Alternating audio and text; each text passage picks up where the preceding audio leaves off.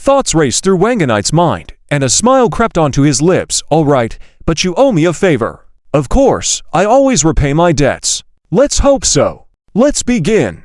Wanganite entered his full phase, with the dense black spikes covering his body, resembling a giant porcupine. Boom! The black spikes erupted in numbers, piercing all around. Surrounded by the dense black spikes, Wanganite held a large black thorn spear, charging straight towards the sword Saint Latuo. Fang Heng stood still, surveying the Imperial Guards closing in on him. Tang Mingyu also felt nervous, stepping back half a step behind Fang Heng. Fighting with all his might, Fang Heng knelt down, pressing his hands on the ground. Oh no! Li Tu's expression changed drastically. He didn't know where this fluctuating power came from, but he sensed a huge wave of energy within it. Suddenly, Li Tu wanted to stop the magical array from running. His figure flashed in midair, turned and rushed towards Fang Heng's position. When Genet blocked in front of Li Tu, the black thorn spikes in his hand burst open. Boom! Both of them blasted backward. Haha, what's wrong?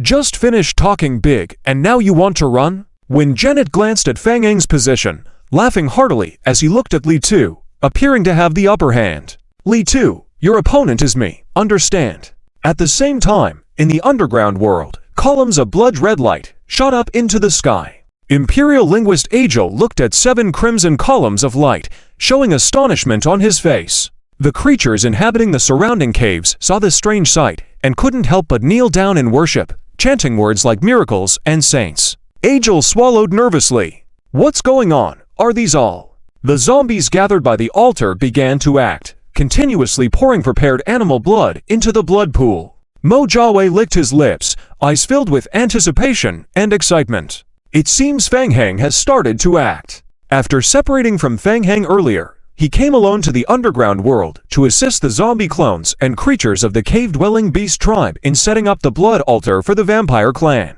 In addition to the barbarians, there are many monsters living in the underground world, and the cave-dwelling creatures know the areas where the monsters are. Coupled with the previous slaughter of a large number of barbarians in the underground world by Wei Tao and Milho, the bodies of these barbarians were brought back by the cave-dwelling creatures for sacrifice, greatly reducing the summoning time of Fang Heng's blood temple.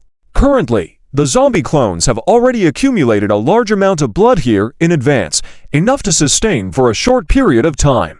Imperial Royal Palace. Fang Heng, Sacred Tree, Salvador, reading the report in his hand, murmured softly. On his right, a middle-aged man spoke in a deep voice. We heard that the Plague Land recovered the Stone of Revelation from the barbarians, and we speculate that the Sacred Tree may also be a product of the power of the Stone of Revelation. Salvador gave the speaker a glance. Bang! He threw the report fiercely at the man. Salvador frowned, reproaching. Sacred Tree. What does he want to do? Does he want to overthrow the royal family? No one dared to speak. Everyone knew that the Empire had always maintained a strict attitude towards religion. The Holy Court has always been suppressed by the royal family, unable to develop. Where is Mingyu? Princess Mingyu is still in the palace. She has never left. Salvador's eyes showed a hint of coldness. I heard that Tang Mingyu and Fang Heng once acted together. Your Majesty, the Plague Land has just assisted the Empire in repelling the Barbarian Legion's invasion, protecting Hanny City from being invaded by the barbarians. Furthermore, Lord Fang Heng has recently become close to the Lords of the Empire, proposing a plan to build a Magician Tower defense line. Acting rashly against him may cause internal turmoil in the Empire. Salvador's eyes turned cold as he said, Are you suggesting that I cannot even deal with a small lord? Your Majesty, please consider the bigger picture. A mere lord is not worth the trouble. Currently, the Empire's military forces available for deployment are not many. If we want to take action, it would be better to wait until after repelling the barbarians before making plans. An elderly man standing on the lower left side, looking wise, continued. In addition, the secret guard reported that Lord Fang Heng arrived at the Imperial Palace this afternoon to attend the Alchemist Guild seminar. I believe he has received news that Princess Mingyu has been confined. I have strengthened the protection of Princess Mingyu. Once he dares to trespass into the Imperial City, we can catch him.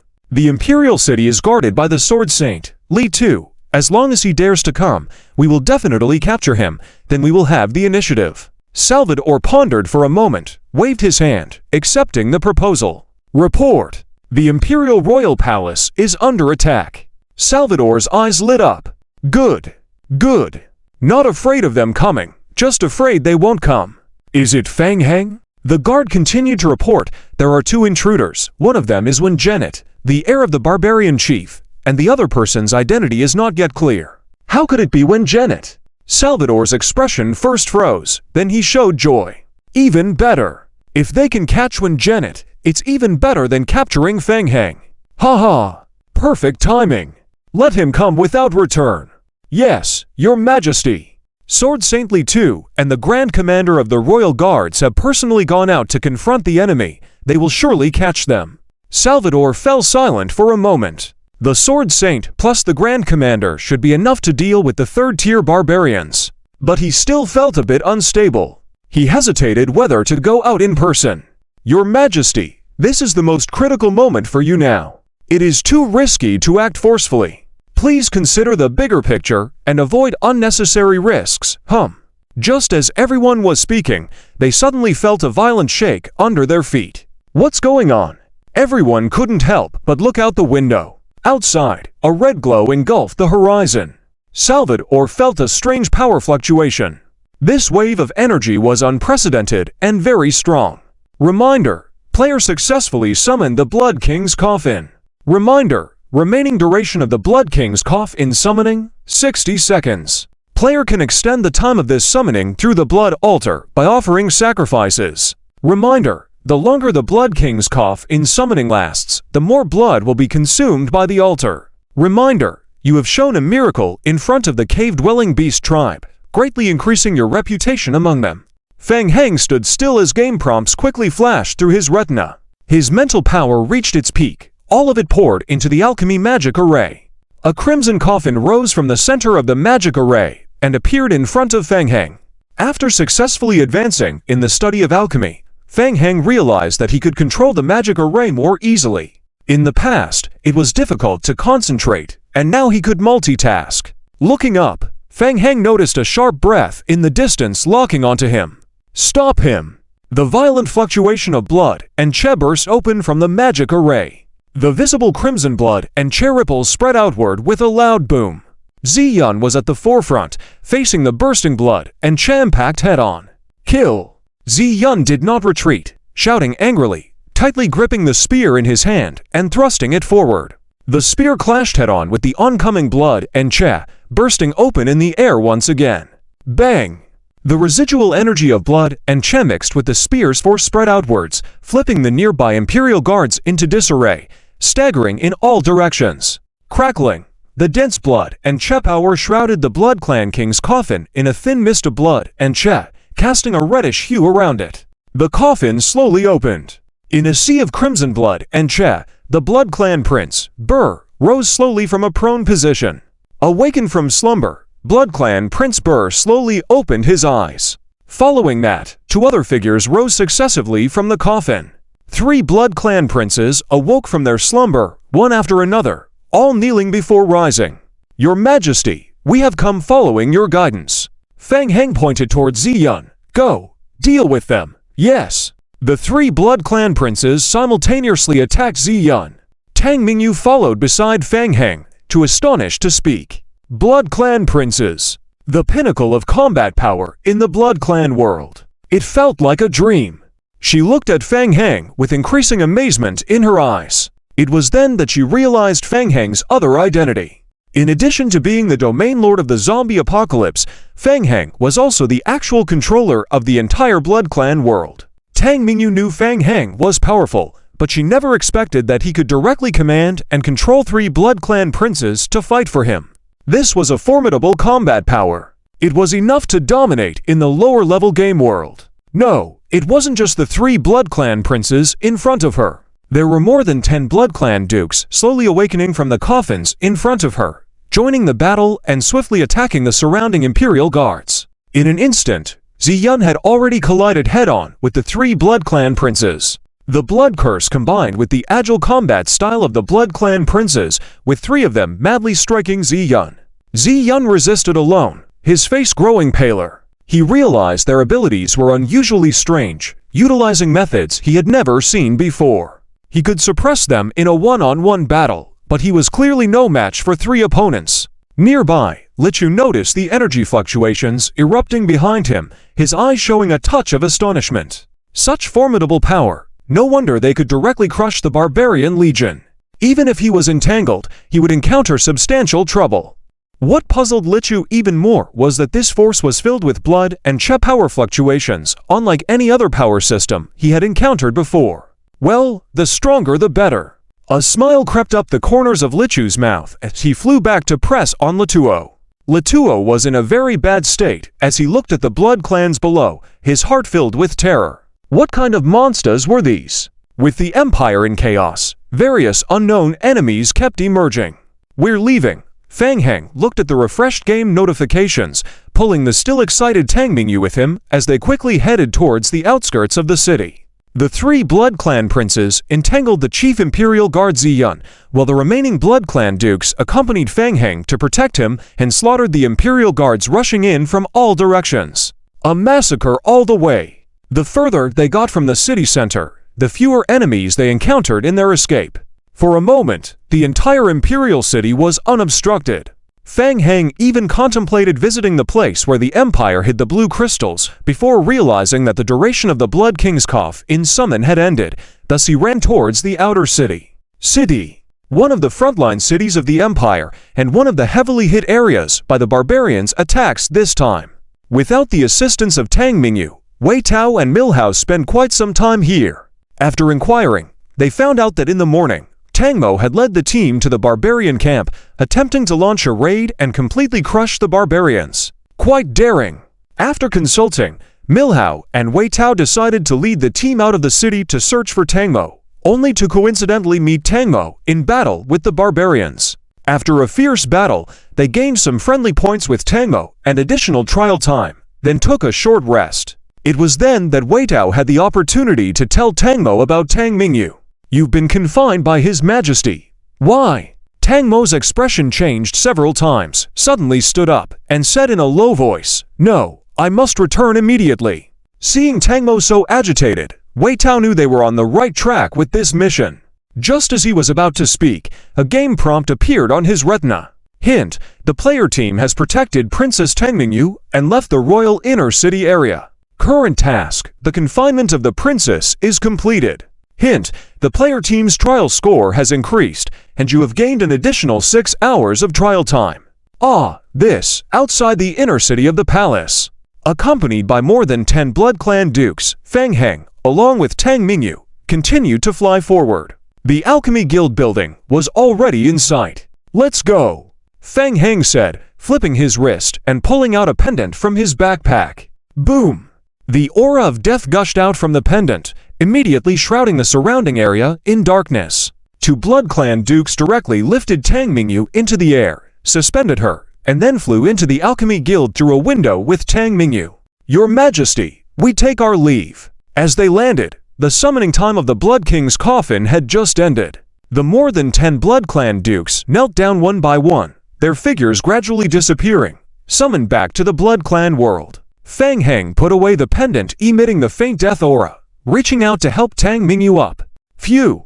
Running all the way to this point, Tang Mingyu's vision was also obscured by the death aura. Panting for breath, she asked, "Where are we?" Fang Heng led Tang Mingyu towards the guest room, saying, "The Royal Alchemy Research Institute, the Alchemy Guild." "Oh. The hidden key in the books, the magical array of secrets of the Alchemy Society, may be the treasure left behind by the Saint ... Every word of Fang Heng's touched Tang Mingyu's heartstrings. Tang Mingyu suddenly became excited again, the previous despondency swept away, feeling a huge hope in life once more. "Fang Heng, you're amazing. You're my savior. What are we waiting for? Hurry and go to the 8th floor. If there are treasures on the 8th floor, why bother escaping? As long as they can get the treasure left by the saint, is anything else important? No rush, Sandy is still completing the magic array. Let's not disturb." Fang Heng was interrupted halfway through his sentence as a knock sounded at the door. "Knock, knock, knock." Ed's urgent voice came from outside the door. "Lord Fang Heng, are you inside? Is everything all right?" Tang Mingyu instantly became alert, questioning Fang Heng with her eyes. It's Ed. He doesn't know our identities. Tang Mingyu immediately understood, asking, "Are you saying he can be useful?" Ahem.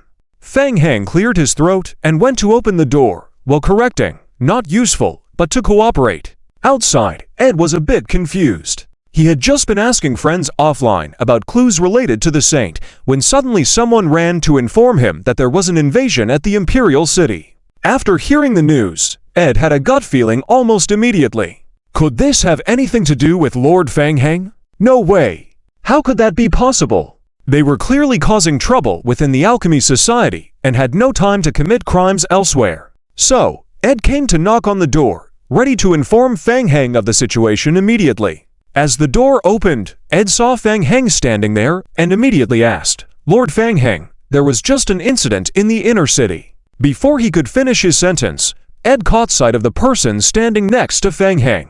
Although wearing a mask, the figure's physique and hairstyle were unmistakable, and Ed recognized them almost instantly. Princess Mingyu.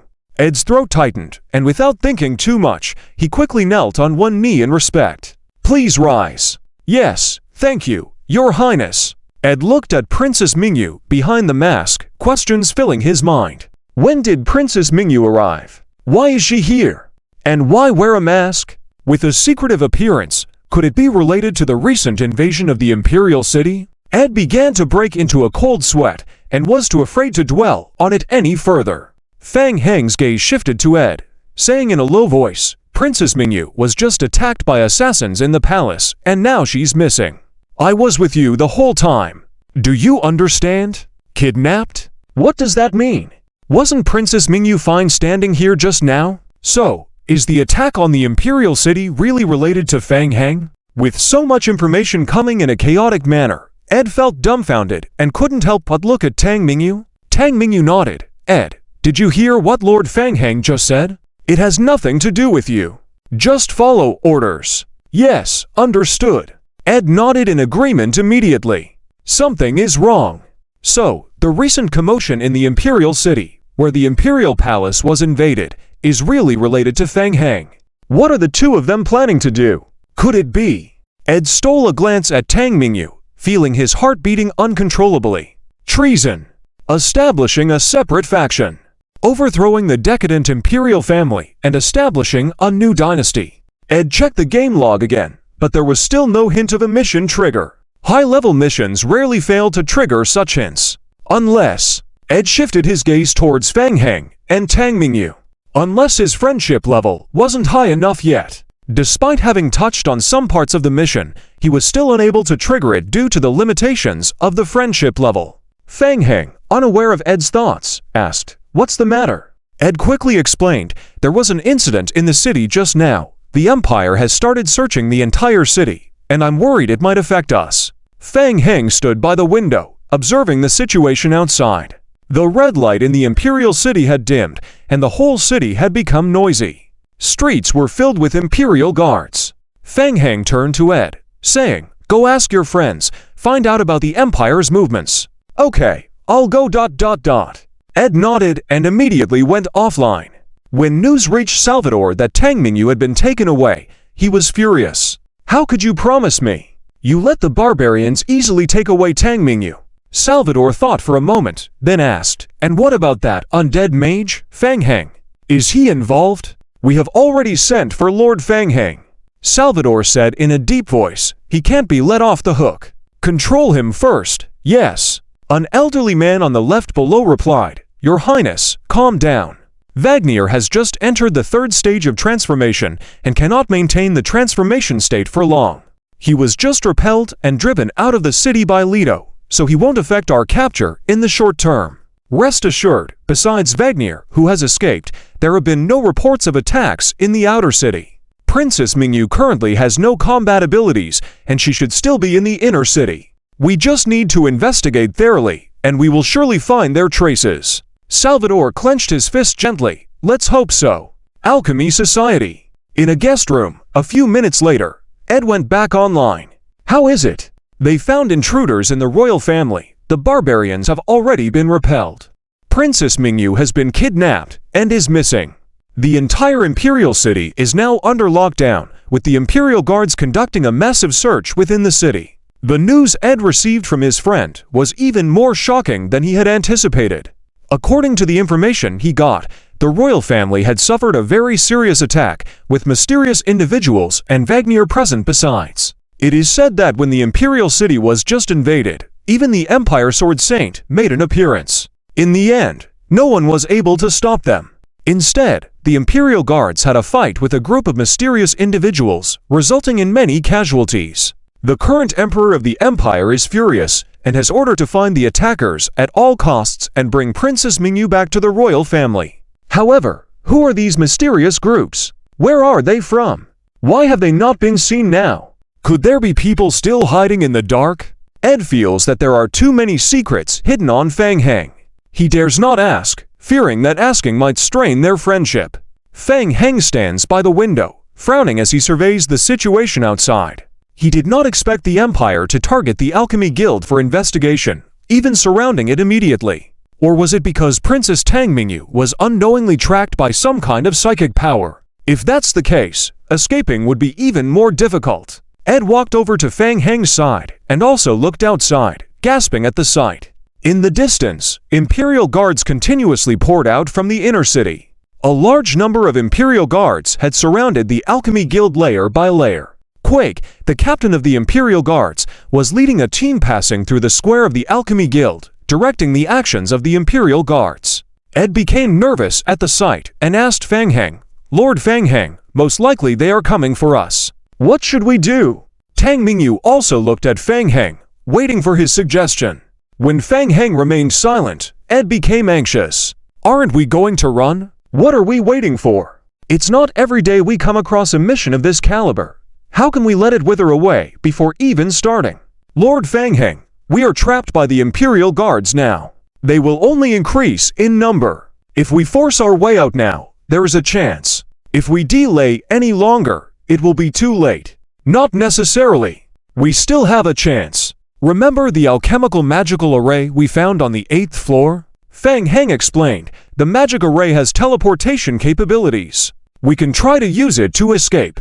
Ed was momentarily stunned by his words. He suddenly felt like everything was part of Fang Heng's plan. Create a ruckus in the Imperial City, make a big fuss, and then take Princess Tang Mingyu away, ultimately escaping with the help of the magical array on the 8th floor of the Alchemy Guild. Just as Tang Mingyu was about to question Fang Heng's plan, she furrowed her brows. "The people from the Empire are coming too quickly. Will you have enough time? Do you need to complete drawing the magic array?" "I don't know. Sandy is still working on deciphering the magic array. We can only take a gamble." Fang Heng thought for a moment and said, "Ed, go find Sandy and try to get him out of the 3rd floor. I'll go to the 1st floor and think of a way to buy time. We'll meet on the 8th floor?" "All right," Ed answered promptly. He took a few steps towards the door, but suddenly paused. "What's wrong?" "My friend contacted me urgently. It must be something very important." Fang Heng nodded. "Oh."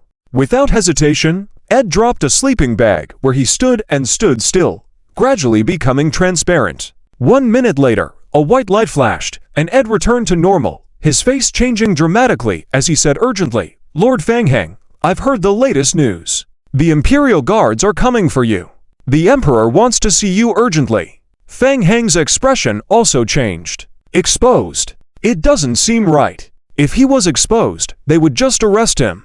Why would they say the Emperor wants to see him?" Apart from the summons, the vast number of guards surrounding the area seems too exaggerated. Fang Heng had originally planned to find a way to delay the Imperial Guards to buy time, but now that plan was completely abandoned. This would be walking into a trap. "Lord Fang Heng, I've arranged for my friend to try and delay the Imperial Guards from searching the Alchemy Guild. They won't be able to delay for long. Thank you."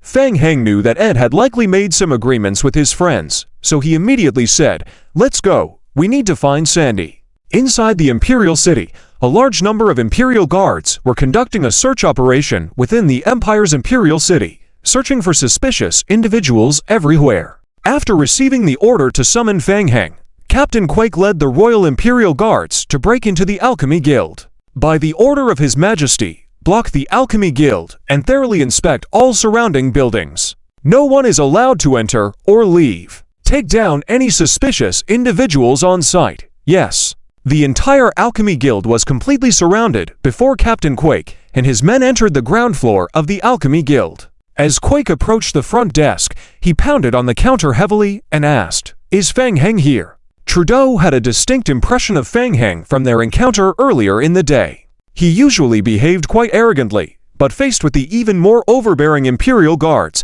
he dared not say much and quickly checked the room reservation records before answering, "He is in room 2993. Take us there." Of course. The Royal Imperial Guard swiftly ascended to the second floor and blocked the door of the room rented by Fang Heng. Quake then turned to Trudeau. Trudeau had never seen such a show of force before and felt a bit nervous. Without further questions, he hurriedly searched for a spare key to unlock the door. With a push, Quake stepped forward and opened the door. However, the room was empty. Where are they? This ... Trudeau peered into the room and saw it was empty. He shook his head. "I don't know. They reserved the room in the afternoon, but I am not sure if they stayed in it. They might have left." Left. Quake's expression darkened. Search. Search thoroughly. We must find Fang Heng. The Imperial Guards all agreed. Yes. Hold on.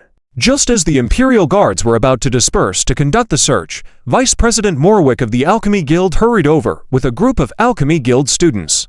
Quake felt a headache seeing the approaching individuals from the Alchemy Guild. Is it necessary to search the entire Alchemy Guild just because a lord has gone missing and may have left early? Quake said in a heavy tone, "To detain Fang Heng is the Emperor's will. Does the Alchemy Guild wish to obstruct it? The Alchemy Guild naturally obeys the Emperor's orders. However, we have been tasked with developing the Crystal of Revelation. Now is a crucial time for research. If the search process disrupts our studies or inadvertently leaks research secrets." ManhwaRecap looked at Quake, insinuating a threat. If the Emperor makes inquiries, the Alchemy Guild will not be able to bear the consequences. Can the Imperial Guards bear that responsibility? Yes? Among the group of people following behind ManhwaRecap, a middle-aged player's eyes revealed a thoughtful look. Bro, judging from what they are saying, Fang Heng seems to be the person summoned by His Majesty. His background seems quite significant. If ManhwaRecap didn't come out to stop them, I wonder if there might be some task assigned to him. Yurulin whispered, Let's see. The Prala Guild is willing to shed so much blood. The task they encountered is definitely not ordinary. At this moment, on the 8th floor of the Alchemy Association, Fang Heng and his group of 4 just returned to the abandoned storage room they had previously investigated. Sandy had just completed the research on the missing alchemy magic array in the 3rd floor data room and was still analyzing it when Ed pulled him out ahead of time from the 3rd floor. Helplessly, he could only leave with the half-completed blueprint. Inside the storage room, Sandy displayed the blueprint in front of everyone, and then continued trying to analyze and complete the magic array from memory. It is worth mentioning that before logging off, Ed found a way to obtain 2 internal identity cards of the Alchemy Association, allowing unrestricted access to non-secret areas within the organization. Originally, each person had one, but unexpectedly, Tang Mingyu joined, making it tricky to divide the spoils. As Fang Heng compared the magic array on the blueprint and the one on the ground, he prepared to use the alchemy pen to complete the array. At this time, Ed kept going online and offline, through offline communication, to inquire about the real-time movements of the Imperial Guards from the Game Guild players left on the 2nd floor. He spent 500 Imperial Tawny to rent a room, which was definitely a worthwhile investment. The situation was somewhat favorable, as the Prala Guild had to mobilize a lot of effort to involve friends to find 2 senior players belonging to the Alchemy Association and reach an agreement to delay the Imperial Guard's investigation. Fortunately, from the current feedback, everything seemed manageable, and the Alchemy Association temporarily stalled people below the 4th floor. Fang Heng had just completed a few strokes to supplement the magic array according to the blueprint. He then put down the alchemy pen and stopped, staring intently at the magic array on the ground, lost in thought. Seeing Fang Heng's expression, Ed felt the situation was not good and asked, "Lord Fang Heng, how is the situation?" Fang Heng looked up and said, "We have encountered a problem. From the composition of the magic array, it appears to be a type of medium short-distance teleportation array. Activation of the teleportation requires mental energy consumption, and maintaining the open spatial channel will consume a large amount of energy. Do any of you have any high-energy substances on you? Tang Mingyu looked at Ed. No, Ed replied with a bitter expression, shaking his head. He had plenty of emergency supplies and equipment in his backpack, including spell scrolls, but high-energy substances were not among them. Who would carry such a thing around? Even if he spent a lot of money to buy them now, there was no way to get them in this situation. As for Tang Mingyu, who originally carried many spell scrolls, they had used most of them during the robbery of the Imperial Royal Treasury and did not have any left. Then, it's troublesome. Fang Heng lowered his head, lost in thought. Ed asked, "Is there a solution?" "Well, there is one way." Both Ed and Tang Mingyu looked at Fang Heng. "What way?" "Alchemy puppets." Fang Heng's gaze shifted outside the room as he said, "When we came here, we encountered many alchemy puppets with energy chargers on them. With a slight modification, we can utilize the underground magnetic field to modify and charge the magic array. There's this kind of operation." Tang Mingyu and Ed were stunned. "Lord Fang Heng, can such a thing really be done?" "Well, theoretically, yes." Fang Heng confirmed with a nod. "We need a large number of intermediate components, time for disassembly, and assembly of instrumentation, plus the alchemy puppets can't be too damaged to prevent harm to the alchemical mechanical parts. I can handle the external alchemy bodies, but we're short on time, and doing it one by one probably won't be fast enough." Tang Mingyu and Ed also gave each other a look. As a mid-level mage, Ed's instant burst capability was decent, with electric spells that could cause additional harm to half-mechanical alchemy creatures and ice abilities to restrain them. However, the problem remained that he couldn't sustain it for long. After quickly taking down a few enemies, he would soon be exhausted mentally. Ed's eyes lit up as he suggested, "I know. Lord Fang Heng, there's a repair point. There are sure to be damaged or old abandoned alchemy puppets with many replaceable parts. If we go there, we might find what we need." "Where is this repair point?" Ed hesitated.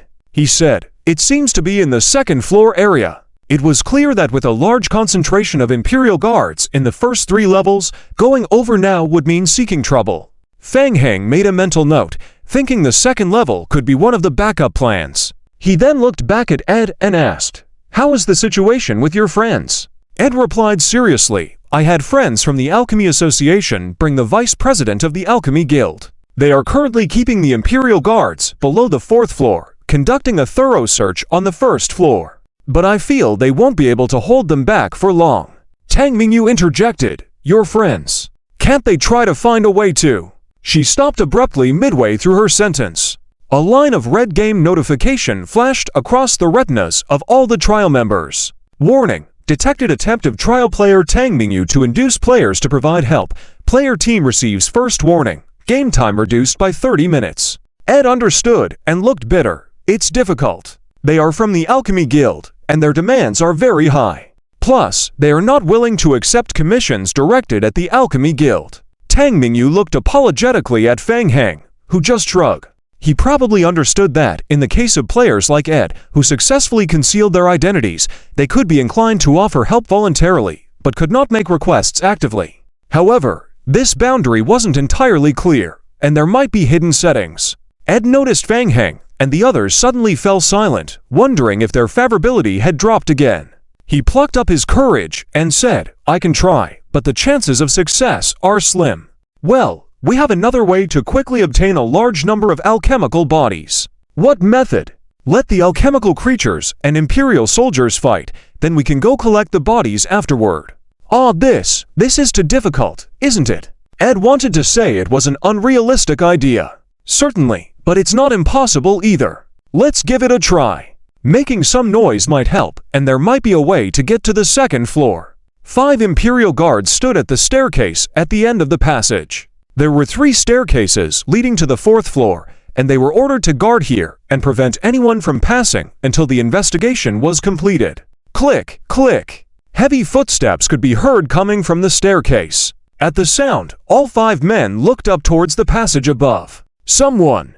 They exchanged glances with each other, raised their guard, and then turned their gaze towards their group leader, Gasser. It sounded like there was something approaching from above. Should they go up and check? Gasser looked up and suddenly noticed something rolling down from above the staircase. Almost instinctively, he shouted, "Be careful!" The Imperial Guard saw this and simultaneously stepped back, holding up their shields in front of them. Click, click, clatter. A metallic object, about half a meter long and light blue in color, rolled down the stairs, making crisp impacts as it bounced until it dropped at the foot of the staircase. Not an explosive? Gasser signaled the group to stay alert and cautiously approached to observe. It seemed to be a metallic device, more specifically, to components, one large and one small, connected simply by a few circuits, with alchemical symbols drawn on the smaller one. Had it fallen from above the stairs? Gasser was suspicious and couldn't help but look up towards the staircase. Buzz! Buzz! Suddenly, the metallic chunk in his hand started vibrating. Gasser realized the danger and quickly threw the object away. Still no reaction. After observing for another half a minute and seeing no harm, Gasser cautiously approached and picked up the metallic object again for closer inspection. It felt icy cold in his hand and vibrated violently every few seconds. Thud! Thud! Thud! Heavy footsteps resounded from above. Everyone looked up towards the staircase, only to see alchemical constructs from the Alchemical Guild walking down from the 4th floor, with 4 Imperial Guards raising their long spears at the rear. Don't be alarmed. Gasser stood at the front of the group and gestured with a raised hand. These are alchemical constructs from the Alchemical Guild, not enemies. They have the ability to differentiate friend from foe, so do not attack unless provoked to avoid complications. As he spoke, several alchemical constructs walked down the stairs from the 4th floor with heavy steps. Their eyes shone with yellow light. The mechanical heads slowly turned until they faced Gasser. Drip, drip, drip. The yellow light in their eyes turned red. Thud, thud, thud. 6 alchemical constructs almost simultaneously accelerated towards Gasser. Not good. Sensing the hostility emanating from the constructs, Gasser raised his shield and shouted, "Trouble! Be cautious!" Boom! Just as he finished speaking, a construct punched its fist towards Gasser's shield. Despicable Alchemical Guild!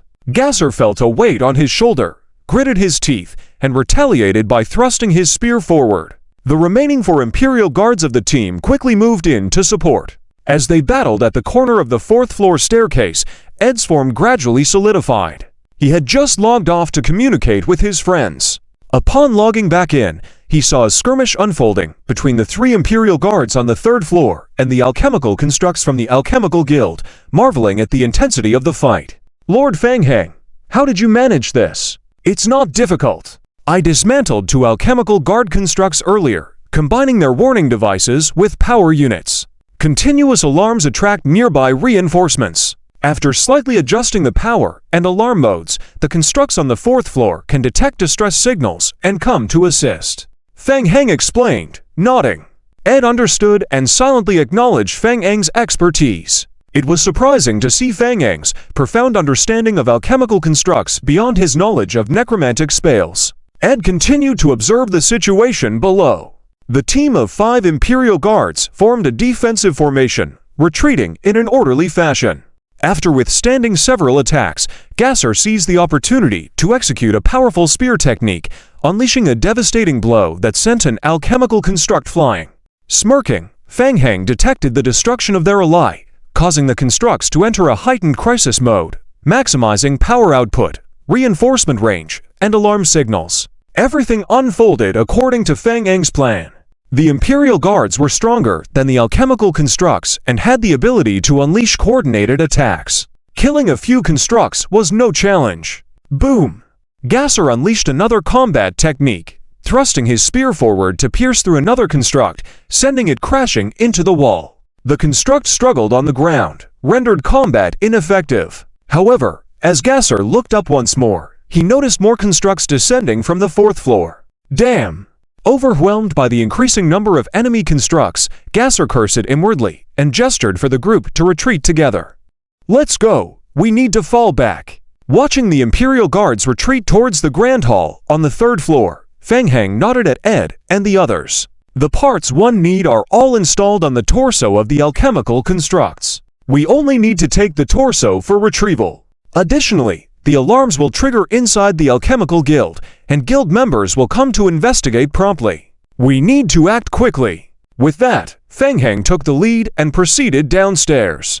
Arriving on the third floor, Feng Heng successfully recovered the stolen tools used in the heist, then picked up a wrench to disassemble the destroyed alchemical constructs left by the Imperial Guards. Hint: you dismantled Alchemical Construct, Imperial Alchemical Guild Multipurpose Alchemical Body Aid mass-produced, support type, and obtained Energy Central Converter *1, Energy Operation Valve *1.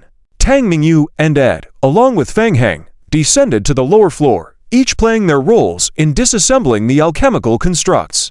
After dismantling the torsos of the constructs, they carried the components back to the fourth floor, aiming to provide Feng Heng with more time for disassembly. Realizing the urgency of the situation, Ed labored to disassemble the torsos of the 2 alchemical constructs they had destroyed. As he turned around, he spotted Tang Mingyu next to a cart that appeared out of nowhere. "Your Highness Mingyu, what is this cart for ? Upstairs they found some tools and parts and made it themselves. Tang Mingyu's face showed disdain. A player who didn't even bother to learn a simple cart blueprint. No wonder he couldn't even make it as a guild leader. Seeing Ed lost in thought again, Tang Mingyu couldn't help but furrow her brows. "Quick, help me out." "Yes, Your Highness Mingyu." Ed cleared his mind of those strange thoughts and helped load the alchemical mechanical body parts into the cart together. "By the way, where are your friends? How did they respond just now?" "Well, I passed the message to them, along with the price, and asked them to cooperate in helping to create some energy field absorption and conversion devices." Ed shook his head, not very optimistic, and continued, "They haven't replied yet. Maybe they're still hesitating. I feel the success rate is low, so we have to rely on ourselves." Feng Heng finished dismantling 2 machines, looked up towards the end of the hallway, estimated the time, nodded to Ed and Tang Mingyu. "I'll go to the 2nd floor workshop, you to head back to the 8th floor after loading. We'll meet there." Alchemy Guild, 1st floor. The 2 brothers, Yurulin and Yuruikan, followed ManhwaRecap, standing on the side watching as the Imperial Guard meticulously searched the 1st floor. The figure next to him gradually became solid. Younger brother Yuruikan logged in and whispered a few words in Yurulin's ear. "Brother, they want an energy field absorption and conversion device. They also want to get some damaged alchemical machinery from the 2nd floor and ask for our help." Yurulin looked puzzled at the news. "Did they say what the components are for?" "I don't know. They didn't mention anything." Yuruikan shook his head continuously, then thought for a moment and added, "Brother, but they offered a very generous price." "Generous, yes, but the corresponding risks are also high." Yurulin glanced at his younger brother. "It wasn't easy for us to join the Alchemy Guild. Don't let the immediate profits blind us. Remember, the Alchemy Guild is our foundation." "Okay, I understand. I didn't agree to them just now. Just said it's difficult, but we will try our best." "Good job." Yurulin was somewhat satisfied with this response. He didn't plan to actively push things forward. However, if it was as easy as before, to help the Prelude Game Guild effortlessly earn a huge sum of money, he wouldn't mind. "Brother, what do you think the people from the Prelude Game Guild are up to? How come they suddenly got into conflict with the royal family? Is the princess's disappearance also related to them? I've heard before about the Prelude Game Guild making contact with the barbarians. This time Princess Moon's disappearance is probably related to the barbarians. As for how deep their involvement is not clear." Yurulin thought for a moment and continued, "But I think they are more likely to be after the Revelation Stone formula." "Ah, they also want to. Let's just wait and see for now."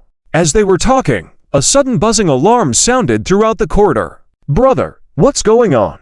Yurulin furrowed his brows. It seems the Prelude Guild is making a move. Hearing the alarm, ManhwaRecap's expression darkened. The Imperial Guard captain, Quark, also startled, turned to look at ManhwaRecap and asked, "President ManhwaRecap, what's going on?" The alarm was triggered. Quark's heart skipped a beat and asked, "Is it the enemy?" 2 members of the Alchemy Guild hurried over and reported, "President, the alchemical machinery on the 4th floor triggered the alarm. Suspected enemy invasion. Please provide immediate support." Well, it seems they were all hiding on the 4th floor. Quark waved his hand. "Follow me, together."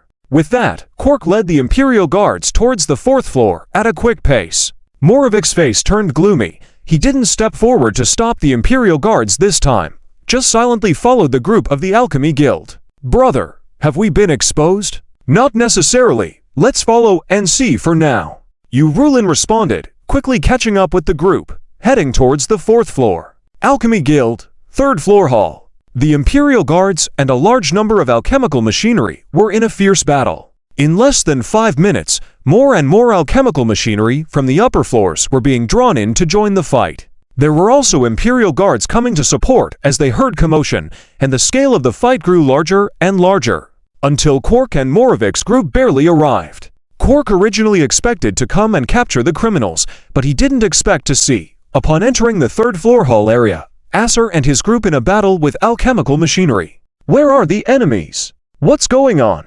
How come the Imperial Guards and alchemical machinery started fighting first? Quark suddenly felt like he was being played. He raised his voice and reprimanded, "Acer, what's going on?" Acer was also under a lot of pressure. Seeing the large forces arriving to support, he felt a sigh of relief, reported, "Captain, the alchemical machinery initiated an attack on us. We were forced to fight back." The Alchemy Guild. Quark turned to look at the vice president of the Alchemy Guild, Moravic, with a questioning gaze. These trash actually commanding alchemical machinery to attack them. "Moravic, what are you waiting for? Don't you make them stop?" Moravic also had a cold face, glanced at Quark, snorted, and slowly stretched out his hand from his sleeve, forming a single imprint. Hum. A faint light emanated from the ring on Moravic's hand, while a virtual shadow of an alchemical magic array appeared under his feet. The alchemical machinery sensed it, and their indicator lights turned white, staying in place, entering standby mode. Quark looked at Moravic, questioning, "I need an explanation." "Explanation? What explanation do you want?" Moravic sneered, shaking his head. "Ask your people what they did. These are all alchemical machinery from the 4th floor. If your people didn't intrude into the 4th floor area, the alchemical machinery wouldn't have initiated an attack." "Captain, we absolutely did not enter the 4th floor." Quark continued to stare at Moravic. "You heard it. My subordinates won't lie." "Humph." Moravic was even more disdainful, retorted, "The alchemical machinery won't lie. I trust alchemy more than humans." Seeing the conflict escalating between the two sides, Yurulin furrowed his brows, understanding what was going on. A smile appeared on his face. "Underestimated them. I didn't expect the Prelude Guild to have some skill after all." Yurulin muttered to himself, took advantage of the chaos of the argument between the two sides, secretly left the main forces, turned and walked towards the 2nd floor. "Ah, brother, what did you say? What skill?" Taking advantage of the chaos on the 3rd floor, Fang Heng had already returned to the 2nd floor area and used a wire to open the door of the repair room on the 2nd floor. The repair room displayed several rows of damaged alchemical mechanical bodies. Fang Heng's eyes lit up. Ed's intelligence was accurate. Most of the damaged alchemical machines here had their components aged due to long-term lack of maintenance. The Alchemy Association would discard the machines here after discovering their failures and come to repair them only once every 6 months. This process serves as a daily assessment for students and a learning guidance course for newcomers. Fang Heng looked around and noticed several toolboxes placed by the room's side. Hurriedly, he ran over to inspect them. Good stuff. The toolboxes contained some spare parts and equipment, including the urgently needed energy magnetic field absorption and conversion device. Jackpot! Fang Heng waved his hand and stuffed all the small spare parts from the toolbox into his backpack in one go. Hint, you obtained 6 energy core converters, 28 perfect precision components, 7 remote sensors, 3 energy receivers... However, these were not enough. The core converters and receivers are the 2 most critical components to complete the charging plan. Fang Heng took out a wrench, walked over to a damaged alchemical machine, and began dismantling it. With time running out, Fang Heng chose to dismantle only these 2 crucial components from the damaged alchemical machine. Hint, you dismantled the damaged multifunctional alchemical machine 8, mass-produced, support type. You obtained 1 central energy converter, 1 energy receiver... Just as Fang Heng finished dismantling the 2 alchemical machine components, he suddenly raised his eyebrows and looked towards the direction of the door. Someone is coming. So soon. Fang Heng quickly packed the components on him into his backpack, dashed to the room's entrance, and prepared himself. Hearing a soft voice coming from outside the door handle, Feng Heng readied his bone spear from the Book of the Dead. Well, then it's their bad luck. Feng Heng was prepared and waited for the moment the person outside opened the door to deal with them first, and then quickly resumed dismantling the alchemical machines. Unexpectedly, the doorknob was only held, and then a very light voice came from outside. "The person inside, I am Ed's friend. I mean no harm. If you don't mind, we are coming in." Huh? Upon hearing the inquiry, Feng Heng's heart moved. Perhaps it's the players from the Alchemy Association that Ed mentioned seeking help offline.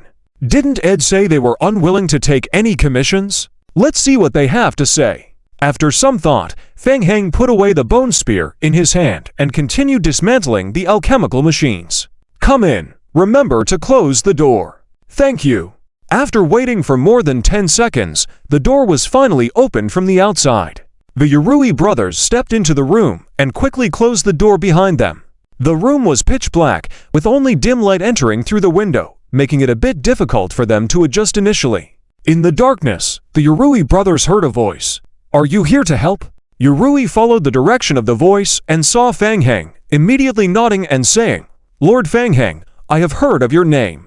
Actually, Ed had never told the Yurui brothers that Feng Heng was the one behind the scenes the entire time. But it wasn't difficult to guess. Seeing Feng Heng in person further confirmed it for the Yurui brothers. The mysterious figure, wearing a mask and holding a wrench, Feng Heng, was tinkering with a damaged alchemical machine. "Nice to meet you. Ed invited me to come and help, and we just happened to be passing by." As Feng Heng remained silent, Yurui took a couple of steps forward and continued, "The Empire's men have just gone up to the 3rd floor. They are currently entangled with the Alchemy Association members. I believe that what just happened was orchestrated by you, Lord Feng Heng." Feng Heng lightly responded, focused on dismantling the machinery. He was a bit impatient. The available components in the toolbox were not enough. He needed to figure out another way to dismantle. Time was running out, and these two individuals were wasting his time with unnecessary chatter, distracting him from his work. Yoruiking nudged Yoruichin and whispered, "Brother, look at that." Upon closer inspection, they saw various dismantled mechanical parts around Feng Heng. Did he also understand alchemy? Yorui's eyes flashed with surprise, then amusement. Getting straight to the point, he said, "I believe the Empire's men will soon continue their search here. In short, I want to cooperate with Lord Feng Heng." "Go on," Yurui King solemnly said. "Lord Feng Heng, you should know about the Stone of Revelation, right?" "What's the Stone of Revelation?" Feng Heng had never heard of it. Why ask such a question without giving any context? Most of his attention was now focused on dismantling the alchemical machines, leaving him no time to think deeply. He responded casually, "I'm not sure. What is it, huh?" Yurui was taken aback by Feng Heng's response. He had assumed that since Ed and Lord Feng Heng were collaborating closely, he would know about the Stone of Revelation. After all, both the barbarians and the Empire were extremely eager for it. Yurui even thought that Feng Heng's entry into the Alchemy Association was to obtain a replica of the Stone of Revelation. Why else would Ed create such a big commotion within the Alchemy Association? In fact, Yurui had been trying to find a way to obtain the formula for the Stone of Revelation. Feng Heng's displayed abilities had made Yurui realize an opportunity. That's why he had come here, hoping to invest a little in Feng Heng. It was a gamble. Win big if successful, and if not, he could distance himself and try again later. Unexpectedly, Feng Heng knew nothing about the Stone of Revelation. Wait a minute. Yurui suddenly realized something. No, Feng Heng was testing him. Someone favored by Princess Ming, manipulating both the Empire's Imperial Guards and the Alchemy Association players so skillfully. How could he be ignorant of what the Stone of Revelation was? Yurui quickly understood. Explaining to himself, the Stone of Revelation's name originally came from the barbarians. It's a black stone.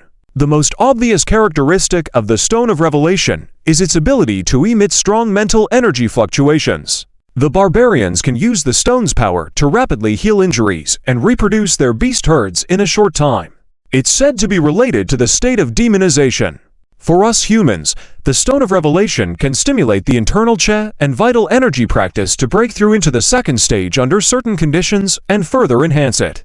Upon hearing this, Feng Heng's expression finally changed, and even the wrench he was using to dismantle the alchemical machine stuttered slightly. Feng Heng was puzzled. The ordinary people in this world have physical qualities nearly half higher than normal, all thanks to the health cultivation techniques that everyone in the Empire can learn. Can it still be upgraded? Why didn't I receive a game prompt when I got the black stones before? Feng Heng decided to stop dismantling and open the game skill interface to check. Skill: Inner Vitality Health Cultivation Technique 18 Styles LVR 2. This skill was learned by Feng Heng from an Imperial officer before. However, during this time, the zombie clones were all busy either building soul towers or bloodsucker altars and had to find time to transport supplies and level up alchemy. There was simply no time to properly level up skills. Do you have to max out the skills first for them to be effective? Feng Heng pondered for a moment and continued to lower his head to dismantle the alchemical machinery in his hands. Anything else? Keep going.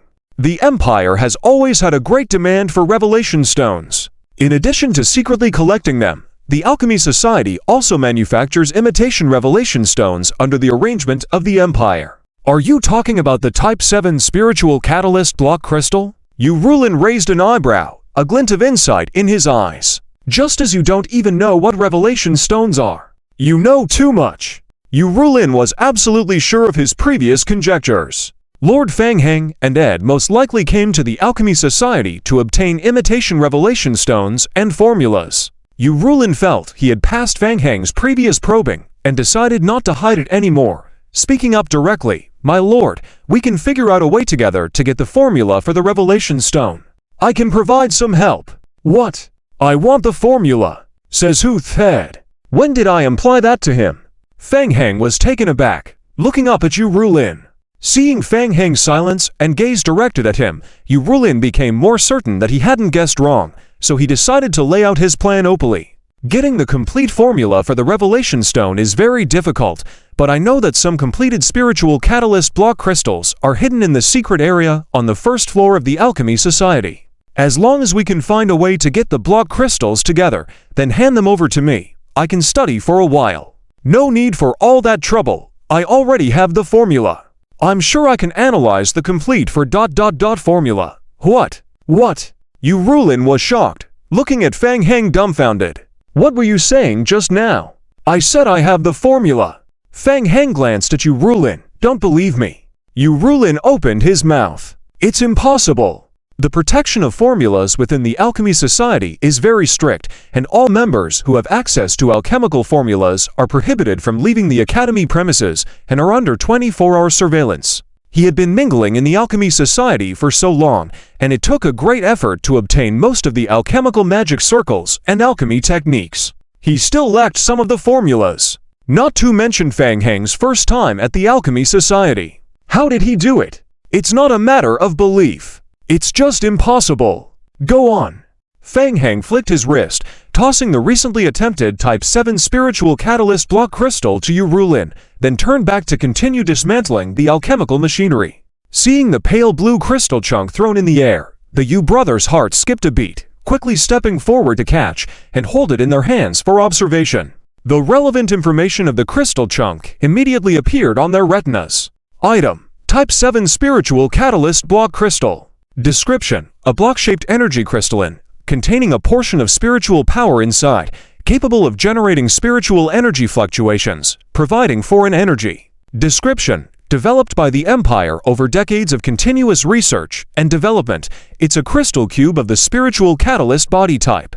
Really? On careful examination of the item information obtained from the game, the two felt like they had stumbled upon a treasure. Looking up again, Yu Rulin's eyes towards Feng Heng had changed. At this moment, Feng Heng suddenly appeared extremely mysterious in his eyes. How did he have the formula? How did he manage to do it so skillfully? No, since Lord Feng Heng already has the formula, why did he come to the Alchemy Society? What was the big fuss about? It can't just be a coincidence, can it? Yu Rulin's mind was a bit in disarray. Have you confirmed everything?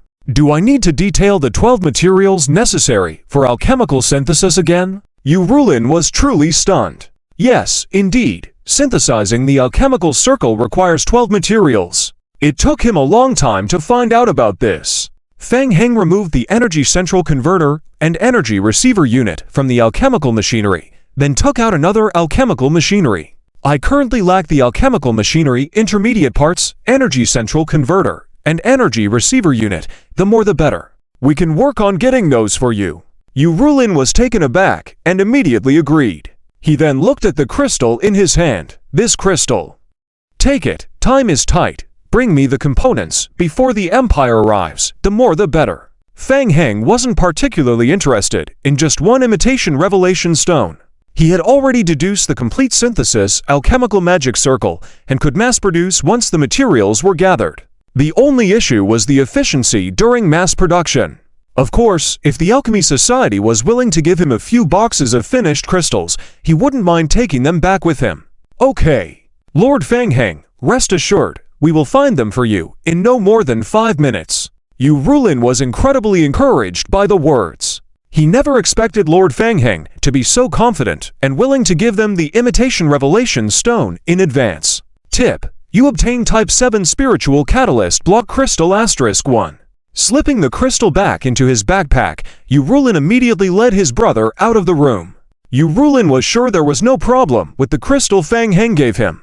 It was too unexpected. In just one conversation, he had already obtained the spiritual catalyst crystal he had been yearning for. With this crystal for research, he could deduce the probabilities of all synthesized alchemy spells by 80%. Of course, it would be even better if he could get all the alchemical formulae from Lord Fang Heng and not have to spend time studying them slowly. Leaving the room, Yurulin was still amazed, feeling a bit like he was still dreaming.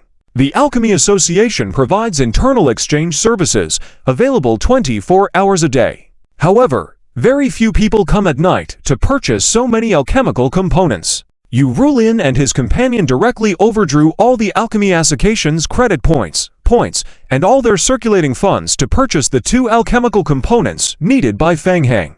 Although the association staff on duty at night were puzzled as to why someone would be in such a hurry to exchange these 2 components at this time, there was no reason to refuse the exchange request within a reasonable range. Moreover, these were not important or confidential alchemical components, so after a simple registration, the exchange was made. Brother, are we really exchanging all of them? The Alchemy Association will definitely investigate afterwards, and we will be suspected. A determination flashed in Yurulin's eyes. Great risks can lead to great gains. It's worth it. In Yurulin's view, even just a replica of the Inspiration Stone was worth this gamble. Moreover, from Fang Heng's nonchalant behavior just now, it was clear that his ambitions went far beyond this. Fang Heng must have even bigger goals. Yurulin didn't know what they were yet, but he felt his luck had come. He was willing to take a chance with Fang Heng. It's better to add to the festivities than to send coal in the snow. Now was the time for Fang Heng to encounter trouble, and it was also his best opportunity to shine. If they miss this chance, it might not come again. They had to make Fang Heng feel their sincerity. Yurulin normally acted cautiously, but once he made a decision, he would go all in and give his best shot. In less than 3 minutes, Yurulin and his companion rushed back to the second-floor maintenance room, holding the alchemical components they had obtained from the Alchemy Association exchange point. Fang Heng, we're back. Fang Heng saw the 2 bulging bags the 2 were carrying, and a look of surprise appeared in his eyes. Let me see. Fang Heng immediately stopped his dismantling work, walked over, and inspected. Yurulin didn't say much, but directly opened the bag. So many. Fang Heng peeked inside. There were at least 30 alchemical components in each bag. Great! Fang Heng picked up an energy central converter and examined it in his hand. Item: Energy Central Converter. Description: it can convert fixed-frequency electromagnetic field energy into central energy for storage. Description: a standard alchemical mechanical component made by the Alchemy Association. Please refer to the operation manual for the built-in parameters. It was a brand new component, even better quality than the ones just pulled from the damaged machine. With more than 30 of them, combined with the previous 10 or so they had collected, they had a full set. Fang Heng put back the energy central converter into the bag and said, "Very good. I will have Ed pass on the remaining inspired stone alchemical magic circle to you. The people of the Empire will come here soon. Don't cause any trouble. Let's continue to cooperate in the future." "All right, we won't disturb you any longer, Lord Fang Heng," Yurulin affirmed in his heart. With the phrase future cooperation, the earlier investment wasn't in vain. Understanding that patience was key now, Yurulin immediately left the room with Yuruikin. Feng Heng closed the room door, swung his hand to put all the alchemical instruments into his backpack. Hint, you have obtained 35 energy central converters, 35 energy receiving devices. With his high physical attributes, he could store even more items in his backpack. We can leave now. The third floor passage should be blocked off, Feng Heng said to himself, scanning the room before striding toward the window. Ka! Feng Heng pulled back the curtains to reveal the alloy glass behind them. Bang! Feng Heng raised his fist and shattered the alloy glass, transforming into a bat shape and flew out the window. Outside the door, Yurukin turned back with some worries and asked quietly, "Brother, what do we do now? The third floor and the outside are both guarded. How did Lord Feng Heng escape? Lord Feng Heng surely has the ability to break free. Let's observe for now, and if there's an opportunity, we can help delay them." Okay, understood. As the two were about to return to the third floor, they suddenly heard orderly footsteps coming from downstairs. A group of Imperial guards swiftly approached. A young man in silver armor, with a somewhat pale complexion, led them. Yurulin's heart skipped a beat upon seeing him. Chief Imperial Guard Ziyun. This was bad. Ziyun followed the second floor passage toward them, and directly had the royal guards search the rooms ahead. "Brother, what do we do?" The two took a glance toward the maintenance room where Feng Heng was located. How long had it been? Even Chief Imperial Guard Ziyun had arrived. Yurulin had wanted to find an opportunity to delay them, but the royal guards had arrived too quickly. Ziyun also noticed Yurulin and his brother standing on the corridor. His gaze lingered on them for a moment, realizing they were unfamiliar. However, he sensed that the two seemed uneasy. "Take all suspicious individuals away." "Yes, sir." After leaving this command, Ziyun walked past Yurulin and his brother, continuing towards the third floor. "Who are you people?" Yuruikin shouted immediately, trying to alert Feng Heng in the room behind them. "The royal guards have been ordered to thoroughly search the Alchemy Association. All suspicious individuals are to be taken away. We are from the Alchemy Association, not suspicious individuals, hey? That is the maintenance storage. Outsiders are not allowed in. What are you trying to do? Shut up." The royal guard captain's face showed a murderous intent, his long spear pointed directly ahead. With a cold and arrogant spear tip, he stopped in front of Yuruikin. "Cooperate, or don't blame me for being rough." Yurulin pulled Yuruikin back, took a step forward, and moved the long spear away with his hand. "Don't get agitated, we will cooperate." "Humph!" The royal guard captain grunted heavily, retracted his spear, and gestured for the other royal guards to take Yurulin and his brother away. Yurulin and his brother weren't concerned about being taken into custody. They were more worried about the maintenance room. Bang! A royal guard kicked open the door of the maintenance room, followed by several others with guns entering the room to investigate. Yuruikin stared at the entrance, prepared for a fierce battle. However, the bloody battle he had expected did not come. The maintenance room remained quiet. There is a continuous stream of Imperial guards coming to support. One of the Imperial guards seemed to notice a black spot in the sky. He rubbed his eyes, looked up to the sky, and whispered to his companion, "Hey, look, what is that thing?" Another companion also rubbed his eyes and said in surprise, "Is it a bat?" They didn't see clearly where the bat came from, but vaguely saw the bat slowly fly into the sky and then disappear into the night. "Did it fly into the building?" "No, you must be mistaken." "No, I'm sure I'm not mistaken. I'll go find the captain." Feng Heng flew in through the 8th floor window entrance of the Alchemy Institute building. After reverting back to human form, Feng Heng immediately returned to the storage room. Tang Mingyu and Ed, upon seeing the reinforcements from the Imperial Guards coming to the 3rd floor, did not linger any longer. They quickly carried about 10 dismantled spoils of war from the alchemy machinery back to the 8th floor room. Ed saw Feng Heng dart into the room and hurriedly approached, asking, "Feng Heng, how's the situation outside?" It's going smoothly," Feng Heng replied as he took out a wrench, glanced at Sandy, who was deep in thought beside him, and asked, "What about him?" "Almost done. Give me a bit more time. 5 minutes at most." Sandy, upon hearing Feng Heng's words, scratched his head restlessly. Fang Heng lightly responded and began dismantling and assembling alchemical devices. Alchemy Institute 3rd floor. The Imperial Guards and the Alchemy Institute had been at odds for a good 5 minutes. With a hurried sound of footsteps, the chief of the Imperial Guards, Ziyun, finally arrived with his men. Chief Z. The Imperial Guards all bowed respectfully, showing their respect. With Ziyun's presence, they had a solid backbone, and their speech became firmer. Ziyun's face still looked somewhat pale. Previously, he had been chased and severely injured by 3 vampires, but he managed to rush over despite his injuries, having just taken emergency medicine to oversee the situation. Chief Z. ManhwaRecap's gaze shifted to Ziyun, and he said neither warmly nor coldly, "I don't know who has the capability to harm Chief Z. It's interesting though, the Alchemy Institute has just developed a potion that is quite effective for injuries like yours." "Not necessary." Ziyun's expression turned stern, as he said, "By the king's decree, thoroughly search the Alchemy Institute, and anyone who obstructs will be held accountable." With that, Ziyun looked around and added, "including the Alchemy Institute's secret area." ManhwaRecap scoffed and stepped aside, gesturing, "Please." Ziyun raised his hand. "Search. Leave no room unchecked." "Yes, sir." The Imperial Guards immediately split into teams and started searching the building, both above and below.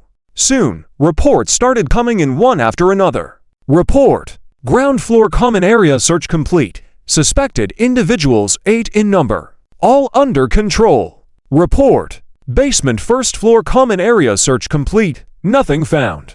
Report: basement second floor secret area search complete. 9 suspected individuals all under control. Ziyun listened to the reports with a cold face. Everyone moving within the Alchemy Institute's corridors was treated as a suspect and brought to the 3rd floor hall for questioning. ManhwaRecap's expression grew colder. "Chief Z, these are all members of my Alchemy Institute. Are they all suspects?" "The alarm has sounded, and wandering in the corridors late at night.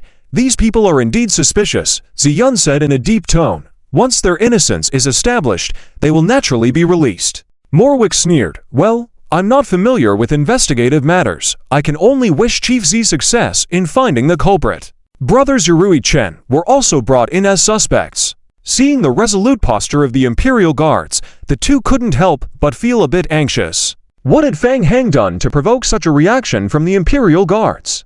Even the king personally ordered the investigation of the entire Alchemy Institute? Report: 5th floor search complete. Nothing found. Ziyun's face remained expressionless as he ordered, "Continue." "Yes." 2 minutes later, all the lights in the 3rd floor hall of the Alchemy Institute suddenly flickered at the same time. Ziyun furrowed his brows and looked up at the lights. "ZZ." After the lights dimmed for a moment, they quickly brightened and began blinking continuously. Ziyun turned to ManhwaRecap and asked, "President ManhwaRecap, what's going on?" ManhwaRecap looked at the flickering lights in the hall and corridors, his expression grave. He didn't think it was a coincidence that all the 3rd floor lights went out simultaneously. "There might be an issue with the power supply," Ziyun asked. "Where is the energy supply area?"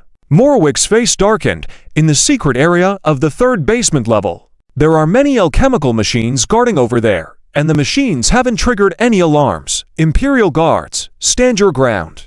Teams 3 and 5 stay here to guard." Ziyun wasn't interested in hearing more. He directly waved his hand and ordered, "The rest, follow me. Let's go to the 3rd basement level." "Yes." Meanwhile, in the abandoned storage room on the 8th floor of the Alchemy Institute, the magic circle inscribed on the floor was rapidly charging, emitting a bright red light.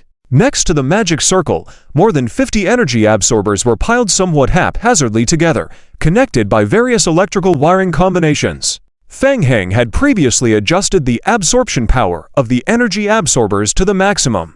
The energy absorbed was then converted by the transformation device and ultimately injected into the magic circle. The large-scale energy absorption within a short period caused a shortage of overall power supply within the Alchemy Institute. This led to the fluctuating lights downstairs.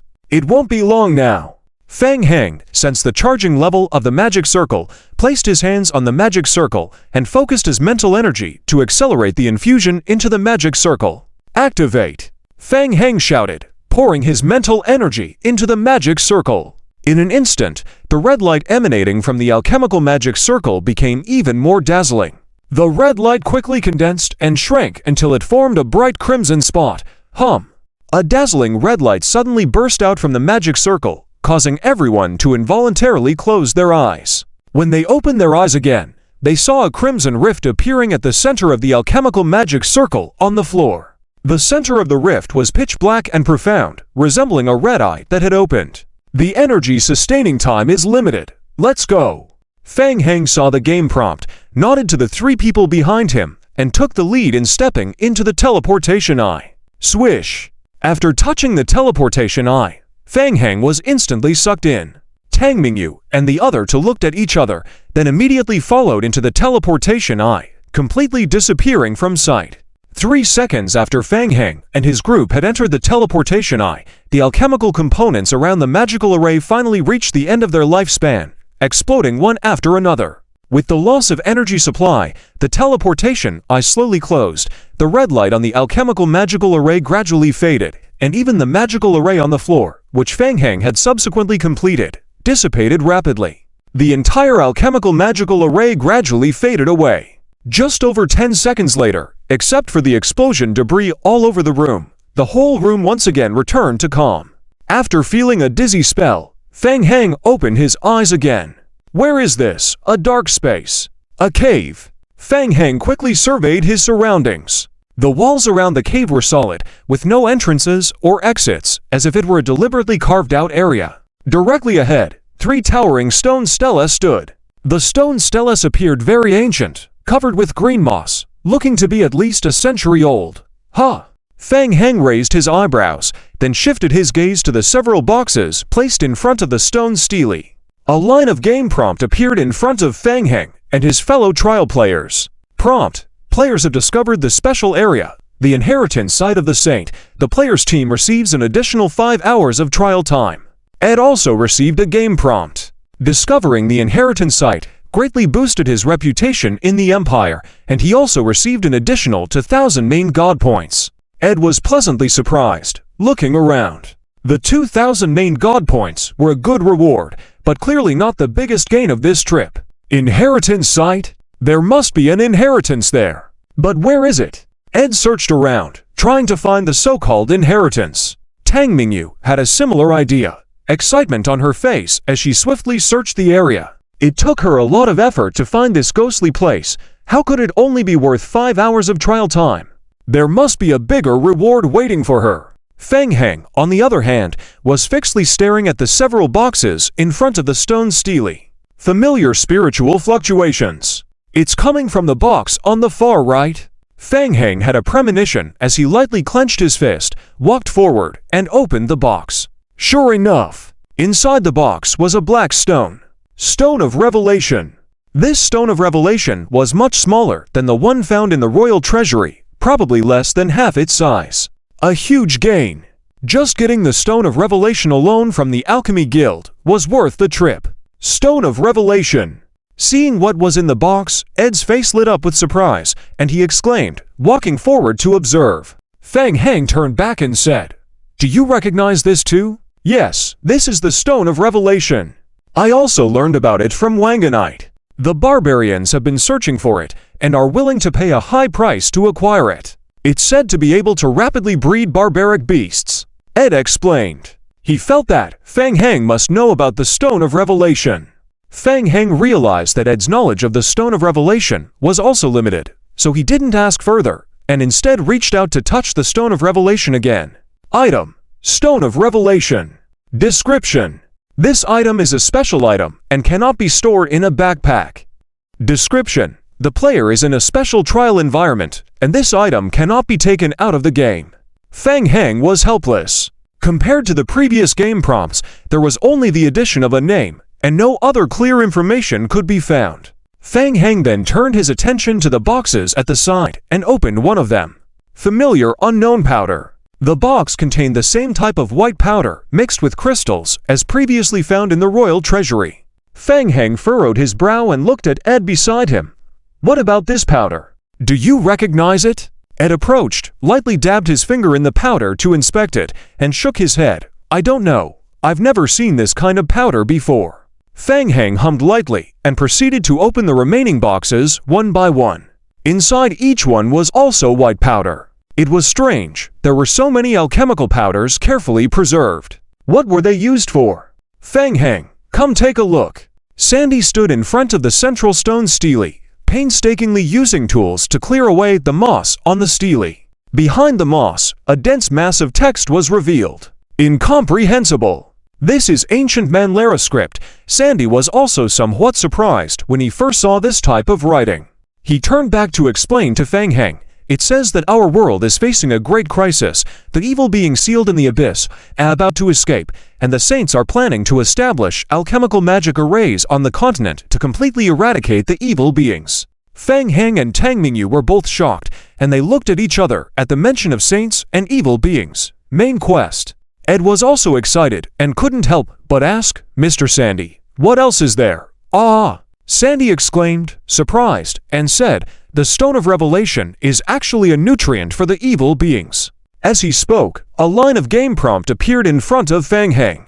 Prompt: player unlocks information related to the Stone of Revelation. Item: Stone of Revelation. Description 1. In the realm of the barbarians, the evil being's nutrient, containing powerful spiritual energy that can suppress the backlash effect of demonization. Description 2. Fang Heng looked at the stone stele and asked, continue translating, Sandy. Okay. Sandy slowly scraped away the moss on the stone stele with tools and continued, the actions of the saints have been obstructed by the royalty. The royalty believes that the saints have ulterior motives that threaten their rule, so they have taken many measures against the saints in secret. Sandy pursed his lips, saying, the evil beings evolved faster than the saints anticipated, showing signs of breakthrough even before the magic array was established. 36 saints chose to sacrifice their lives to strengthen the seal, severely injuring the evil beings and preventing the abyssal evil from breaking through the seal. After the sacrifice of the saints, the royalty did everything to cover up all traces of the saints and secretly wiped out the remnants of the saints. Moreover, the control of the abyssal evil seal is only temporary and will gradually weaken over time. To completely eliminate the abyssal evil beings will depend on the magic array left by the saints. The magic array is hidden on the stone stele, and only those who accept the inheritance of the saints can obtain it. Tang Mingyu hurriedly asked, where is it? How can one accept the inheritance? Well, if I'm not mistaken, it should be, Sandy said as she took a small step forward, trying to reach out and place her hand on the stone monument. A dim yellow light emanated from the stone monument, enveloping Sandy within it. Sandy tried to sense it. Accepting the inheritance comes with a price. The acceptor must swear to completely eliminate the evil demons sealed in the abyss. Otherwise what? Tang Mingyu became anxious. Is she hesitating at a time like this? Otherwise, what will happen?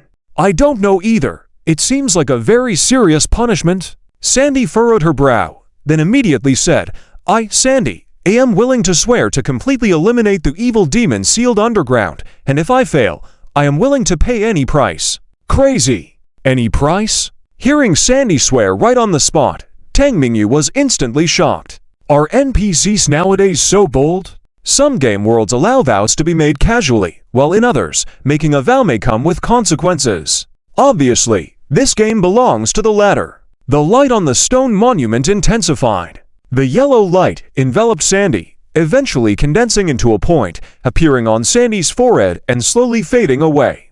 Sandy opened her eyes. Game prompts flashed on Fang Heng's retinas. Prompt: player discovers one of the secrets in the trial team's break through the Savage Realm and receives an additional 10 hours of trial time. Prompt: your territory's NPC Sandy has accepted an unknown inheritance and some attributes have been optimized. Understanding skills: alchemy research, intermediate alchemy, alchemy archaeology, alchemy forging, ancient alchemy instruments. Click for details. Prompt: the rating of your territory's NPC Sandy has been upgraded. Sandy looked at her hands, then turned back to look at Fang Heng and the others, her face filled with excitement. Wow, Fang Heng, it's real. The inheritance is real. I feel the infusion of knowledge. Amazing. Is alchemy so powerful? Sandy was excited like a child who had just received a new toy, mumbling to herself. Tang Mingyu and Ed looked at each other. They thought this NPC was too reckless. Trying it out. You dare try such a mysterious thing just like that? It's true that you gain power, but if you fail to complete the subsequent tasks, there will be consequences. Ed understood the usual tricks of games well. The greater the temptation, the greater the hidden dangers. The punishment might even come at the cost of life. Ed said solemnly, "Mr. Sandy, about the punishment. What happens if the oath fails?" Punishment. Sandy seemed to just realize that there might be a punishment, tried to sense it, and shrug. "I still don't know." "What?" "Not know. But this." Ed looked at Sandy, who seemed indifferent, and wanted to ask him if he wasn't afraid. "Afraid of what?" "I am blessed by the god of art. I'll be fine." Sandy waved his hand, then beckoned Fang Heng. "Fang Heng, come. The god of art also favors you. He will protect you. This oath is nothing. This NPC is really something else." Tang Mingyu held her head in disbelief. "Well, let me see." Fang Heng had already gotten used to Sandy's personality. He stepped forward, mimicking Sandy, and touched the stone monument. Prompt: Player has discovered the inheritance of the saint, with 9 remaining acceptors. Prompt: If the player chooses to accept the inheritance of the saint and make an oath, the player will obtain the passive skill, Saint Alchemy Inheritance. Skill: Saint Alchemy Inheritance Passive Activation. Skill description: Speed of setting all alchemical magic arrays increases by 10%, bonus 10% to final success rate, 10% additional final success rate for all spells cast relying on magic arrays. Upgrade calculation formula: Final success rate *1 plus 10%. Prompt: Player can choose one additional reward from the following. Choose 1. Enlightenment. When the player's current basic alchemy is maxed out, it will automatically advance to intermediate alchemy. Once intermediate alchemy is maxed out, it will automatically level up to advanced alchemy. Choose 2. Diligence. Until achieving grandmother alchemy, player's final alchemy experience gain *5. Choose 3. Blessing. Obtain the skill, Alchemy Blessing. When making alchemical magic array, player can choose to have the initial success rate increase by an additional 25%, required initial success rate not less than 15%. This skill can be used 10 times, cannot be stacked. After 10 uses, the skill disappears. Upgrade formula: Initial success rate plus 25%. Fang Heng looked at the game prompts, pondering. Strange, 9 inheritances still remaining? There should have been 12 original inheritances, so with Sandy just accepting 1, there should be 11 left. It seems that 2 people had already accepted the inheritance before they arrived. Fang Heng then focused on the rewards of the Saint's inheritance. Setting aside the 3 optional items, just the passive skill inheritance was a big win. An additional 10% success rate could save a lot of alchemical materials. There were also 3 optional branch items. Fang Heng carefully read through the instructions, immediately ruling out options 2 and 3. Option 2 was useful, but the effect was not significant. He had the zombie clone, and he could slowly accumulate experience. As for option 3, although it was good, there were usage restrictions, which was very unpleasant. Choosing option 1 would be more convenient and trouble-free. He could just raise the alchemy level to advanced grandmother level in one go. There were many rewards. As for the punishment, Fang Heng wasn't swayed by the rewards. Instead, he calmly examined the description of the punishment. It seemed that there was no related description. Judging from swearing the oath, the punishment would most likely come into effect only after the oath was broken. Carefully thinking it over, can this task be completed? Let's do it. What's there to fear? He is confident that the demons and the Hela virus are related. His blood has restraining capabilities against the demons, and with superbugs like the God Tree around, he's not afraid to face challenges head-on. Not to mention, after eliminating the final Abyss demon, there will be a massive reward. Plus, only by accepting the inheritance can he obtain the alchemical magic array to eliminate the demons. Reminder: you have mastered the skill, Inheritor of Alchemy Saint passive effect. Reminder: you have chosen reward 1. After the current basic alchemy reaches maximum level, it will automatically advance to intermediate alchemy. After intermediate alchemy reaches maximum level, it will automatically upgrade to advanced alchemy. Reminder: you have mastered the language of Gumon Layla. Reminder: player triggers task, Clear the Evil. Task name, Clear the Evil. Task difficulty, SSS. Task description: completely eliminate the abyssal demon before it causes greater destruction to the world. Task reward: task failure punishment. Sure enough, the task was triggered after accepting the inheritance. Opening his eyes again, Fang Heng realized that the words carved on the stone tablet could now be automatically recognized in his mind. Tang Mingyu looked at Fang Heng and asked, "Fang Heng, how do you feel?" Fang Heng nodded towards Tang Mingyu. "Not bad. There are still 8 spots available. You can consider whether to accept it." "Of course." Tang Mingyu, seeing Fang Heng accept the inheritance with a firm expression, immediately stepped forward to accept it as well. If Fang Heng has accepted it, what is she afraid of? Not embracing the opportunity. Tang Mingyu did not have much confidence in herself, but she had great faith in Fang Heng. He must have a way. "Lord Fang Heng, Princess Mingyu, I am also willing to accept the inheritance." Ed made a decisive choice after a moment of hesitation. Accept it. Wasn't all the money, time, and effort spent before for this task? Now that the task is presented, why hesitate? After making the decision, Ed no longer hesitated and eagerly placed his hand on the inheritance stone tablet. A light enveloped Ed and Tang Mingyu. After receiving the newly acquired inheritance skill, Ed's face instantly lit up with joy. With this skill, he could consider practicing alchemy along with spells from a single line.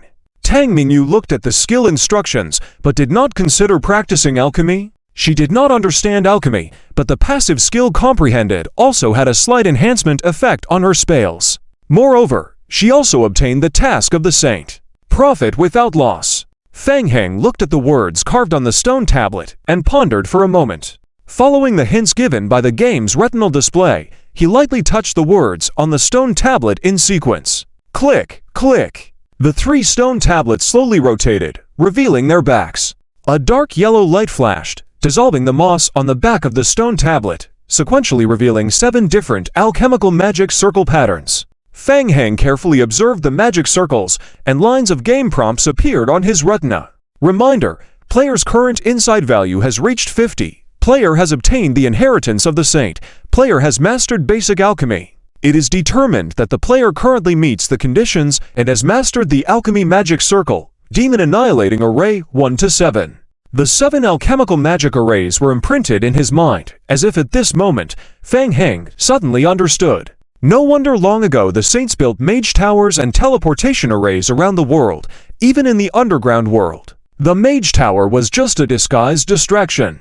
It was actually prepared for the demon annihilating array. Activating the demon annihilating alchemical magic array required a large amount of mental energy, and the number of strong individuals in the entire empire who could activate the magic array was scarce. In order to avoid arousing more suspicion from the empire, the saints modified the magic arrays, integrating them with mage towers and underground teleportation arrays, allowing multiple people to simultaneously activate the mage towers to drive the operation of the alchemical magic arrays. Tang Mingyu also saw the game prompt, feeling a sinking feeling in her heart. She realized the difficulty of this task. How strong must one be to rely on the power of numerous magic arrays to eliminate the demons?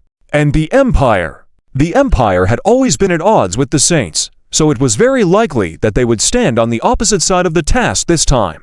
Where were the demons sealed? They had no idea. Raising her head, Tang Mingyu looked to Fang Heng beside her. Unexpectedly, she saw a hint of joy in Fang Heng's eyes. Was he happy? Ed had a similar thought. Seeing the task prompt, he felt an overwhelming heaviness as if a mountain was pressing down on him. He could only cling to Fang Heng. Looking up, Ed also noticed Fang Heng's gaze and felt a bit puzzled for a moment, then couldn't help but glance at Tang Mingyu beside him again. Fang Heng observed the pattern of the alchemical magic arrays, excitement evident on his face. His thoughts were completely different from Tang Mingyu's and Ed's. The demons were actually so powerful. That was fantastic news. The possibility that the abyssal demon could be even stronger than the blood vampire king, even the ultimate boss of this intermediate level game world. Who would have thought? The bloodline within the final boss of this world and the Helivirus undying body within him were of the same origin. The Helivirus seemed to be optimized more perfectly, causing no backlash effects on himself. The virus on the demon's body greatly enhanced its offensive capabilities. Did his own blood still have untapped potential? If he could manage to obtain a blood sample from the abyssal demon and let Qiu Yaokong handle it, what if it could further enhance the effectiveness of the undying body skill? Now that he had the alchemy magic circle, It meant he had found a way to eliminate the abyssal demon. If it could be successfully destroyed, the rewards obtained would be huge. There might even trigger follow-up tasks. Fang Heng's thoughts began to diverge, unable to help but think further. He took a deep breath, trying to calm himself down temporarily. Don't overthink it. Take it one step at a time.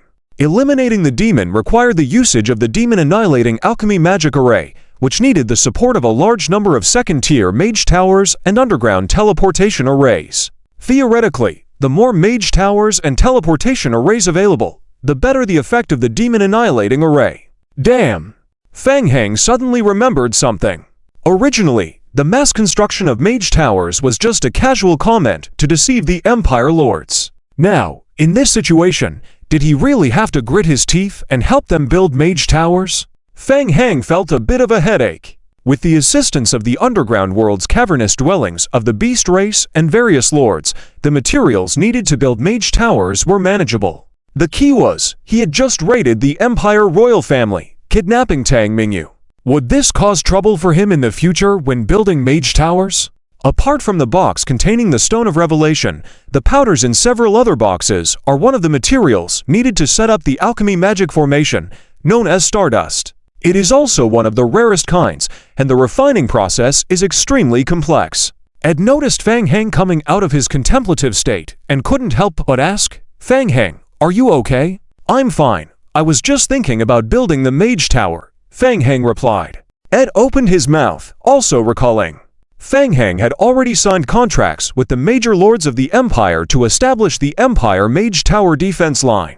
Could it be that he? Ed stared at Fang Heng, a terrifying thought arising in his mind. Had Lord Fang Heng been planning ahead from the very beginning? Tang Mingyu also caught on, suddenly turning to look at Fang Heng. No way! Is this for real? Didn't Fang Heng swear that building the Mage Tower was just a way to swindle money? Oh my! Now it seems like everything was part of his plan. Even deceiving his own teammates? Tang Mingyu was bewildered, while Sandy shouted from the side, "Hey, everyone come and see. It's a teleportation magic circle. Let's go check it out." On the floor behind the stone tablet was a clearly drawn alchemical teleportation magic circle. Fang Heng squatted down and tentatively placed his hand on the magic circle. Stimulated by mental energy, a gentle white light appeared on the alchemical magic circle. Good news, the alchemical magic circle was intact, and there was still some energy remaining inside, enough for them to complete several transports. In addition, this was also an encrypted two-way transport channel. This meant that the exit of the transport channel was most likely not the previous alchemy society. Fang Heng attempted to infuse mental energy to activate the magic circle. A dark red teleportation eye appeared in the center of the teleportation magic circle. Fang Heng turned to Ed and the others, saying, "Princess Mingyu has a special status, and we can't guarantee the situation on the other side of the channel, so you all stay here for now. I'll come back for you after confirming the safety outside." Underground world. A group from the Mage Association was researching a malfunctioning large ancient magic formation. Although it was late at night, the members of the Mage Association were still alert, gathered together discussing in soft voices. Our previous conjecture should be correct. This magic formation should be one of the main magic formations connecting many teleportation magic formations in the underground world. Indeed, its structure is different from other magic formations, and it is the largest in scale. And I find it strange, it is well preserved, as if it is not unusable due to age and disrepair. There seems to be some other reason. Is it locked? Members of the Mage Association discuss their opinions one after another. It's a pity that a large part of the alchemical runes cannot be deciphered, otherwise we could have obtained some more important information. Randolph shook his head, feeling a bit tired, and stepped forward, saying, "Everyone, it's getting late today. Let's go back and rest. Tomorrow, I will personally consult Lord Fang Heng's opinions and see if we can involve members of the Alchemy Association in the research. Yes, the Alchemy Society should have a good understanding of several runes." Everyone agreed one after another.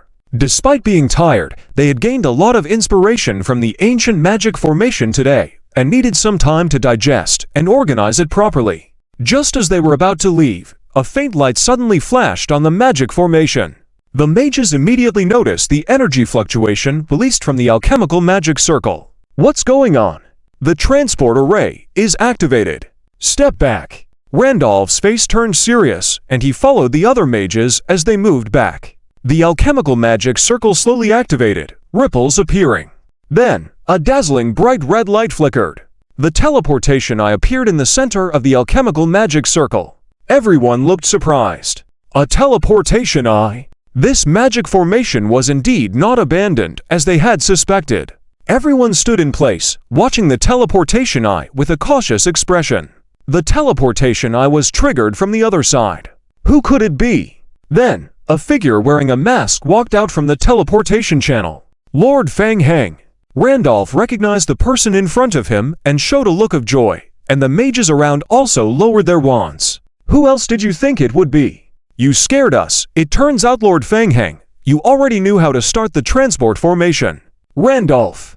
Feng Heng saw Randolph as soon as he left the teleportation eye. He was also a bit surprised. He had been ready for combat, thinking that he might have a fight with the Imperial Guards. Unexpectedly, he met the mages of the Mage Association who were exploring the underground world transport magic formation. Feng Heng immediately understood. The exit on the other side was set up in the underground world. What a coincidence! Now that the Saint's inheritance mission had been triggered, he would probably have to battle the sealed Abyss Devils. To avoid trouble, he had to be prepared on both fronts. On the one hand, he needed to quickly establish second-tier mage towers in all corners of the Empire, and on the other hand, there was the matter of the God Tree, Abakira, the imitation products of the Stone of Revelation that could be mass-produced. Both required the help of the Mage Association. Mr. Randolph, I came specifically to find you all. There is something I would like to ask for the assistance of the Mage Association. Randolph felt a strong fondness for Feng Heng and nodded, saying, Lord Feng Heng, there's no need to be so polite. Just tell us what you need help with, and I'll figure a way out for you. I want to borrow a group of mages from the Mage Association to study alchemy. Of course, I will compensate accordingly. The reward will definitely satisfy the mages. Of course, the Mage Association will do its best to help. Randolph readily agreed. He knew that Lord Feng Heng was well off. Most of the newly recruited mages were relatively financially tight, so having another source of income was naturally good. Randolph pulled Feng Heng aside and whispered, Lord Feng Heng, while we were researching the teleportation magic array, we discovered something strange. We believe that there are still some secrets hidden inside the alchemical magic array, and it may not be as simple as just a teleportation array. I wonder if we could ask the Alchemy Association to come and help research and analyze it. Are you talking about the alchemical runes used to suppress the Abyss Devils? Abyss Devils! Randolph's expression turned serious when he heard this. Lord Feng Heng, I've also come across descriptions related to Abyss Devils in some of our texts. Do you know what Abyss Devils are? Feng Heng quickly pondered in his mind. Judging from the hints provided by the current game, the abyssal creatures were exceptionally powerful, and it was highly likely that the royal family would stand on the opposite side of the mission. Rando looked serious and said, Please go on. The Saints are legends on the mainland. For some reason, they disappeared into the river of history. Mr. Rando, powerful demons are sealed in the depths of the earth. In fact, besides being used for transportation, the teleportation magic array in the underground world also serves to suppress evil spirits. Rando looked surprised. Long ago, the predecessors of the Saints sealed the demons at the cost of their lives. Now, the seal of the Abyss Demons is starting to loosen again. If left unchecked, the Empire may once again fall into disaster. Rando's mind was in chaos now. Although Rando thought what Feng Heng said was likely true, such significant news was still hard for him to accept at once. Is there any evidence to prove this? I am also looking for evidence. Rando frowned, pondered for a moment, and clasped his fists towards Feng Heng, saying, I'm sorry, Lord Feng Heng, what you're saying is all too frightening for me to fully believe. It's okay, but please keep this matter confidential. Feng Heng looked at Rando and cautioned, historically, the successors of the Saints have been hunted by the royal family. I suspect the demons might also be related to the royal family. Rando's expression changed several times in an instant. He had heard some rumors about the disappearance of the Saints' legacy and its possible ties to the royal family. The royal family was also very wary of such rumors, leading fewer and fewer people to talk about the Saints, to the point that most people in the Empire had already forgotten that the Saints had ever existed. I understand. Only the highest echelons of the Mage Association will know about this. We will keep it confidential. Thank you. Fang Heng nodded in thanks. As he watched Rando and his party leave, Fang Heng thought to himself, there were still many things to do. The task of inheriting the Saint's legacy had no time limit, but Fang Heng felt it was not so simple. He needed to start preparing to build a tower group for the mages. The teleportation channel to the underground world also needed maintenance and reconstruction. The task of exterminating demons was definitely of SSS level difficulty. He alone could not juggle so many things. Even with a large number of zombie avatars, it was not possible. There were too many things to consider, requiring full dedication, which Fang Heng did not have. Originally, he just wanted to deceive and steal opportunistically, but how did things turn out to be getting bigger and bigger? Fang Heng stroked his chin, excitement evident in his eyes. The higher the difficulty, the richer the rewards. He needed to find help. Help! Fang Heng's eyes lit up. Wasn't inheriting the Saint's legacy like tying everyone together on the same boat? There were still 6 spots left in the Saint's inheritance. He could hint to Ed to find help and secretly leverage the power of the players to complete the Saint's inheritance task together. The Saint's task did not count as a trial task. As long as it was handled properly, it should not be judged as relying on external forces. With this in mind, Fang Heng turned back to the magic array, ready to bring Tang Mingyu and Ed out of the game. At night, inside the Alchemy Society, Ziyun's face was paler than before. Why is there nothing? Not only did the Alchemy Society turn upside down, they even invited a legendary mage to search for Tang Mingyu's whereabouts, but still found nothing. Had Fang Heng already escaped in advance? ManhwaRecap coldly smiled and said, General Z, aren't you leaving yet? Are you planning to stay for dinner? Remembering the strange occurrences during the search, Ziyun was convinced that ManhwaRecap was up to something. He turned to ManhwaRecap and said in a deliberate tone, don't let me catch you up to something. ManhwaRecap fearlessly met his gaze. Ziyun, be careful. If the formula for the Inspiration Stone gets leaked this time, you won't avoid responsibility. Just as they were at odds with each other, 2 guards suddenly rushed over. General Z. Speak. We have precise information that Fang Heng appeared in the imperial city of Hani with the accompaniment of the Mage Association members and is about to return to the Plaguelands. Ziyun furrowed his brows. Could it be that Princess Ming has really disappeared and has nothing to do with Fang Heng? Let's go. Seeing Ziyun leaving with the guards, Yu Rulin, who was standing on the side, couldn't help but feel emotional. He's really powerful. He has managed to escape to Hani City so quickly. A faint light emanated from beside him. Uruikan's gaze shifted to Uruikan, who had just come online. Uruikan's expression turned from numbness to excitement. Brother, the alchemy magic array is up for grabs. I've confirmed it. It's the alchemical array for the artificial inspiration stone synthesis, no mistakes. Lord Fang Heng didn't need to deceive us. Also, the people from the Prera Guild said they have a very big task now. They may not handle it alone, and asked if we wanted to collaborate. What kind of collaboration? They didn't specify. The Prera Gaming Guild is holding an offline projection video conference in 6 hours for exchange. I heard that the top 10 major guilds in the Wilderness Zone ranking have been invited, and they've invited us to listen. Interesting. The next morning, in the Plaguelands, the sunlight filtered through the dense trees. After absorbing the black stones, the sacred tree Abe Shaoyi grew rapidly again, with its trunk extending high into the sky and disappearing into the clouds. Under the sacred tree Abesheoi, a ragged zombie knelt in front of the alchemy magic array, hands pressing on the magic array. A faint yellow light flickered from the alchemy magic array. After a moment, the light dissipated. Hint: your zombie avatar has completed the alchemy magic array refining. You obtained a Type 7 mental catalyzing crystal block. Your alchemical experience plus 136. Your alchemical talent plus 0.001. Fang Heng walked forward, picked up the artificially crafted inspiration stone from the magic array, and examined it in his hand. Hissing, weak branches rose from the ground and enveloped the inspiration stone in Fang Heng's hand, slowly dragging it into the ground. Fang Heng looked up and asked, "How does it feel?" The divine tree slightly swayed, and faint light blue dots fell from the sky. Fang Heng felt a sense of joy emanating from Abe Shaoyi. Effective.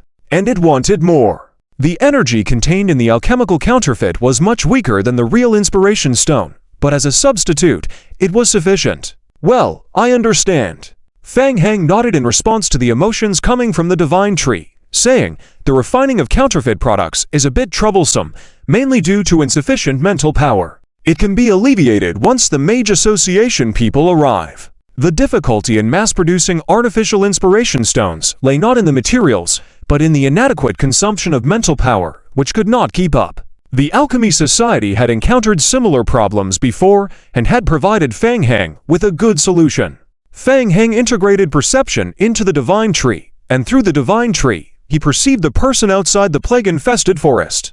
Go meet him. Previously, Fang Heng intentionally returned to Hanny City with some members of the Mage Association, partly to disguise his and Tang Mingyu's disappearance. On the other hand, he also wanted to pass on information to Wang Knight, one of the heirs to the tribal chief. He informed Wang Knight that he was in the plague-infested area. Sure enough, Wang Knight quickly showed up. Since there was a high probability that the Empire was an enemy, the tribes could be allies. Fang Heng felt it was necessary to communicate with Wang Knight to gather some intelligence from him. Outside the plague-infested area, looking at the dense forest, Wang Knight sensed a threat. So much so that even after a path opened up in the forest, Wang Knight did not enter immediately. Last night, he forcibly entered the third stage again in a short period, and Wang Knight paid a price. Unless facing a life-threatening situation in the short term, he did not want to continue into the third stage. After a moment, the densely overgrown vines in front rapidly retreated. Welcome to the plague-infested area. Fang Heng walked out of the forest, gesturing toward the plague-infested area with his chin. Want to come in? Not necessary. Wang Knight shook his head. There are more important things to do. Remember, you owe me a favor from last night. So soon to settle it?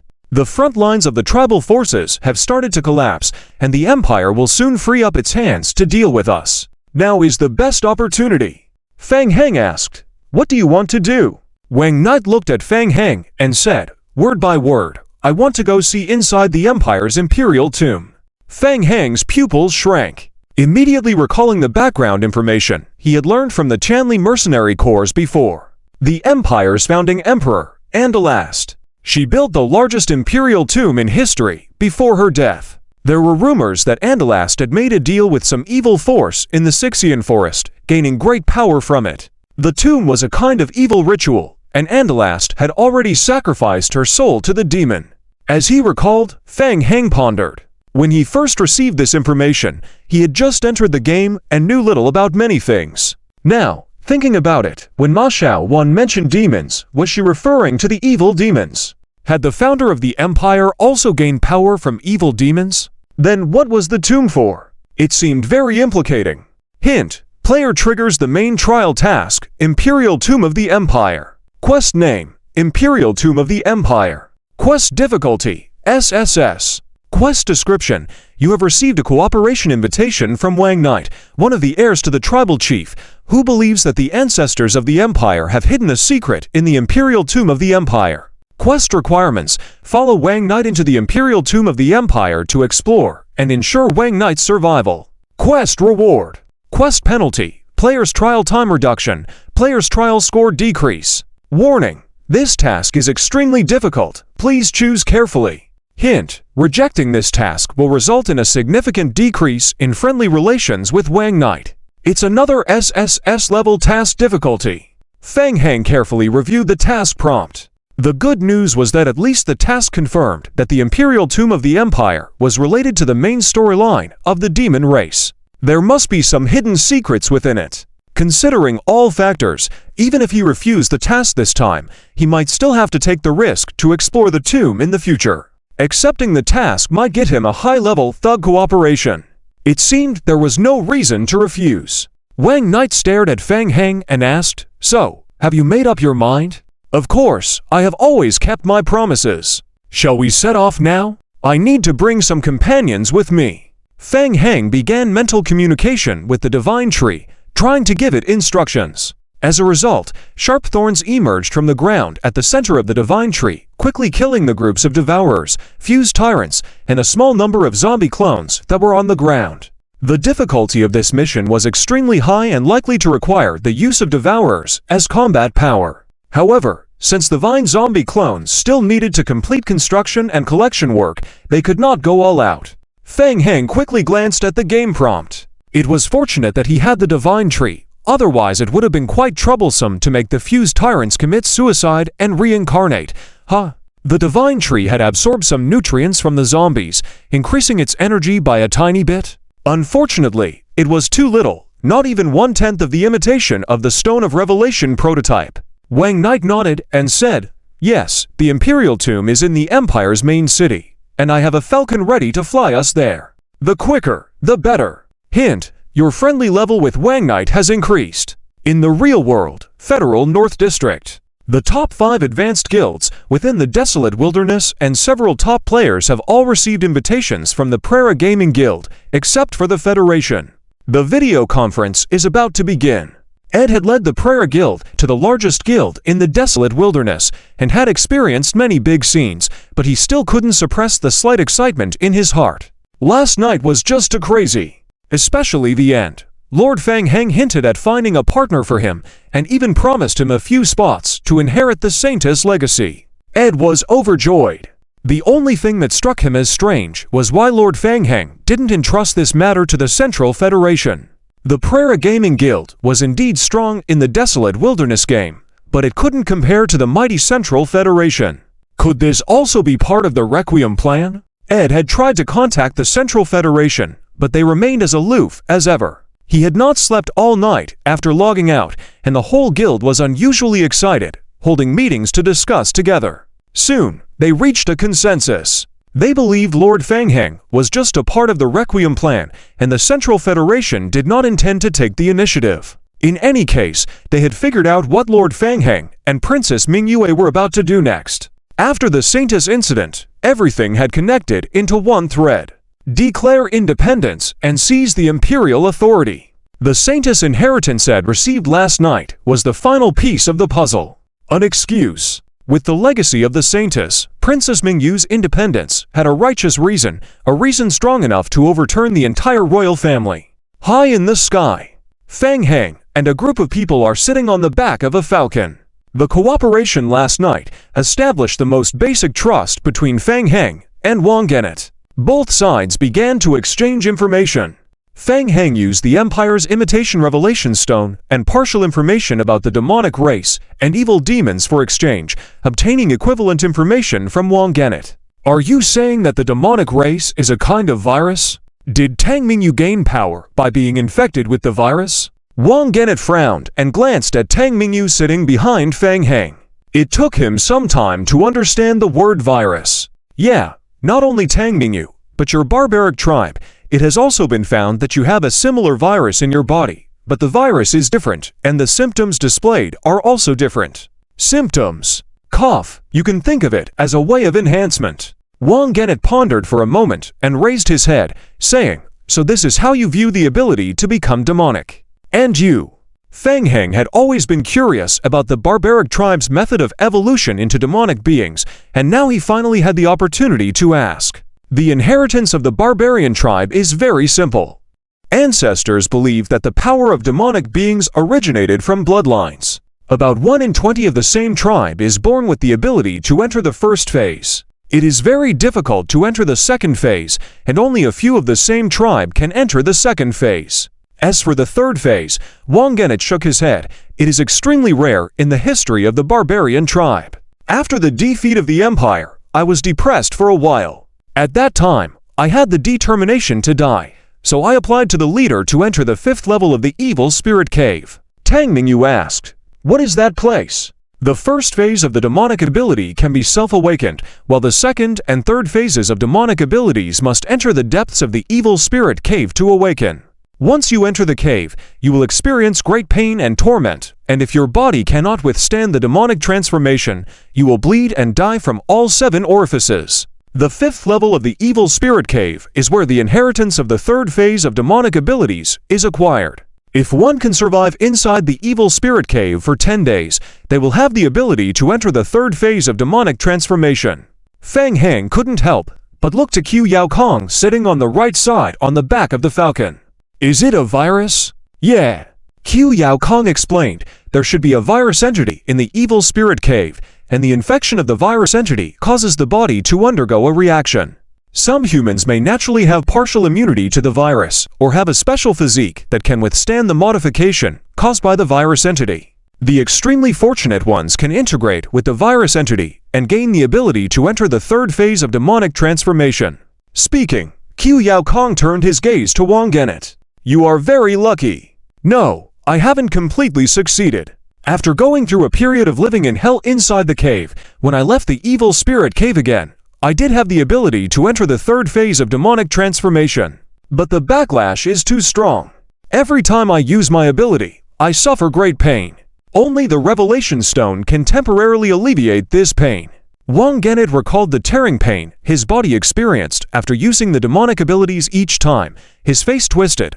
I can feel that my body can't support it for much longer. Soon it will crumble. The Revelation Stone only provides relief. It cannot fully repair my body. Fang Heng couldn't help but glance at Tang Mingyu behind him. Tang Mingyu also absorbed the power of the demonic race. However, she looked very normal, showing no signs of backlash. Could it be a special physique? Wang Genet continued, in order to find a way to resolve the crumbling body, I entered the evil spirit cave again and discovered some messages left by some ancestral barbarians deep in the cave. The founder of the human empire, Andreas, once discovered the demonic race together with our ancestral barbarians and shared the power of the demonic race. The difference is that the ancestral barbarians entered the evil spirit cave and died more than 10 years after inheriting the demonic power, but Andreas remained alive for a long time. I think Andreas was the only one who completely controlled the power of the demonic race. Wang Genet's eyes gradually became determined. Yes, she must have a way to deal with the backlash from the demonic race. Saying this, Wang Genet turned his head to Tang Mingyu and asked, You have also accepted the power of the demonic race, but it seems like you have experienced no backlash whatsoever. Bringing this up, Tang Mingyu's face darkened. Don't mention it. It was really cool when I first got the power of the demonic race. But before I could fully enjoy it, I was sealed away. Now there is indeed no backlash, but I can't even use my own strength properly, becoming a burden. Tang Mingyu said, I've also heard about the founding of the human empire for the first time, and I didn't feel any backlash as you mentioned, so I can't help. Wang Genet fell silent. He was very skeptical of Tang Mingyu's words. Tang Mingyu was the heir of the royal family. Did she really know nothing? Of course, it was also possible that due to the passage of time, many things have been completely forgotten even by the royal family. Ahem.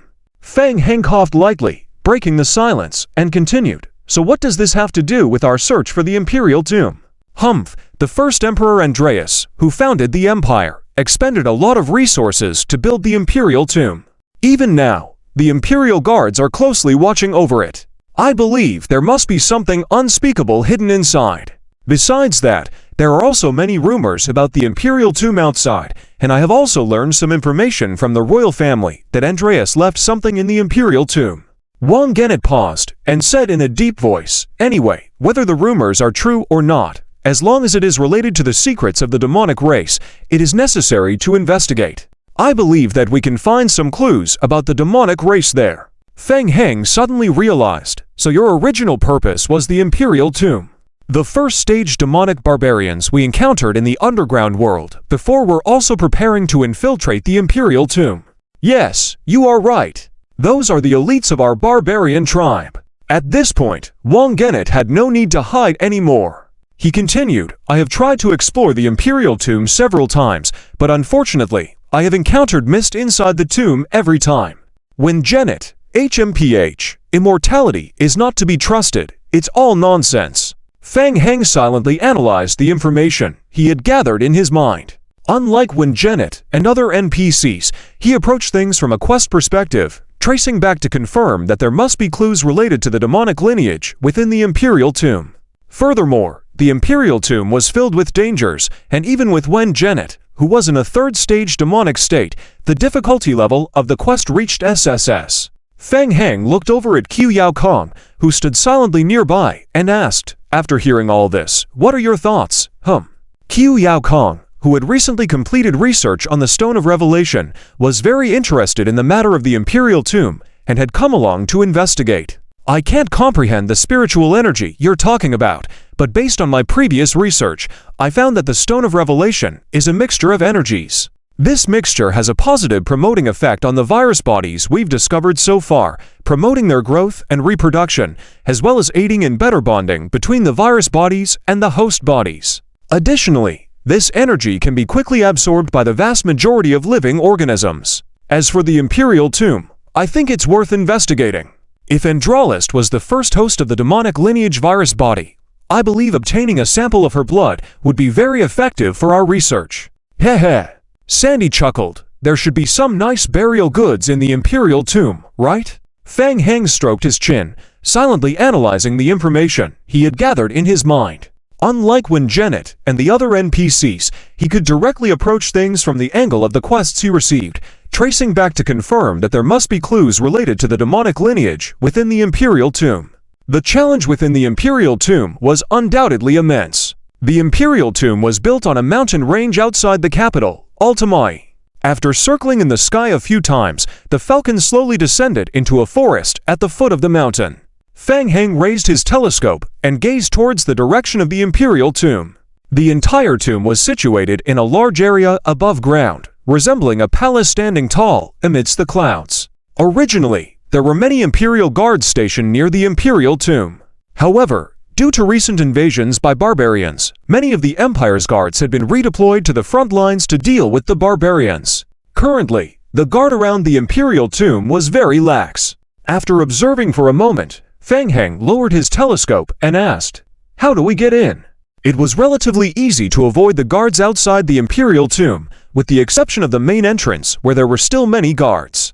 It was difficult to enter through the main gates without a fight. Engaging in a fight would most likely attract the attention of the Empire, and when the Imperial forces and the Royal Guard arrived, they wouldn't stand a chance. Moreover, the situation inside the Imperial Tomb was unknown, and considering it was a quest of SSS difficulty level, Fang Heng dared not recklessly enter. When Janet looked up at the position of the sun to determine the time and said, "Don't worry, I've made arrangements, they will be here soon."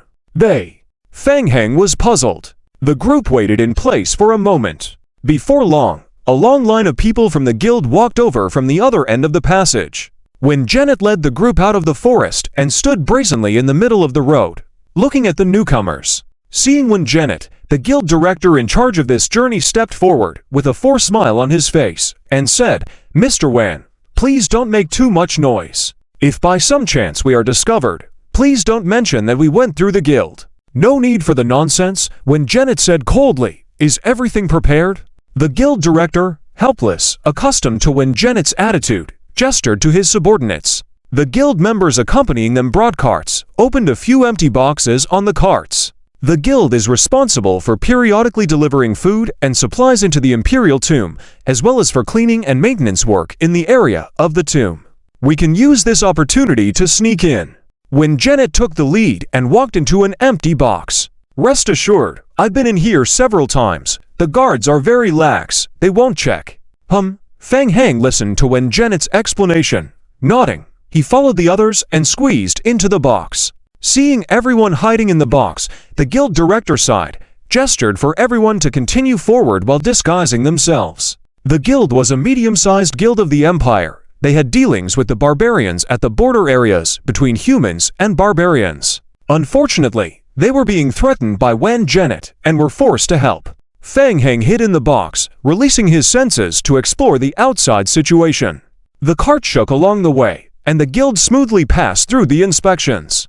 About half an hour later, Fang Heng felt the box being moved and placed on the ground. Soon, there was no movement outside. When Janet's voice quickly came over. "We're here. You can all come out now." Fang Heng lifted the cover of the box and walked out, looking around. They had arrived in the interior area of the Imperial Tomb. They were in a temporary stone storage room. The entire Imperial Tomb was built with large stone blocks, giving it a rough architectural style. Tang Mingyu and others also climbed out of the box, observing their surroundings. "Follow me." After confirming everyone's safety, when Janet stood up and stepped out of the room. "Let's keep up, be careful." Fang Heng nodded to everyone, reminded them to be cautious, and followed quickly. It was evident that the Empire's guard over the Imperial tomb was very lax, and Janet was also very familiar with this area, leading the group to avoid the guards along the way skillfully, quickly entering another large empty stone room. It appeared to be a chamber used for sacrifices. Sacrificial offerings were placed on both sides of the room, with an ancient stone statue standing in the middle. Feng Heng was observing the layout of the room when he saw Janet walk directly to the right corner of the room, lightly tapping a fixed spot on the wall. The passage describes a wide corridor of about 5 meters in width, straight ahead. The nightlight beads embedded on the walls provide a faint glow for visibility. In the quiet surroundings, the sound of footsteps can be heard clearly as the group, led by Wang Knight, navigates through the corridor, occasionally encountering forked paths. Wang Knight explains that the area they are in is beneath the tomb, estimated to be at least 10 times the size of the surface area. He mentions his discovery of secret passages connecting the upper and lower levels, including the one they are currently in. As they proceed, they encounter a dense mist that affects their perception and has led Wang Knight astray in the past. The protagonist, Feng Heng, employs a holy spell to dispel the undead mist, surprising his companions with his divine magic skills. As they continue, they are confronted by vengeful spirits emerging from the mist, prompting caution as physical attacks are ineffective against them. Feng Heng utilizes a powerful artifact to eliminate the spirits, absorbing their essence into the artifact for later use. His experience and strategic use of abilities allow him to easily overcome the challenges posed by the vengeful spirits. He couldn't see the condensed spiritual chain, didn't understand what Feng Heng was doing, nor did understand the principle behind it all. But he could see that Feng Heng was simultaneously using two completely opposite powers to cleanse the resented spirit beings. Very impressive. Once those resented spirits came within 10 meters of the group, they would be dragged into the Book of the Dead by an invisible force. This time, getting Feng Heng to come over was indeed the right choice. Tang Mingyu was also briefly startled by the simultaneous use of necromancy and holy magic by Feng Heng. However, she soon noticed that Feng Heng's behavior was a bit strange. Wait a moment, could it be that he was grinding monsters? Wave after wave, every time, hundreds of resented spirit bodies were attracted by the holy magic and then consumed by the Book of the Dead in Feng Heng's hands, transforming into the soul energy required to drive the altar of bone spirits. After switching between holy and necromancy magic several times, the number of resented spirit bodies swarming from all directions also significantly decreased. Seeing the efficiency of luring diminishing, Feng Heng furrowed his brow and decisively drew out the thirsting blood spike longsword from his right hand. Buzz!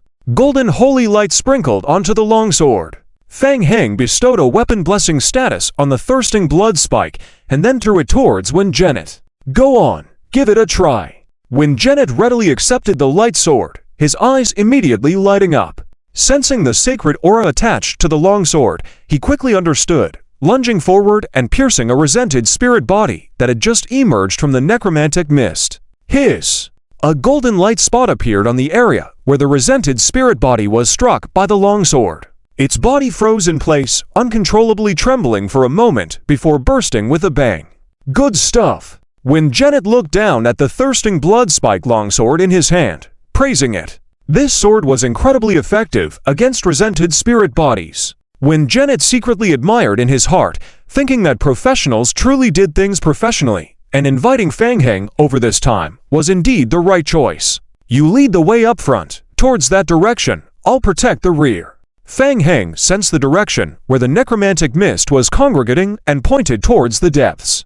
Grinding monsters here was too slow. Now there was no need to search for an exit, they might as well head directly to the deepest part of the necromantic mist, clean out the resented spirit bodies there, and then leave. Okay. Janet, not knowing Feng Heng's thoughts, simply nodded in agreement, assuming Feng Heng had found the exit. He took quick strides forward, leading the way at the front of the group. He had long been annoyed by those resented spirit bodies, and now finally had a chance to vent. Following Feng Heng's guidance, the group set out once again. As they ventured deeper into the high-density area of the necromantic mist, the density and level of the resented spirit beings around gradually increased. However, they were still just low-level resented spirit bodies. With Janet wielding a specialized weapon, it was easy going. He led the group forward effortlessly, cutting down the resented spirits as if slicing through melons and veggies. While those spirit bodies that approached from the rear were all devoured by the Book of the Dead in Fang Heng's hand, serving as nourishment for the altar of bone spirits.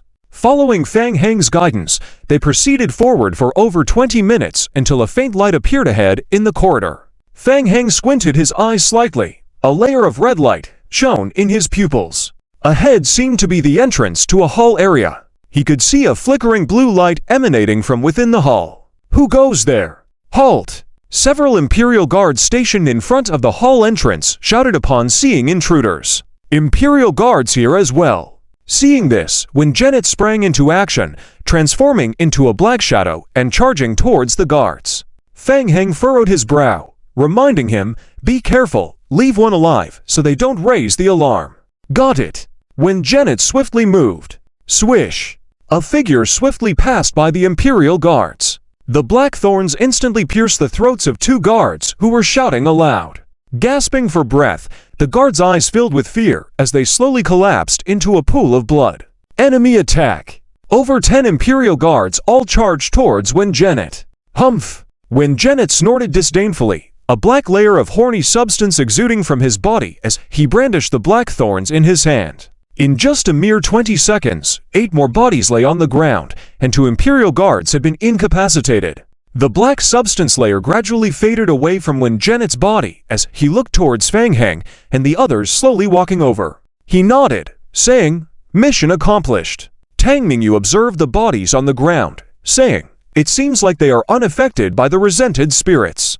Could they be using some special items to conceal their living aura? Let's search them to find out." Sandy, who was following closely, brightened up at the mention of this. She thought to herself that there were such useful items available. With that, exploring tombs and searching for valuable artifacts in the future would be nothing to fear. I'll do it, Sandy said as she began searching the bodies of the fallen guards. Unfortunately, after searching for a while, Sandy didn't find anything special. After searching several times, she looked up at Tang Mingyu and said, "There's nothing here." "Are you sure? Did I miss something? It seems not to be just items. It should have something to do with the alchemical runes inscribed on their bodies." Fang Heng controlled the Book of the Dead to absorb the approaching resented spirit bodies, taking a glance at the bodies on the ground and shaking his head. "Let's leave them be. Bring those 2 unconscious guards along. We're moving." "Tattoos, huh? Let's forget about it." Sandy shook her head, feeling a sense of regret. Fang Heng's gaze shifted away from the bodies on the ground, towards the direction of the hall ahead. Huh? Upon seeing the shimmering blue light ahead, Fang Heng couldn't help but murmur in surprise. The light emanated from an alchemical magic array in the hall. The alchemical magic array was slowly operating, thick necromantic mist creeping out from it, while occasional resented spirit bodies emerged from within the array.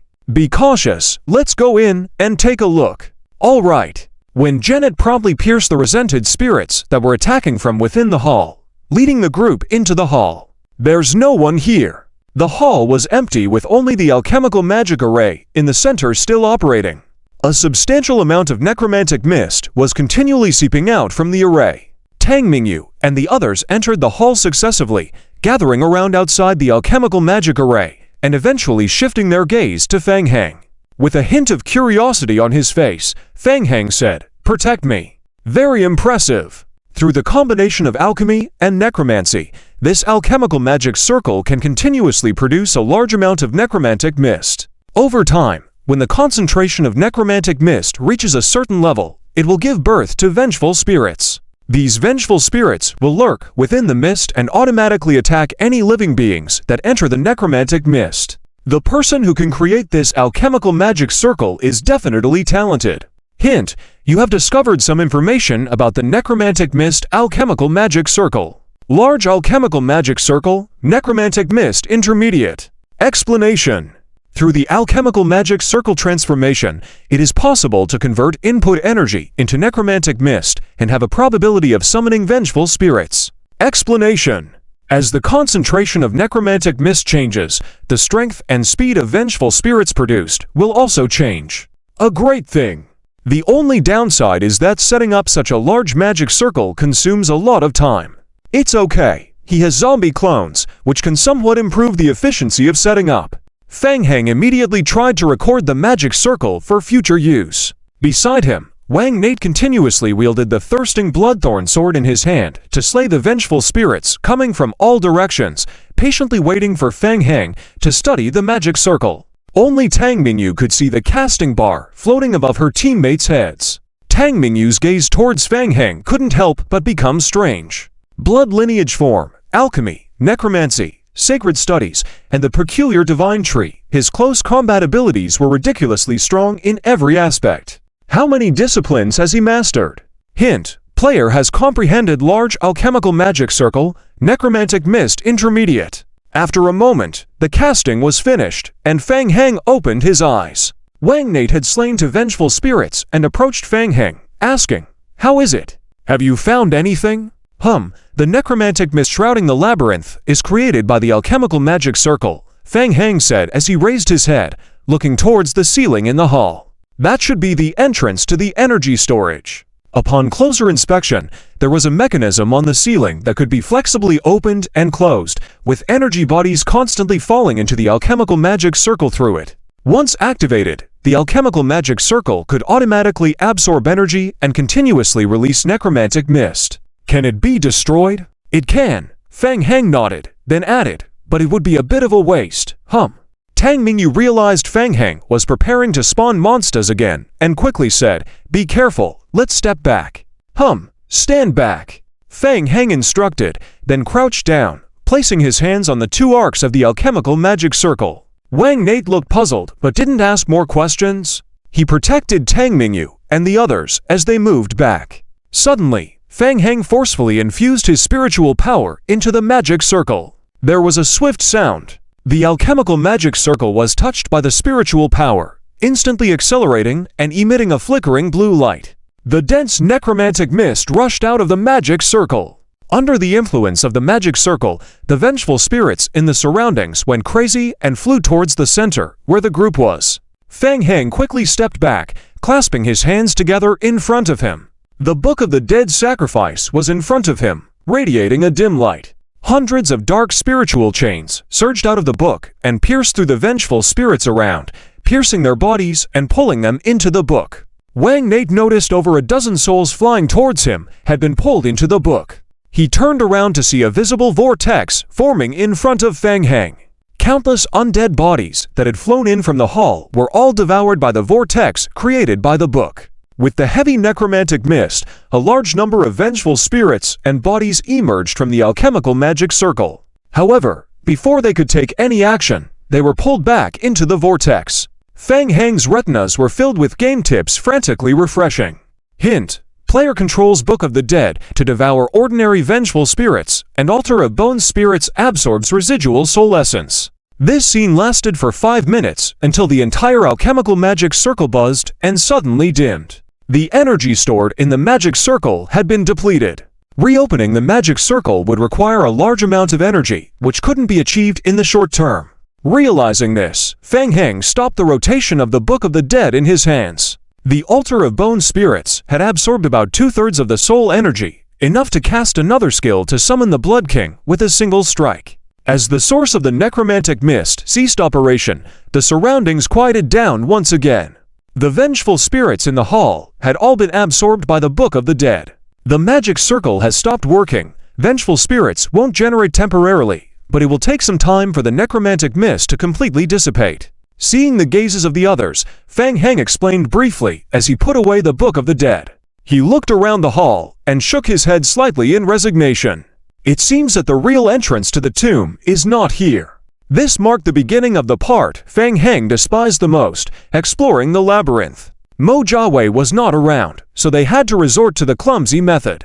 Fang Heng nodded towards Sandy. "Find a way to ask him about the exit." "Leave it to me." Sandy stepped forward and kicked the Empire guards who had fainted on the side. When the Empire guard woke up, he saw Fang Heng and the others, his face filled with fear. "Who are you?" Sandy showed a fierce expression and kicked the guard again. "Answer the question. Where is the entrance to the deeper part of the royal tomb?" The guard was panicked, shaking his head repeatedly. "Don't kill me. I don't know anything." I've been guarding this place for 3 years, and it's been 2 years now. I have always been guarding this magic circle and never ventured deeper into the royal tomb. I don't know if there is another entrance." Sandy looked displeased. "Is that so? Are you sure you're not lying to me?" Wang Nate lifted his sword, displaying a cold expression. "I've always said, there's no need to keep him alive. Kill him. There's another one we can ask." "Wait." Qiu Yao Kong pondered with closed eyes for a moment and pointed towards an exit in the hall. "It should be that way. From that entrance, we should be able to go further." Sandy grabbed an Imperial Guardsman from the ground and asked him, "Tell me, are the spirits in that direction?" The guardsman nodded repeatedly, looking fearfully towards the entrance of the passage. "Don't go in. There really are spirits in there. I'm not lying to you. TSK. Manganese Net swiftly drew his long sword and swiftly dealt with the remaining unconscious guard. Then, he held the sword to the neck of the trembling Imperial Guardsman. "You're lucky. Lead the way. Take us to find the spirits, and once we find the entrance to the Imperial tomb, I'll let you go. Otherwise, you'll be joining them now. Choose for yourself. Please, please don't kill me. ... The guard trembled, his lips quivering, as if he had made a great decision. "I'll lead you in, just don't kill me." Fang Heng helplessly shrugged. Why did these people seem so much like villains? Under the guidance of the Imperial Guardsman, the group continued along the passage. As the passage gradually deepened, the eerie fog of the undead surrounding them became thinner. The Imperial Guardsman cleared his throat, his voice trembling, and said, "Everyone, we really shouldn't continue forward." The passage ahead became ancient and dark, appearing as though it had not been entered for a long time. The group exchanged glances. It seemed the guard had not lied. The area ahead should be the inner region. "Stop talking. Let's go." "No, we can't go in. Manganese Net frowned and waved his hand, knocking the guard unconscious again. "Get in there and take a look." The group illuminated the path ahead with flashlights. Fang Heng followed behind Manganese Net, continuing down the passage. After walking for a while, they reached a point where light appeared again. The passage opened up into a huge abyss. Fang Heng and the others stood on a protruding platform on the cliff overlooking the abyss. Stepping forward, they looked down into the endless darkness below. To the right, a spiral stone staircase had been built along the cliff. The staircase was wide, about 3 meters, and seemed to stretch endlessly down. The group was taken aback by this architectural marvel, feeling awed. Tang Mingyu whispered to Fang Heng, "Could this be where the abyssal demons are buried?" "Possibly." Manganese Net observed the area below and nodded. "We're on the right track. Just as I heard, the tomb is built deep underground, and this should be the entrance area to the Imperial tomb." Fang Heng glanced down again. The dark abyss seemed bottomless. Using his senses, he felt a mysterious power emanating from below. "Do you feel that?" Fang Heng turned to Manganese Net beside him. "Yes, a very dangerous power fluctuation." Manganese Net squinted, his face showing excitement. "There must be secrets hidden within the tomb." Fang Heng suggested, "How about you stay here, and I'll fly down to take a look." He could fly in bat form, while Manganese Net had his own ability to levitate. However, Tang Mingyu and the others couldn't do the same. For safety reasons, he could transform into his vampire form to fly down and assess the situation. "Okay." With that, Fang Heng transformed into a bat shape in front of everyone and flew towards the platform. As he approached the abyss, pitch black and unsettling, Fang Heng heard a strange howling rising from below. "Not good." Startled, Fang Heng swiftly adjusted his flight path to avoid the danger. But a bizarre spiral wind from below struck him, causing him to lose control in bat form and crash into the cliff wall. The impact forced him to revert to his human form, feeling dizzy and disoriented. As he was repeatedly bumped against the wall by the spiral wind, Fang Heng suddenly became aware of game prompts flashing before his eyes. Prompt: You received 661 damage from impact, entering a 3.69 second daze state.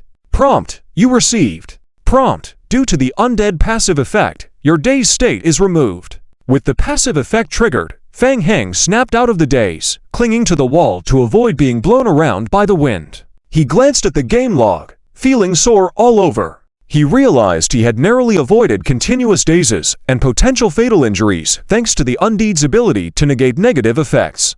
From a distance, Tang Mingyu watched as Feng Heng finally stopped being buffeted by the wind, calling out anxiously, "Feng Heng, are you okay?" "I'm fine," as the undead effect took hold, healing his wounds from earlier. The strong wind dissipated, and Feng Heng jumped down to the stone steps built along the cliff wall, signaling to the others on the platform.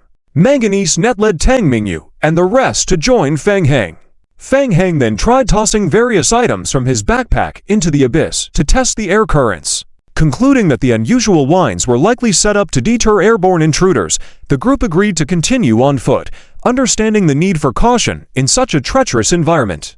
Other people heard the question and stopped one after another, turning to look at Sandy. Sandy stood in front of the broken stone steps, frowning as she said, "This broken stone step should be a trap, but it has already been triggered by someone." Feng Heng walked back upon hearing this, squatting down to inspect the broken stone steps. The gap in the stone steps was only half a meter, and as long as one overcame the fear in their heart, an ordinary person could easily leap over it. Just as Sandy said, the cut edges were neat, clearly intentionally designed as a trap.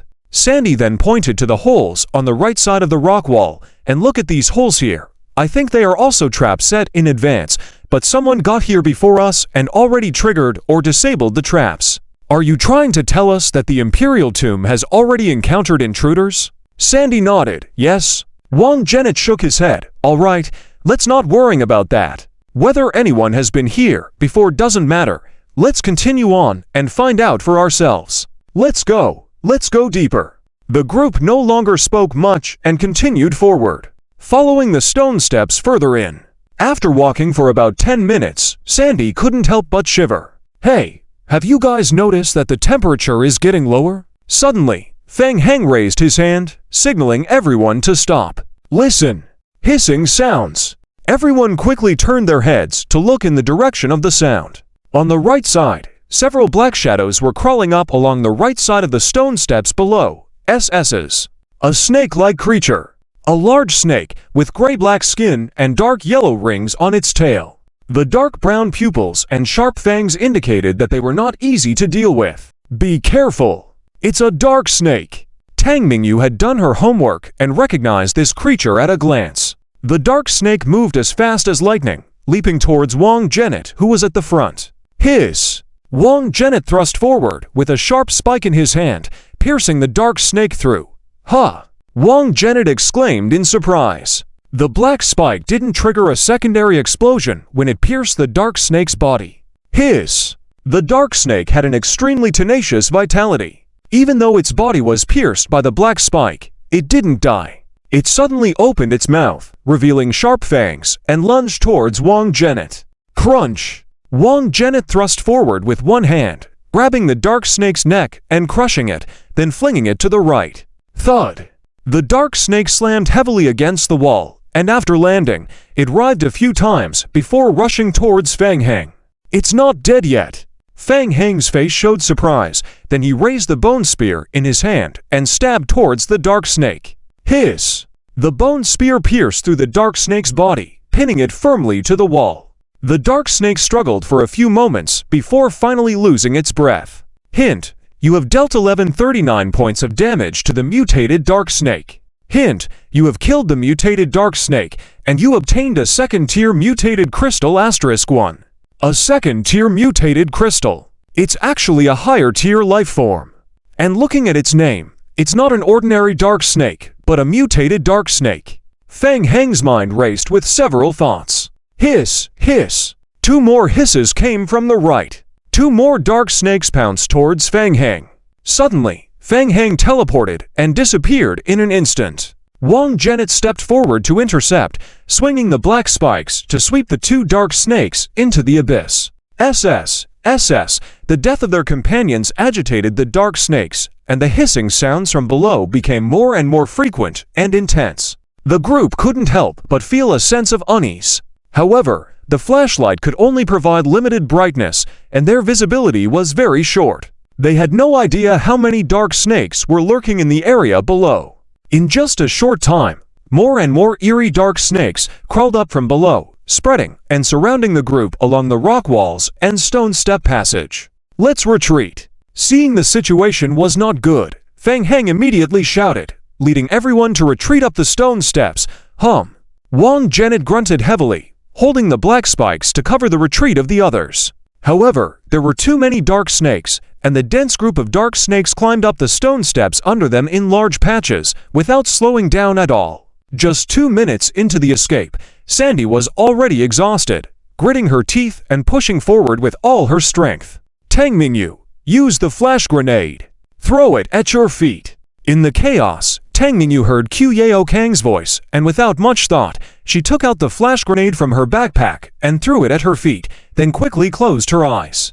Whoosh! The dazzling blue light instantly illuminated the area. Simultaneously, the dark snake group around seemed to be greatly frightened, quickly retreating in all directions. When the blazing light subsided, Sandy opened her eyes again and found that the previously swarming dark snake group had disappeared without a trace. Seeing the crisis temporarily averted, Sandy, sweating profusely, sat down on the stone steps, wiping the sweat from her forehead and breathing heavily. Brother Qiu, if you had this great solution, why didn't you say it earlier? It was just a guess, not sure it would be effective. Qiu Yao Kong replied calmly, not even realizing when he had put on medical-grade infection prevention gloves. He walked past Sandy and carefully examined a piece of the dark snake's body left behind after it died. I found that the dark snake's vision seems to have degraded. They rely on sound to determine direction.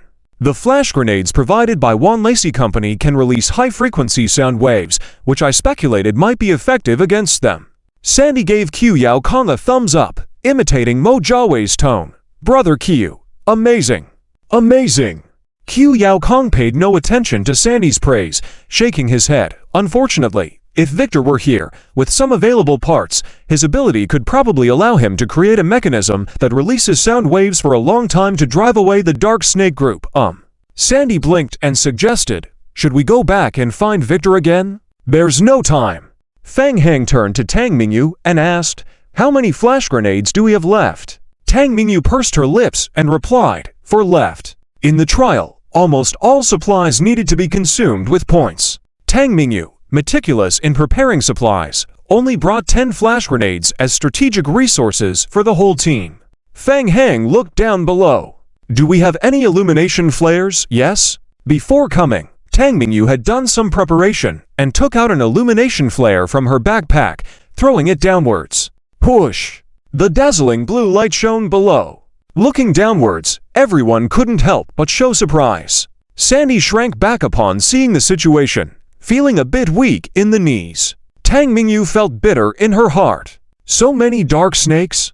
She had known that the SSS level difficulty task was not simple, but this was just too difficult. Fang Heng supplemented the information he had just received. They are mutated dark snakes, with attributes stronger than regular dark snakes and possibly even special skills. Tang Mingyu's face became even more bitter. Great, it's even harder now. When Janet squinted his eyes, considered for a moment, then looked at Fang Heng and said, Fang Heng, with our abilities and that flash bomb we just got, we might have a chance to force our way through.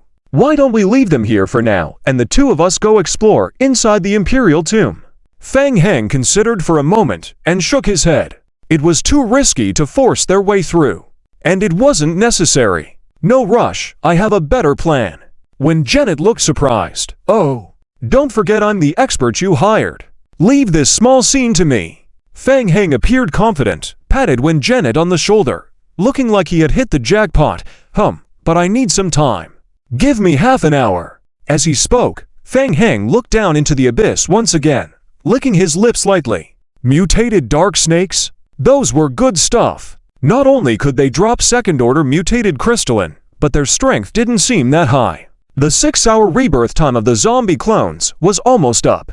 It shouldn't be too difficult to clean them up using the liquors and fusion tyrant bodies.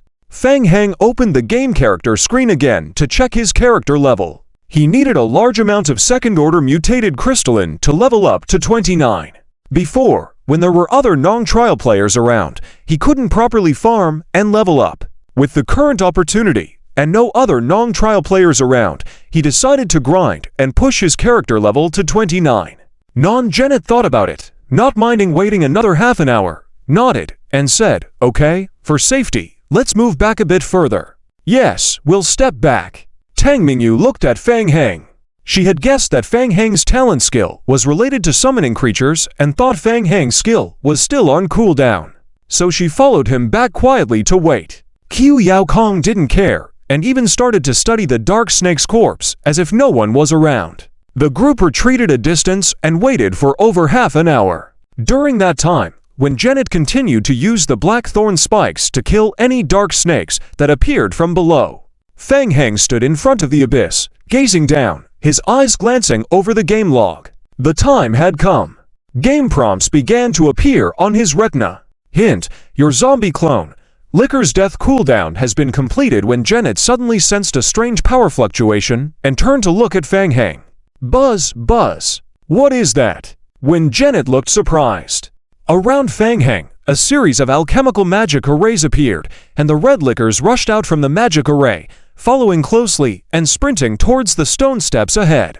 Swiftly, numerous groups of lickers rushed down the stairs, using their sharp claws for a bloody massacre. Black blood splattered continuously, and the sound of tearing and the smell of blood wafted from below the rock wall. The mutated dark snakes were restrained by the lickers. The lickers were not only immune to the dark snake's venom, but also had powerful climbing abilities to easily engage in battle on the rock wall terrain. In addition, inheriting Fang Heng's immortal body effect, they had strong self-recovery capabilities. The dark snakes couldn't completely kill the lickers with physical attacks like biting, so they gradually began to fall behind. Thump! Thump! The heavy footsteps behind him made Wen Janet startle, and he turned to look at Fang Heng again. 4 large fusion tyrant bodies emerged from the large alchemical magic array behind Fang Heng. When Janet narrowed his eyes, this was the second time he had seen Fang Heng exhibit similar abilities, summoning companions with a strong life force. Tang Mingyu watched Fang Heng summon a large group of lickers and couldn't help but envy. Is this how the top players level up? Pretty impressive. Fang Heng stood to the side, looking at the fusion tyrant bodies that walked out of the alchemical magic array. He felt a bit helpless. Due to the large size of the fusion tyrant bodies, they felt precarious just standing on the stone steps, and it was impossible to join the battle. They could only oversee from the sidelines. If any dark snake managed to break through the group of lickers, the fusion tyrant bodies would bind it with mutated vines and throw it into the abyss to dispose of it. The downside of this operation was that it couldn't guarantee killing the dark snakes, and even if they did kill them, they couldn't retrieve the mutated crystalline they dropped. After a moment, the game prompts on the retina began to refresh slowly. Hint, your zombie clone. Licker dealt 361 damage to the mutated dark snake. Hint, your zombie clone. Licker took 466 damage from a bite. Hint, your zombie clone. Licker killed a mutated dark snake, obtained 1 mutated crystal. The mutated dark snakes also had formidable vitality and began to retaliate frantically, entangled with the licker swarm. Fang Heng stood still for a moment until it was confirmed that the mutated dark snakes were beginning to die gradually according to the game prompts. He nodded to the others. It's time to go. Let's move. All right. Without hesitation, the group followed Fang Heng and proceeded further down. The deeper they went into the depths of the Imperial Tomb, the more it seemed like the mutated dark snakes were lurking beneath the abyss. The further they descended, the more densely packed the snakes were, engaged in combat with the licker swarm. The rate at which Fang Heng summoned the lickers to eliminate them couldn't keep up. The group had to slow down, moving forward cautiously. Along the way, even the walls were covered with large patches of black insect eggs. At this moment, I'm somewhat lucky that I didn't choose to confront Fang Heng just now. The density of the dark snake group below is too high. Relying on the continuous slaughter by hundreds of lickers, it's a bit overwhelming. In this situation, once surrounded by the dark snake group, unless forcibly using third-order alienation ability, it would be difficult to escape easily. On the side, Qiu Yaokong, who had been writing and drawing in his notebook, suddenly made a discovery, frowning. Qiu Yaokong raised his head and said, "Everyone, the dark snakes here are extraordinary." Hearing this, everyone looked at Qiu Yaokong. When I first saw this kind of snake, I noticed something strange about it. Their blood doesn't react to the blackthorns, so I collected their blood for some simple tests and found that the blood of the dark snakes is different from that of most common snake-like creatures. Qiu Yaokong said, scanning a glance at Wen Geneva on the side, continuing to explain, "There are no detailed testing equipment here, so I can only do a preliminary test and deduction. The final accuracy is less than 90%, as a reference for everyone." Sandy said, "Qiu Shen, don't be so formal with percentages. Just directly state your conclusion. I believe what you say." "Well, the conclusion is that I also detected a moderate level of virus response inside the dark snakes," Qiu Yaokong said, causing Fang Heng to stir, almost blurting out, "You mean infection?" "Yes, that's right." Qiu Yaokong nodded and continued, "It's a viral body derived from the same origin as the helivirus." Qiu Yaokong then looked at Sandy again. "In addition, the air here also contains a small amount of viral bodies. There is a slight probability of infection after prolonged exposure to the virus environment, so you need to be careful." "Huh?" Sandy pointed to his nose, looking puzzled. "Me? Why am I the only one to be careful? I have injected genetic enhancement fluid into my body, which is derived from the zombie virus and belongs to the same origin as the virus body. Therefore, my body also has partial antibodies to the virus body. As for the three of you who are already infected with the same origin virus body, you have the weakest resistance to the virus among us. This is fine." Sandy couldn't help but recall the time when all inmates in the prison were injected with strengthening agents. Since childhood, Sandy had an inexplicable fear of needles. "No, I don't want to get a shot anyway. I'm not the same as you guys. I have the protection of the God of Art." Qiu Yaokong did not comment. He took out a palm-sized testing device from his backpack and explained, "This is a device that can detect the virus content in the air.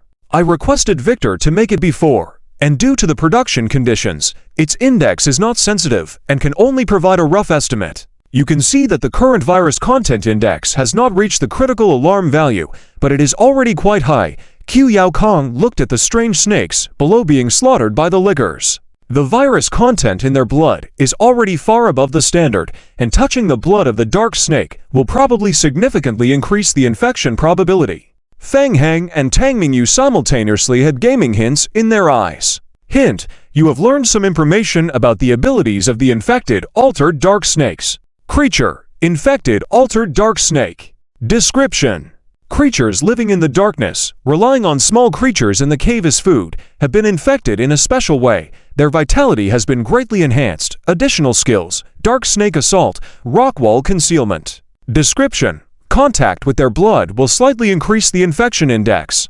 Description: more information can be obtained through various skills. No wonder. Seeing the gaming hint, Fang Heng muttered to himself quietly. No wonder he felt something was off just now. In terms of the difficulty of the battle alone, the altered dark snakes probably did not meet the standard to drop second-order alienation crystals. The real challenge lies in the viral bodies contained within the altered dark snakes. Ordinary players, when dealing with dark snakes, must always be vigilant against their blood to avoid infection. Unfortunately, the dark snake group had bad luck encountering zombie avatars. The zombie creatures were full of the same origin virus body of the helivirus, each one being a powerful venom, naturally not afraid of infection. So, the altered dark snakes were tragically suppressed once again. Fang Heng felt joy in his heart. This wave of grinding second-order alienation crystals was really profitable. Thinking this, Fang Heng waved a hand forward. A large number of dropped altered crystal particles on the ground gathered into a blue starry pattern, sucked into Fang Heng's palm. Hint: you have obtained a first-order alienated crystal asterisk 5298, second-order alienated crystal asterisk 1254. As a team member of the trial team, Tang Mingyu watched Fang Heng's actions. She saw the altered crystal particles dropped on the stone steps gather in mid-air into a shimmering galaxy, flying directly into Fang Heng's palm. Tang Mingyu was stunned, her eyes filled with envy. She had no idea how many twists and turns Fang Heng had in controlling the zombie avatars. She only knew that Fang Heng's summoned creatures had just slaughtered the dark snakes without any injuries. Isn't this monster farming? And it's even AFK monster farming. Isn't this too cool? Once entering the mid-game, the higher the level, the more difficult it is to level up. Ordinary players often take a year or more just to level up one level in the late game. However, on Fang Heng, one couldn't see this kind of hardship at all. "Let me join your team." Tang Mingyu walked to Fang Heng's side, coughed lightly, and boldly whispered, "Cough, Fang Heng, Do you have any more altered crystals? I need some for leveling up. I'll offer you a discounted price. Would you sell them to me? Once entering the mid-game, apart from team acquisition, in most cases, altered crystals dropped are bound and cannot be traded. No need, I have plenty. I'll give you some. Feng Heng readily agreed. He was always generous to trusted partners. Dark snakes can drop first and second-order alienation crystals. Moreover, he didn't need the first-order alienation crystals he had now. Once he left the team, the altered crystals couldn't be traded, so he straightforwardly traded to 1,000 first-order alienated crystals. Hint, you have received 1,000 first-order alienated crystals asterisk to 1,000 from the team. 2,000. So many. Tang Mingyu was shocked to see Feng Heng trade over to 1,000 crystal particles without saying a word, her eyes wide open. This is a fortune. Tang Mingyu suddenly felt a sense of overnight wealth. She couldn't help but look at Feng Heng. If it weren't for the time they had spent together, Tang Mingyu was very familiar with Feng Heng's character. She would have thought Feng Heng had ulterior motives for her. This favor is huge. Damn. It would be great if he had ulterior motives. Seeing Tang Mingyu's strange expression, Feng Heng asked, "Not enough. The imperial capital is Ultime." Tang Mo met with Emperor Salvador in the imperial court, then immediately left the royal family with his accompanying guards and hurried back to the Tianli Mercenary Guild branch to find Wei Dao and Mi Erhao. "Tell me, what happened, and is Mingyu's disappearance related to you?" Wei Dao and Mi Erhao exchanged glances, both feeling aggrieved. Goodness, now they were being questioned? They also wanted to know what had happened. Originally, Wei Dao and Mi Erhao had planned to find Tang Mo to rescue Tang Mingyu, who was being soft restrained by the emperor. Unexpectedly, Feng Heng had the courage to go straight to the imperial city and take Tang Mingyu away to complete the task. Who could stand this? So the two of them discussed and decided to pretend they didn't know and first returned to the main city with Tang Mo to assess the situation. But who would have thought that on their way back to the capital, they received a game prompt triggered by Feng Heng about the Imperial Mausoleum main quest. The Imperial Mausoleum? What was that about? Wei Dao and Mi Erhao were both bewildered.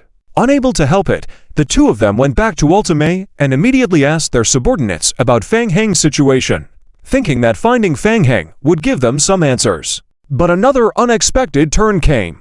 Other players also did not know what Feng Heng and Tang Mingyu were up to, only that Feng Heng had taken Tang Mingyu to the Imperial Mausoleum.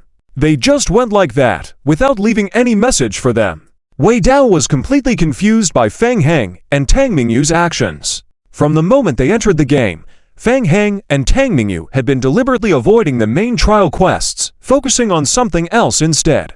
And now, all of a sudden, they were deeply involved. Just as they rescued Tang Mingyu from the royal family, without even a moment's rest, they ran off to the mausoleum. What had shocked them like that? Wei Dao was completely baffled. Indeed, the main quest mentioned the Imperial Mausoleum, but he couldn't understand the connection between the two. Wei Dao felt like his hair was thinning from all the worries. Damn it! What had happened during the 10 or so hours he was absent? Tang Mo saw Wei Dao's changing expressions and asked sternly, "Why did His Majesty tell me that he never restrained Mingyu, and even claimed her disappearance was the work of barbarians, possibly related to Lord Feng Heng? What else are you hiding from me?" Wei Dao sighed silently in his heart, knowing he couldn't keep it from them any longer, so he decided to come clean. "Your Highness Tang Mo, the truth is, Mingyu was indeed soft restrained by the royal family, and we..." After hearing Wei Dao's account, Tang Mo still stared firmly into Wei Dao's eyes, as if trying to read something from them. According to Wei Dao's explanation, Mingyu had indeed been soft restrained by the royal family, but had been taken away early by Feng Heng. The claim about the barbarians within the royal family was not believable. Feng Heng could not possibly be related to them. Tang Mo was not very trusting of Wei Dao's words. But then she thought, if Wei Dao was really behind Mingyu's disappearance, would they have sought his help last night in such a hurry? Tang Mo furrowed her brow and said, "All right, I'll trust you for now." So where is Mingyu now? With things at this point, Wei Dao decided to be truthful. "We just found out that Mingyu went to the mausoleum." The mausoleum! Upon hearing this, Tang Mo's expression changed several times, and she fell into deep thought. Wei Dao realized that the words "the mausoleum" seemed to have triggered something, and he asked gravely, "Your Highness, what's wrong?" It seems like you didn't lie to me. Tang Mo raised her head and said solemnly, "We need to go to the mausoleum immediately. Ming, you must be in trouble." This left Wei Dao and Mi Erhao puzzled. They exchanged looks, and Wei Dao couldn't help but ask, "Your Highness, what is going on?"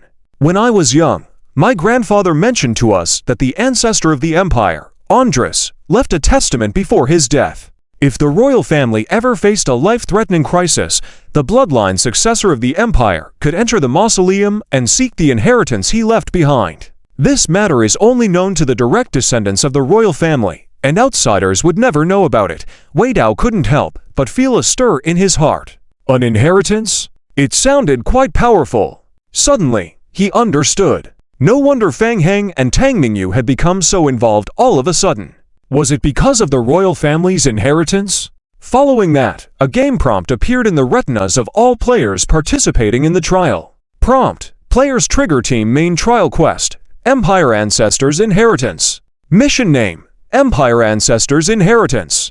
Mission Difficulty: SSS. Mission Description: You have learned about the Empire's ancestors' inheritance from Tang Mo, who wants to explore the mausoleum with you.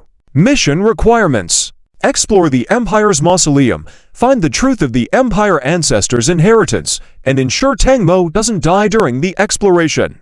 Mission Rewards: Mission Punishment: Tang Mo's friendliness significantly decreases. Seeing the mission prompt, Mi Erhao looked at Wei Dao beside him, feeling somewhat surprised.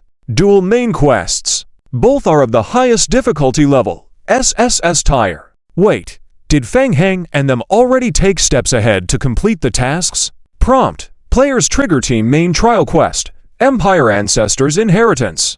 Below the cave. Seeing the unexpected game prompt, Tang Mingyu and Fang Heng, who had just set out following the team, immediately checked the game log and reviewed the brief game task prompt that had flashed and disappeared. Tang Mo had also come to the mausoleum? According to the game prompt, it seemed that the mausoleum also housed the inheritance of the royal ancestors. Tang Mingyu was both surprised and delighted. Surprised because she triggered a dual quest, and both quests were of the SSS level, indicating the super difficulty of invading the mausoleum. But upon careful consideration, Tang Mingyu felt joy. The game prompt mentioned the royal inheritance, and she was the royal heiress. Could she gain great benefits from this, such as obtaining some royal inheritance? Lost in her thoughts, Sandy suddenly shouted and pointed forward. "Hey, everyone look over there."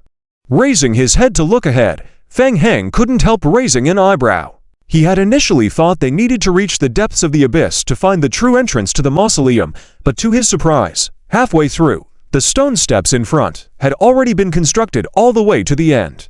Below is the same endless abyss as always. Although there are no artificially carved steps for passage, it is clear that there are still more dark serpents lurking. I should be able to continue leveling up. I just don't know the conditions for leveling up to level 30. With that in mind, Fang Heng extended his hand towards the distance. The crystallized morphs began to gather into the palm marks on the back of his hand. Hint: you have obtained First Order Morph * 598, Second Order Morph * 74. Hint: the player has currently met the requirements for LV 29 level up. Do you wish to level up? No rush to level up. Fang Heng had already met the leveling standards, but for now, he chose not to level up immediately. The mobility of the zombie avatars in the current environment is too weak. Even if summoned immediately, it would be difficult to continue exploring with them. It might be better to hold off on leveling up for now, and not summon the zombie avatars. Perhaps after entering the Imperial Tomb area, there may be more dangers, and at that time, leveling up and summoning the zombie avatars could have an unexpected effect. Anyway, there is no rush at the moment. Always good to keep a trump card, even if it is not needed at the moment. Leveling up later after exiting from here will be the same. After considering, Fang Heng chose to temporarily summon the Lickers group back, preparing to enter the Imperial Tomb for exploration and complete the subsequent main quests. Following the stone steps down, they arrived at the entrance of the tomb, cautiously examining it. The entrance gate was not very high, for jong wide, to meters thick, with the entire wall pitch black as ink, and above there stood a giant steely engraved with the words Imperial Tomb. Looking towards the passage behind the entrance, the interior seemed dim, with no signs of the morphed dark snakes. Along the way, They had encountered undead alchemy magic formations and eerie dark serpents. The interior of the Imperial tomb ahead might be more challenging. Be cautious as we proceed. Van Net surveyed the group and instructed, then stepped into the tomb. Feng Heng also remained vigilant, expanding his senses and carefully followed in the middle of the group. After entering the passage, Feng Heng followed the team straight ahead along the interior passageway. The walls on both sides were engraved with patterns and a few textual records, mostly about the various achievements of Emperor Andrist. Soon, a decorated dark golden door blocked the path ahead. The door was tightly closed. Van Net walked up to the door, but before he could examine it closely, the door made a clicking sound and slowly opened in front of them.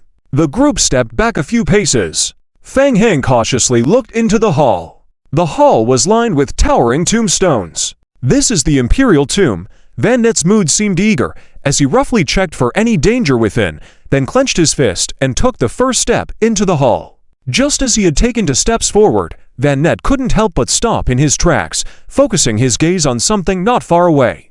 Be cautious. There's someone. Feng Heng furrowed his brows and followed Van Net's gaze. In the center of the hall, among the towering tombstones, there was a lavishly decorated throne. Seated on the throne was an old man with white hair. The old man was dressed in a luxurious robe of the Alchemy Union, exuding an imposing aura. Though appearing aged with cloudy eyes, 2 alchemy magic formations emerged in his dim eyes. You all, Sydney seemed somewhat surprised at the unexpected visitors. He seemed to have spent some time adjusting to his old body, slowly standing up from the chair and fixing his gaze on Van Net, displaying a sense of caution in his eyes. Barbarians! Van Net also stared at the old man. So what if it is? Have any objections? Tang Mingyu also noticed the 2 alchemy magic formations in Sydney's eyes, combined with the robe he was wearing. Suddenly, Tang Mingyu's expression changed as she exclaimed, "You are Sydney." "Oh, recognized me." Sandy whispered, "Do you know him? Who is he?" His information was in the preparations before the trial. "I recognize his robe, the attire of the Alchemy Union president, and his eyes." Sydney was once the famous royal alchemist of the Empire, a renowned genius alchemist, serving as the president of the Alchemy Union, and has been missing for a long time. Many players in the realm of barbarians suspect that there might be an SSS rank quest hidden in him. Thus, many high-level guilds are actively seeking him. So my impression is quite deep. Tang Mingyu's expression turned serious. His eyes are born with all-knowing insight, possessing unique abilities. Besides alchemy, he is proficient in various low-level spells, an extremely formidable character. Many players wish to find him, obtain his inheritance, and some even want to transplant his eyes onto themselves. Sydney shook his head, showing a sense of regret. "I never expected that the barbarians would invade the Imperial tomb someday." "Well, since you're all here, then stay here for good." With that, Sydney's hand suddenly clenched in front of him, and alchemy magic formations quickly appeared on his thumb rings, while a virtual alchemy magic formation appeared under his feet.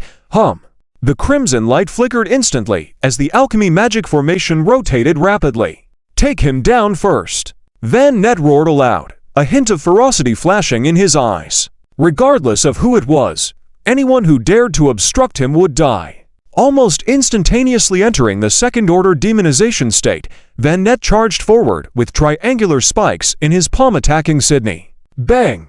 Bang bang! The black spikes in mid-air were shattered by an invisible force before reaching Sydney. "Hey, barbarians!" Sydney sneered. "Although I have never left here in recent years, my research on dark creatures has never stopped. You coming here is just in time to test my newly developed spells, huh?" Van Net, who had been charging forward, felt something was amiss. He suddenly realized that the space in front of him seemed to be affected, and his body encountered great resistance from the space, causing his speed to falter. A cold feeling passed through Van Net's eyes. Wagner's body was out of control, crashing into the front amethyst wall. Boom!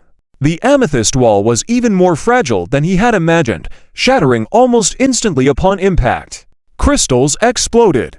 Wagner's pupils constricted, feeling a struggling pain all over his body. Along with the scattered crystals, the dense purple marrow, under Sydney's control, easily pierced through his skin's black keratin layer and viciously stabbed into his body. Damn it! It was the purple marrow wall.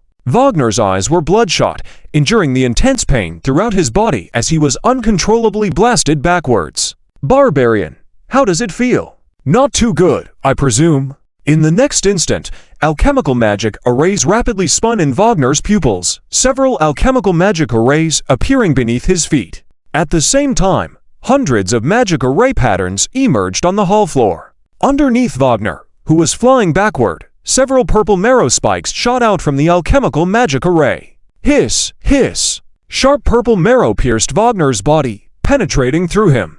6 sharp purple marrows firmly pinned Wagner in place, unable to move. Wagner was pinned to the ground by the purple marrow spikes. His breathing became heavier, his eyes turning into deep darkness, preparing to forcibly break through to the 3rd stage when suddenly he heard faint hissing noises nearby. Hiss, hiss! The lickers, under Fang Heng's control, joined the battle. The dense group of lickers rushed into the hall from all directions, constantly hissing as they charged towards Sydney. Sydney noticed the group of lickers and frowned. What kind of creatures were they? Huff, huff! Suddenly, several lickers leaping forward at the front were affected by a spatial force, their abdomens unexpectedly pushed by a sudden spatial force, sending them strangely bouncing high into the air. Bang, bang! For a moment, the group of lickers in the entire hall were affected by the spatial force, crashing frantically against the walls, floors, and ceiling. Fang Heng protected Sandy and the others at the entrance of the hall, carefully observing the battle and trying to analyze Sydney's tactics. Sydney must have a special ability to manipulate the changes of the spatial force. Hundreds of lickers were affected, constantly being knocked away and unable to approach Sydney for a successful attack. Seeing this, Tang Mingyu couldn't help but feel anxious, asking, Fang Heng, what should we do?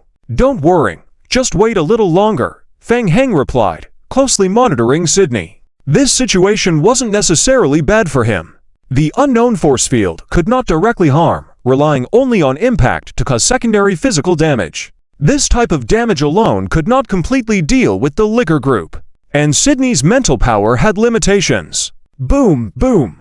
As they spoke, 5 fusion brutes also arrived at the battlefield. Coming from behind the hall, they crossed over Fang Heng and moved towards Sydney with heavy footsteps. Previously, the external terrain was too narrow for the fusion brutes to be effective, but now was their time to shine. Indeed, the massive bodies of the fusion brutes were less affected by the spatial force than the lickers. Although the speed of a fusion brute was somewhat reduced, one of them successfully approached Sydney, directly raising a fist to strike forward. Who? Sydney frowned. He immediately teleported away from the spot, dodging the punch. He stared at the fusion brute closely, a hint of confusion flashing in his eyes. The massive size of the fusion brute also provided a substantial weight advantage. Controlling it with spatial force required more mental power. And there was that faint red life form. It was the first time he had seen this kind of body entirely tinged red. They were very peculiar, possessing strong vitality, and could withstand numerous impacts, charging towards him time and again. Hey, interesting, Sydney chuckled lightly, evading the fusion brute's attacks with teleportation while concentrating his hands to condense energy in front of him. Suddenly, 3 rings on his fingers lit up.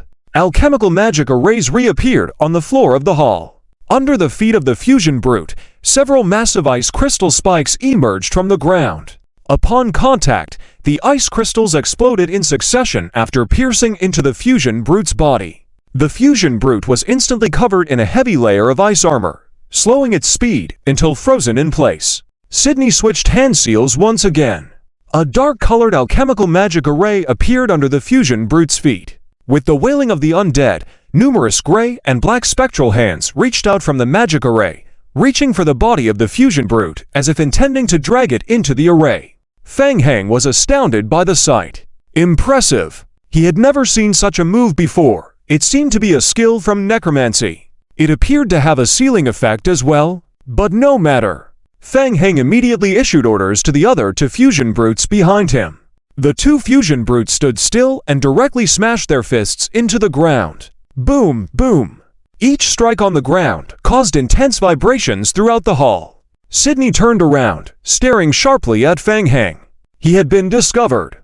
Alchemists were not proficient in combat by nature. The hall floor was filled with hundreds of alchemical rune magic arrays Sydney had prepared in advance, giving him the ability to control and enhance combat capabilities through alchemical magic arrays. Feng Heng had clearly seen through this and controlled the fusion brutes to attack the alchemical runes on the ground. Sydney couldn't allow this to continue. His pupils narrowed, coldly scanning Feng Heng. For the first time, he stooped down, hands pressed on the ground. Farewell. Suddenly, the entire hall burst into a crimson light. The dazzling light enveloped everyone almost instantly. Buzz! Just as Feng Heng was about to retaliate, he suddenly felt a surge of intense spatial fluctuations around him. It wasn't an offensive magic array, but spatial displacement. Don't move. It's a spatial teleportation.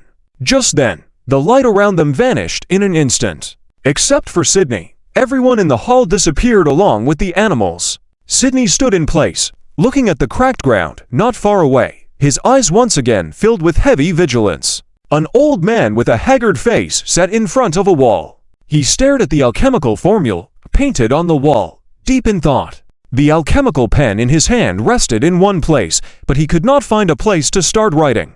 Suddenly, a dazzling light flashed across the magic array on the ceiling of the hall. The old man furrowed his brows, put down the alchemy pen in his hand, stood up and looked towards the center of the hall. Immediately after, Feng Heng and the others emerged from the alchemical magic array on the ceiling of the hall, falling one after another from high above. Feng Heng realized that the spatial transmission had ended and swiftly adjusted his posture. As soon as they landed, before carefully observing their surroundings, Feng Heng quickly moved a few steps to the right. Bang! Bang bang! Following closely behind, a large group of lickers and fusion tyrants also fell heavily to the ground from above. Finally, it was Tang Mingyu and her group. With the liquor group providing a cushion on the ground, Tang Mingyu and the others did not fall too badly, and they all stood up one after another. Looking around, everyone's faces were filled with vigilance. Where were they? The current location resembled a hall similar to the one before, except that it was square-shaped and larger than the previous circular hall, with numerous circular stone pillars inside. Feng Heng immediately focused his gaze on the old man in front of one of the stone pillars. The old man was also sizing them up. The lickers and fusion tyrants all stood up and under Feng Heng's control surrounded the old man in the center. Intruders! Waylon looked at Feng Heng and the others, his gaze lingering on each person's face for a moment, before pointing to a bronze door on the far right. Whoever you are, this is not where you should be. There is nothing you want in the Imperial Tomb. Leave, the exit is over there, while Sydney hasn't returned yet. Tang Mingyu looked at Waylon. Who are you? Me. Waylon shook his head, smiled self-deprecatingly, and said, I'm Waylon, just a guardian. You arrived here through the alchemical magic array, which means you have already seen Sydney. Unexpectedly, Sydney couldn't deal with you. Waylon waved his hand, hurry, and leave. Sydney's power is not limited to this, he will quickly find you, and more people will come looking for you. Feng Heng saw that Waylon showed no intention of fighting. He looked around at the layout of the hall. The hall was very spacious, the entire square walls, floor, and stone pillars were covered with dense texts and graphics. All were intricate alchemical runes and formulas. Judging by Waylon's appearance, all these runes and formulas were created by him. Are you an alchemist too? Why are you here? Waylon shook his head, unwilling to say more. Hey, Feng Heng, look over there. Sandy pointed to the large door behind Waylon, looking surprised and shouting, Isn't that the demon-slaying array? The crowd turned to look behind Waylon. The silver door, decorated gorgeously, was covered in layered alchemical runes. Feng Heng's gaze focused on one of the alchemical magic arrays. Yes, it was the demon-slaying array. Exactly the same as the one he had obtained in the Alchemy Assocation's Saint Air Inheritance Land. Strangely, why did the demon-slaying array appear here? Tang Mingyu walked to Feng Heng's side and whispered, Feng Heng, could it be that the abyssal demons mentioned by the saints are sealed here? It's possible. Waylon heard the conversation among the group, his expression slightly changing. He turned to Tang Mingyu, his expression curious. You also recognize the demon-slaying array. Wait, how do you know about the abyssal demons? Sandy retorted, Hey, we were the ones who asked questions first. You didn't answer us, why should we tell you? Waylon remained silent, placing both hands in front of him and slowly clasping them together, a dull yellow mark appearing on his forehead. In response, Fang Heng, Tang Mingyu, and Sandy also displayed faint yellow light marks on their foreheads. Waylon withdrew his hands, somewhat amazed. I didn't expect to see the heirs of the saints in my lifetime. You too. Fang Heng looked at the faint yellow mark on Waylon's forehead, surprised. What a coincidence. Yes, Waylon had already guessed the identities of Fang Heng and the others, nodding his head. It's also rare for you to find this place. Waylon walked towards the group, saying, but you guessed wrong. This is not the place where the abyssal demons are sealed. Sydney will soon catch up. I will escort you out of here. Wait. Vangni didn't care about the inheritance of the saints. He pointed behind Waylon at the silver door. We are here to find the Emperor's tomb and to search for the magic seed. What's behind that door? Is it the magic seed? No. Leave here first, and I will tell you the answer later. No, you tell us first. Vangni stood still, staring at Waylon, ready to act at any moment. Fang Heng glanced at the mission prompt and didn't move either. Since the mission hadn't indicated completion, they couldn't leave yet. They had come a long way through danger, and it was almost at the end. His curiosity had been piqued. What secrets related to the magic seed were hidden in the depths of the tomb? Waylon, we want to know what's behind the door. It's important to us. All right. Seeing the group's insistence, Waylon had to stop temporarily, turn to look at the door, and began to reminisce. That was a long time ago. I was once a scholar of the Alchemy Association. By chance, I accidentally discovered the inheritance of the alchemical saints, so I accepted the guidance of the saints. At that time, I was still young, ambitious, and wanted to completely eliminate the sealed abyssal demons, bringing eternal peace to the Empire. Soon, as time passed, I gradually realized the insignificance of my personal power. Relying on my own strength to establish mage towers all over the world and setting up numerous alchemical magic arrays to completely eliminate the demons was simply impossible. I faced too many obstacles. But I didn't give up. I temporarily concealed my identity as a saint and continued to study alchemy within the association while also secretly investigating the magic seed and the abyssal demons. I collected all the information related to demons in secret, seeking out every valuable clue. A few years later, after a lot of investigation, I gradually started to gain some progress. In order to confirm this suspicion, I secretly sought opportunities and spent some time inside the Alchemy Society on a mission, assisting the Imperial Guard in guarding the tomb for a long time. I wanted to take this opportunity to quietly sneak into the tomb for investigation. I succeeded, but it wasn't until I truly entered the central area of the tomb that I realized I was too late. The tomb had been destroyed in advance, and the magical seeds left by the former emperor were nowhere to be found. At that time, I wanted to continue investigating, but unexpectedly I suddenly fainted. When I woke up, I realized I had been rescued by Sydney, the guardian of the Imperial Tomb. Although Sydney and I belonged to different factions, he did not trouble me. It was from him that I learned about the Royal Tomb. It turns out that someone had already been ahead of me before I entered the tomb. They had destroyed the seals left by the ancestors, plundering the magical seeds sealed by the king. What's more troublesome is that, while the seeds were plundered, the attackers forcibly destroyed the seals, causing some of the seeds to leak out. Many creatures gathered in the tomb were also affected by the seeds. For some reason, the seeds underwent mutation.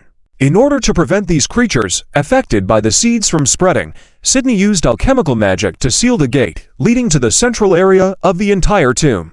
After hundreds of years, the central area of the Imperial Tomb has been eroded by the power of the mutated seeds. Ordinary people staying inside for a period of time would be affected by the seeds. I was lucky as the inheritance of the saint helped me resist some of the power of the seeds. If Sydney had arrived a moment later, I might have also turned into a monster. Sydney recognized my identity as an inheritor of the saint and hoped that I could stay here to guard the tomb, help him complete the seal, and ensure that the seal wasn't destroyed. I agreed to his request. Of course, over the years, I have been trying to find ways to research the seeds and methods to deal with the abyssal demons. Hint: player successfully avoids critical battle. Hint: player obtains partial information. Hint: player triggers the next stage mission, Mutated Seeds. Mission name: Mutated Seeds. Mission difficulty: SSS. Mission description: you have obtained relevant information about the mutated seeds from Velen. Mission requirements: Explore the central area of the Imperial Tomb and uncover the truth about the mutated seeds. Mission reward. Mission penalty. Velen couldn't help but clench his fists. So you mean the treasures in the Imperial Tomb have already been taken by someone?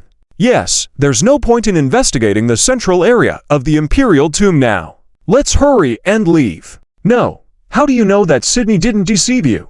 With so much effort put into entering the tomb, Velen would never give up without going inside. I have checked it myself. The central area of the tomb has been eroded by the power of the seeds. I cannot get too close, but just by these eyes, I can see clearly. I have entered the central area of the Imperial Tomb 29 times in the past few decades, with the most recent being 3 years ago. I am sure the seeds have been taken by someone. Well, even if what you say is true, I still want to go in and see for myself. I can't be at peace until I confirm it with my own eyes. Velen sighed inwardly and tried to persuade. The snakes that have survived in the tomb have been affected by the seeds. They are ferocious and possess powerful strength. Getting injured accidentally is a small matter. Once the seeds spread, the consequences will be unimaginable. Don't worry, I won't let the seeds spread, but I must enter the central area of the tomb. Velen wouldn't back off naturally, staring at Feng Heng to hear his opinion.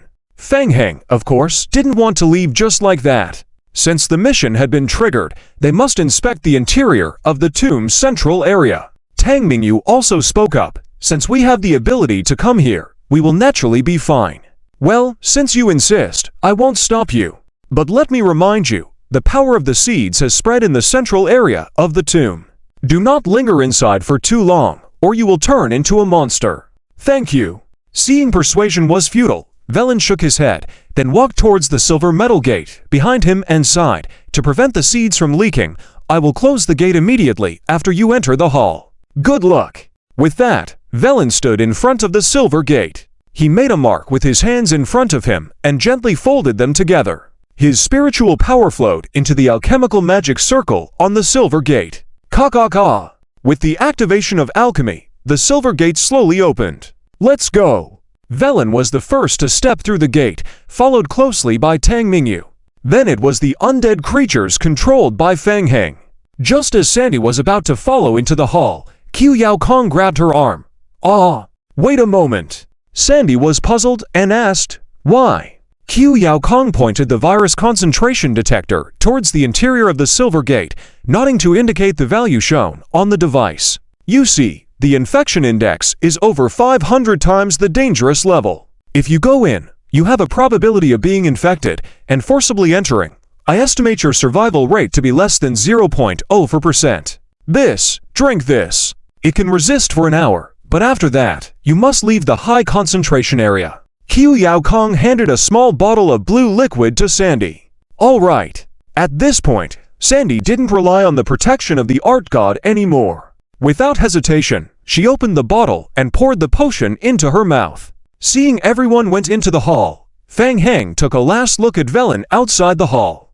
Be cautious. Velen admonished once more, then immediately formed a seal with his hand. Boom! As Feng Heng left, the silver gate closed behind Velen. Passing through the gate, there lay a shattered palace, ornately decorated, but emanating a smell of death, as if it had undergone a great catastrophe. The walls and floors were covered in dried, patchy blood stains. Pieces of armor and weapons lay on the ground, their owners long turned to dust, not even bones remaining. It's the dark snakes. Feng Heng's pupils had a hint of red light, as he pointed not far away, and there are a lot of them. It seems to be alert to the silver light blooming on the silver gate behind Feng Heng and others, and the dark snake group temporarily dare not approach easily. Qiu Yao Kong looked at the dark snake group and said, after generations of optimization and reproduction, the dark snakes living here have become accustomed to long-term exposure to this high concentration of virus. Their bodies have also been modified by the virus, making them harder to deal with than the dark snakes encountered outside. While Qiu Yao Kong was speaking, a dark snake, impatient, tentatively approached. Get lost. Wang Zhenei's pupils shrank suddenly, stepping forward several steps in succession, shouting, and thrusting the sharp black thorn in his hand forward. Click! The black thorn left a wound on the dark snake's skin, sending it flying away. Hiss! Hiss! The injury of the companion triggered the ferocity of the dark snake group. More dark snakes emerged from the darkness, launching a sudden attack on the group. Under the control of Fang Heng, the fused tyrant rushed forward. The dark snake leapt up, opened its huge mouth, and ruthlessly stabbed the sharp black fangs into the fused tyrant's shoulder, then quickly entwined around the fused tyrant's body, tightly wrapping it up. Under the entanglement of the dark snake, the body of the fused tyrant continuously emitted the sound of bones cracking. He lifted his fist and smashed it fiercely against the dark snake on his body. Bang! The fist struck the dark snake's body with a dull impact. After hammering several times without effective results, the fused tyrant could only laboriously pull the entwined dark snake off and throw it towards the wall. Is it this hard? Originally, Fang Heng was thinking whether to continue with another wave, but seeing that the dark snakes were not easy to deal with, he immediately signaled the group of lickers to charge up. The lickers quickly pounced, sharp claws slashing across the dark snake's body. The claws seemed to be scraping against a hard alloy armor, sparking dark sparks. Upon closer inspection, the dark snake's skins were covered with a layer of black crystallized body armor. The crystallized body absorbed a lot of impact and laceration damage. In less than a minute of combat, more and more mutated dark snakes surrounded them, but they didn't even kill half of one. With the team's current output, it was not feasible to slowly clear out these dark snakes. Fang Heng frowned and said, "There are too many dark snakes. We need to find a way to push forward and check the Imperial Tomb. Don't get entangled with them." "I'll do it." Tang Mingyu nodded in response, took out a flash grenade, and threw it ahead. Buzz! The flash grenade exploded in front, illuminating the surroundings momentarily as if it were daylight, while releasing high-frequency sound waves. The dark snakes quickly retreated as if they had encountered a natural enemy. In a short moment, the whole hall quieted down again. "Hurry up! They are smart. They will come back soon." Taking advantage of the gap left by the retreating dark snakes, the group quickly ran towards the center of the hall.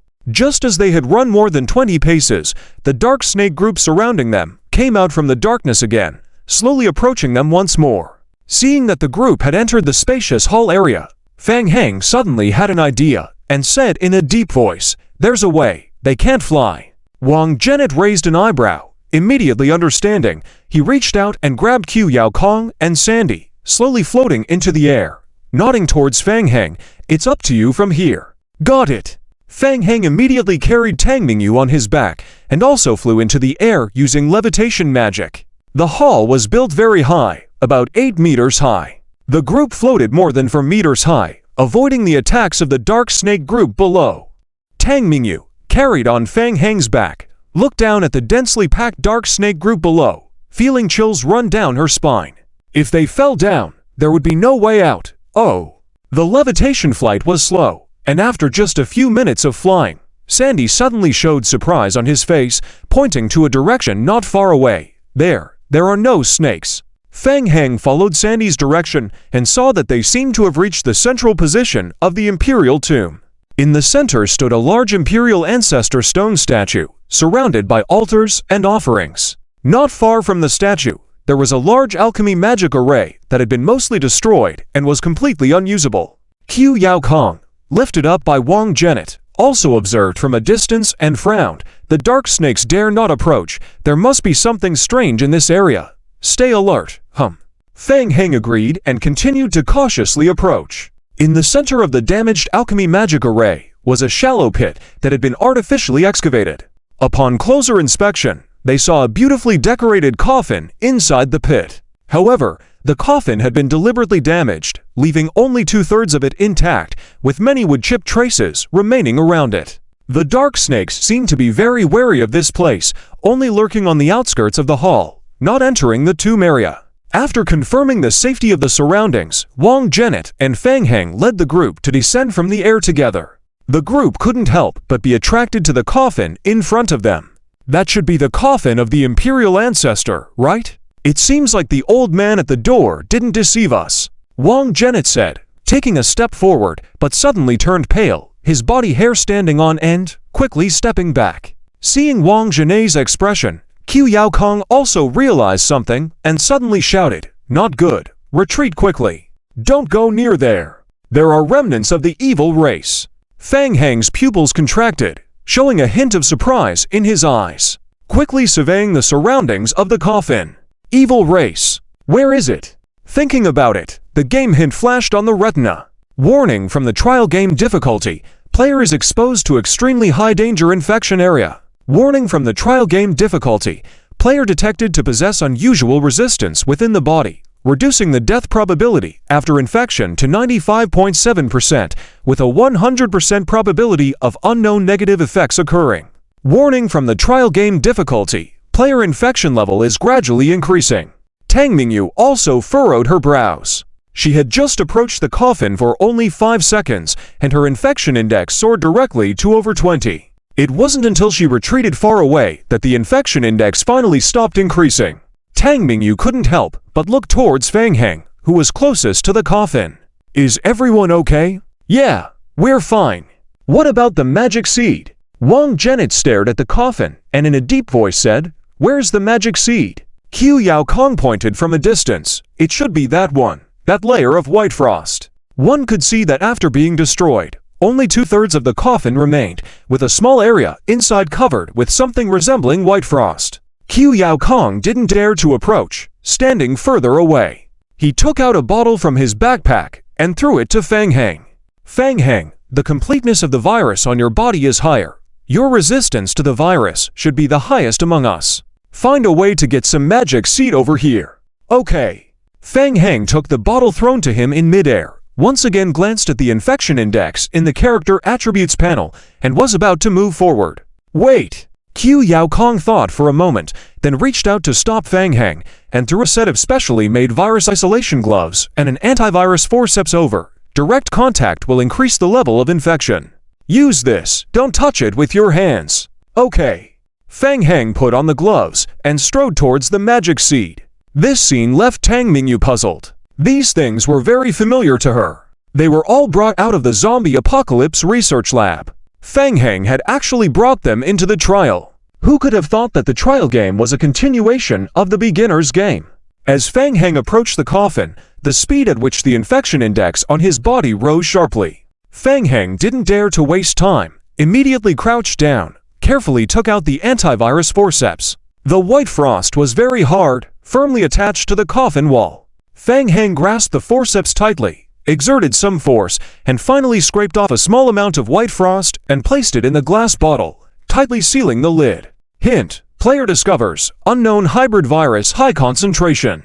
Fang Heng was suddenly stunned. Information related to in-game items quickly flashed through his mind. Item: unknown hybrid virus high concentration. Description: special virus that has absorbed some energy. The virus itself has been greatly changed and has adapted significantly to humans. Description: depending on the user's genes, there is a possibility of unknown evolutionary effects and a high probability of direct death. An unknown hybrid virus? Different from the virus on Tang Mingyu's body? Several thoughts flashed through Fang Heng's mind, and he quickly put the bottle into his backpack, glancing at the infection index on the character attributes panel, 48%. Still some time. Fang Heng remained calm, carefully scanning the surroundings, searching for clues that had not been overlooked. The coffin was located in the center of a large alchemy magic array on the ground. Unfortunately, the alchemy magic array was damaged more than 70%, completely beyond repair. He roughly judged that this magic array should have been used for suppression. Suppressing monsters, huh? No. Fang Heng's eyes suddenly lit up, and he leaned in to look inside the broken coffin. In the deep part of the broken coffin, there were strange patterns on the coffin wall. Was it an alchemy magic array? How could this be here? Fang Heng immediately jumped into the interior of the coffin, leaning in to observe. Yes, it was indeed an alchemy magic array. Fang Heng tried to reach out and touch the alchemy magic array. The moment his finger touched the alchemy magic array, another game prompt was triggered. Hint: player triggers team main quest. The Inheritance of the Empire Ancestor. Quest name: The Inheritance of the Empire Ancestor. Quest difficulty: SSS. Quest description: you have discovered a hidden alchemy magic array in the coffin of the Empire's founder, Andrast, but unfortunately, the magic array has been partially damaged. Quest requirement: please try to repair and activate the alchemy magic array. Quest reward: Fang Heng's heart skipped a beat. Their side had received the task of mutating magic seeds. The Empire Ancestors' inheritance quest line was triggered by Tang Mo and Wei Dao. Since they belonged to the same trial team, they shared the quest. Was the task related to the magic array inside this coffin? Fang Heng carefully examined the coffin.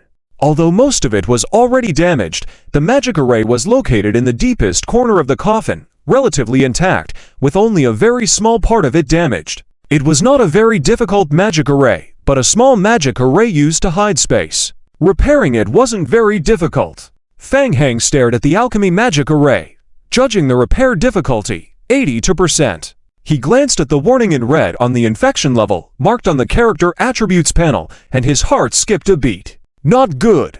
Fang Heng immediately stopped observing and retreated toward the back. It wasn't until he moved back among the crowd that the infection level, which had risen to 90, began to slowly decline. Fang Heng breathed a sigh of relief and threw the bottle containing the virus to Qiu Yao Kong. As soon as Qiu Yao Kong took the bottle, he carefully observed it in his hand. Wang Zhenet realized that Fang Heng seemed thoughtful after obtaining the magic seed, and stayed there for a while. Couldn't help but ask, "How is it? Did you find something?" "Yeah." Fang Heng looked serious, nodded, and continued, "I just observed at the deepest part of the damaged coffin and found a hidden alchemy magic array. My guess is that something is concealed inside the magic array." Wang Zhenet immediately looked pleased. "Yes, it must be that. Someone told me before that the Empire Ancestor, Andrast, left a method to resist the magic seed in the Imperial Tomb. It's very likely hidden inside." Tang Mingyu also became excited, as she received a prompt related to the Empire's inheritance task. She thought that what was hidden inside was more likely the Empire's inheritance. "Fang Heng, can you restore it?" "Yeah, I just roughly observed it. The damage to the alchemy magic array isn't severe, and basic alchemy skills are enough to repair it." Fang Heng nodded, again looking towards the nearby coffin, and said, "It will just take time to repair, and during the process, it will be affected by the virus, so I can't linger there for too long." Wang Zhenet looked towards the direction of the coffin and said, "Try to take out the part of the alchemy magic array on the coffin first, and then slowly repair it, okay?" "That won't work." The items in hiding were located using spatial positioning through alchemy. Moving the magic array position might lead to the hidden space exploding, and the items hidden within the space would most likely be destroyed. "Then what should we do?" Tang Mingyu was at a loss and instinctively turned her gaze towards Fang Heng. This time, the difficulty of the task definitely belonged to the SSS level. They faced numerous challenges on their way here. "There really is a way." Tang Mingyu's eyes lit up at the words and she asked eagerly, "What?" "The source of the infection is those white powders. If we get rid of them, it should greatly reduce the infection rate." On the side, Qiu Yao Kong carefully put away the test tube containing the demon seed virus, nodded in agreement. "Indeed, theoretically it should work. We can give it a try." When Zhenet frowned, "What do you mean? I don't understand. How do you plan to get rid of the demon seed?" Sandy smirked, "So dumb, even I understand. The source of the demon seed infection is that white frost virus. We just need to go over and remove a bit of the virus each time until all the white frost is scraped away. Then the infection source will be gone, and of course, we won't be affected by the induction anymore." Tang Mingyu furrowed her brows, "But we don't have that much time. The news of our intrusion into the Imperial Tomb may have already reached the Empire. The longer we delay, the worse for us. They may already be on their way here." When Zhenet sneered, "Don't worry, the Empire cowards won't dare to come in. But you're right, the Empire will definitely not let us off. I estimate they will choose to set up traps at the entrance of the Imperial Tomb, waiting to attack us after we come out." Fang Heng waved his hand, interrupting the discussion. "It won't take long. I have a plan." The tyrant's body and the devourer were temporarily blocked by a large number of transformed dark snakes at the entrance of the Silver Gate area. Now it was time for the zombie avatars to take action. Fang Heng closed his eyes again, silently chanting in his mind, "Level up." Hint: player's level has increased to LV 29. Due to player's talent skills, player has gained an additional 300 for zombie avatars. Hint: player's current zombie avatar quantity, 1822. Hint: to advance the player's character level in the next stage, it requires consuming 4,000 second-order metamorphic crystals and 10 third-order metamorphic crystals. As the hints appeared on his retina, dense alchemical magic arrays were projected on the ground around Fang Heng. Woo! The undead's wails instantly filled the surroundings. Pale gray hands kept reaching out from the alchemical magic arrays, and new zombie avatars kept crawling out, unsteadily standing behind Fang Heng. In no time, the area behind everyone was crowded with zombie avatars. After a moment, Fang Heng opened his eyes again. The higher the level increased, the more terrifying the effects of passive talents became. The speed at which zombies were acquired increased rapidly. Now, leveling up meant gaining over 300 avatars. Tang Mingyu was astonished to see Fang Heng summon so many zombie avatars at once. From the information she had gathered in her background check, this was Fang Heng's special ability, classified as an S-level super talent. These weren't ordinary zombies. Despite their slow movement, they possessed formidable resilience against attacks. Great idea! When Janet understood and immediately praised. He thought it was nothing special. Summoning zombies as an undead mage was nothing out of the ordinary, right? I'm not sure if it will work, but let's give it a try for now, Fang Heng said, controlling one of the zombie avatars to wobble towards the direction of the coffin. Fang Heng kept an eye on the status log of the zombie avatar. Hint: your zombie avatar has entered a special area. Infection level increased. Not good. Even the zombie avatar was affected by the infection. However, the zombie avatar itself was a product of the Hela virus infection and also possessed the effects of the undead virus on his body, so the increase in infection rate was slower. Unfortunately, regular zombie avatars had slow movement speed, so under the circumstances, Fang Heng didn't gain much time. The zombie avatar reached the edge of the coffin, lifted its hand under Fang Heng's control, and tried to scrape off the white frost attached to the coffin. Suddenly, Fang Heng's heart stirred. As soon as the zombie avatar's hand touched the white frost, it was as if the layer of white frost was being absorbed by the zombie's right hand. At the same time, the infection index of the zombie avatar skyrocketed, instantly reaching its maximum value. A series of game prompts quickly refreshed on Fang Heng's retina. Hint: your zombie avatar has come into contact and absorbed an unknown viral original body. Hint: detection of a similar viral body. Available viral body obtained, attempting to gain evolutionary information. Hint: your zombie avatar has triggered unstable evolution of the current body. Hint: evolution direction, unknown. Evolution, unknown effect explanation, fusion with the unknown viral body for secondary unstable evolutionary modification. Explanation: current viral modification matching rate, 88.6%. Explanation: current viral modification success rate to 1.29%. Explanation: resources needed for evolution, 30,000 survival points. Time needed for evolution, 5 minutes. Explanation: immediate death after failed modification can still resurrect.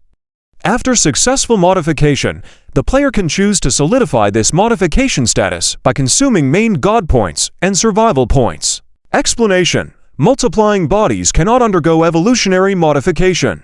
Fang Heng's pupils suddenly contracted. Evolution. It was too unexpected. The zombie avatar had received an evolution message again. A flash of joy glinted in Fang Heng's eyes. Since leaving the zombie apocalypse world, he had thought that the zombie's evolution had reached its limit. It turns out there was more evolution to be had. The success rate was a bit low though, not even reaching 2%. It made sense. The unknown virus was just the initial viral body and had not been optimized. By bringing the viral body back and having Qiu Yao Kong study and modify it, the success rate could be significantly increased. Just like when he first obtained the Devourer's modification, the initial success rate was very low. After generations of improvement, the current modification success rate for the Devourer had reached 98%. As Fang Heng was thinking, another series of game prompts flashed on his retina. Hint: the infection index of the zombie avatar has reached a critical value. Please choose whether to evolve or not. If evolution is cancelled or not chosen, the zombie avatar will enter an unstable state in 0 for seconds, and the player may lose control over it with partial probability. This state will be cleared after death and resurrection. Evolve! Fang Heng silently commanded in his mind. Hint: player deducts 30,000 survival points to carry out unknown modification on the zombie avatar. Much to the astonishment of everyone, The zombie avatar quickly moved back, and a black fluid-like keratin layer overflowed from its body. The zombie avatar knelt on the ground with a thud. The entire zombie was enveloped in the pitch-black keratin, resembling a large dark spherical insect egg. More and more zombie clones approached the coffin and reached out to touch the white frost, then quickly retreated, forming a black spherical cluster of insect eggs around the coffin. In a moment, the coffin was covered with a layer of black insect eggs. Tang Mingyu felt chills down her spine watching this eerie scene. Qiu Yaokong was also surprised. He carefully observed the insect eggs, a playful look in his eyes, and asked, "Is this triggering a mutation evolution?" Fang Heng nodded in response, continuing to focus on observing the black insect eggs. To attempt evolution once required consuming 30,000 survival points, which might be a huge sum for ordinary players, but insignificant for Fang Heng. In the early stages of the game, survival points were a powerful currency resource, but their availability decreased as one entered the intermediate game levels. Suddenly, after 5 minutes, the first black spherical insect egg burst. A foul-smelling black fluid flowed out from the broken egg. Evolution failed. The entire zombie clone had melted into a mass of black water. Hint: your zombie clone's attempt at unknown evolution failed. It has died, and will resurrect in 5 hours, 57 minutes, 52 seconds. Burst! Burst! Burst! The surrounding insect eggs burst one after another, each releasing a mass of black blood. Fang Heng remained unfazed by this. It was expected. With a success rate of only 1.9%, Morris Mo was not present at the moment, so he didn't find it strange. Qiu Yaokong watched the continuous bursting of the black insect eggs, pondered for a moment, and then tossed a few empty test tubes towards Fang Heng. "I need more samples to replicate the demon seed virus." "All right," Fang Heng responded, taking the test tubes thrown to him. He understood Qiu Yaokong's intention. Replicate the virus. Attempt mass production. Even if the probability is only 0.001%, he could produce it in quantity. Fang Heng had a strong feeling in his heart. At the intermediate game level, trying to modify something alone would cost 30,000 survival points. The demon seed virus was sure to be effective. After the infection level in the character attribute panel was reset to 0, Fang Heng once again ran towards the coffin. This time, Fang Heng acted quickly, scraping off a large chunk of white powdery virus crystals from the edge of the coffin and storing them in bottles. After filling 3 small jars, Fang Heng quickly retreated. While waiting for the infection index to decrease, Fang Heng patiently controlled each zombie clone to touch the white frost, triggering the demon seed to enter a state of mutation, turning into terrifying insect eggs. This cycle repeated back and forth until the infection level in the character attribute panel dropped to 0, prompting him to go scrape off some demon seed crystal virus again. At the royal tomb upper level, as the group withdrew from the main passageway, Sydney's expression grew increasingly grim, and his doubts deepened. Who were these infiltrators into the imperial tomb? Not only did they exterminate a large number of dark serpents along the way, but even the necromantic alchemical magic that he had placed on the periphery to block the dark serpents had ceased to function. Sydney's mind was filled with doubts, and upon leaving the imperial tomb gates, he looked towards the many guards stationed outside and said sharply, "Issue an invasion alert to the royal family. Seal off the tomb. If barbarians and unknown enemies are found invading, request immediate support. Yes." Sydney was about to leave when he suddenly looked up and saw the Imperial Griffin squadron flying in from a distance outside the palace. His subordinate also looked up, eyes brightening, and said, "My lord, it's Tang Mo's Griffin team." Tang Mo. Sydney muttered to himself, his face suddenly changing. He had been staying in the Imperial tomb for a long time and rarely went out, so his impression of the royal heirs was not deep. After this reminder, a face from his memory emerged. It was Tang Mingyu. So that's who it was. No wonder she looked so familiar when he saw her before. Tang Mo had come for Tang Mingyu as well. They were likely together. "These 2 siblings," Sydney said in a deep voice, "tell Salvador that besides the barbarians, Tang Mingyu is also one of the invaders. Don't let Tang Mo enter the underground royal tomb area, understood, yes?" His subordinate immediately agreed, but hesitated a bit, and said, "But, if he insists on breaking in forcefully, we might have a hard time."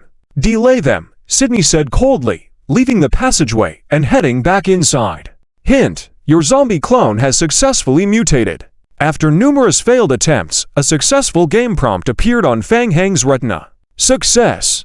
Finally! It took over half an hour, and more than half of the zombie clones died in the process. Fang Heng immediately turned his gaze to the right, where the shrinking spherical insect egg was. Chirp! Suddenly, a small crack appeared in the center of the insect egg. A grayish hand emerged from the crack. The zombie clone struggled to climb out of the egg, swaying as it stood up.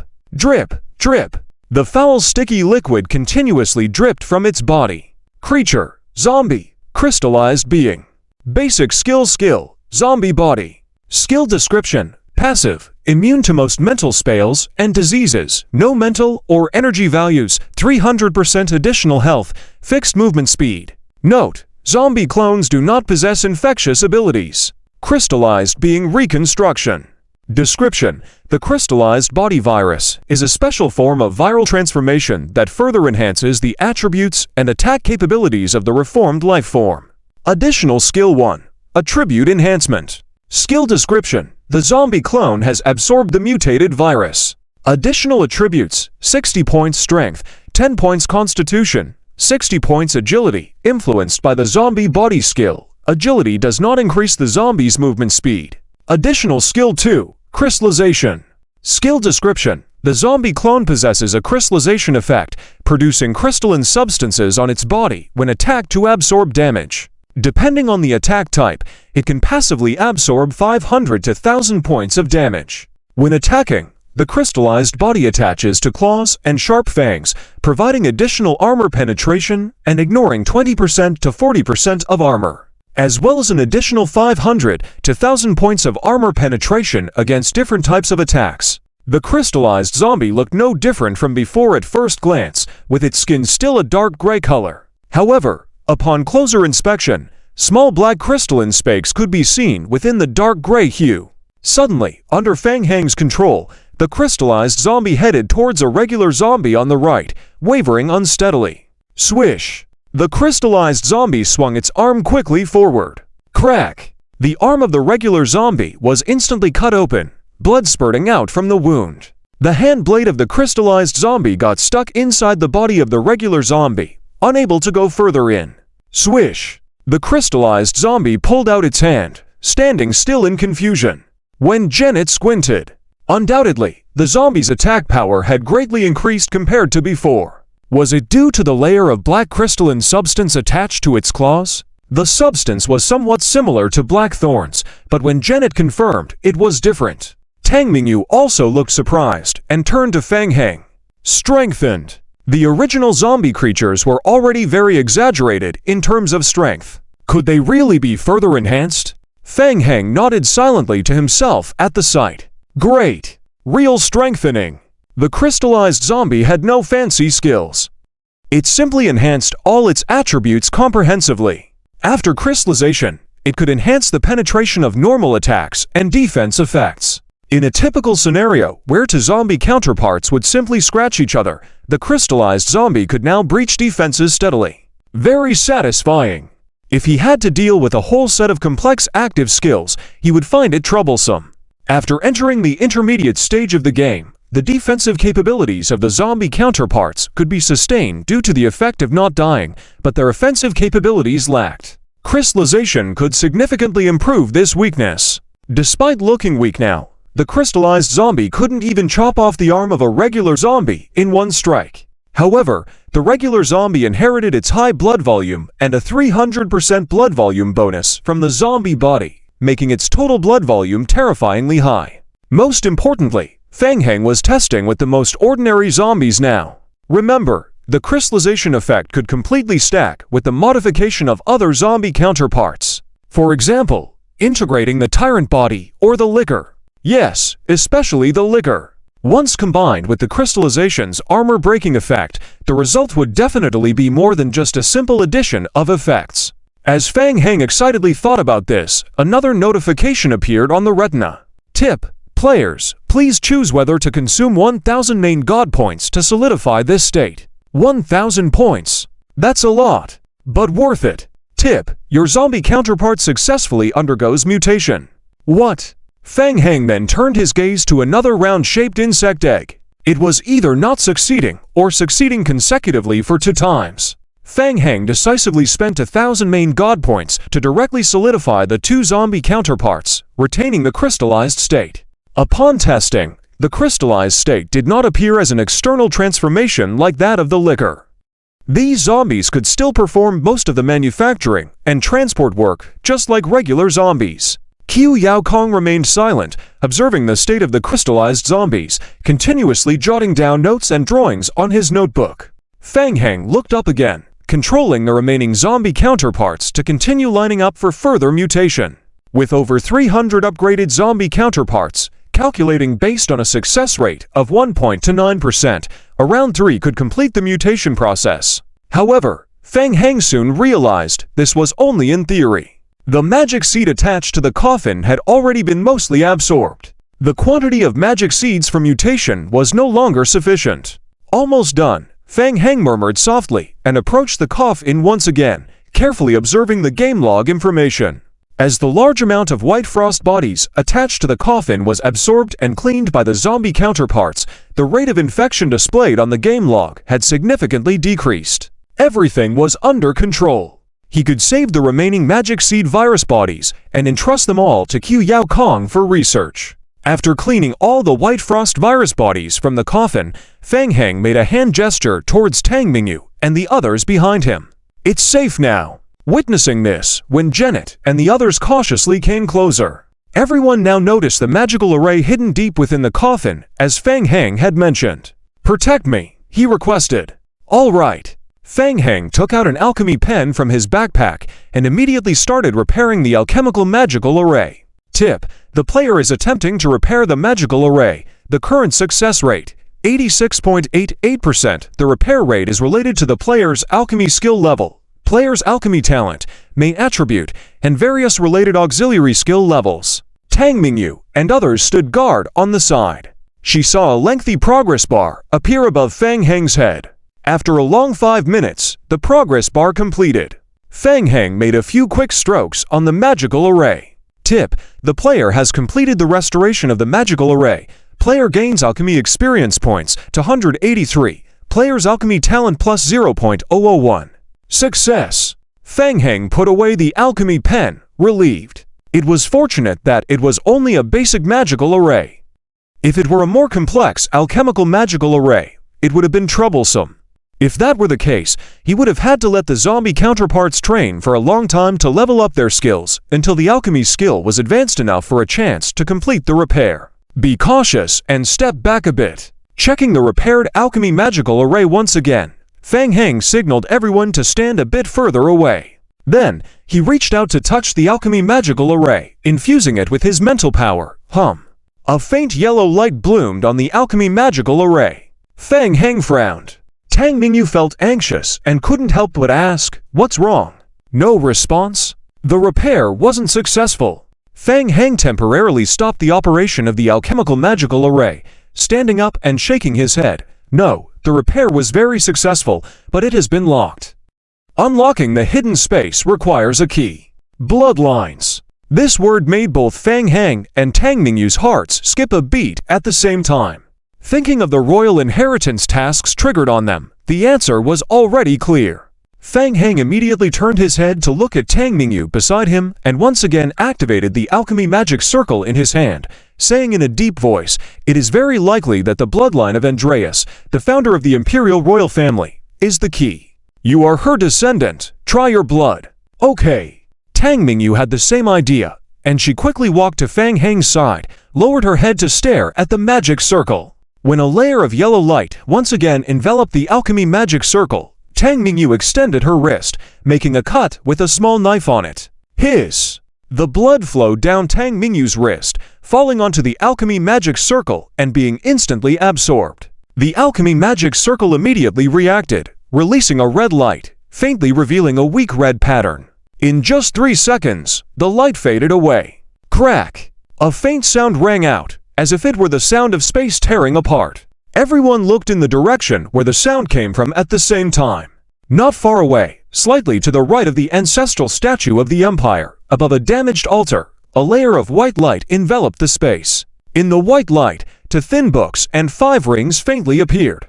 Snap!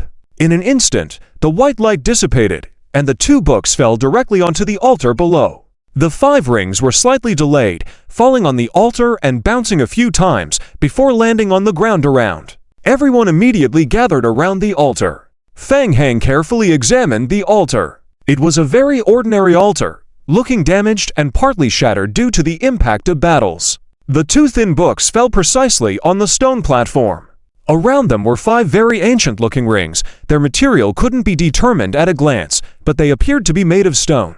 Everyone exchanged quick glances. "All right, I will go first." Under the gaze of everyone, Fang Heng stepped forward and touched the book on the stone platform. Hint: player obtains important item, Andreas's Autobiography 1-2. Item: Andreas's Autobiography 1-2. Type: books. Description: Andreas's personal autobiography, most of which recounts his encounters with magical creatures during his youth. Description: this item is an important artifact that cannot be put into the backpack. At the end of the trial, this item will be exchanged for 100,000 main god points.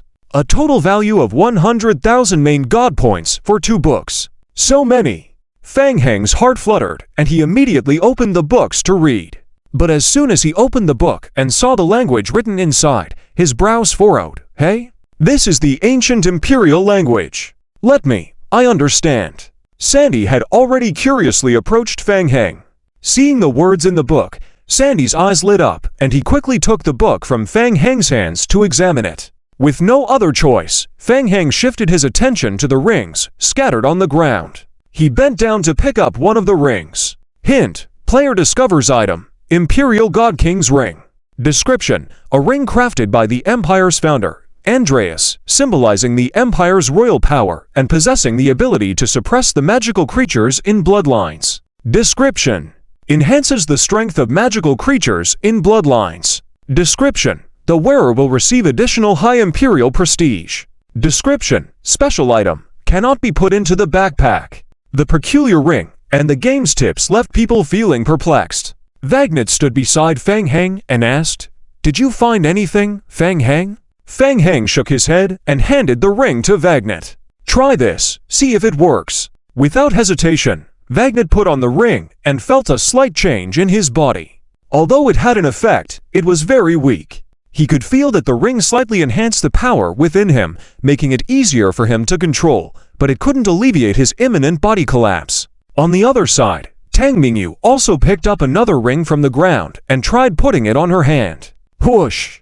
Whoosh! As soon as she put on the ring, the seal runes on her wrist uncontrollably faded away. Tang Mingyu's pupils suddenly dilated as she sensed the power of the magical creatures flowing back into her body. The exhilarating feeling almost made Tang Mingyu hum in pleasure. Others also noticed the changes in Tang Mingyu and turned their eyes to her. Tang Mingyu stood in place, took a deep breath, feeling her vast spiritual power and an urge to shout out loud. Finally, she wasn't just tagging along. Tang Mingyu still managed to keep a straight face, even though she was extremely excited inside. The ring was made for me. The seal on my body has been undone, and my strength has been restored. Yes, to be precise, it has also slightly increased. Beside her, Sandy quickly finished reading the whole book. His face first showed shock, then confusion, and he fell into contemplation. Fang Heng, this is the autobiography left by the Empire's ancestor Andreas. From the contents of the book, Andreas, leading his team, discovered magical creatures after entering the Saisen Forest. At that time, the ancestors of the barbarian tribes also encountered these magical creatures, and both sides came into contact with them. After the encounter with the magical creatures, only a very small portion of the team survived, and those who did were all seemingly insane. Due to her special constitution, Andreas could still stay sane, and even gain powerful strength from it. Later, with the power derived from the magical creatures, she unified and established the entire empire. Isn't the mortality rate still low? Sandy flipped through the autobiography in her hand. It says that ultimately, less than 1/10 of humanity survived the plague. Comparatively, the death rate is already low.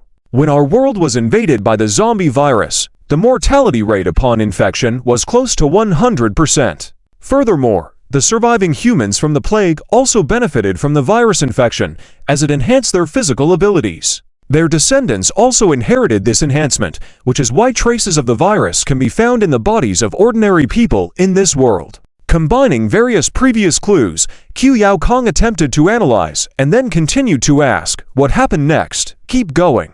Oh, all right. Due to the rapid spread of the plague and monsters, the Empire faced a great threat. Andris decided to lead the elite of the Empire secretly back to the Sison Forest, aiming to completely eliminate the demon seeds remaining in the forest. Sandy continued flipping through a couple more pages of the book and said, unfortunately, it was already too late. When they rushed back to the Sison Forest area, they found a powerful monster had already been born within the demon seeds.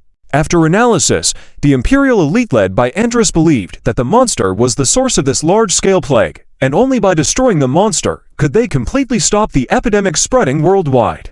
At that time, the whole world was under attack from the plague and monsters. The ravaged cave-dwelling beasts, humans, and the barbarian tribe decided to unite against the monsters.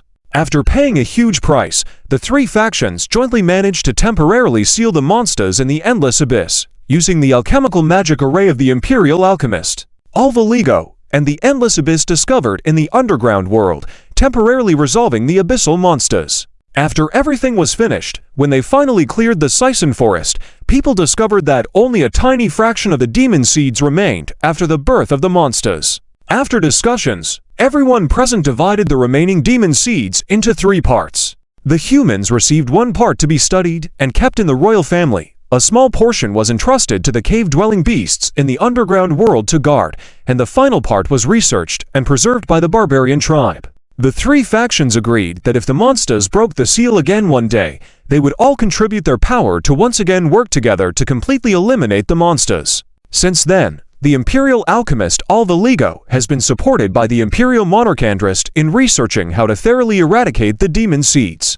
After decades of research, Alvaligo successfully used alchemy to assimilate the demon seeds and gained powerful abilities.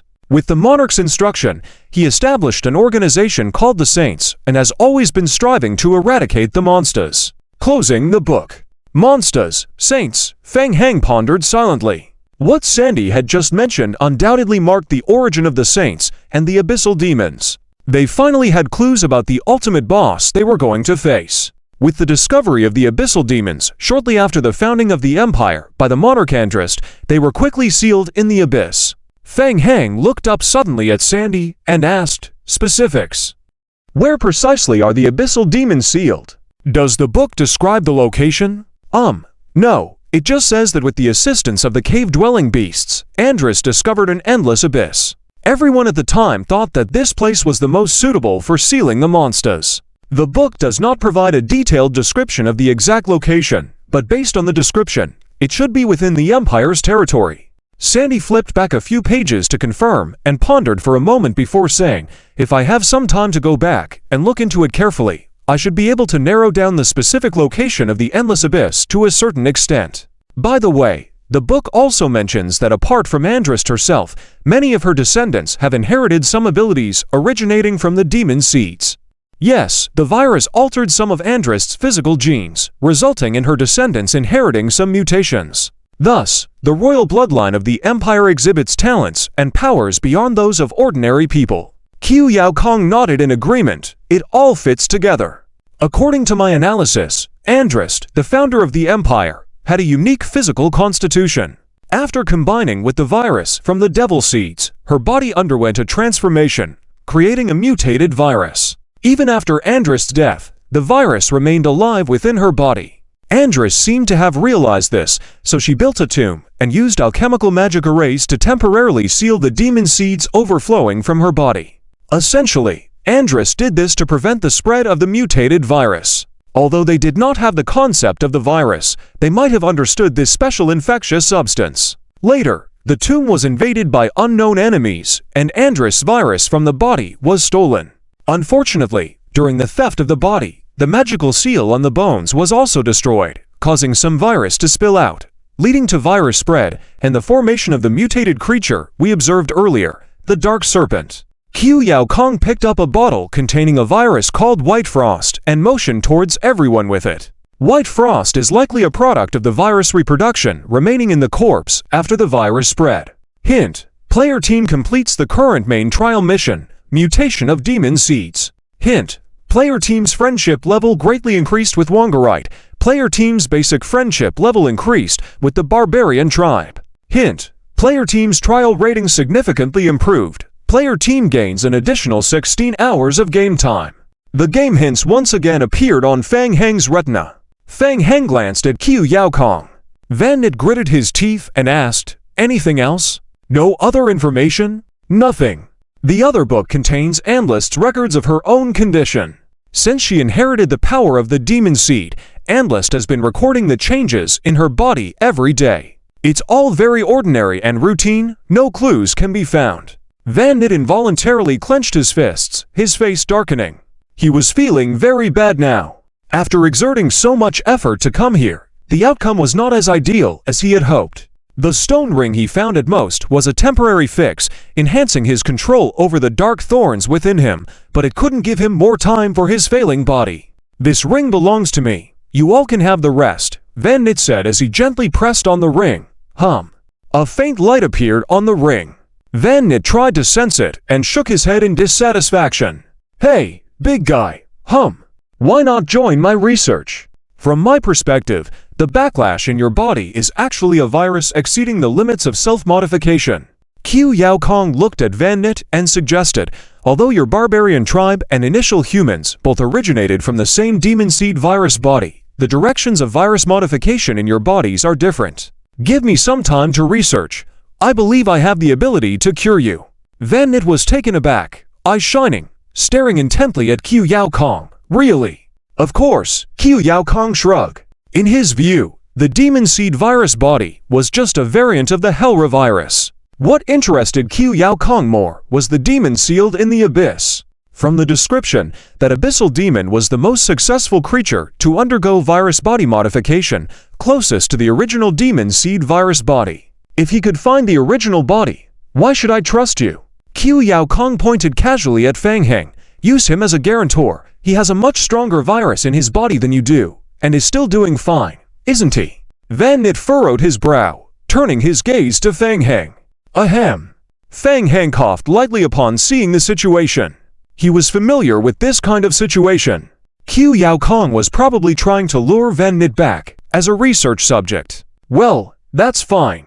Van Nit was in a third-level demonic state, extremely powerful. It was necessary to bind him to his team. Fang Heng immediately nodded. Indeed, Mr. Qiu has been researching the antidote for the virus body all this time and has saved my life several times. Qiu Yaokong's expression was cold as he took out a sample collector from his pocket. Don't doubt it. With the records left by Analyst, I believe my research can progress faster. In 3 days, I can present preliminary results. What you need to do is cooperate with my research, like now. I need a blood sample from you. Van Nit pondered for a moment. After tirelessly pursuing the demon seed for so long, it was all for nothing in the end. If someone else claimed they could provide preliminary results in 3 days and wanted to draw his blood, he would probably slap them across the face. But Qiu Yaokong? So be it. He had no better choice. He had spent too much time searching for the Imperial Tomb, and the issue of his body's disintegration was pressing. He had no better leads to follow, so he had to take a gamble. All right, I'll give you 3 days. I hope you don't disappoint me. Hint, considering the overall player friendliness, Van Nit accepts Qiu Yaokong's experimental cooperation. Of course, you have my word.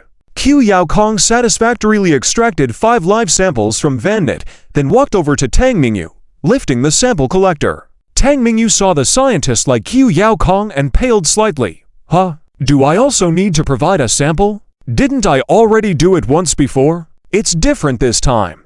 Last time, the virus in your body hadn't fully fused and mutated with your body. Now that the virus has entered its eruptive phase, the sample data will change. Drawing another sample can provide more accurate data. Qiu Yaokong said expressionlessly as he drew 3 vials of samples from Tang Mingyu, carefully storing all samples in a small metal box. That's enough. Time is short and the task is heavy. Leave as soon as possible. I need to start research immediately. Okay.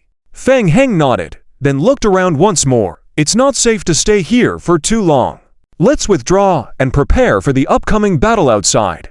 Confirmed that nothing was left behind, the group retraced their steps towards the exit leading to the silver doors, outside the central area of the Imperial Tomb. In front of the silver doors, Warren activated the alchemy magic array once again. The doors slowly opened before Warren's eyes. "You're back!" Seeing Fang Heng and the others safely return, Warren's gaze swept back and forth over them, as if confirming whether they had been invaded by the demon seed. "We're fine. There were some significant discoveries inside the tomb.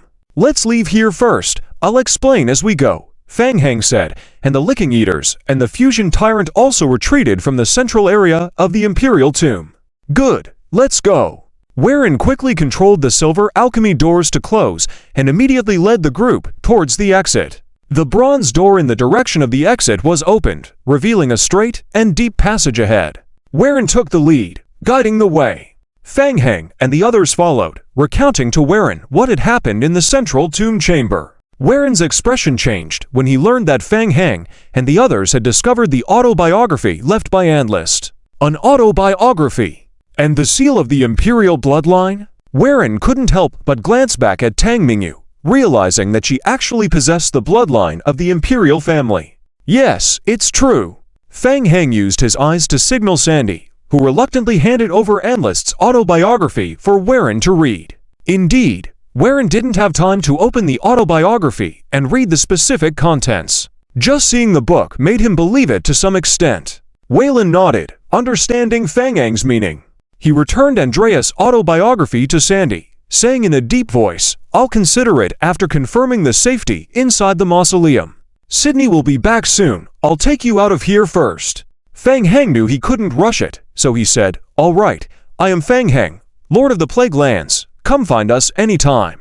As they spoke, everyone had arrived at the end of the passage. Once again, they were blocked by a large bronze door ahead. "Be careful. Stand behind me," Waylon said as he walked up alone, placing both hands on the bronze door. His mental power activated the alchemy magic array on the bronze stone door. Clack, clack, clack. The bronze door slowly moved to the right. Behind the door was a familiar hall. It was the place where they had fought with Sydney before. Fang Heng looked into the hall and saw that it was empty. Strangely, the alchemy magic array in the center of the hall was still active, emitting a continuous blue light. Trouble. Seeing the active magic array, Waylon's expression changed slightly. He hurried into the hall, walked up, and immediately pressed his hands on the magic array. Seeing Waylon's uneasy expression, the others quickened their pace and gathered around him. Sandy couldn't help but ask, "What's wrong?" "Not good. Quickly, let's get out of here." Waylon had tried to stop the magic array, but it was too late. So he stopped and urged everyone to leave without explaining. Now, immediately. Seeing this, Fang Heng frowned and said, "Let's go first." They quickly left along the passage they had come from, entering the familiar area of the Abyss staircase. Fang Heng led the group to the raised platform, running up the stone steps built into the rock wall. Tang Mingyu asked, "Mr. Waylon, why the rush? What was that magic array just now?" "Sydney has been guarding the mausoleum all this time. He arrived here earlier than I did and knows the mausoleum better. Long ago, he told me that directly controlling the power of the Dark Seed is too dangerous, as it can erode one's consciousness. Even the Emperor Andras, who founded the entire empire, could not completely avoid it and suffered greatly as a result. So he has been thinking about how to indirectly use the power of the Dark Seed." Waylon paused and said in a deep voice, "For example, finding a way to control the creatures influenced by the Dark Seed."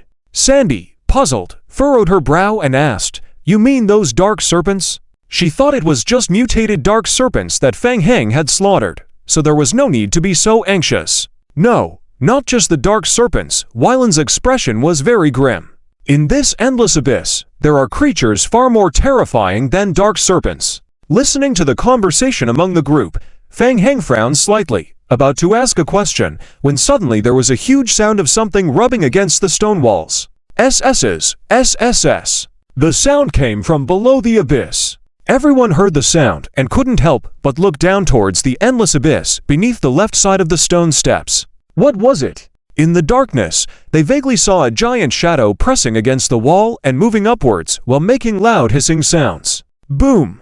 Before they could see clearly, a brown giant abyss worm rushed past them not far from where they stood.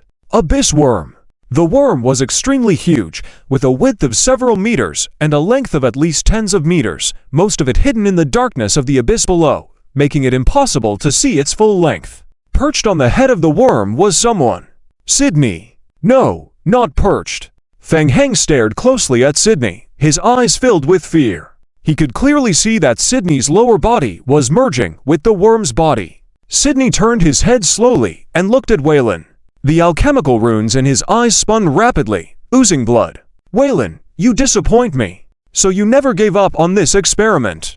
Ha ha ha ha. Sydney's face showed a mad look as he laughed. What else? Did you think I stayed here for? Silly promises? Or reverence for the royal authority? Before Waylon could speak, Sydney answered, it's the desire for power. The pursuit of eternal life. You mortals understand nothing. I am the true heir of destiny. Waylon frowned, saying in a deep voice, Sydney, don't let the dark seed control your mind. Ha, you are still as clueless as before. It's almost laughable. Sydney shook his head, unwilling to say more, with a touch of regret on his face. I had hoped you could stay here to help me guard the mausoleum. Since you've made your choice, then neither of you shall leave. Stay here together to rest with the late emperor. Hiss! The giant abyss worm, driven by Sydney, swiftly climbed towards the group along the rock wall. Enjoy. You will be the first sacrifices after the rebirth of the abyss worm. You should feel honored. At that moment, Feng Heng and Tang Mingyu saw a game prompt flash on their retinas. Hint, mainline trial task, inheritance of the imperial ancestors triggers the next stage of the task. Task name, Sydney's mutation variant. Task difficulty, SSS. Task description. Sydney forcibly fused himself with an altered abyss worm body using alchemy through the power of the all-seeing eye, gaining far greater strength than his original self. Task requirements, defeat Sydney's mutation variant. Task rewards, obtain the next stage of the mainline guidance. Additional trial time, increased trial score. Failure penalties, mainline task chain rupture, trial score reduction, require an additional 30 hours of trial time to trigger the next stage of the mainline task chain. Quick, retreat! Back to the platform! Take cover! Feng Heng shouted to Sandy and the others who couldn't fight, raising his hands in front of him, eyes fixed on Sydney rushing towards them. Swift! The shrine of bones floated in front of him. Boom! In an instant, a burst of energy and blood. The fluctuation rapidly spread outwards. Ooh-ha-hoo! A fist swung forward. Boom!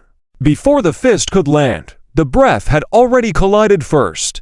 A pale white crystal barrier appeared around the brown worm instantly. Ka! The red fist shadow followed, hitting the barrier and pausing for half a second before emitting a slight cracking sound. The white crystal barrier shattered. The worm was sent flying by the red blood shadow punch. The enormous body of the abyss worm crashed heavily into the rock wall behind, causing a loud explosion. Boom! The entire wall was blasted out with a huge hole by the impact of the worm's body. A huge blood-colored fist imprint appeared on the abyss worm's massive body. Sandy was running frantically towards the entrance of the imperial tomb. Hearing the commotion behind, she couldn't help but turn back and ask softly, "Is it done?" Hissing. In the blink of an eye, a faint red glow appeared on the blood-colored fist mark on the abyss worm's body. The wound quickly healed and disappeared. Run! Qiu Yao Kong pulled Sandy and ran towards the cave leading deeper into the imperial tomb. On the other side, Feng Heng, feeling uneasy after his attack from the spirit of the bones, immediately turned back without hesitation. The attack of the Blood Clan King could only knock the Sydney Aberrant away with a punch, temporarily controlling it. A monster classified as SSS difficulty level in the middle level game. The strength was beyond imagination. Feng Heng quickly calculated. But it's not like there's no way to fight. At least he still had his three teammates, Wang Unit, who had undergone 3-tier demonization, Tang Mingyu, who absorbed the power of the demonic seed, and Waylon. Retreat! Go to the platform over there. The fighting space on the stone steps was too narrow, so Feng Heng immediately quietly directed everyone to find favorable terrain for combat. Ha ha ha! This is the power that mortals cannot contend with. The Sydney on the giant abyss worm's back raised its head, seemingly showing off its strength after the attack just to demonstrate its power. He shifted his gaze towards Waylon behind him. "Can you see it, Waylon? This is the power I gained from the demonic seed. This powerful immortality ability." Swish! While speaking, the giant abyss worm once again twisted its body and accelerated towards Fang Heng's position. Ice Storm! Just as Tang Mingyu had fled to the protruding rock platform area, seeing Fang Heng in danger again, she immediately wielded her staff and began casting an ice spell in an attempt to control Sydney, who... The cold wind howled in the cave. The condensed ice crystals swept towards the giant worm. The ice crystals quickly covered the surface of the giant worm at a visible speed. However, with just a shake, the abyss worm regained its freedom. The large pieces of ice crystals covering its body burst open and fell off, but immediately regained speed and charged towards Fang Heng. Teleportation! Swish! Seeing that he was about to be directly hit by the abyss worm's body head-on, Fang Heng immediately used the teleportation power of the Blood Clan holy artifact, Coffin, to dodge and shifted his body several meters to the right. However, the movable space on the stone steps was too narrow, and the worm's movements were agile and terrifying. After one failed attempt, the abyss worm turned its head and, with a swift movement, charged towards Fang Heng once again. Boom! There was no escape. Fang Heng was hit head-on by the worm's body, feeling as if his body was about to burst open, uncontrollably slamming violently towards the right. In an instant, everything spun around him. Fang Heng! It's over! Tang Mingyu saw Fang Heng being knocked into a dazed state, and it seemed like he was about to fall down the cliff down where there was that mysterious intense wind. Tang Mingyu hurriedly closed her eyes and focused all her energy into her staff to control her spells. Ice Storm! Suddenly, the cold wind with crystalline ice howled again. A curtain of ice formed below Fang Heng. In the blink of an eye, a solid ice platform appeared not far below Fang Heng on the ice curtain. Bang! Crack! Crack! Fang Heng hit heavily on the ice curtain that had just formed, causing tiny cracks on the surface. At the same time, a game prompt refreshed on his retina. Hint: you suffered collision damage. You took 97,601 points of collision damage. You triggered the Undying effect. You are immune to this damage. You are now in a 5.3 seconds dazed state. Hint: influenced by the Undying effect, you awake from the daze. The adverse effect of daze was removed, and Fang Heng immediately came to his senses, feeling intense pain all over his body, amazed in his heart. It was too terrifying. The impact almost caused nearly 100,000 points of damage, nearly killing him in one blow. It was only because of the Undying effect that he was able to withstand that damage. Plus, with Tang Mingyu's help, using the ice curtain to catch him. The solid ice on the ground, controlled by Tang Mingyu, solidified even more, providing Fang Heng with a point of support that just barely allowed him to dodge. Crack! Crack! Sydney, on the back of the giant abyss worm, locked its hatred onto Fang Heng and charged towards him. Seeing that the single blow did not kill Fang Heng, Sydney's eyes showed surprise, while the abyss worm beneath him opened its giant mouth, attempting to swallow Fang Heng whole. Swish! In mid-air, Wang Unit, in his third-level demonized state, flashed past Sydney's right side. Wang Unit was now covered in a layer of fine black thorns, his entire body fully crystallized into a third-tier black spine state. Bang! His fist slammed against the defense shield of the worm's body made of black crystal. Boom! The barely healed crystal shield shattered again. The black thorns on Wang Unit's body exploded and pierced into the flesh of the abyss worm. Hiss! The abyss worm let out a roar, twisting its body to strike back against Wang Unit. Boom! Wang Unit felt a surge of brute force from the front, and unable to resist, he was forcibly knocked back. Swish! Sydney suddenly raised its head, with streams of red blood running down, staring fiercely at Wang Unit, who was thrown back. Die! Roar! The abyss worm beneath Sydney let out a roar, abandoning Fang Heng and twisting its body to chase after Wang Unit, who was thrown back. In mid-air, Wang Unit, in his third-level demonized state, had a look of dread in his eyes. The impact was far beyond his imagination, causing fine cracks even on the black crystal on his body. Reminder: your zombie avatar, the Fusion Tyrant body, has been engulfed by a special skill and entered a digestion state. You temporarily lost control over the Fusion Tyrant body. Reminder, based on the fusion tyrant body's life value, killing the Sydney abomination within for minutes can lift the digestion state and regain control of the fusion tyrant body. Fang Heng quickly glanced at the game log, gritted his teeth, and continued to control the remaining fusion tyrant body as he engaged with the group of lickers. The Abyss Worm's Devour skill had a cooldown, unable to be used continuously. There was just too big of a gap between the zombie avatar and the Sydney abomination. The Licker's claw attacks couldn't break through the Abyss Worm's external crystal shield defense. The Abyss Worm was surrounded by Lickers converging from all directions, so it simply started ramming with its massive body. Bang! Bang bang! The Lickers were all thrown away by the various attacks. The attacks were ineffective, but they could buy time. After a brief delay, Wang Janetti on the other side had already landed on the ice, quickly recovering his combat state, and said in a deep voice, "Find a way to take him down. I can't hold on for too long." Every additional second in the third phase brought Wang Janetti closer to disintegration. He had no way out now. Tang Mingyu stood far behind, feeling anxious, but having no better solution. The spell-type skills she had learned were mainly water and ice-based, not good for direct attacks. Sandy couldn't help but take a few steps towards the exit and loudly shouted at Wayland at the entrance, "Brother, didn't you say you've been studying the demonic creatures here for hundreds of years? Now it's time for you to figure something out." Wayland stared at the Abyss Worm, sighed deeply, removed the cloak draped over him, and slowly brought his hands together in front of him in prayer. What was that? Fang Heng sensed a strange mental fluctuation and quickly turned to look at Wayland behind him. A dark yellow light lit up. Fang Heng's pupils constricted. It was runic tattoos. Most of Wayland's left side was covered in alchemical runic tattoos. At the same time, a yellow alchemical runic shadow appeared beneath Wayland's feet. Crackle! Suddenly, the entire giant rock wall around them began to shake violently. Boom! Boom boom boom! Suddenly, dozens of giant rocky hands emerged from the rock wall, covered with rough alchemical patterns, and reached out to grab the Abyss Worm attached to the rock wall, gripping it tightly, fixing it on the rear wall of rock. Creak! Pinned to the rock wall, the Abyss Worm under Sydney struggled violently. Breath of the rock, Wayland. Sydney, on the Abyss Worm, realized what was happening, turned his head to stare at Wayland, his eyes almost bursting. "Even in death, you still oppose me. Do you remember what you promised me?" Wayland didn't answer Sydney. The alchemical runes on his body were slowly dissipating, and he looked extremely weak. "Everyone!"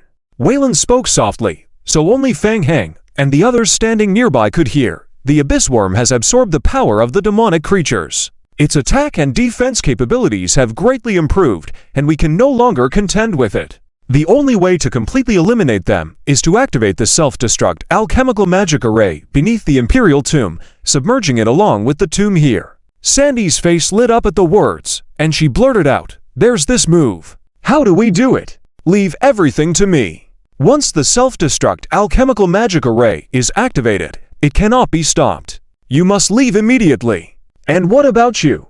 Don't worry about me. From the moment I accepted the inheritance, I was prepared for this. This is my destiny, my choice to accept. Wayland's face was extremely pale, and his tone was unusually calm. He slowly reached out and took off the pendant hanging in front of him. He slowly raised it in front of him.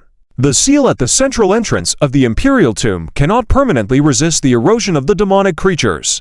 Emperor Anlist also considered this when building the tomb, hence why he chose to build the tomb at the entrance to the ancient abyss. Initiate the self-destruct alchemical magic array to destroy the Imperial Tomb completely. By then, everything will be buried in the abyss. Perhaps we still may not be able to truly destroy the Abyss Worm, but at least we can buy ourselves more time. Wayland looked at Fang Heng and the others again, showing a relieved expression. "Saints, I'm glad to see all of you here. Please don't forget the mission we share. Victory will eventually be ours." As he spoke, the pendant in front of Wayland shattered with a bang. Flecks of stardust fell to the ground, forming a large magic array on the ground. Fang Heng's expression changed slightly. So Wayland intended to sacrifice himself to deal with Sydney. "Wayland!"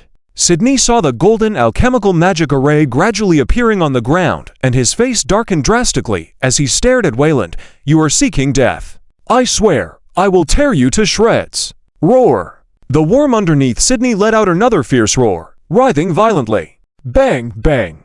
Two consecutive solid stone arms, grabbing the abyss worm, suddenly shattered.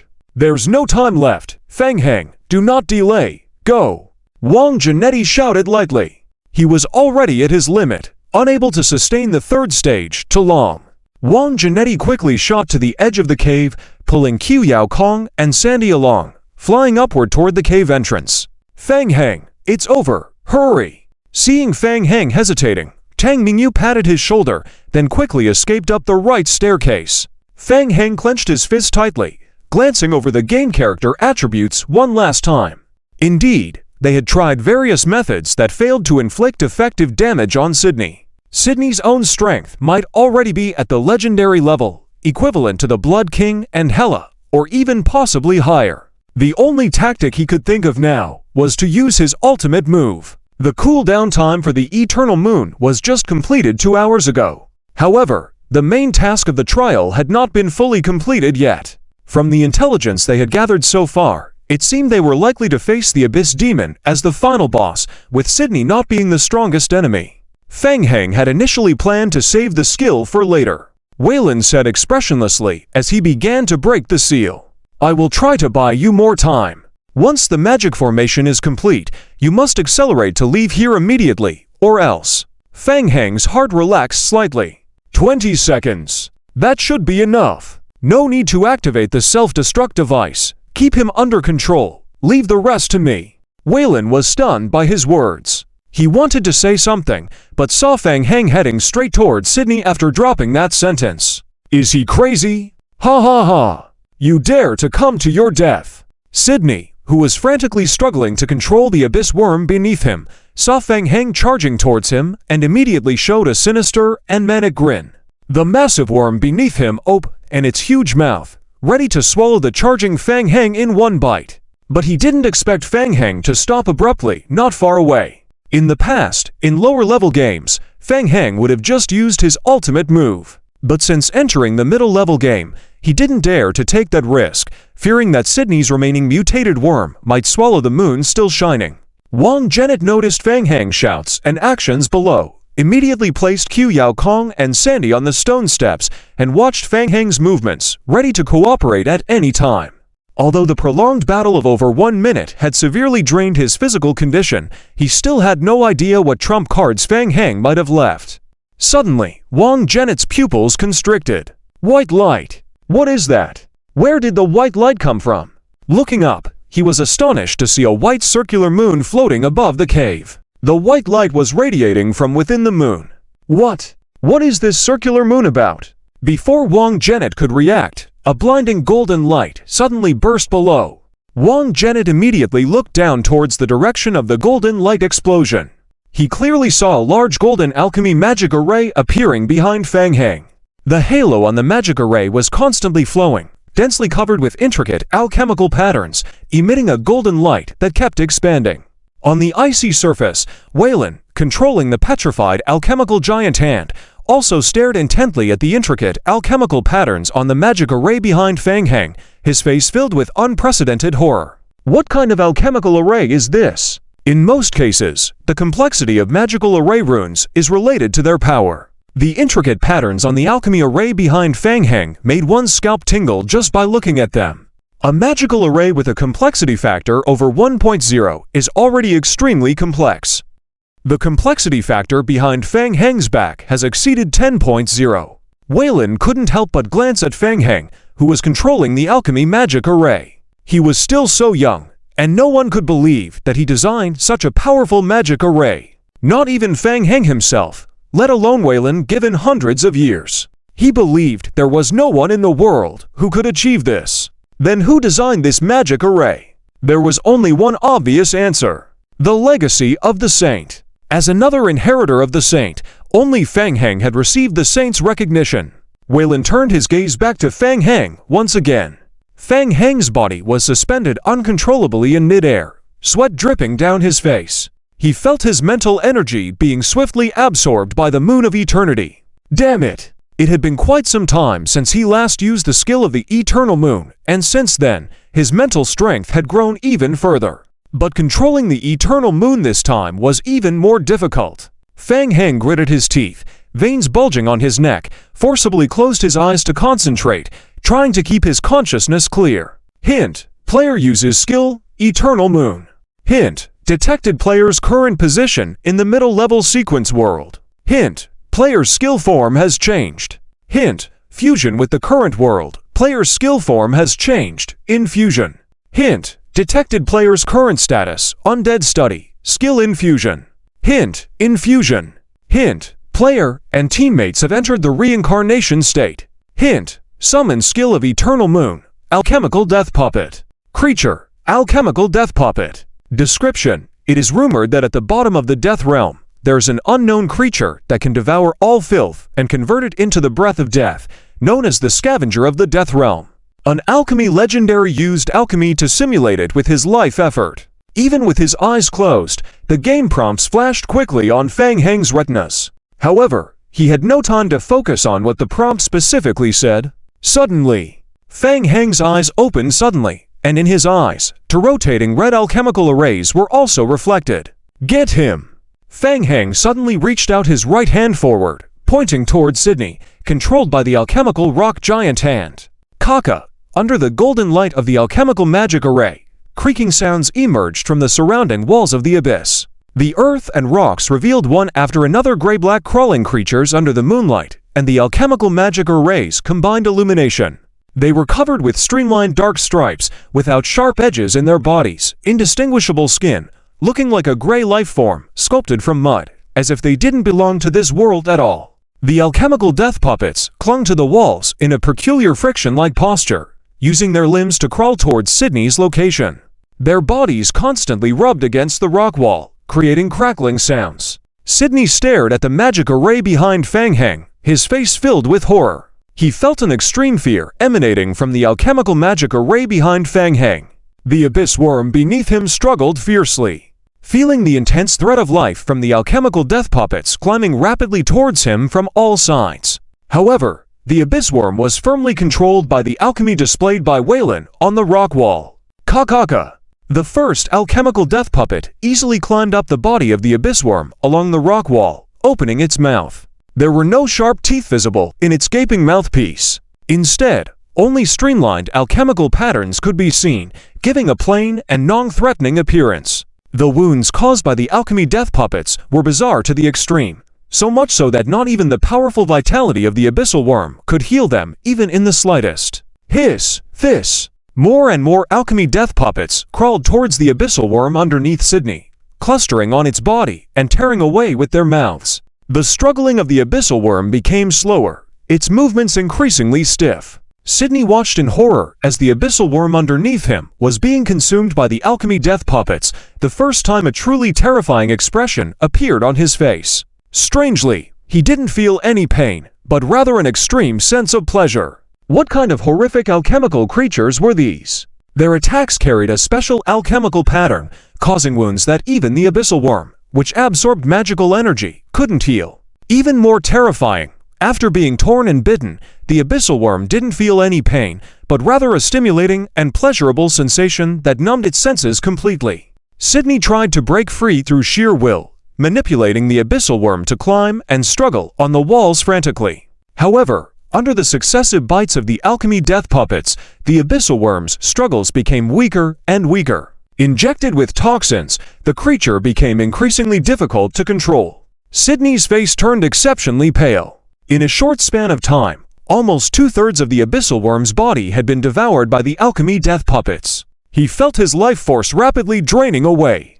Hatred flashed in Sydney's eyes, but he couldn't break free no matter what. Tang Mingyu stood on the stone steps, witnessing the emergence of the special skills, cycle of rebirth, and Sydney's body gradually being devoured, astonishment reflected in her eyes. As Fang Heng's trump cards were revealed one by one, she was once again stunned. An SSS class mission. Fang Heng was about to pull it off all on his own. Initially, when she gained the power of the magical species, she felt invincible, but during actual combat, she realized she was at best just a support against opponents like Sydney. Yet Fang Heng was able to engage in such intense battles and even turn the tables through his immense personal strength. Tang Mingyu's gaze returned to Fang Heng. The strength Fang Heng had displayed in the trial far exceeded what beginner players in the game could reach. He even had great control in the intermediate games. Reflecting on their first meeting when Fang Heng knew nothing, it had only been a little over a month. The speed of his growth was terrifying.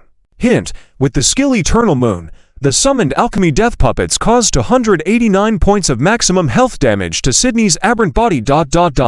Hint, the alchemical death puppets inflict soul-burning damage on Sydney, causing 300 points of defense-ignoring damage. Fang Heng could no longer distinguish the game prompts flashing across his retina. He had no distractions now. Concentrating solely on controlling the Eternal Moon, his eyes fixed on the health bar floating above Sydney's head. The health was slowly decreasing. Just a bit more. The skill of Eternal Moon was starting to become uncontrollable. He was close to breaking down.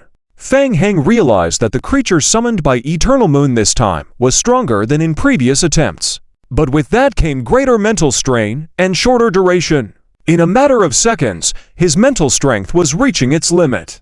Eternal Moon was undoubtedly his biggest card now, yet it required a powerful mental support. He was still too weak. Prior to this trial, Fang Heng had not taken it seriously, thinking that having the zombie avatar was enough to handle most situations, but reality proved otherwise. Even with Eternal Moon, he couldn't directly defeat Sydney. If only his mental strength was stronger. Not good. The skill was starting to spiral out of control. Hang on a little longer, and he would soon be done for. Blood flowed from Fang Heng's features uncontrollably as he pushed through. His mind began to wander out of control. His current strength was still not sufficient to deal with advanced level gaming. Ultimately, he was lacking in power. Throughout this period, he had been moving forward without pause, without critically assessing himself. He needed to take some time after this trial to reflect calmly. There were many skills on him waiting to be explored, like alchemy, maxing out the level, the development of the zombie creatures, and the crystallization body he had just acquired. The deep blue moonlight dissipated as the Eternal Moon vanished. Fang Heng. Hearing Tang Mingyu's call, Fang Heng's eyes flickered suddenly, snapping out of his reverie and leaping to his right. Boom, boom, boom. The alchemy magic formation that had been behind him exploded into pieces. Tang Mingyu leapt down from the high stone steps, standing beside Fang Heng, helping him up. Are you okay? Hint. Player enters a state of mental exhaustion, unable to use skills that consume mental energy in this state. Fang Heng's forehead was covered in cold sweat. He glanced at the game alert, gritting his teeth and murmured, "I can still hold on." For over 3 minutes of intense battle, Tang Mingyu had been concentrating her mental energy intensely, and now she also noticed signs of mental confusion beginning to emerge. The power provided by the magical species was not limitless. The frozen crystal ground beneath her feet began to crack. Tang Mingyu looked up once again at Sydney. The alchemy death puppets, tirelessly gnawing at the abyssal worm, faded into golden light in the cave. The giant abyssal worm beneath Sydney was pockmarked with wounds, with less than a third of its original body remaining, even Sydney's hands having been completely bitten off by the alchemy death puppets. What was even more terrifying was that, including Sydney, there was no blood flowing from all the wounds on the abyssal worm's body, as if it had been torn apart without shedding a drop. Sydney felt his spirits reaching an extreme high. There was no feeling of pain, but instead an endless vitality. However, no matter how hard he tried to drive the abyssal worm beneath him, there was no response. Tang! In the next moment, the blackthorn long spear viciously pierced through Sydney's heart. Vangnet was also blasted by the golden light backward, crashing into the rock wall behind, then falling onto the crystal-like ice surface below that Tang Mingyu created. He stomped heavily on the ice surface, making a loud thumping sound. Crack, crack, crack. The ice surface was hit, revealing large cracks. Suddenly, Vangnet knew that now was his final chance to fight with his dagger. Despite realizing that his body was close to breaking down, he still charged fiercely towards Sydney. There was a flash of bewilderment in Sydney's eyes. He lowered his head, somewhat incredulously, looking at the blackthorn long spear piercing through his chest. Blood continued to flow down along the long spear. He subconsciously wanted to reach out to pull out the blackthorn long spear embedded in his body, but then suddenly realized that his hands had been completely swallowed by the strange alchemical life form from earlier. The abyssal worms beneath him were still uncontrollable, twitching and contorting continually. The vitality in Sydney's eyes gradually faded. He realized that his life was quickly nearing its end. But there was no feeling of pain. Instead, extreme excitement and extreme exhaustion flooded his consciousness to completely different emotions. Finally, Sydney slowly moved his gaze towards Fang Hang, the alchemical puppet that could make people die unknowingly, a terrifying ability. "I'm sorry, I cannot witness this great era with you," Sydney muttered to himself, lifting his head to stare at Vangnet, who was approaching him. "All of you, give me." Suddenly, expending his last ounce of strength, the alchemical magic circle in Sydney's eyes spun rapidly. Red blood kept flowing out from his eyes. Sydney frantically shouted, "All of you stay here with me. Vangnet, be careful." Fang Hang had just recovered slightly from a splitting headache, sensing the massive energy fluctuations erupting from Sydney. Everyone was now at their limit. Sydney was, and so was Vangnet. Vangnet knew that he could only maintain his third-level magic state for less than a minute. Enduring the imminent collapse of his body, he did not retreat, but instead advanced. The black-thorn long spear ruthlessly stabbed towards Sydney's throat. Chi! Fang Hang raised his eyebrows in astonishment. Sydney's throat was instantly pierced by the black-thorn long spear. Puff! Blood spurted out from his throat and mouth, splashing all over Vangnet's face. Vangnet stared at Sydney, his mouth curled up in a cold manner, saying, "Dead men should keep quiet." Heh. The vitality in Sydney's eyes was slowly fading, but a smile appeared on his lips. Following that, the giant abyssal worm beneath him began to convulse uncontrollably. On the steps high above the cliff, Sandy looked down at the battle below, relieved only when she saw Sydney close his eyes. "Have we won, we?" It seems so." Qiu Yao Kong looked at the convulsing abyssal worm and nodded gently. Below, Waylon let go with his hands, releasing the alchemical magic circle. The giant alchemical stone hands gripping the abyssal worm let go, then hid back into the cliff. Waylon's alchemical magic circle had almost completely dimmed. Boom! Losing control of the alchemical stone hands, Sydney, along with the abyssal worm beneath him, fell heavily onto Tang Mingyu's ice surface. Waylon cautiously watched the twitching abyssal worm corpse, still somewhat disbelieving. Had they really defeated Sydney through their combined efforts? For some reason, the look and smile Sydney had before his death gave him a very bad premonition. "Brother Waylon, is he dead?" Waylon looked up to the high ground, where Sandy was waving at him. Sandy was still cautious and sought confirmation from Waylon. About to speak, Waylon's alchemical magic circle that had stopped operating suddenly began self-activating uncontrollably. Seeing this sudden change, Sandy and Qiu Yao Kong on the high ground were shocked, closely watching Waylon. Unable to contain her surprise, Sandy shouted, "What's going on? Why did the alchemical magic circle start moving again?" The enemies were already dead, so it wasn't appropriate to activate this self-destructing alchemical magic circle now, right? Seeing this, Waylon's face suddenly changed color. He formed a mark with his hands in front of him and shouted to Fang Hang and the others, "Run! The Imperial Tomb is going to self-destruct. Everyone, leave immediately!" Wah! Qiu Yao Kong frowned and, grabbing Sandy beside him, continued running along the steps upward. Fang Hang, still feeling his head splitting, finally understood what was happening after Waylon's explanation. He immediately activated the floating effect attached to the Blood Clan relic, pulling Tang Mingyu along with him as they flew into the air. Quickly, Waylon condensed alchemical imprints with both hands, floating over to the side of Fang Hang and Tang Mingyu, helping Fang Hang accelerate and lift Tang Mingyu upward. Tang Mingyu suddenly furrowed her brows and loudly reminded, "Everyone, my mental power is no longer enough to sustain the ice surface. Once it shatters, it will be affected by strong winds. Be careful." Fang Hang responded. Despite his extremely heavy and almost unable to think clearly, he instinctively turned his head, looking at the corpse of Sydney left on the ice surface below. Tip: Main trial mission for player team, the inheritance of the Empire Ancestor. Player team receives an additional 26 hours of trial time. Player team trial score greatly increases. Tip: Player receives guidance for the next stage of the main trial mission. Please follow the game prompts to go to the designated location to trigger the next stage of the mission. Tip: Player's contribution to killing creatures exceeds 80%. Player's trial score increases. Tip: Player receives third-order mutation crystals *3. Fang Heng's heart stirred. The task is completed. Suddenly, a faint yellow arrow appeared on the retina, indicating the trigger point for the next stage of the task. Looking at the direction indicated, it was still very far away. There are also kill rewards. 3 third-order mutation crystals. To level up to the next level requires a large amount of second-order mutation crystals and 10 third-order mutation crystals. Just by killing Sydney, 3 were rewarded.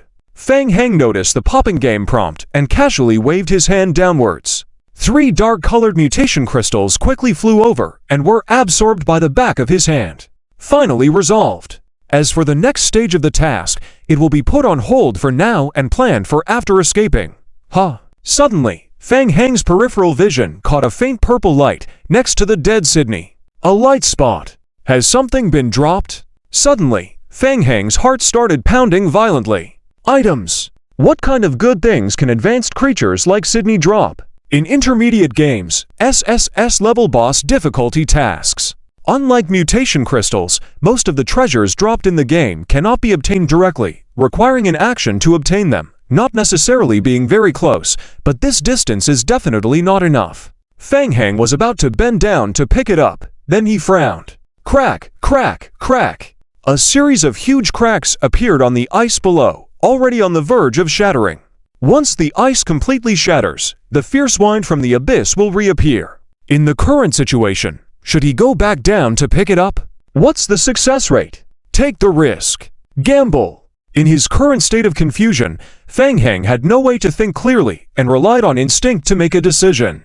It must be obtained. Bright Moon, Wargnet. At the third-order mutation level, Wargnet was the fastest. He was already in a position high above the cliff, lifting up the slow-running Qiu Yao Kong and Sandy. Upon hearing the shouts behind, he couldn't help but look back. Fang Heng pointed downward, then pointed at himself. Then, without looking back, he flashed towards Sydney's body. Tang Mingyu, who was being floated upwards by Weilin, was shocked. What did Fang Heng's actions just now mean?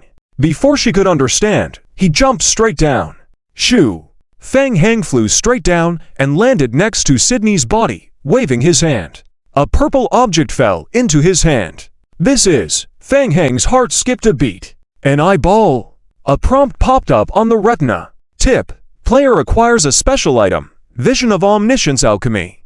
Item. Vision of Omniscience Alchemy. Type. Auxiliary. Special. Consumable. Description. The eyeball of the Empire's legendary alchemist, Sydney. It is rumored to have the power to see through the truths of alchemy. Description. Without the nourishment of power, the eyeball cannot be preserved for a long time in the current environment. It is expected to completely rot within 3 hours. Please try to find a better way to preserve it to delay rot or use it immediately. Description. After successful transplantation of the eyeball, there is a high probability of obtaining the S-level passive talent, Vision of Omniscience Alchemy. Description. Transplanting the eyeball may lead to counterattacks and rejection states. Description. Transplanting the eyeball requires special skill assistance. Description. The eyeball can also be used as a consumable. It is an extremely rare material. Fang Heng's heart beat fiercely. An S-level talent. Although there was a risk of backlash after transplantation, if he successfully obtained an S-level talent, it would be worth it. Fang Heng took out a Petra dish from his backpack and placed the eyeball inside, closing the lid. Upon inspection, the eyeball's survival time increased by another hour. Almost done. With a total of 4 hours of survival time, it should be enough to last until he could escape. Crack, crack, crack, crack. Just as he was thinking, Fang Heng's eyelids twitched. A huge gap appeared on the ground beneath him. The massive cracks spread rapidly in all directions from under the body of the abyssal worm. Fang Heng. Looking up towards the sky, Wargnet and the others were about to reach the top of the stone steps. Fang Heng took a deep breath, his feet firmly on the ice. He raised his fist and smashed it hard towards the ice. Boom! Like the last straw that broke the camel's back, the tottering ice was shattered by Fang Heng's fist. Fang Heng felt his weight shift, his body falling rapidly along with the surrounding ice blocks and rocks. The free fall feeling lasted less than half a second. Huff! Immediately, a violent wind from below the abyss enveloped his body, propelling him diagonally upwards. Bang! Bang bang! Fang Heng couldn't control his body, nor was he able to, being carried by the fierce wind, continuously colliding against the surrounding rocky walls. Bang! His body was like a ping-pong ball constantly hitting the walls, plunging him into a dizzying state again. Tip: you are affected by the airflow, collision damage -677, you enter a 3 to 9 second dizziness state. Bang! Bang bang bang! Above, Tang Mingyu, still being lifted upwards by Weilin, anxiously looked downwards. She noticed Fang Heng's body being carried by the wind, hitting the walls, but also moving upwards rapidly, instantly understanding the meaning of his gestures just now. Got it! He wanted to harness the power of the wind to escape the explosion quickly, relying on that strange self-healing ability. Truly, a crazy idea. Perhaps only Fang Heng could pull it off. Run!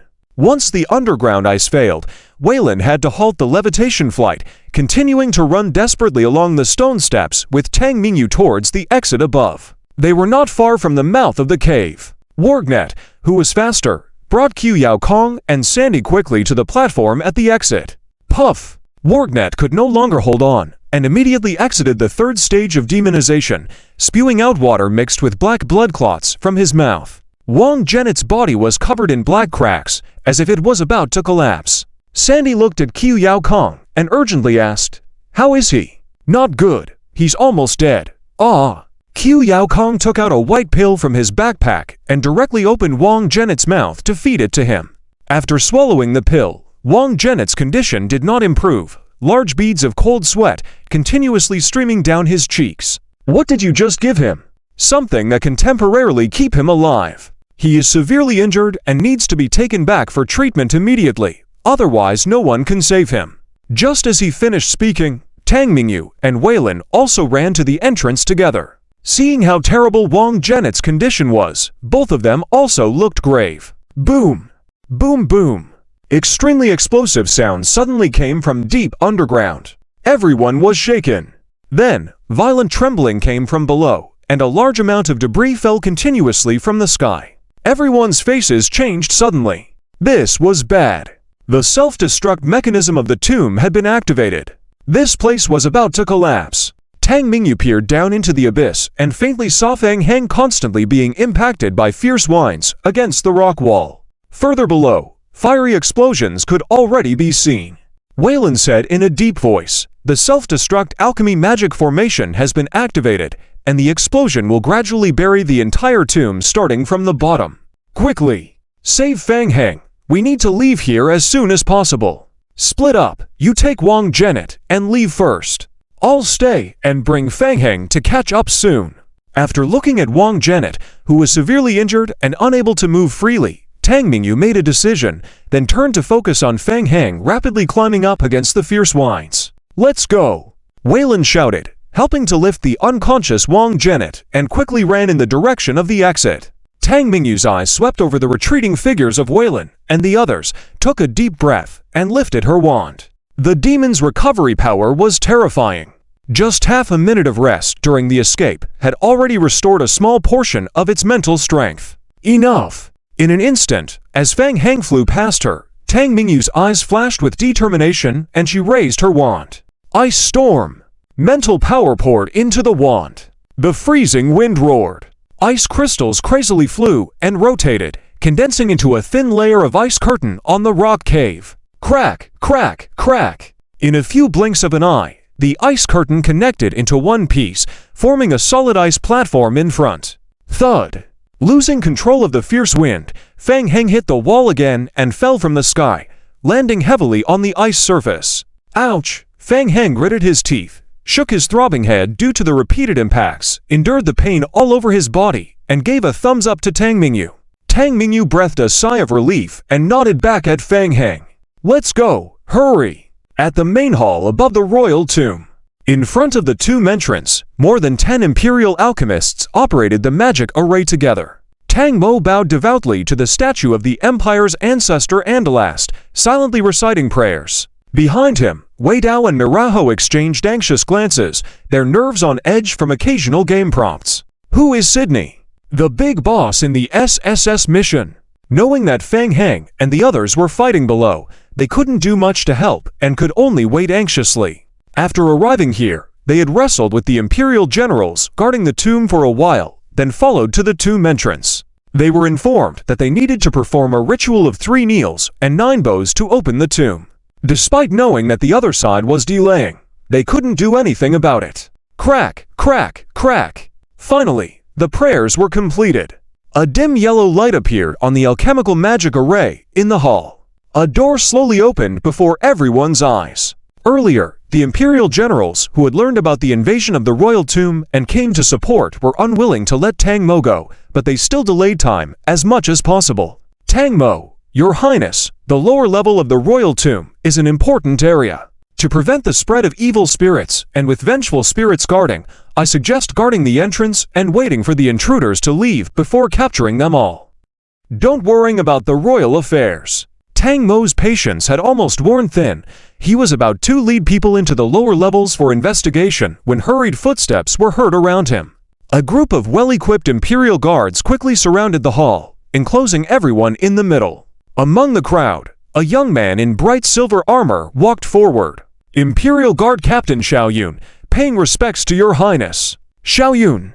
Tang Mingyu turned her head, staring coldly at the newcomer. Xiao Yun, the new captain of the Imperial Guards, whom she had heard about, was said to have the complete trust of the current Imperial Regent, Salvador. Xiao Yun also looked at Tang Mo. Just now, the royal family learned that Princess Mingyu and the barbarians had appeared in the Imperial tomb.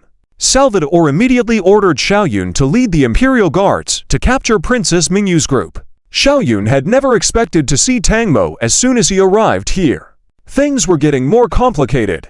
Tang Mo said coldly, "What are you here for?" "Your Highness, the Imperial Guards are following His Majesty's orders to capture the intruders in the royal tomb, and also to bring Princess Mingyu back." Tang Mo's face remained expressionless as he stepped forward. "Good timing. I am also looking for Mingyu. Let's go together." Xiao Yun blocked Tang Mo's path and did not step aside, saying in a deep voice, "It is an urgent mission assigned by His Majesty himself. It may not be convenient for Your Highness to come along." "Not convenient? What's not convenient? It's not for outsiders like you to meddle in royal affairs." Tang Mo stared at Xiao Yun. "Do you think you can stop me? You better get lost." Just as the situation suddenly became tense, Wei Tao and Meyerhold already prepared for battle. Just as they were about to act, game prompts suddenly appeared in front of them. Done. 2 SSS-level tasks were unexpectedly completed by both Fang Heng and Tang Mingyu at the same time. Even the distorted boss was killed by them? Miurheo quickly exchanged glances with Wei Dao, both seeing the shock and surprise in each other's eyes. Since that's the case, does it seem like there's no rush to move forward? Fang Heng has already completed the task, so shouldn't they retreat and wait for them to escape more safely? The two were contemplating this when suddenly they felt a slight tremor under their feet.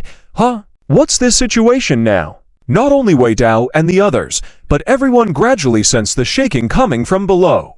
In just a few seconds, the shaking became more intense. Even the guards felt that something was amiss. Wei Dao immediately looked at the soldier in charge of guarding the tomb and asked sternly, "What's going on?"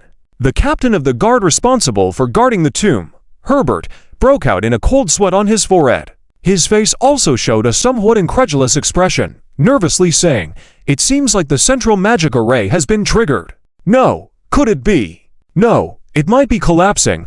While speaking, Herbert hurriedly walked in a fluster to the large alchemy magic array in front of the statue.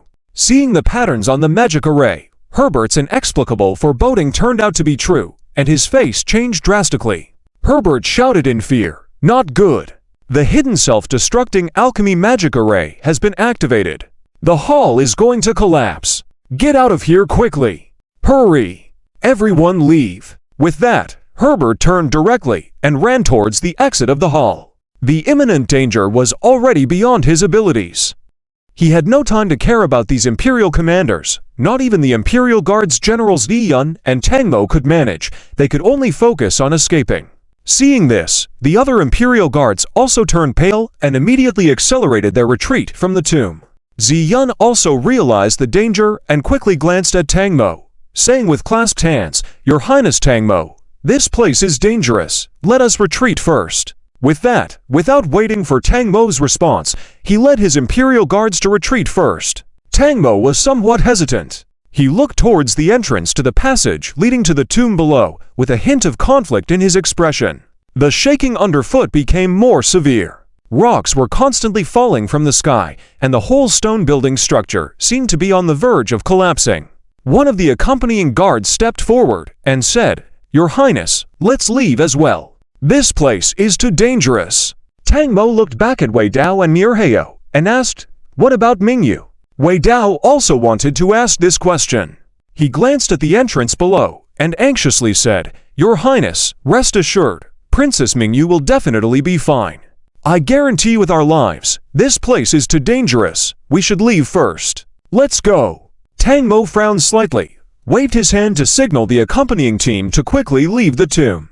While running towards the exit, ManhwaRecap and Wei Dao consciously followed at the back of the team, pretending to be protecting, but actually wanting to meet up with Fang Heng and Tang Mingyu. But unfortunately, they had still not waited for them.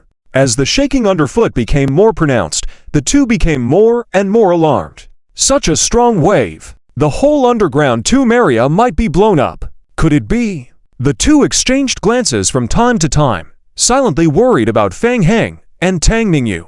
With such flashy skills, they should be able to find a way to escape early, right? Lost in their thoughts, Wei Dao had just escaped from the tomb exit when he saw Herbert and a group of Imperial soldiers and guards who had already fled towards the mountains below without stopping, continuing to flee at a swift pace. The earth shook violently, and no matter how one thought about it, this was no ordinary explosion.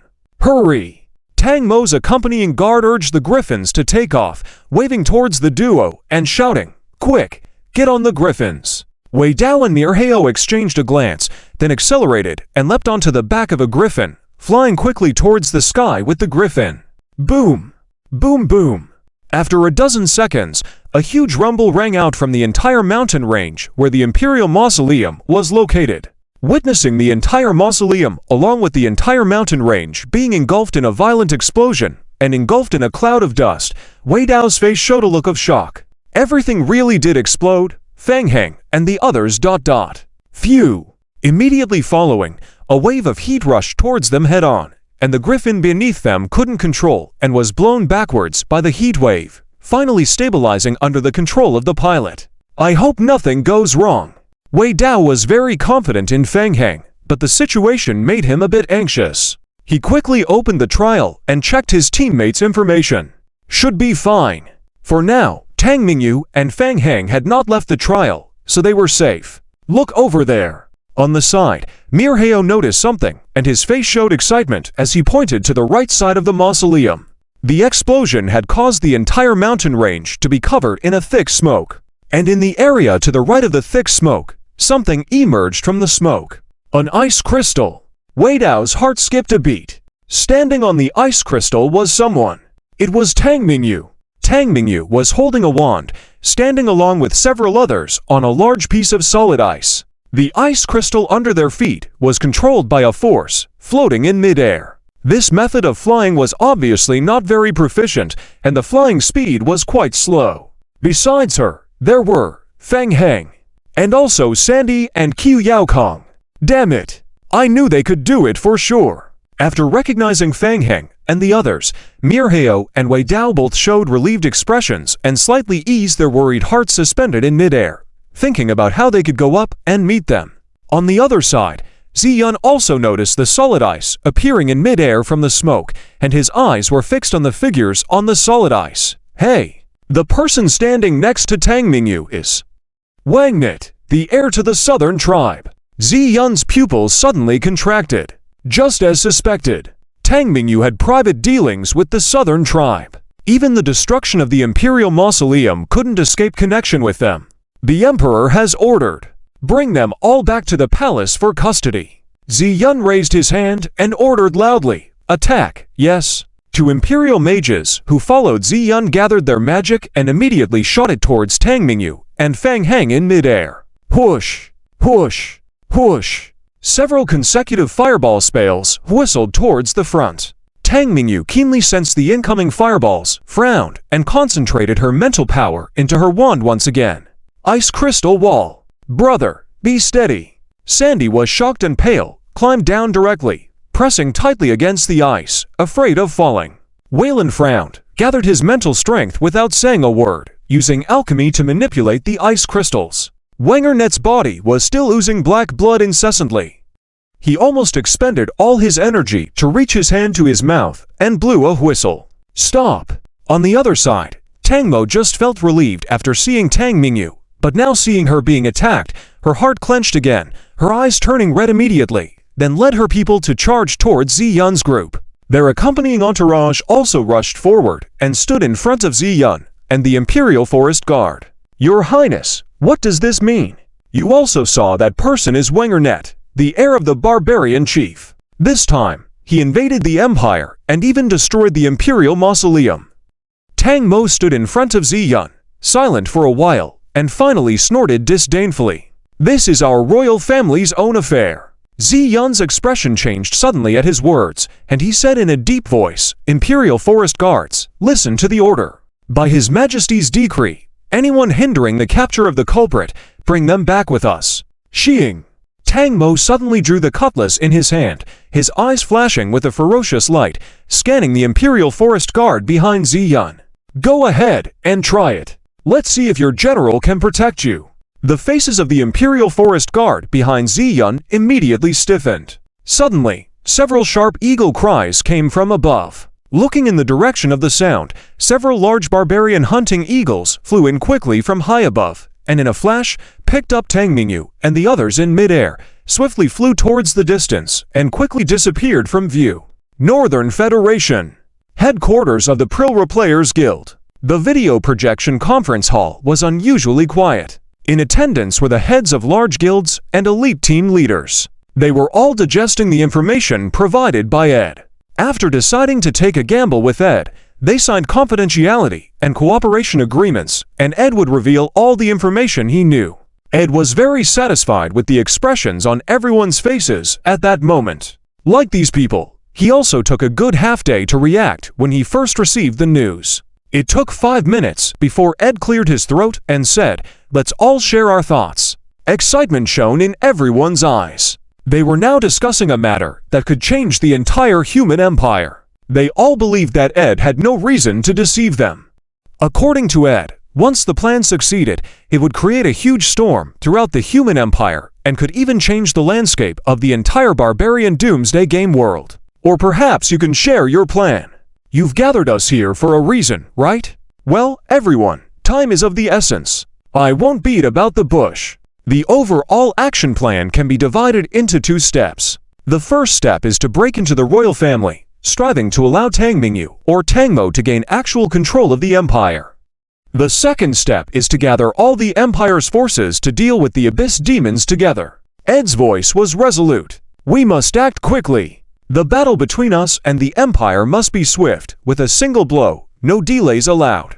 We must seize the throne before the empire can react. The empire's strength and heritage are extremely powerful. Once they have the breathing space, it will easily turn into a drawn-out war, something we cannot afford. Everyone nodded in agreement, acknowledging Ed's strategy. Everyone, I have thought it over, and our chances of success are actually very high. Besides the 2 heirs of the empire, Tang Mingyu and Tang Mo, there's also Lord Fang's Plaguelands and one of the barbarian heirs, Wangernet, who will join us. There's even the legacy of the saint, the possibility that the Mage Association might stand with us, coupled with the strength of us players, helping them ascend to the throne of the empire won't be difficult. The participants in the projection meeting began to whisper and discuss quietly once again. After a moment, a middle-aged man suggested, "We understand the Prilra Guild's intentions well. Setting aside the risks for now, each of us has resources we can mobilize within the game. I suggest we devise a detailed plan before taking action, with each team responsible for a part, ensuring nothing goes wrong." Yes, that's a good idea. I agree, Ed nodded. That's also the purpose of inviting everyone here today to discuss face-to-face. Furthermore, before that, I will fulfill a part of the promise by helping the individuals you recommended inherit the ancient saint's legacy.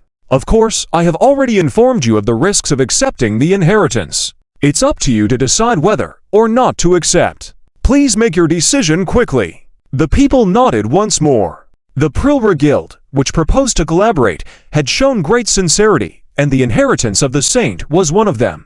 As the people were discussing in whispers, a subordinate entered hastily, looking somewhat anxious. Ed furrowed his brows, a bit displeased at being interrupted. "Guildmaster, I'm sorry to interrupt you, but it's urgent." Ed's mind raced as he took the report handed to him by his subordinate, and his expression changed drastically. "What?" "The Empire's Imperial Mausoleum exploded. Tang Mingyu, Lord Fang." Aside from them, the participants include one of the barbarian chief's heirs, Wenger Net. Ed's pupils constricted suddenly, and he became nervous as he read through the information word for word. The news released by the Empire. Tang Mingyu and Wenger Net recently infiltrated the Empire's Imperial Mausoleum for sabotage, stole the royal treasure, and caused massive damage to the mausoleum. The entire mausoleum was destroyed. The Empire has declared Tang Mingyu and the appearance of Lord Fang at the scene as acts of treachery and is currently conducting a full-scale search for the two. There are even rumors that in the process of capturing Fang Heng and Tang Mingyu, resistance will be met with lethal force. This news left Ed in a state of extreme shock. What is going on? He had only parted ways with Fang Heng at dawn to explore the underworld and had agreed that he would find friends to join forces to deal with the Abyss demons, planning to meet later in the Plaguelands. It had not even been 10 hours since they parted ways, and Fang Heng had gone and blown up the Empire's ancestral tomb. What was he thinking? No wonder the Empire had responded so drastically, even boasting about killing them without mercy. Ed faintly sensed that something was amiss. He murmured to himself, took a deep breath, and steadied his slightly anxious mindset. Lord Fang Heng had always given him the impression of being a cunning character who always calculated his moves. He would not act so easily without a deeper meaning behind it. There must be something he had not yet comprehended.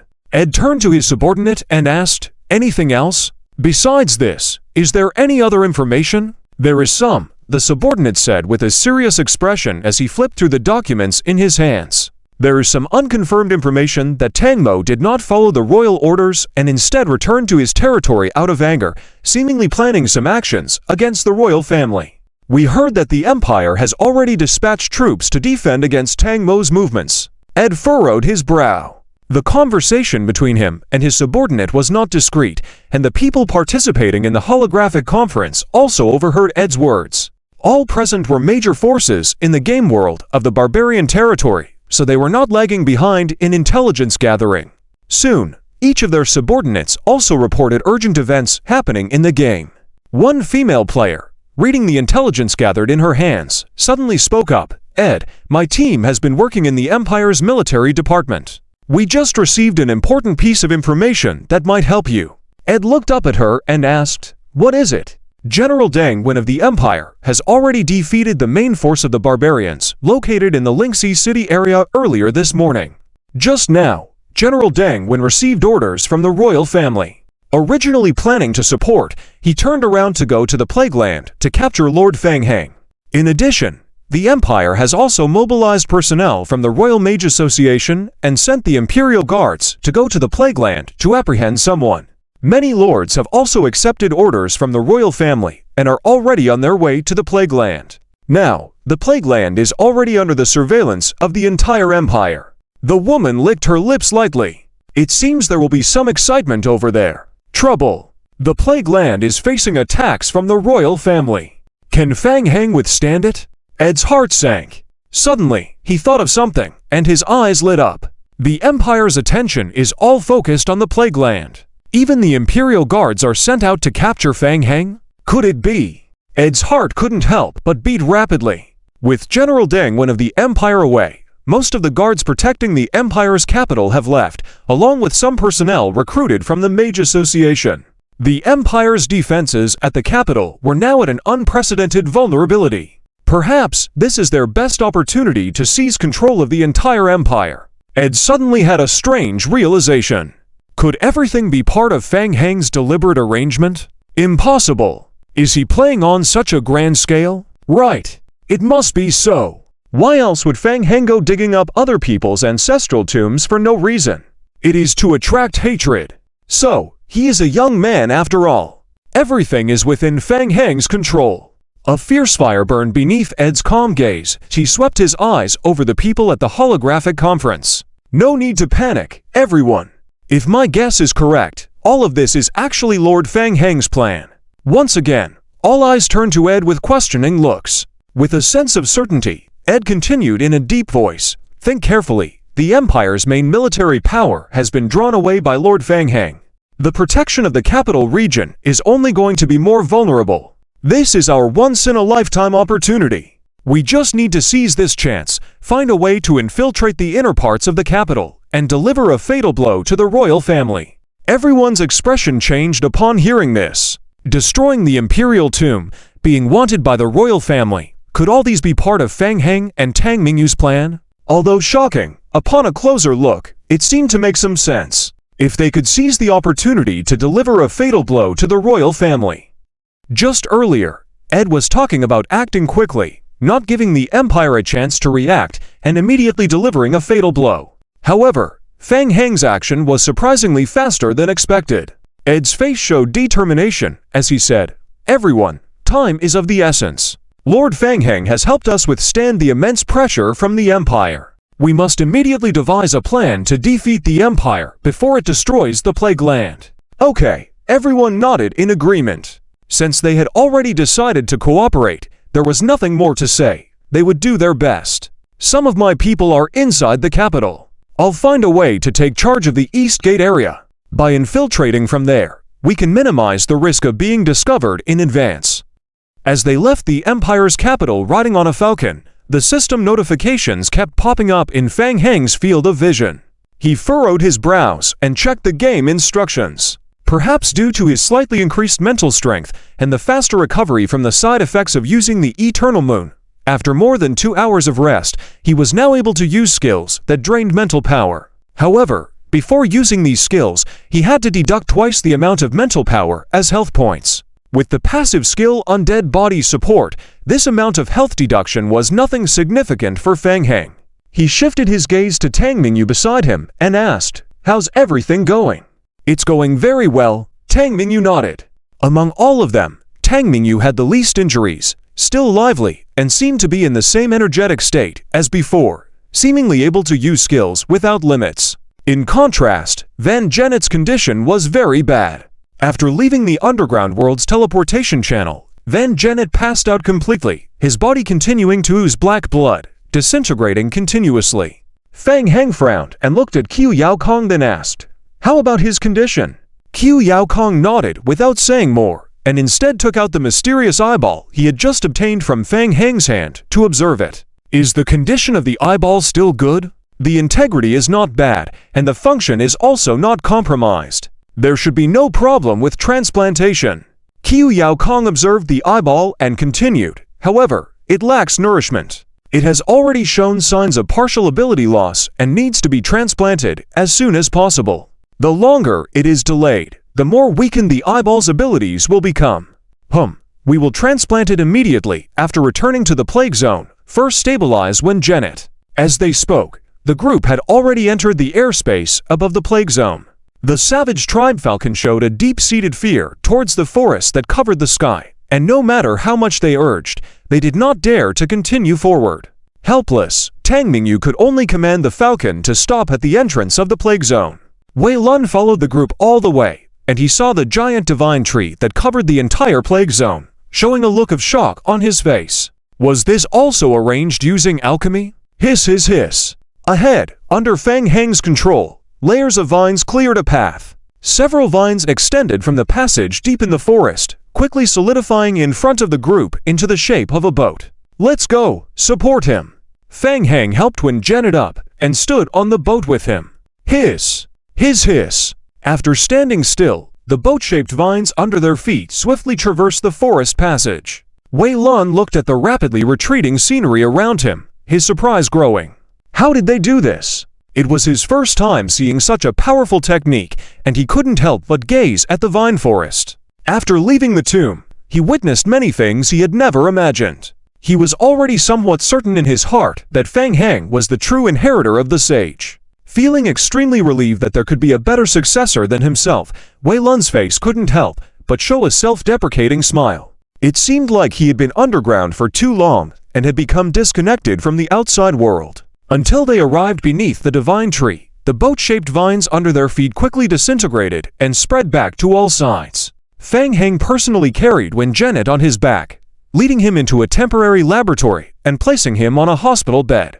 Qiu Yaokong and Tang Mingyu immediately began cleaning the laboratory, with Sandy standing nearby, looking anxious. "Can you do it?" Fang Heng stood in place and communicated mentally with the divine tree. He sensed the eager emotions coming from the divine tree. Faint blue starlight emerged from the divine tree. Fang Heng's eyes lit up. He suddenly realized that the divine tree also had auxiliary healing abilities. It's just that these abilities had never been tried before. "Good. Let's give it a try."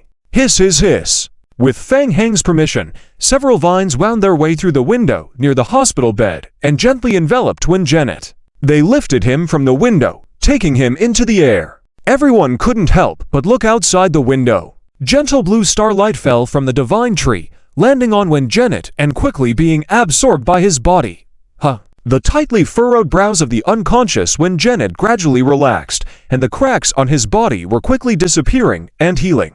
Seeing Wen Zhenet's condition, Tang Mingyu couldn't help but show a smile, pulling Fang Heng's sleeve. "Look, it's really effective." Fang Heng was also somewhat surprised. The effect was so good.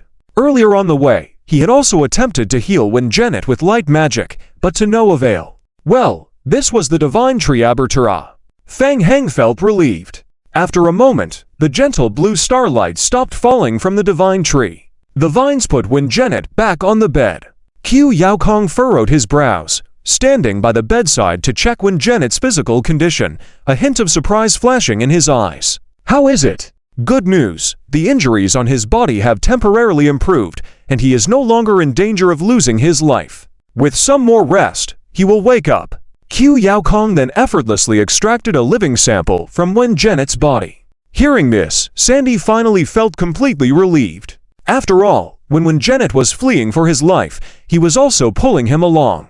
He didn't want this life-saving benefactor to perish like this. Sandy suddenly raised his eyebrows, thinking of something, and with a pleased expression, he asked, "So, will he be fine from now on? If he gets injured, he can just come back and rely on the divine tree for treatment, right?" "No, that's not the case." Qiu Yaokong aimed the second sample collector at Wen Zhenet's arm, continuing to explain, "The divine tree only temporarily repairs the injuries on his body. Although the divine tree does have powerful healing abilities, this healing is ineffective against the viral body inside Wen Zhenet. The strength of the virus destroying the body is increasing each time.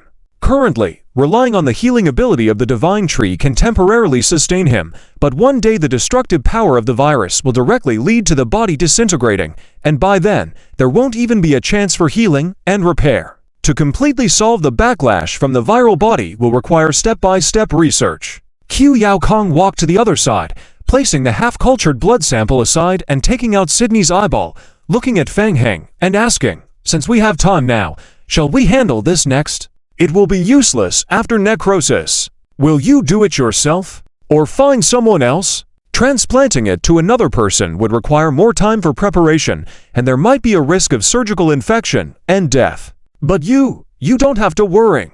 The probability of my transplantation failing is also 0, so I can guarantee a 100% successful transplant. As for the final outcome after the transplant, I cannot guarantee. Furthermore, this eyeball is different. Using this eyeball requires additional energy, which ordinary people cannot handle." Fang Heng nodded to confirm with Qiu Yaokong. "Will there be any negative effects after the transplantation?" "That is temporarily uncertain," Qiu Yaokong shrugged indifferently. "Rejection reactions are also possible, but don't worry.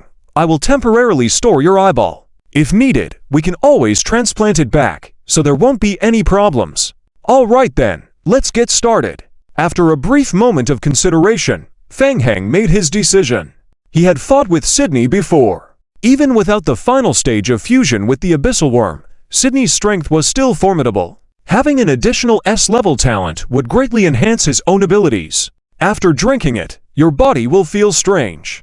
Do not resist, otherwise the sedative effect will not take effect. "All right." Fang Heng agreed, took the medicine in one gulp, and then closed his eyes on the operating table. Despite not resisting, after closing his eyes, Fang Heng still didn't feel sleepy at all. It felt like he drank a glass of sugar water. He could clearly hear Tang Mingyu and others leaving the room, their quiet conversations as they rested at the door, and even the sound of Qiu Yaokong checking surgical instruments. Suddenly, several lines of game prompts appeared on his retina. Hint: player undergoing unknown eye transplant. Hint: upon completion of the transplant, player will obtain special talent skills. Hint: player is currently undergoing the transplant. Current success rate, 100%. Player's current compatibility, 82%. Player needs to consume 100 West survival points, 120 deity points to complete this transplant. So many.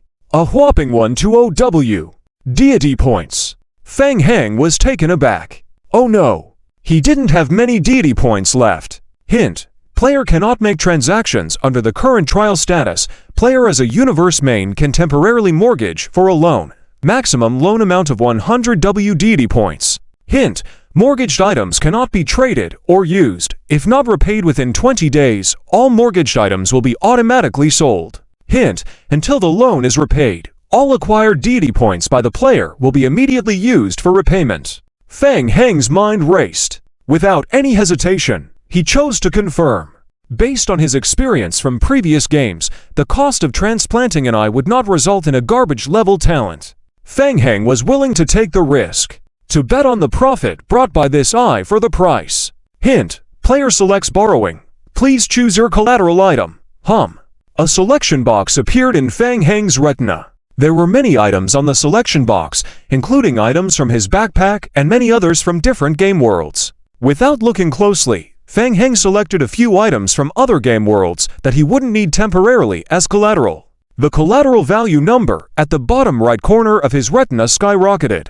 Hint: player has completed the collateral. Please repay within 20 days. Hint: player consumes 100 West survival points and 120 W deity points for a special transplant. Hint: current infection rate, 0%. Current transplant success rate, 100%. On the side, Qiu Yaokong, standing in front of the operating table, frowned. He knew Fang Heng had a strong self-healing ability and was infected with a powerful virus. So he chose to act decisively by cutting a long incision around Fang Heng's eye and pouring the special medicine into his eye. Hiss! Qiu Yaokong swiftly wielded his scalpel, removed Fang Heng's eyeball, and placed it in a nearby tray. Almost simultaneously, Qiu Yaokong placed the all-knowing eye from the glass container into the newly torn eye socket. Qiu Yaokong furrowed his brows. In just a short half-second, a new eyeball started growing in Fang Heng's eye socket. Trouble. Fang Heng's self-healing ability was too strong. Just as there was about to be an accident, Qiu Yaokong was about to take action when suddenly something caught his attention. What's going on? The newly formed eyeball touched Sydney's eyeball, and a strange fusion occurred between the two. Hiss! This! Qiu Yaokong frowned, immediately stopping his initial action of removing the new eyeball, and continued to observe quietly. The new eyeball almost instantly devoured and fused with Sydney's eyeball. In a moment, the wound on Fang Heng's eyeball rapidly healed, not requiring any intervention by Qiu Yaokong, and was restored completely in just a few seconds. Suddenly, a rune reflected in Fang Heng's pupils, disappearing in an instant. Qiu Yaokong looked at Fang Heng, who slowly opened his eyes, and asked in a deep voice, "Fang Heng, how do you feel?" Fang Heng opened his eyes again. He felt his vision blur for a moment before quickly returning. Looking towards the right tray, the eyeball that had just been removed had already turned into a pool of blood. Following that, game prompts appeared on the retina again. Hint: player has fused the right eye, all-knowing eye alchemy. Hint: player fused all-knowing eye alchemy in a special way, immune to rejection effects. Hint: player now meets the basic attribute requirements of the all-knowing eye. Hint: player's compatibility with all-knowing eye is 82%. The effectiveness of all-knowing eye talent skills is only 82%. Consume an additional 28% improvement. Player can try to find ways to improve compatibility with all-knowing eye. Hint: player has gained a new S-rank talent, all-knowing eye alchemy. Success! Fang Heng immediately opened the character attribute panel to look for skill descriptions related to the all-knowing eye. Talent: all-knowing eye alchemy. Talent level: S. Additional skill 1, all-knowing. Skill description: player's alchemy proficiency is passively raised to the initial full level.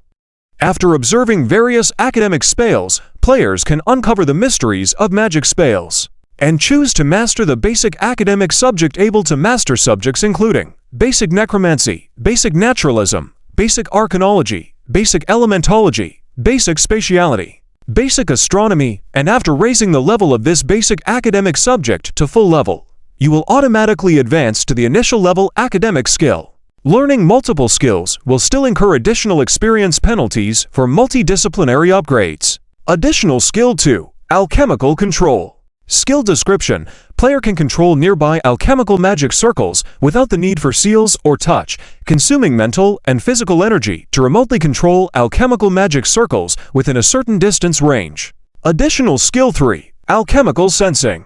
Skill description: player success rate in deploying alchemical magic circles increases by 5%, with a final power increase of 10%. Upgrade formula: final success rate * 1.05, final power * 1.1. A very powerful skill. After reading the skill description, Feng Heng was greatly uplifted. The 1 million deity points spent were certainly worth it. For ordinary people, having a talent attribute would already be powerful, and each of the 3 additional skills were extremely useful. For Feng Heng, the skill All-Knowing could even unleash terrifying effects in conjunction with the talent Zombie Decoy and skill Academic Fusion. The headquarters of the Holy Court in the eastern part of the Empire. Inside the prayer temple, Bishop Karlkira bathes in the divine light, kneeling devoutly before the Book of Oaths, whispering prayers silently. Suddenly, he senses something, and his closed eyes gradually open, focusing on the altar ahead. Holy light falls from the sky, converging on the Book of Oaths on the altar. Click, click, click. The Book of Oaths, under the pull of a mysterious force, flips its pages automatically, quickly settling on one page. Gentle holy light radiates from the Book of Oaths. A miracle! A miracle appears before his eyes. Karlkira continues reciting prayers, his eyes shining with a strange light, even his breath quickening with excitement. Bishop! Behind him, the door to the prayer hall is slowly pushed open. 2 knights of the Holy Court Church enter respectfully, kneeling before him. News has arrived from the Empire. The Imperial Mausoleum has been destroyed. Karlkira takes a deep breath and stands up slowly. A gentle smile appears on his face. The seal of the mausoleum has been loosened. This day has come faster than we imagined. The Divine Realm has brought the latest revelation. Karlkira turns around, a pious smile on his face. This is our destiny, holy warriors. This land is already decaying. People have forgotten their faith, forgotten who saved their lives. Calamity is about to come, which will awaken their painful memories. For a bright future, we must make sacrifices.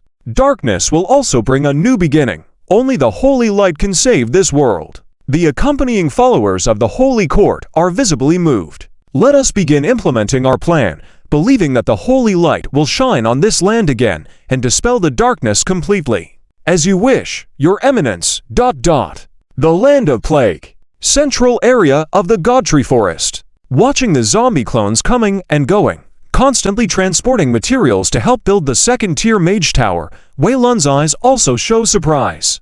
Can zombie creatures actually assist in building mage towers? If not seen with his own eyes, Wei Lun finds it hard to imagine.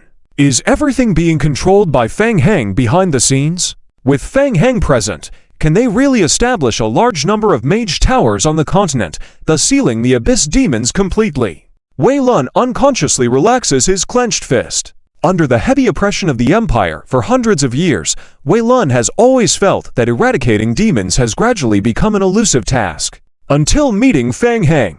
He seems to see a glimmer of hope in Feng Heng. He has never been this excited before. What's the matter with these members of the Mage Association? Why are they in the territory of the Land of Plague? Wei Lun once again turns his gaze to the members of the Mage Association beside him, looking puzzled. Well, I have cooperated with the Mage Association before, and I called them over for help. In recent years, the Empire has managed to manufacture imitation revelation stones through alchemy. Have you heard about this? Hearing the voice behind him, Wei Lun turns to look at Feng Heng walking towards him. He frowns slightly, staring at Feng Heng's eyes. The eye transplants have been successful. So quickly. Wei Lun is particularly concerned about Feng Heng's eyes and asks, "Your eyes, have they succeeded?" Tang Mingyu, who is with Wei Lun, also curiously looks at Fang Heng. Yes, my constitution is quite special. Fang Heng nods. He has just completed the transplant of the all-knowing eye and found that there were no adverse effects, so he immediately rushed over to find Wei Lun. Wei Lun is intrigued and asks, "How does it feel?" "Well, not bad. Take a break for a while. It will be better." Wei Lun nods. In his opinion, the transplantation of body organs through alchemy and medicine is also a part of power usage. Alchemy has specialized branches. Previously, Sydney fused himself with abyssal worms, which can also be considered as a form of special organ transplantation. However, organ transplantation will bring troublesome rejection reactions. This rejection reaction will accompany him for life, especially for organs with powerful abilities like the all-knowing eye. The stronger the body, the stronger the rejection, making it difficult to truly integrate with the body. Fang Heng may not be able to control it in the short term. It will likely take several years, or even decades, to gain some control over the abilities of the all-knowing eye. Well, I have also conducted detailed research on the Revelation Stones. Wei Lun brings everyone back to the topic of the Revelation Stones. The Revelation Stones can provide powerful power to the Warburn, and can even eliminate some backlash. I have found some records where Emperor Andalaste once used the power of the Warburn with the help of Revelation Stones. Later, even after the Warburn were exterminated, the royal family has never given up trying to completely control the Warburn. The imitation Revelation Stones may have been developed by the royal family to control demons. Fang Heng nods and continues, "Now our situation is not great. The Empire has issued a warrant for the entire Land of Plague. We may all be on the Empire's wanted list. In any case, I am preparing to return to Hanny City to see what the Empire is up to." Saying this, Fang Heng looks up at the second-tier Wraith Tower being built in front of him. The Empire may have felt threatened this time, announcing hostility towards the Land of Plague. Even the barbarians have been disregarded, and the Imperial Guards and General Deng Wen are launching an assault on the Land of Plague. Can the Divine Tree of the Land of Plague resist the Empire's army? Fang Heng is also unsure about this. Let's take it step by step.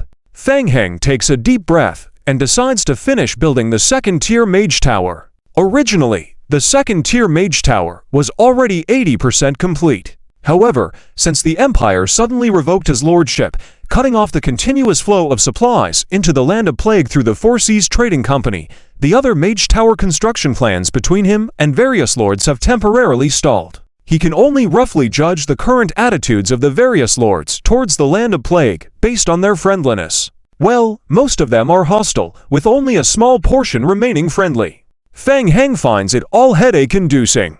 Too difficult. Wanting to build mage towers in various lords' territories single-handedly while being hostile to the Empire. Wei Lun cast inquiring eyes towards Fang Heng and said, "Alchemy is not good at direct combat, but it can still be of some help. No need. Just going to take a look in the past. One person can handle it. Plus the synthesis magic array of the Revelation Stones here still needs someone to take care of it. All right, I have researched the Revelation Stones for quite some time. I will try to see if I can make some improvements to the alchemy array of the synthetic Revelation Stones." Wei Lun understood Fang Heng's idea and nodded, saying, "You can rest assured, I will take care of these alchemic magic arrays. What about me? Should I follow you back to Hanny City?" Fang Heng couldn't help but cast his gaze towards Tang Mingyu, a hint of eagerness shining in his eyes. "Tang Mingyu." Fang Heng firmly placed his hands on Tang Mingyu's shoulders. "No need. The matters in Hanny City are just trivial. Mingyu, there is something more important that I need your help with, and only you can help.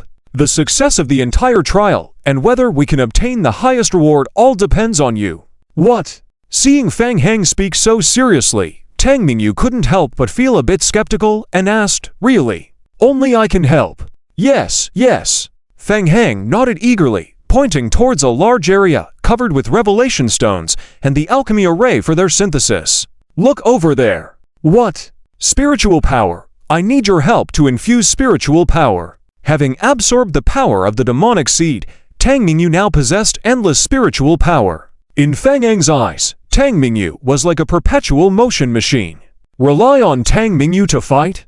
Goodness! This is just a waste. She alone could match the continuous infusion of spiritual power by more than a dozen mage squads to create Revelation Stones. In fact, Tang Mingyu's power generation capacity was even stronger, coupled with the legendary alchemy scholar Weilin assisting on the side. Tang Mingyu providing spiritual power, while Weilin operates the alchemic magic array to create synthetic revelation stones. As long as the basic materials to construct the revelation stones are available, he could continuously produce revelation stones. After absorbing the revelation stones, the level of the plague-infested divine tree in the area would greatly increase. This scene was truly beautiful. Excitement shone in Fang Eng's eyes. A perfect closed loop. It's perfect. Fang Eng's gaze was extremely firm as he said, Mingyu, leave all the other main tasks to me. You are the most important right now. Just focus on infusing spiritual power to the fullest. Hanny City. The city was shrouded in an atmosphere of tension. The common citizens were urged to stay home, and the central district of the city was swarmed with soldiers on guard, creating an air of solemnity. Disaster, undead, terrifying disaster.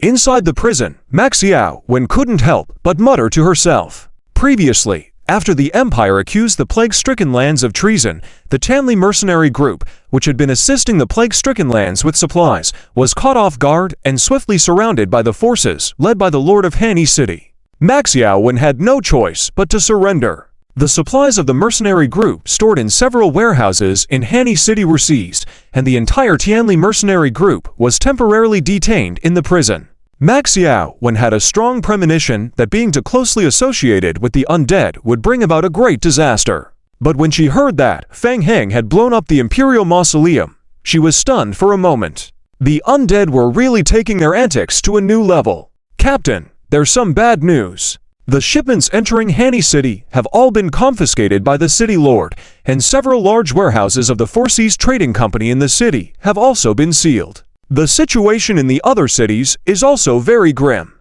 I know. Maxiao Wen nodded, taking a deep breath. When one man bows under the pressure, others will follow. The collaboration between the Four Seas Trading Company and the plague-stricken lands had been profitable, arousing envy among many other trading companies. Currently, with all the assets of the Tanli mercenary group temporarily confiscated and even the Four Seas Trading Company implicated, it was not just one city like Hanny City involved, but all their goods stockpiled in major cities were being detained. Whether the assets were related to Fang Heng or not, everything was being seized as a precaution. This was definitely being driven by the major trading companies. Captain, we need to think of a solution. A lot of shipments are still en route to Hanny City, and the losses will continue to grow if they remain here. Watching the heavy losses, the team's guards held growing anxiety while being detained in the prison. The team's deputy couldn't help but ask, should we go to the city Lord Blaine and propose cooperation? We have ventured into the plague-stricken lands ourselves, and we are very familiar with a lot of the internal intelligence of the plague-stricken lands. If we propose cooperation to Blaine, we might be able to secure a large portion of our goods in the warehouses of Hanny City. Shut it! Maxiao Wen gave her deputy a fierce glare, stopping him from continuing. Let's not bring up the matter of cooperating with the Empire. The Imperial Guards will soon arrive, and the Imperial General Deng Wen will also come in person to oversee the situation.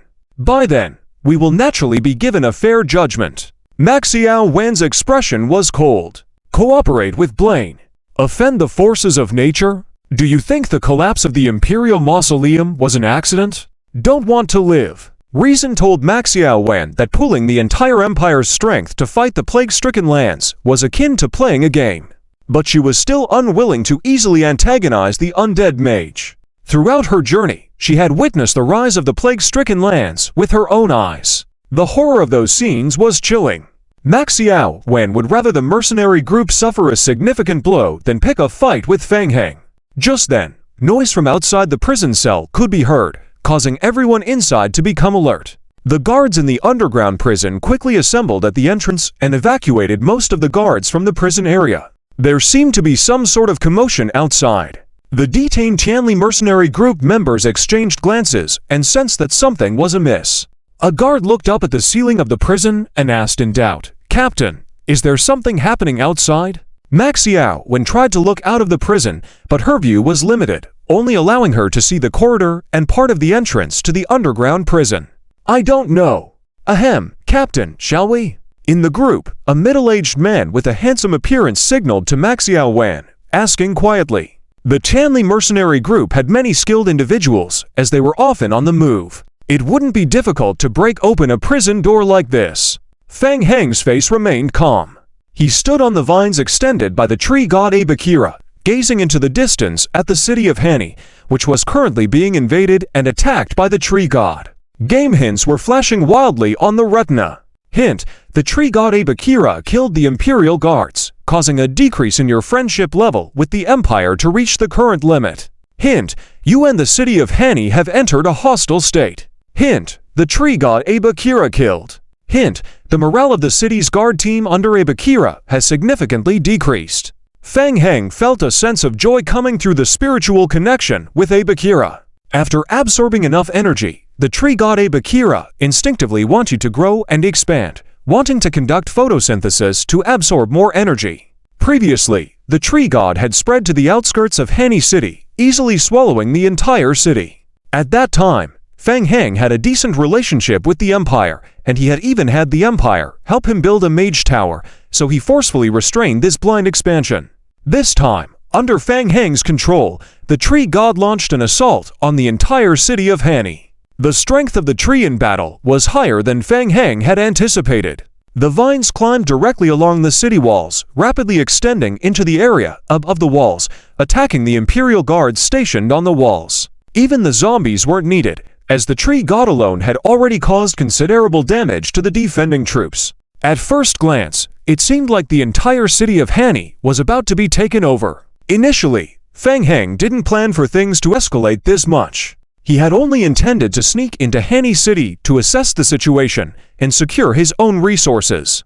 Unexpectedly, the city lord of Hani, Brian, was talented in defense. He was well aware of the horrors of the plague-ridden land. That was a place where monsters capable of resisting barbarian legions spawned. So Brian had decided from the start to defend the city to the best of his abilities, just to hold out until the Imperial Guards arrived and took over the matter. Thus, all four gates of Hani City were tightly shut, strictly controlled, and no one was allowed in or out. Soldiers stood guard on the walls, ready to repel any threats.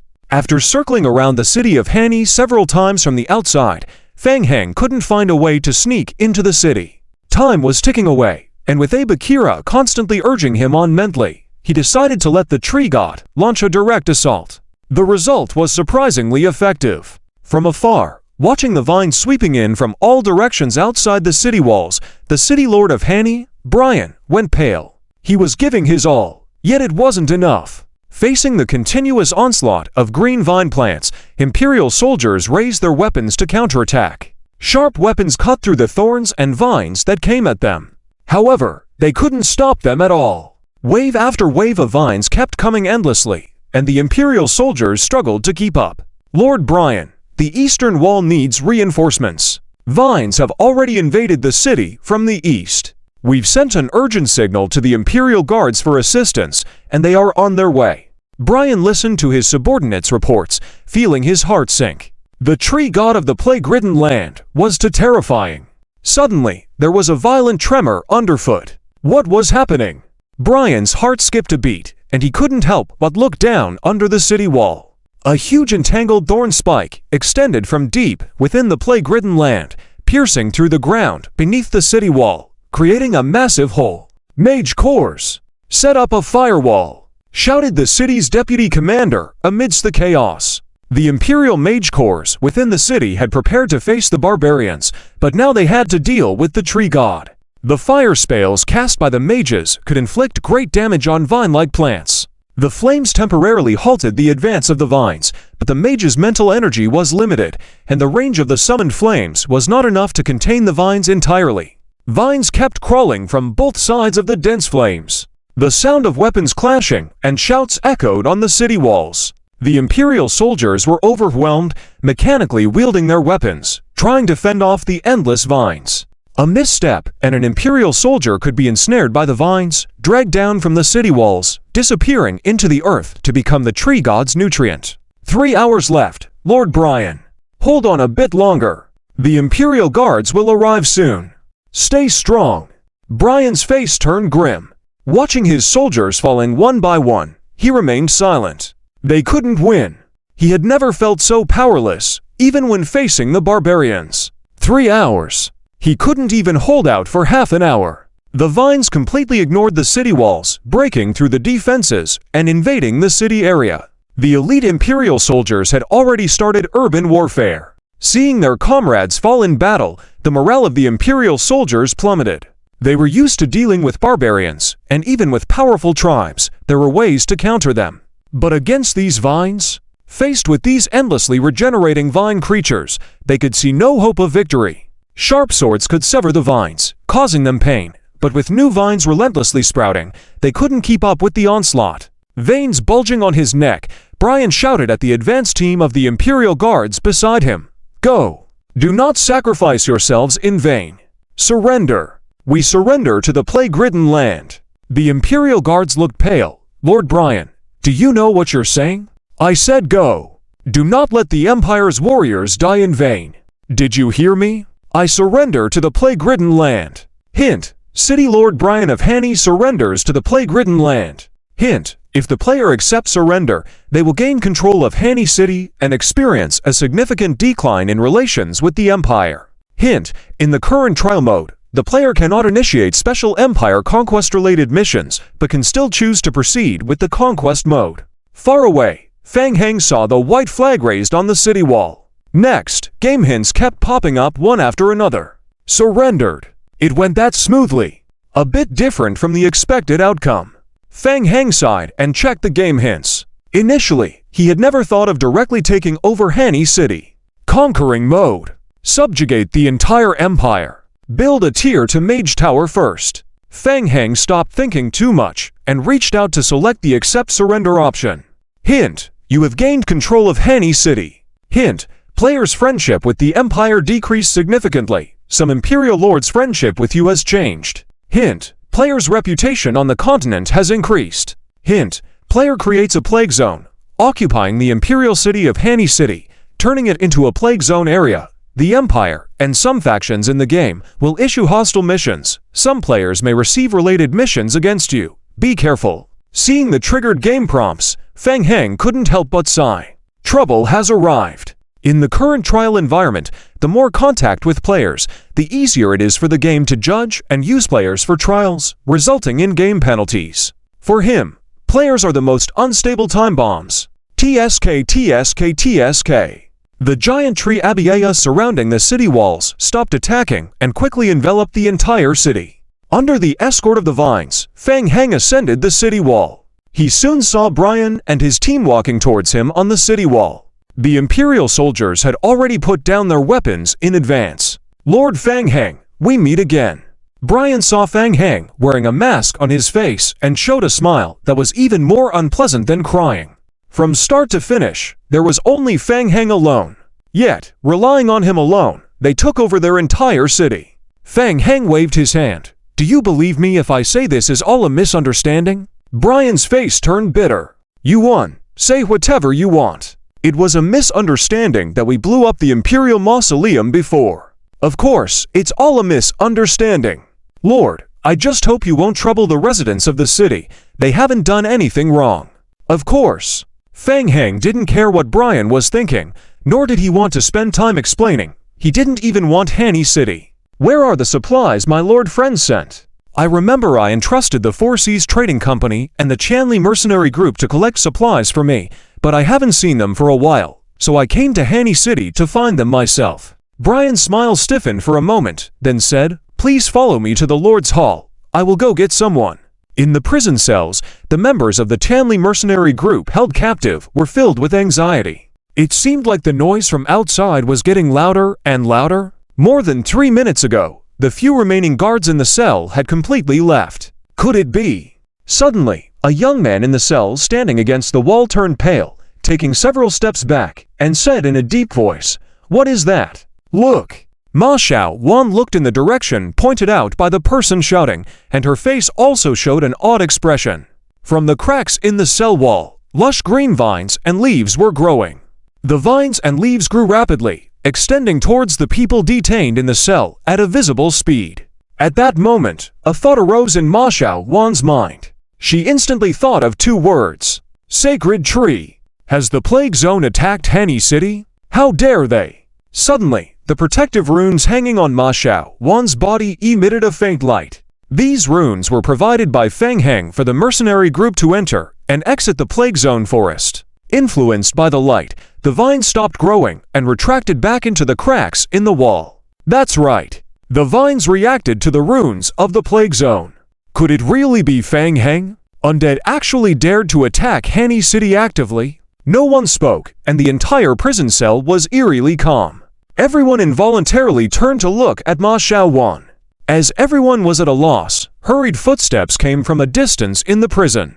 Quick! Over a dozen Imperial guards hurried over. Upon seeing that Ma Xiaowan and her companions were unharmed in the cell, the leader of the guards breathed a sigh of relief. Hurry up! What are you waiting for? Open the door! The prison guards quickly found the keys and opened the door to the cell, shivering with fear. The head guard looked at Ma Xiaowan and others, who seemed a bit bewildered, and said in a deep voice, Hanny City was recently attacked by the Plague Zone. The city lord has surrendered, and now Hanny City is the territory of the Plague Zone.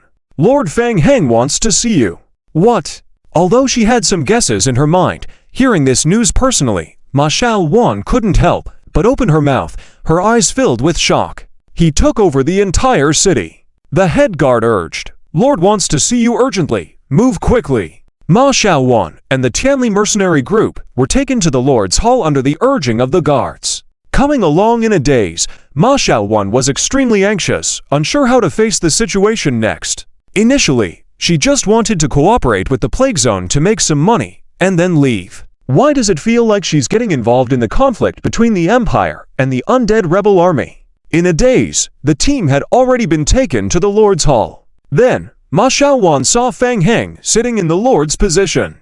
When Feng Heng saw Ma Xiaowan, his gaze quickly swept over her as he hurriedly asked, Are all the resources ready to build the Tier 2 Mage Tower? Ma Xiaowan was stunned. She didn't expect that Feng Heng's main concern would be those resources for building structures. Shouldn't he be thinking about how to deal with the Empire's large army at this time? Is there a problem with the resources? Ma Xiaowan felt a kind of oppressive heat in Feng Heng's gaze and whispered, There, ready. Clearing his forehead of cold sweat, City Lord Brian was relieved that he hadn't touched those supplies earlier and quickly interjected. My lord, the Tianli mercenary group's resource supplies were recently seized, but rest assured, all resources are stored intact in the warehouse. I can assure you of their safety. Very well. The supplies need to be immediately transported back to the Plague Zone. Feng Heng continued, looking at Ma Xiaowan once again. During this period, there will be a continuous flow of supplies entering Hanny City for transit. I need the Tianli mercenary group to continue delivering supplies according to the contract. Lord Brian will assist you. Ma Xiaowan swallowed nervously and glanced cautiously at Brian beside her. Brian felt bitter in his heart but nodded in agreement. I will cooperate. Ma Xiaowan took a deep breath and her gaze once again focused on Feng Heng. A strong intuition rose in her heart. Go ahead. Feng Heng waved his hand, signaling the team to start working quickly. He found it strange that Ma Xiaowan suddenly became so serious again. It was just helping to transport some supplies, not too dangerous. There was no need to make it seem like a military order. Looking back, Feng Heng contemplated his next move. Capturing Hanny City was not originally part of his plan. No matter. He could always confront the Empire if needed. Feng Heng continued to ponder. If they took over a city, they should make good use of it. If everything went smoothly, they could even establish a second-tier mage tower in Hanny City. After all, Hanny City was a small to mid-sized city of the Empire, and establishing a mage tower as a transit station could help improve logistics to some extent. Furthermore, the Imperial Forest Guards would arrive soon. Turning Hanny City into the first line of defense against the Empire's attack would also be a good idea. As Feng Heng lifted his head, he noticed that Ma Xiaowan had not left yet. She stood in place until everyone else had left before speaking. Lord Feng Heng. What's the matter? It's about Mr. Mo.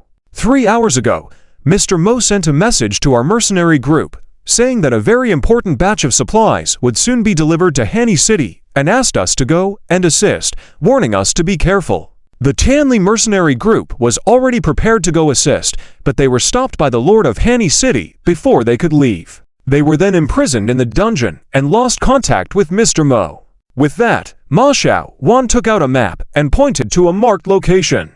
Feng Heng went to check it out. The circled position on the map was in a region in the middle of the empire. Previously, in order to save time, he and Mo Jiawei had split up. Mo Jiawei went to gather the rare resources needed to create the Stone of Revelation and also to discuss with the various lords of the empire the sequence of building the mage towers. As for tasks like mapping and searching for minerals, Feng Heng felt that Mo Jiawei had a better chance given his high luck value. Unexpectedly, he and the empire suddenly clashed, with Mo Jiawei apparently walking into a trap. Ma Xiaowan was concerned and spoke sullenly. "Lord Feng Heng, we have missed the meeting time with Mr. Mo. I fear he may be in danger." "I understand. You go on with the supply transport. The materials for building the second-tier spectral tower must be sent to the Plaguelands immediately." "All right, I got it." Watching Ma Xiaowan leave, Feng Heng opened the game log to check. The members of Mo Jiawei's team were still listed, meaning he was still in the trial. He might be in danger, but it shouldn't be too serious. Upon closer inspection, he saw that the rescue location agreed upon by Mo Jiawei and Ma Xiaowan's team was in the central region of the empire. Coincidentally, after killing Sydney, he had triggered the next stage of the mission line. The mission only provided a general direction, requiring him to reach the designated location to trigger it precisely. Looking at the location, the marked position of the mission also happened to point to the central region of the empire. Feng Heng scratched his head. What about Wei Dao? It was about time for him and the others to arrive at the Plaguelands to meet up. Why hadn't anyone shown up?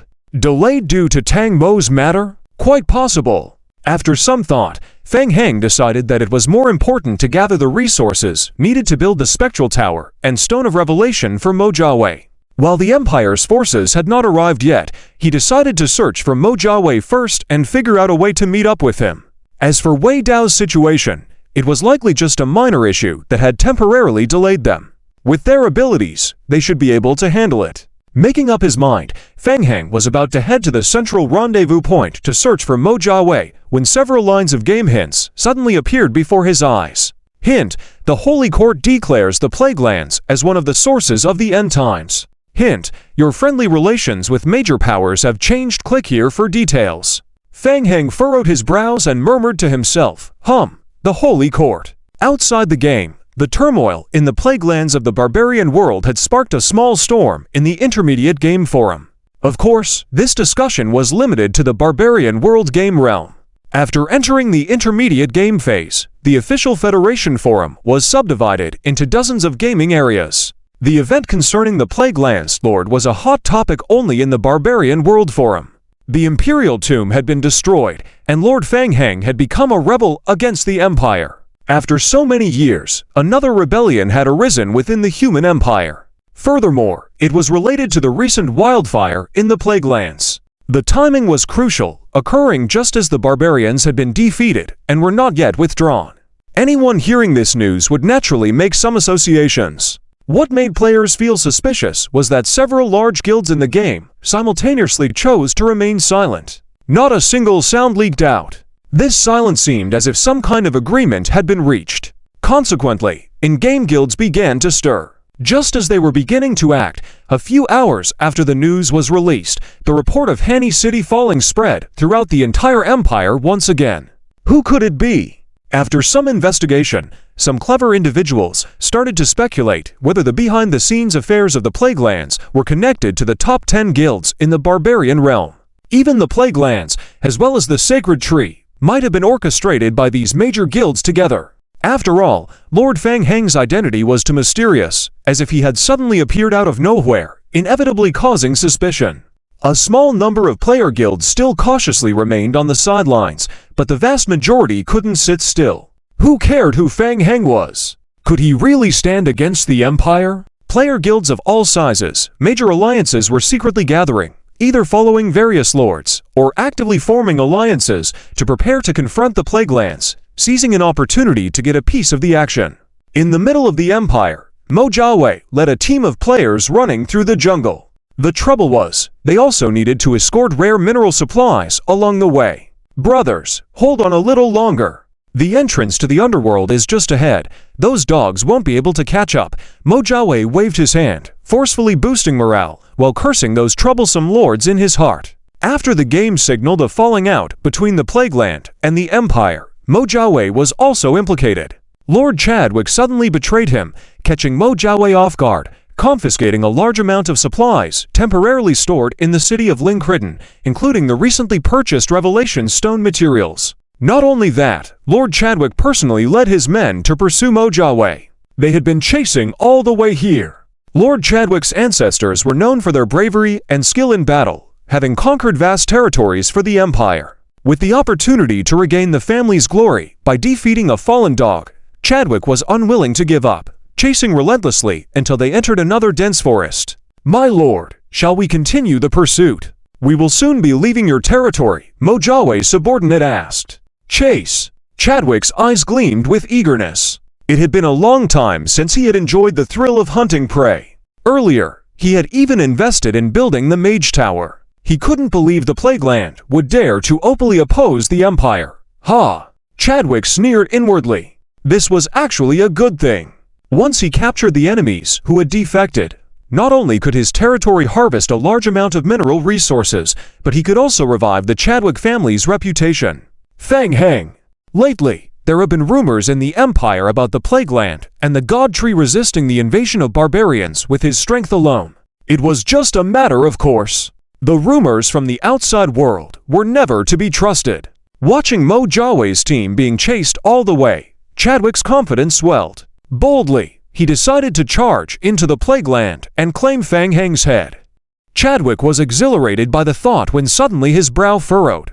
Huh! What was happening ahead again? The vanguard of the troops pursuing the enemy suddenly slowed down. After a brief silence, the team ahead stopped moving, descending into chaos. Faintly, Chadwick seemed to hear screams coming from the front lines. What was going on? It seemed a confrontation with the enemy hadn't occurred. Could they have fallen into a trap? What's the situation? His subordinate reported immediately, "My lord, please be patient. We need time to assess the situation ahead." Chadwick frowned, signaling the team behind to halt temporarily. Glancing around the surrounding bushes, Chadwick sensed a dangerous aura. SS's. Faint rustling sounds came from the nearby shrubs. What's that? Chadwick reflexively looked to his right. Ah! Before Chadwick could see what it was, a soldier in the team let out a piercing scream, collapsing in pain, clutching his thigh and crying out in agony. What's happening? What's wrong with him? I don't know. He just suddenly. The soldier who screamed showed a terrifying expression on his face, convulsing uncontrollably and then grabbing his neck. The surrounding soldiers had never witnessed such a bizarre scene and instinctively backed away several steps, not daring to get too close. An officer approached, bent down, and forcefully pried open the soldier's hand covering his neck. Upon closer inspection, they saw slight wriggling movements beneath the soldier's exposed neck skin. Something seemed to be twisting and writhing under his skin. Blood oozed from the soldier's eyes. SS's. The officer brandished a dagger, cutting the soldier's outer skin directly. Red blood flowed out of the wound. Worms. Onlookers saw purple bugs inside the soldier's wound. With just a fleeting glance, the bugs wriggled deeper into the soldier's body. What was that? The soldiers couldn't help but shiver with fear. Ah! Another scream rang out suddenly. Within moments, the entire team was filled with continuous screams. Seeing comrades around them falling in a strange and terrible manner, the team's morale plummeted. The legion of 500 to 600 soldiers seemed cursed, with masses of Imperial soldiers falling, unable to advance or retreat. Chadwick was taken aback, a hint of fear crossing his face. He turned to the accompanying bishop of the Holy See, questioning, "What's happening?" "It's the evil curse of the undead. Retreat. Back away. Avoid the source of the curse." Bishop Bolno, faced with this unprecedented situation, looked a bit flustered, immediately invoking the Book of Origins and casting divine grace to heal the team members. The golden light of the holy light enveloped the soldiers writhing in pain. It had only provided momentary relief. Greater suffering followed. "It's the bugs. Watch out for the bugs." Amid the chaos, a senior officer yelled. He had seen purple worm-like creatures crawling out of the bodies of fallen Imperial soldiers. Be careful of what's under your feet. There are crawling bugs. Those purple worms. Don't let them crawl onto you. Upon hearing this warning, everyone instinctively looked down at the muddy ground around their feet. Chadwick also peered at the muddy road beneath his warhorse. Upon closer inspection, he noticed numerous purple worm-like creatures swiftly climbing along the ground. One soldier couldn't avoid in time, helplessly watching a purple worm body wriggling into his body through his feet. "Save me! Help me!" The team descended into even greater chaos. In the wild environment, the grass had already risen to their calves, making it even more challenging to distinguish the roaming worm-like creatures. Chadwick was visibly stunned. What kind of bugs were these? Why had they never been seen before? Bishop Bolno shared the same astonished expression, mixed with confusion. Since when did the curse of the undead become so powerful? Why had they never seen it recorded in the Holy See? Why were the dispelling and healing abilities of the Holy Light ineffective? Seeing the situation worsen, the Vice Commander reported, "My lord, this area is too strange. We should retreat first." Chadwick's expression changed several times, and in the face of such a mysterious enemy, he also began showing signs of retreat. Bishop Bono of the Holy Court immediately shouted, "They are undead. Ghouls. It's all the work of the undead. Enemy attack. Formations. Orderly retreat now." The deputy leader of the team shouted loudly upon seeing the situation, drawing his long sword and leading the team to cover the retreat. The group of lickers waved their sharp claws as they surged into the Imperial Legion, entangling the footsteps of the Imperial Legion with blood and flesh as they tried to retreat. Not far from the dense forest, Mojaway finally breathed a sigh of relief. Leaning against a big tree, he waved to Fang Heng next to him. "Boss Fang, luckily you arrived just in time. If you were a little later, I probably would have to retreat to see you again only after passing the trial." "Not necessarily. Your Huntmaster bloodline is not weak," Fang Heng said, looking up to observe the Lord Chadwick team entangled with the lickers in the distance. The parasitic worms with fused tyrant bodies had been accumulating for a while, and now they were finally all released at once. These parasitic worms had once again proven to be incredibly effective when dealing with ordinary human teams. A wave that crushed the morale of the enemies. Humans had not yet realized the terrifying regenerative abilities of the lickers, and still deluded themselves into thinking they could defeat the lickers while they were still setting up defenses and engaging with them. Mojaway had been chased for quite some time, holding back a breath of frustration, and now he finally had the chance to vent. "Boss Fang, you don't know, these people are really infuriating. I put in a lot of effort to bring over a large batch of resources, only for them to be sealed and confiscated by them. I, Mojaway, have been playing games for so many years. I have always been the one doing the robbing. It's the first time I've been robbed by someone else." Mojaway spat on the ground and stared fiercely at the lickers and group in the distance. "What exactly happened? It's so tragic. These bastards are playing dirty tricks." Mojaway finally had a chance to catch his breath and briefly recounted what had happened to Fang Heng. At first, as he and Fang Heng had discussed, they went to the major cities of the Empire to collect the raw materials needed to refine the Revelation Stones, and also found a few lords who were preparing to build second-tier mage towers to discuss and communicate about the construction of the second-tier mage tower. Thanks to his luck, Mojaway managed to persuade several lords to provide initial funding voluntarily and purchased a large amount of resources for making the Revelation Stones. Everything was going well, and the tasks entrusted by Fang Heng were progressing smoothly. After agreeing with the Tianli mercenary group on the delivery location of the goods, they were ready to return. Unexpectedly, just as they left the city, Fang Heng suddenly received a game prompt, indicating that he had completed the main quest and triggered the prompt for the next stage of the main quest. Coincidentally, Mojaway discovered that the main quest guide was located in the central part of the Empire, not far from their location. At that time, Mojaway didn't think too much about it, thinking that Fang Heng had made another discovery, and seeing that the quest location was nearby, he decided to go there and trigger the quest to see what was going on. Upon reaching the designated location, Mojaway's team discovered an abandoned mine that was occupied by an Imperial Lord. The location indicated by the game task was deep inside the mine. However, oddly enough, the mine had been locked by Lord Chadwick. He even found traces of the Holy Court within the mine area. Even though the task had not been triggered yet, as soon as Mo Jiawei saw people from the Holy Court, he immediately felt that something was wrong. So, on one hand, he had someone send a message to Feng Heng's side, and on the other hand, he prepared to find a way to sneak in and see what was going on. To his surprise, before he could take any action, the game prompt for Feng Heng's surprise raid on the Imperial tomb appeared. Immediately after that, the Imperial family issued a wanted order for Feng Heng.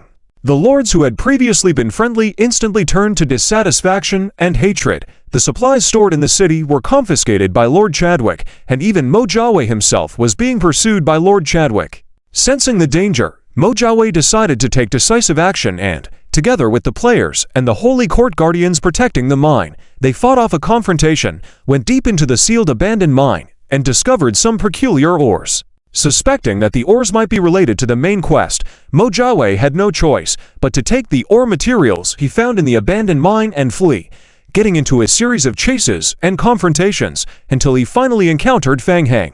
Well done!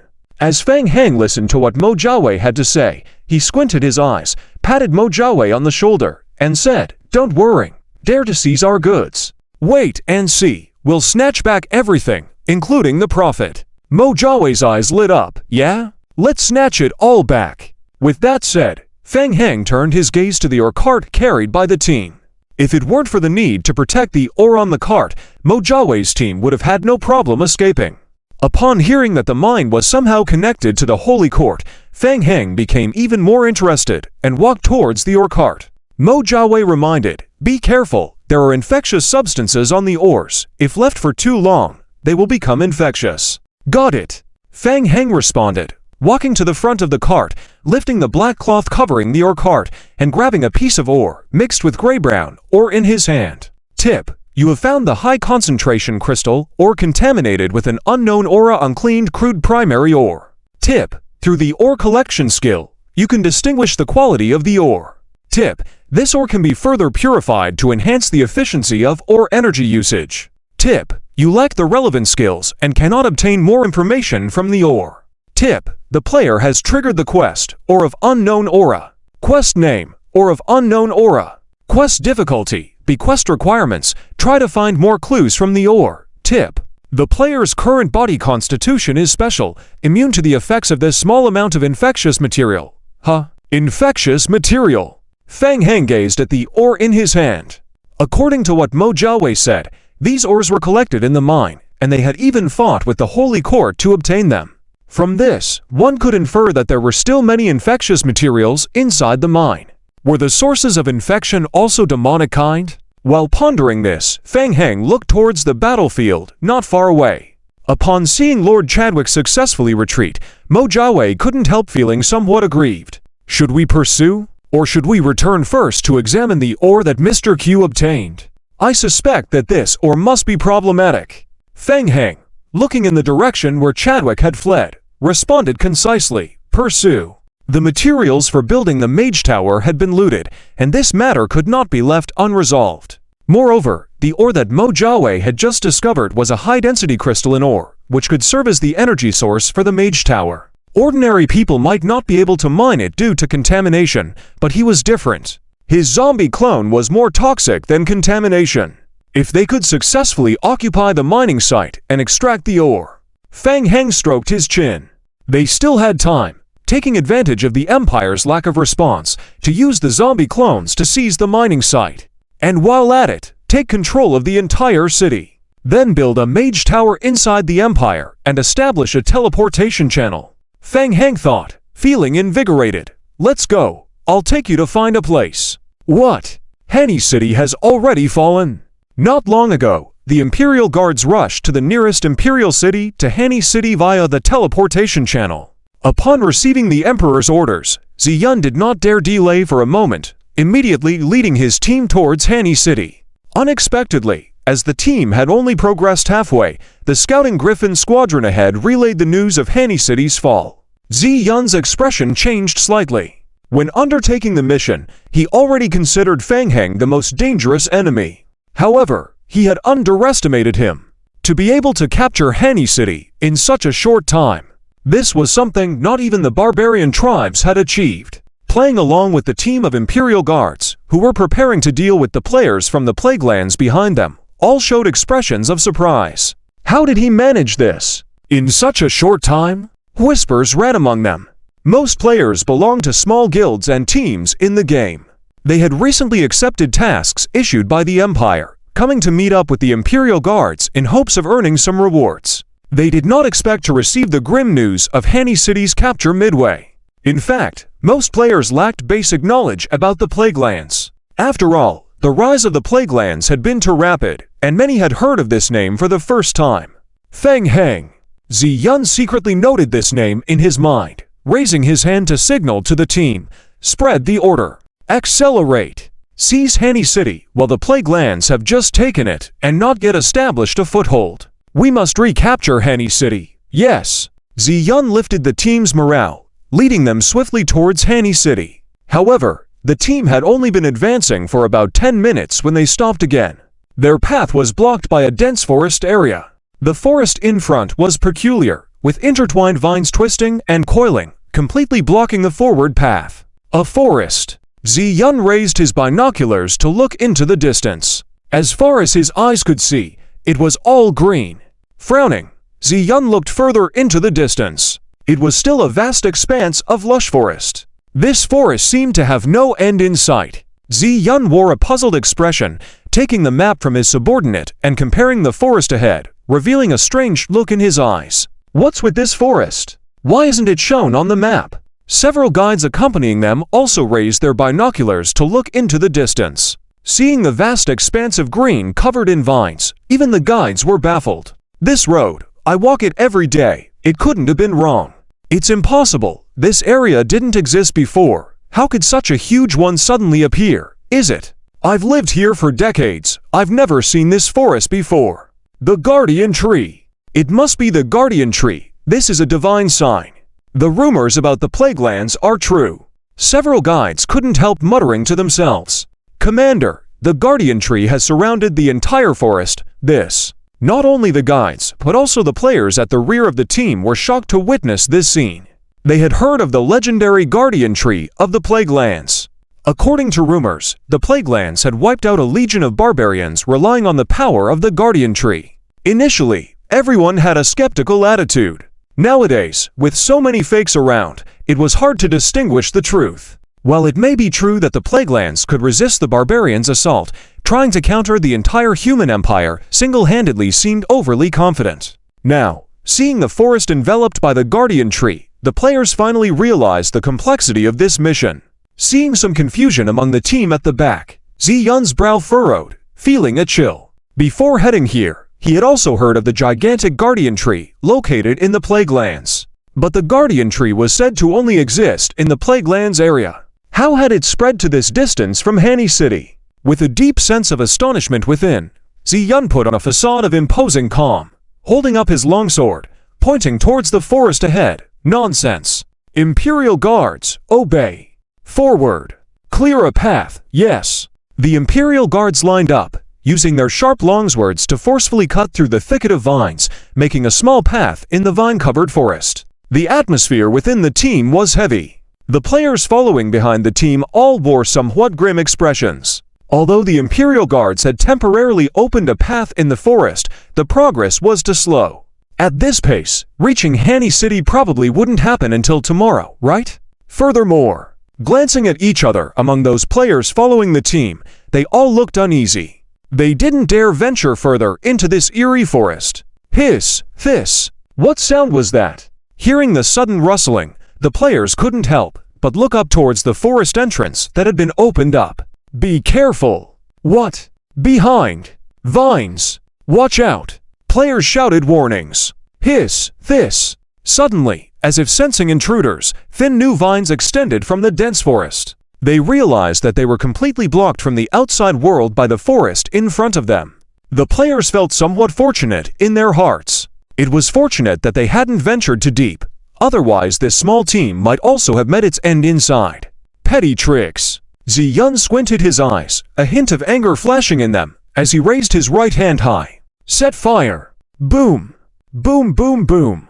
The accompanying Royal Mage team received the command and released a series of fireballs towards the forest area, while the Imperial Guards ignited flame arrows and shot them into the forest. Ha! Sacred tree! Any tree can burn. Ziyun's face showed resentment. Since they couldn't break through, they decided to burn the entire forest, including the so-called sacred tree with it. Sizzle! Sizzle! The flames entered the forest, and after touching the vines, they immediately ignited intensely. The flames had a good effect against the vines and trees. The flames slowly spread outwards. Everyone could feel the gust of heat coming towards them. After a moment, the archers completed 3 consecutive waves of fire arrow releases and began switching ammunition. Ziyun's expression darkened once again. Why was it like this? Once the mages and archers stopped attacking, the flames only lasted for a moment before slowly extinguishing. The expected scenario of burning down the entire forest did not happen at all. Sizzle, sizzle. Upon closer inspection, the previously burnt vines quickly covered with a layer of new branches and vines. In just a few minutes, the forest in front of their eyes returned to its lush appearance. The players were all surprised. This forest was too bizarre. Could it really be impassable? They came in with such momentum, but now, they couldn't even see any enemies. Is the sacred tree really that powerful? Ziyun's face turned grim. The Imperial Guards were the elite of the royal family, yet they were blocked by a mere forest on their path. But he had no way to proceed. Commander Z. In the sky, several elite soldiers riding griffins circled before landing. A soldier alighted from the griffin, knelt down, and reported to Ziyun. Commander Z, we just received news that the city of Linkerton has been attacked by the plague lands. General Deng Wen is currently heading towards the nearer Linkerton for support. Ziyun's eyes suddenly turned red, with a hint of ferocity passing through. Upon hearing this, the players couldn't help but discuss softly. What? Linkerton City? Isn't that in the central region of the Empire? When did the plague lands move to that place? It's too terrible and crazy. In just a few hours, the plague lands were not at all at a disadvantage against the powerful Empire. They even took the initiative to attack, hitting directly at the central city of the Empire. Unlike the marginal city, such as Hanny City, Linkerton City was located in the Empire's central region.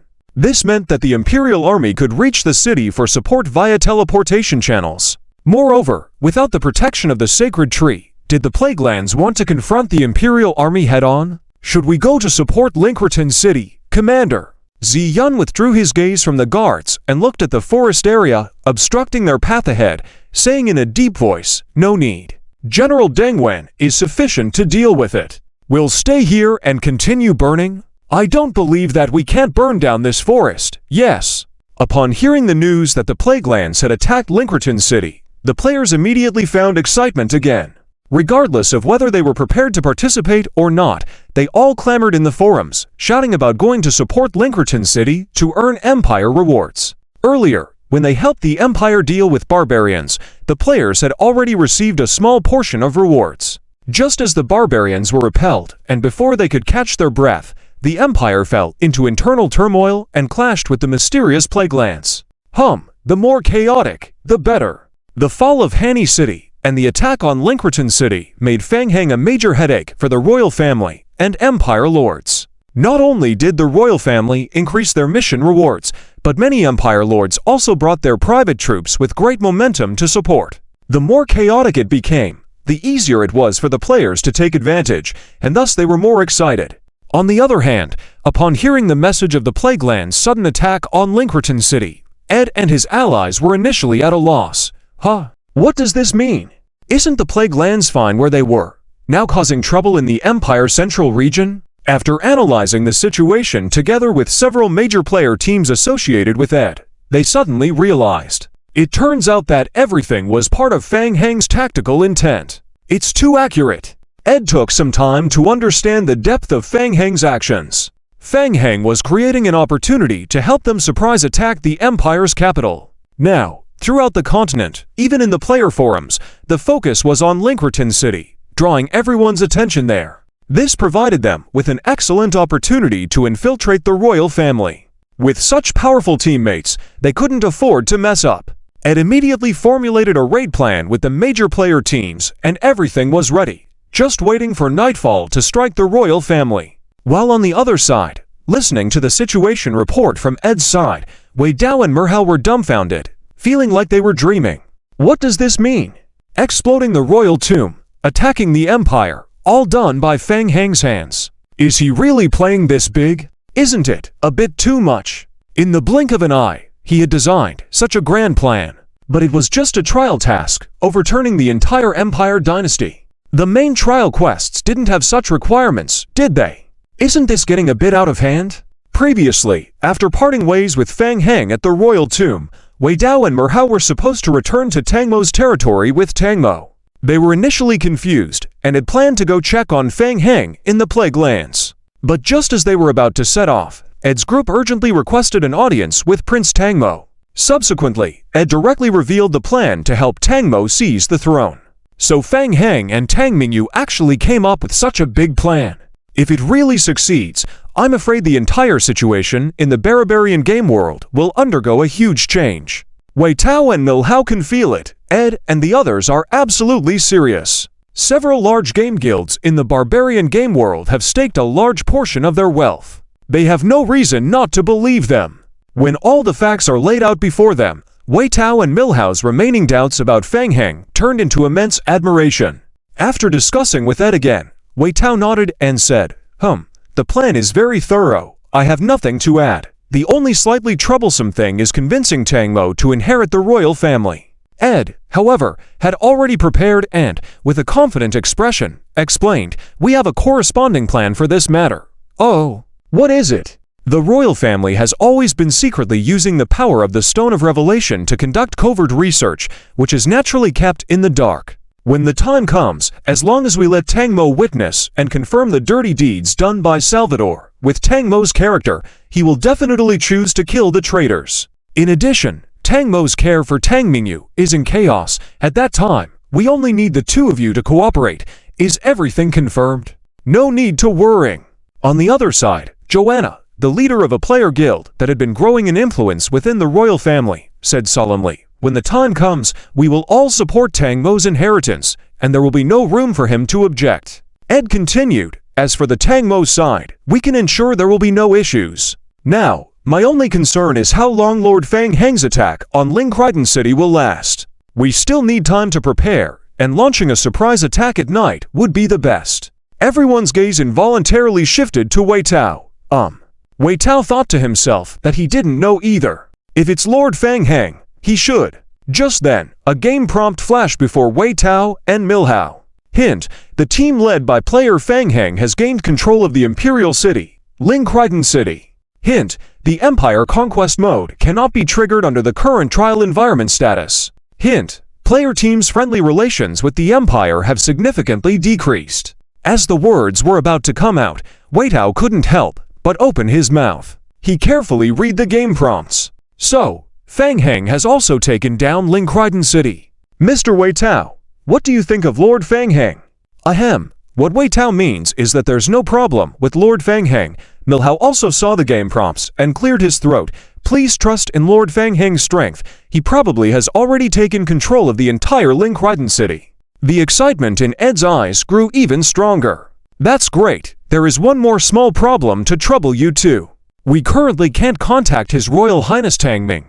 Do you have any way to reach Princess Mingyu? Wei Tao and Milhao exchanged a glance and both shook their heads. Frustrated, they had tried to fly to the Plague Lands by Griffin, but the outer regions were covered with dense vines and surrounded by Imperial guards and constantly arriving Imperial legions. They couldn't linger long and could only sulk away.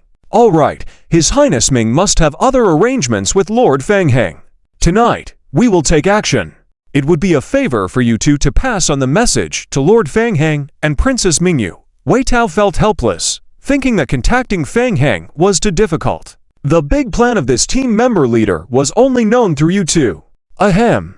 Milhao coughed again and calmly said, yes, we will do it. Everyone, tonight will determine the change in the entire Empire's situation. The future is in our hands. Ed looked at everyone with excitement in his eyes. We hold the future in our hands. Under the call of the royal family and the various lords, a large number of lord teams and player teams rushed towards Lingkriden City to support it. Fang Heng didn't know that he had become the target of players' eyes, controlling the Eater and the Fusion Tyrant to attack Linkryden City together. Linkryden is a city located in the central part of the Empire. It has long been under the jurisdiction of Lord Chadwick, with many mineral resources in its territory. Add to that its central location in the Empire. It generates a good amount of taxes through trade, making it a relatively rich territory. A few years ago, with the gradually appearing underground movement, new mineral resources were discovered in the area near Linkryden City. Taking advantage of the attack on the city walls, Fang Heng obtained some information about Linkryden City from the side. Boom, boom. 3 fusion tyrants took heavy steps, striding forward, swinging their huge fists to strike the wall. Boom. The city wall trembled harshly. Each punch of the fusion tyrants left a huge hole in the wall. The durability of the wall dropped significantly. More eaters, under Fang Heng's control, roamed around, looking for weak spots to climb up the city wall, entering the ranks of the Imperial soldiers to slaughter them. Brothers, follow me. Revenge for our fallen brothers. Seeing the chaos on the city wall, ManhwaRecap shouted, leading the players participating in the trial to launch an attack on the city. Damn scoundrels! Seeing one soldier after another fall, dying under the claws of ghouls, Lord Chadwick's eyes turned bloodshot. He swung his sword to send an approaching eater flying. He was already fleeing. He even ran all the way back to Linkryden City. These people wouldn't let him go. What he didn't expect was that in the enemy ranks, there appeared those powerful siege units. Undead Flesh Puppet. These large beings covered in flesh and blood could cause significant damage to the city walls and had extremely strong armor. Even high-level spells couldn't effectively harm them. Lord, we can't hold on any longer. Let's retreat first. The city walls are about to collapse. If we persist, we may. Chadwick clenched his fists, filled with embarrassment. The city could no longer resist the invasion of these undead. As a lord, with his territory being captured by the enemy and fleeing in panic, Chadwick had brought disgrace upon the family's name. My lord, let's retreat first. We still have a chance. The Empire's support is arriving steadily. If we die here, it's all over. Chadwick gritted his teeth and looked at the giant flesh puppet outside the city. Perched on the shoulder of the flesh puppet was a figure. Dark cyan arms emerged one by one from the rolling mud.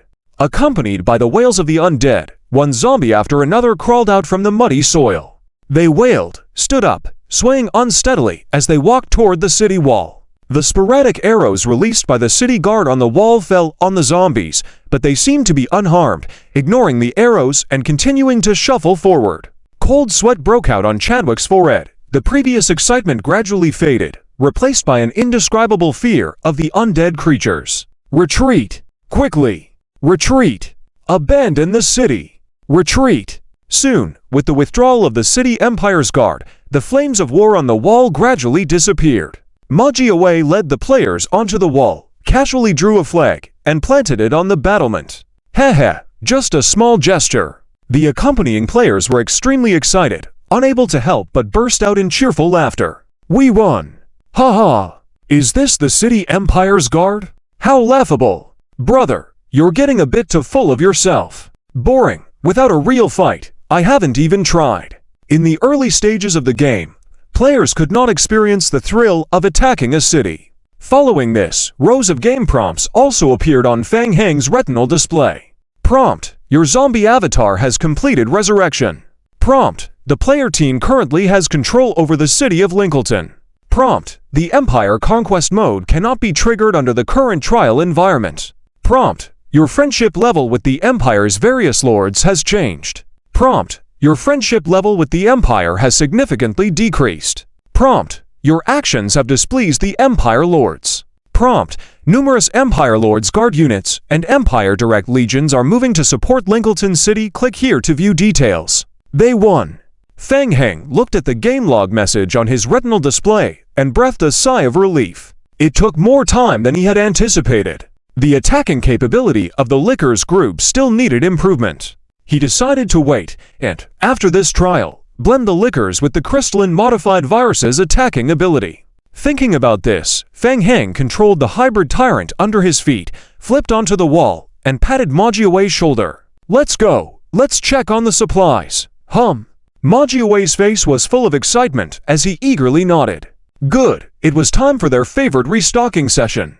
Seizing the opportunity before the Empire's reinforcements arrived, Fang Heng immediately closed the gates of Lincoln City after gaining control and began supervising the repair of the city walls with his zombie avatars. The remaining lickers were split into two groups, one to clear the remnants of the Empire's forces within the city, and the other to scout the outskirts of the city. Without the protection of the sacred tree Abekia, Fang Heng had little hope of holding Lincoln City, but simply aimed to solve the mission quickly before the enemy arrived, and also build more mage towers to transfer resources back. Soon, under Ma Jiawei's lead, Fang Heng arrived at a semi-abandoned mining site on the outskirts of the city. Looking at the massive mine ahead, Fang Heng's eyes lit up with interest. "Boss Fang, I've inquired about it. The Empire discovered this mine about a year ago, and it's related to the anomalies deep underground during that time. The Lord found a large number of high-density crystal ores in the mine." Seeing such a vast area of high-density crystal mines, Ma Jiawei was also excited. After Lord Chadwick discovered the mine, he ordered his subordinates to collect it. However, they quickly encountered significant trouble in the process, and the Holy See halted the mining operation. It's probably related to some infection. Subsequently, this area was sealed off by the Empire, and all mining activities stopped. When we first found this place, there were many Holy See followers guarding nearby. Fang Heng nodded in acknowledgement and looked towards the cave entrance. After the city was breached, several Holy See members who failed to escape were controlled by the player team.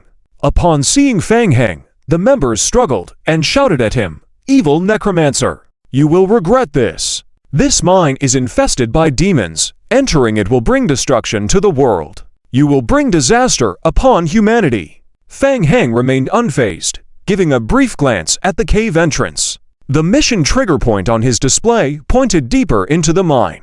"Let's go, bring them along. Let's explore inside together." Fang Heng controlled the zombie avatars that followed, holding spades and picks, and followed the players into the cave. Prompt: You have entered a special area. Prompt: You have been affected by an unknown infection. Prompt: Due to your special physique, you are immune to the special infection effects. The entrance of the mine was not deep, but as soon as Fang Heng entered, a warning prompt appeared on his display. Following the arrow in the prompt, Fang Heng reached a rock wall. The mission hint pointed deeper into the rock wall. Fang Heng reached out and touched the rock wall. The mine had a large output, visibly containing many raw crystal ores embedded in the walls. It seemed that the mission objective was further inside and required excavation. The Holy See members who were dragged into the cave became visibly nervous, reciting prayers. Ma Jiawei questioned the members and explained, "Fang Heng, we just questioned some nearby villagers, and what these believers said aligns with the Holy See's perspective that this cave is being corroded by evil, and prolonged exposure will manipulate one's mind with darkness." Later on, Lord Chadwick ordered the mine to be sealed, and the Holy See followers spontaneously guarded the area, preventing anyone from entering. The surrounding citizens also hold taboos against this place, seldom coming here. Ma Jiawei glanced at the cave and cautiously continued, "I'm afraid it's related to the demonic seed.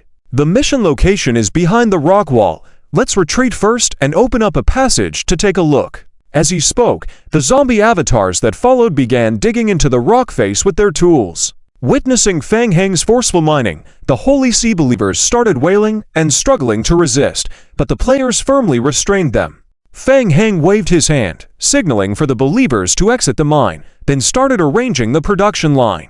The zombie clones can ignore weak infections, and under Fang Heng's control, they cooperate in digging, extracting high-concentration crystal ore from the excavation, loading it onto our carts, and transporting goods back and forth inside and outside the mine.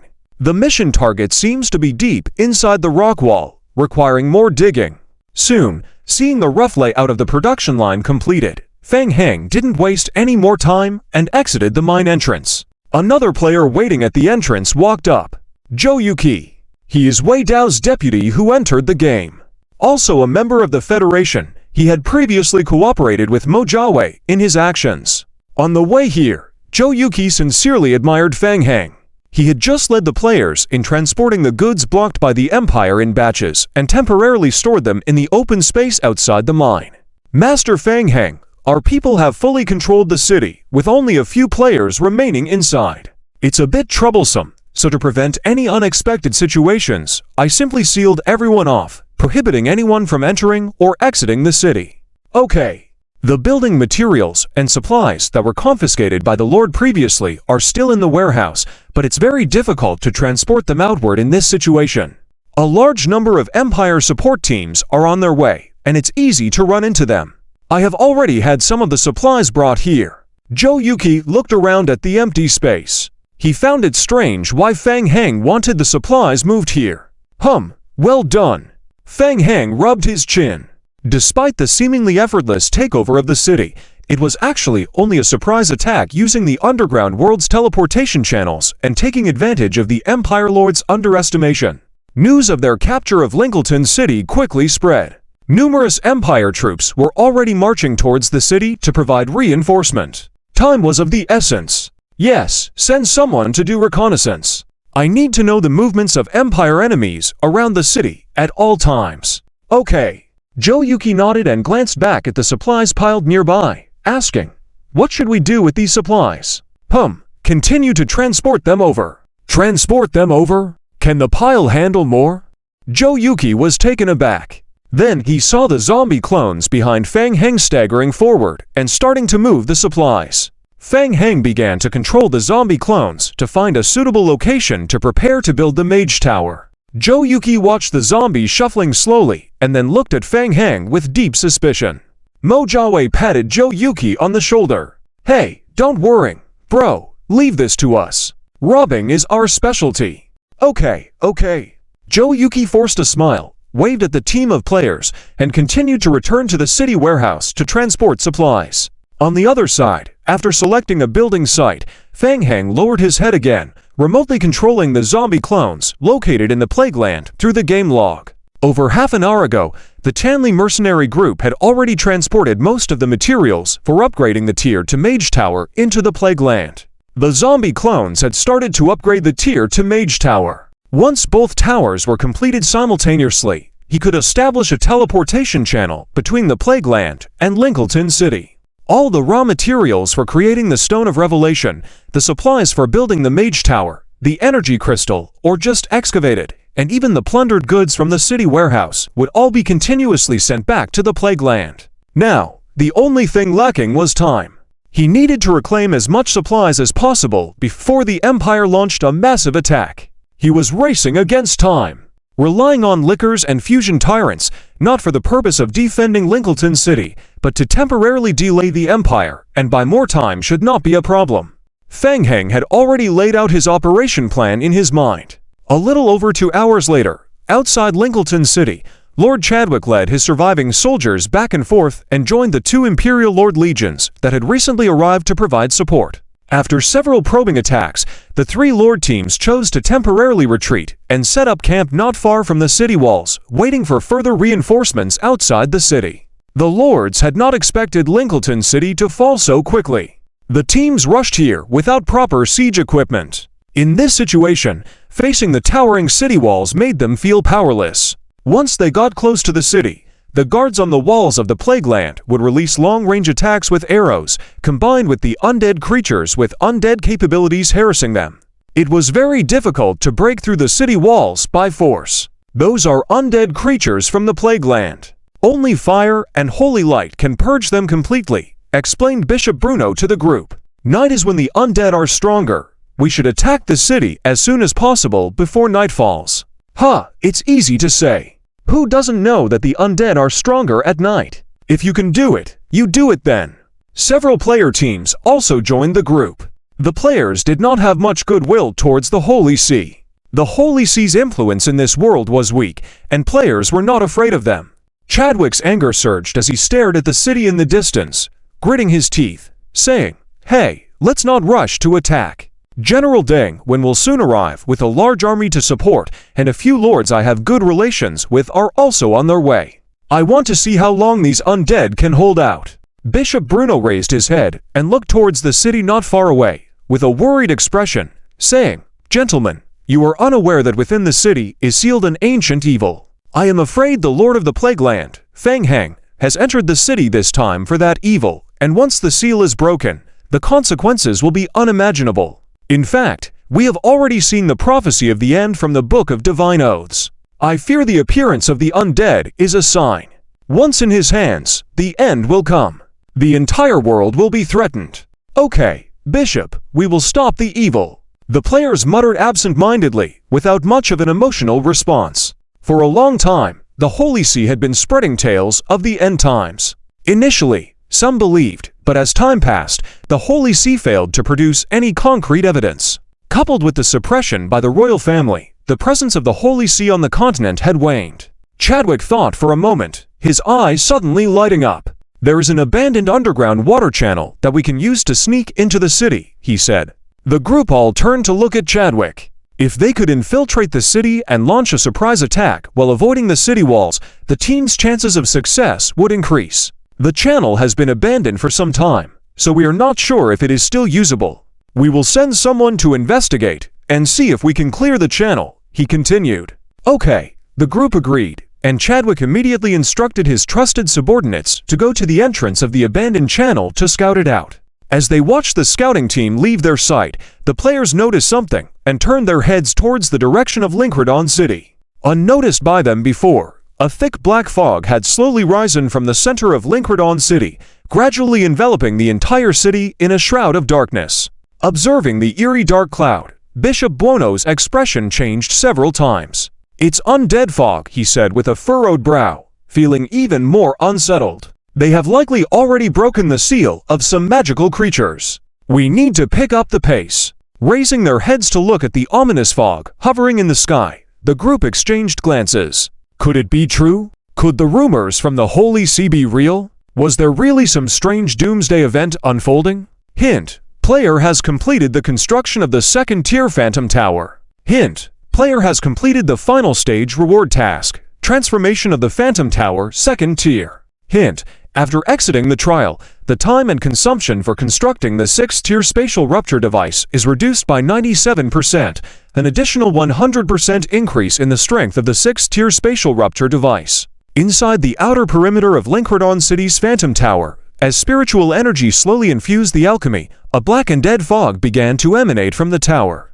The players assisting around the magic circle showed excitement in their eyes. Hint: players are attempting to activate the Mage Tower teleportation channel. Hint: in the current trial environment, players will consume an additional 50% of teleportation energy resources. Hint: in the current trial environment, the Mage Tower cannot complete cross-domain teleportations. Fang Heng consolidated all players' energies and manipulated the opening of the spatial teleportation channel. With high-density energy crystals rapidly depleting within the alchemical magic circle, a dark light suddenly appeared on the right side of the Mage Tower. Along with a resonating spell sound, the spatial teleportation channel bloomed before Fang Heng.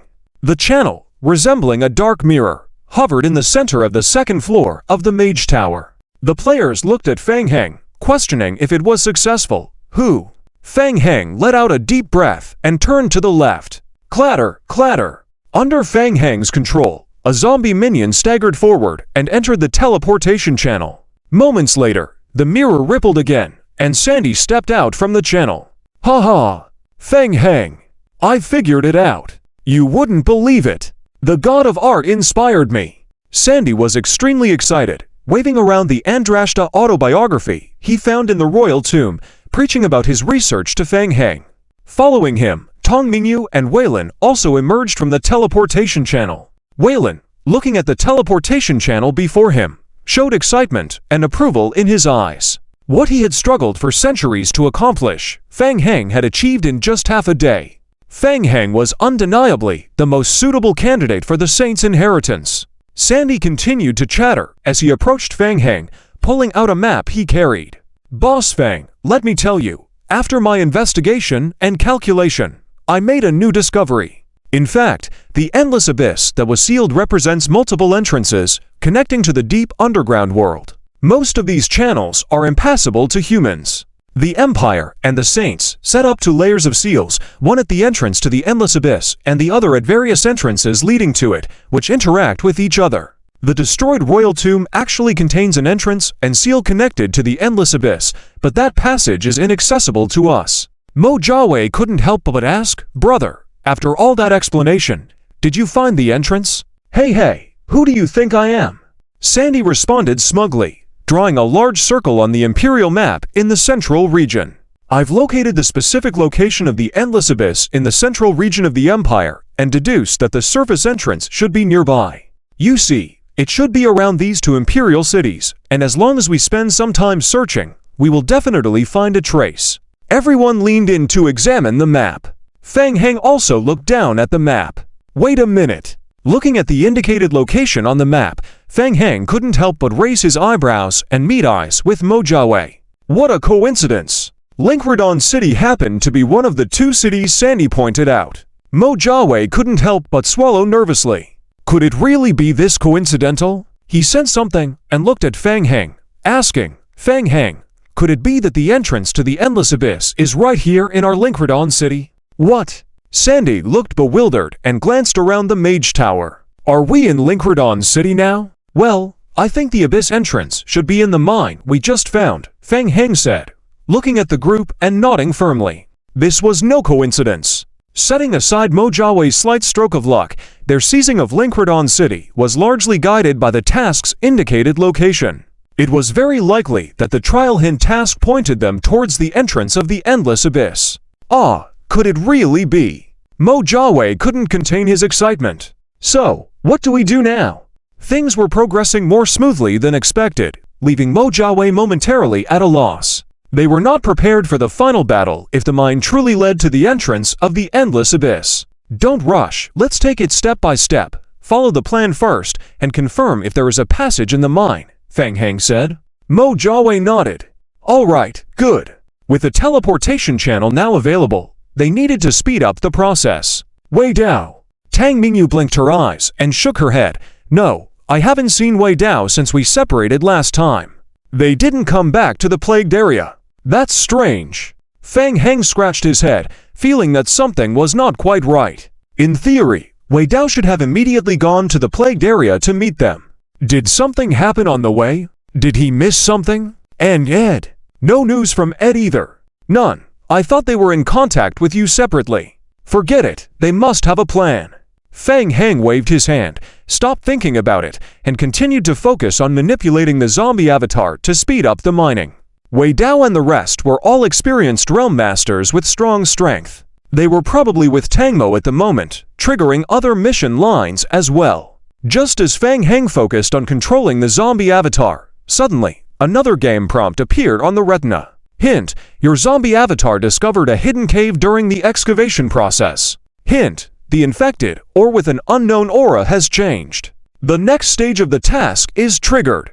Task name: Explore the cave. Task difficulty: D. Task description: while mining the infected ore, you discovered a hidden cave. Task requirement: attempt to search the cave. Feng Heng's eyes lit up. Looking at everyone, the task has been triggered.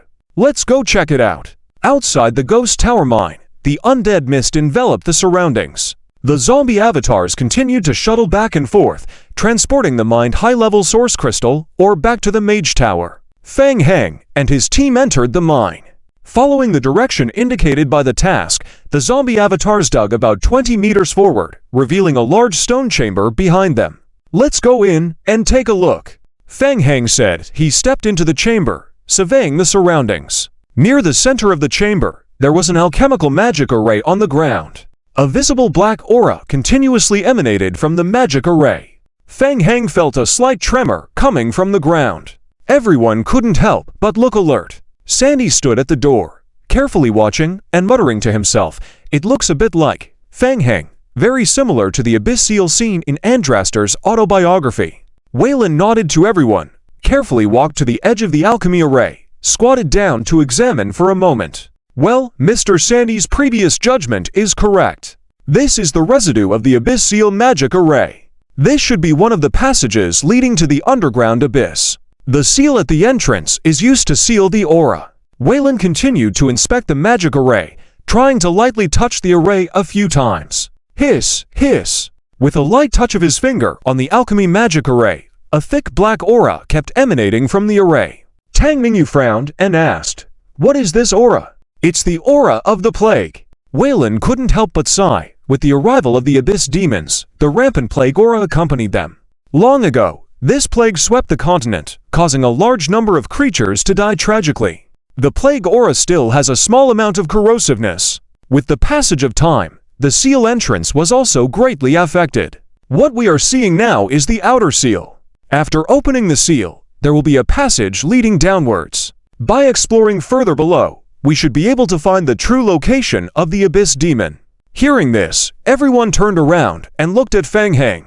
The location of the Abyss Demon has been found. Should they go down and take a look? Everyone, I don't recommend breaking the magic array and exploring down now. Weiland's expression was solemn. He analyzed, from the erosion marks on the external seal, the situation of the internal seal should be worse. Rashly opening the seal to enter the abyss for investigation is extremely dangerous. While speaking, a game prompt flashed in everyone's retinas. Hint, the player team has found relevant clues according to the trial prompt, triggering the final stage task of the trial. Explore the Abyss Seal location.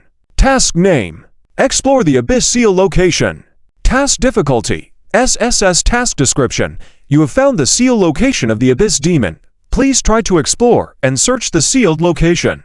Task requirement: Explore. Task reward: Looking at the game task prompt, Feng Heng couldn't help but ponder. It was similar to his previous judgment that the ultimate goal of the trial was to deal with the Abyss Demon. The difficulty was extremely high. Currently, only 2 second-order ghost towers have been built. The Eternal Moon ultimate skill was still on cooldown, and Qiu Yao Kong had not yet researched an effective antidote against the Abyss Demon. The imitation products of the Stone of Revelation were still in production, and the Divine Tree still had a long way to go before completing the current stage of upgrading. Moreover, there was also the imminent threat of the Empire. Without any preparations, directly opening the seal and exploring downwards was too risky. Even if they did find the Abyss Demon, they probably couldn't defeat it. It would be better to be cautious, reinforce the seal first, delay some time, and ensure that the Abyss Demon would not break through the seal in the short term. After some contemplation, Feng Heng nodded in agreement. Mr. Weiland is right. It's too dangerous to open the seal and explore without full preparation. Is there a way to reinforce the seal? I can try. Weiland nodded, placing his hands on the alchemical magic array. The alchemical magic array operated again, emitting a faint light. Weiland was attempting to repair the corroded magic array when Zhou Yu, Wei Dao's team's deputy, hurriedly entered the room. Boss Feng, you're all here. The situation outside is not good. General Deng Wen of the Empire has already led a large number of elite Empire troops to approach the outskirts of Lincoln City. I led a reconnaissance team, and the enemies are all elite, well-equipped, very strong, and there are many of them. As he was speaking, another player hurriedly ran into the mine. Seeing everyone, he said urgently, "Brothers, the warehouse has been raided." Several Empire teams have infiltrated the city by bypassing the city walls and are heading towards the city lord's mansion. There are still large quantities of high-concentration energy crystal or resources left in the mine, and it's not possible to fully extract them in a short time. There's no need to confront the Empire over this ore. Let's figure out a way to leave first. Sandy blinked in confusion and asked, Are we just going to leave like this? What about the sealing magic array? The players couldn't help, but all looked towards Feng Heng. The sealed area is very dangerous, leaving them here. What if the sealing magic array accidentally gets broken? Feng Heng understood everyone's concerns and shrugged. We can't control that much now. Let's believe that our luck isn't that bad. The Empire has coexisted peacefully with the seals for hundreds of years, and besides, the Holy Court is involved inside. They wouldn't want to see the Abyss Demon escape from the seal. Mo Jiawei thought about it and felt like that was the right reasoning.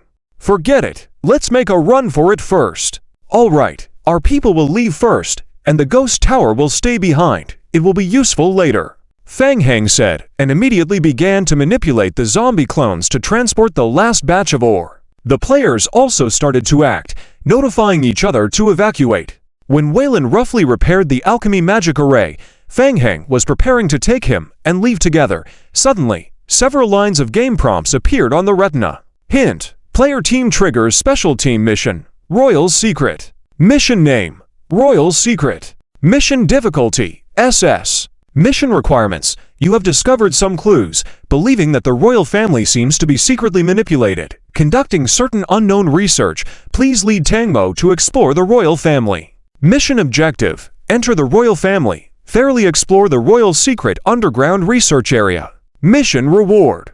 Next stage mission. Hint: this mission does not belong to the trial mission. Under the trial state, except for special rewards, all other rewards will be replaced with additional trial evaluation and additional trial time. A mission. Seeing the sudden appearance of the game prompt, everyone couldn't help but look at each other again. Is this a mission from Wei Dao's side? Fang Heng furrowed his brows. So Wei Dao has been staying in the plague area all this time because he was on a mission. He's also a restless guy. Tang Mingyu was also somewhat surprised to see the mission prompt and couldn't help but look back at Fang Heng. Fang Heng? Yes, let's go. We'll go to Altame and meet up with Wei Dao. Altame, the capital of the empire. The sky gradually darkened. The guards responsible for guarding the internal areas of the imperial palace began changing shifts. In the distance, in the darkness, Wei Dao's team and others lurked secretly. Wei Dao and the others exchanged quick glances. Finally, all eyes fell on Tangmo. Your Highness. Tangmo's expression was solemn. He had heard some rumors a long time ago.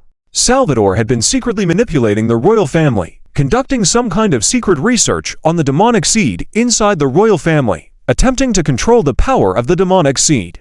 For this purpose, Salvador even used a large number of imperial soldiers for human experiments, sacrificing many lives. Before, he didn't quite believe in these things. Until not long ago, Wei Dao presented him with pieces of evidence. Tang Mo's sharp gaze swept around the group of people, and he said in a deep voice, "Do you all know what you are doing? This is treason. Your Highness, we have thoroughly investigated and have concrete evidence. I am afraid that even your grandfather has been tempted by the demonic seed and is being manipulated by Salvador in secret. Princess Mingyu was even wanted by the Empire because she discovered Salvador's secret." Stop. Hearing Princess Mingyu's name, Tang Mo's face suddenly changed a few shades, and he raised his hand abruptly. He took a deep breath, as if he had made a decision, and nodded solemnly. Written evidence can be forged. I need to see the evidence with my own eyes. If what you say is true, I will make Salvador pay, but if I find out that you are deceiving me, we will accept your Highness's decision. Wei Dao's face turned serious and said, Your Highness, for the inheritance and glory of the Empire. Hearing Tang Mo relent, the entourage, Ed, and the other players breathed a sigh of relief. The final trouble was finally resolved. Ed raised his spirits a bit and turned to look at everyone. Everyone, Lord Fang Heng is currently entangled with General Deng when in Linkriden City, and the Imperial Guards are being defeated in the plague area. Now is the weakest time for the Empire's internal defense. This is our best opportunity, and the only opportunity. Wei Dao clenched his fists, took a deep breath, lowered his voice, and said, We must win with one strike, and take down the royal family as quickly as possible. Tonight, in the game world of the barbarian race, 10 of the top game guilds and elite players had gathered here. All of them were the elites among elites in the game.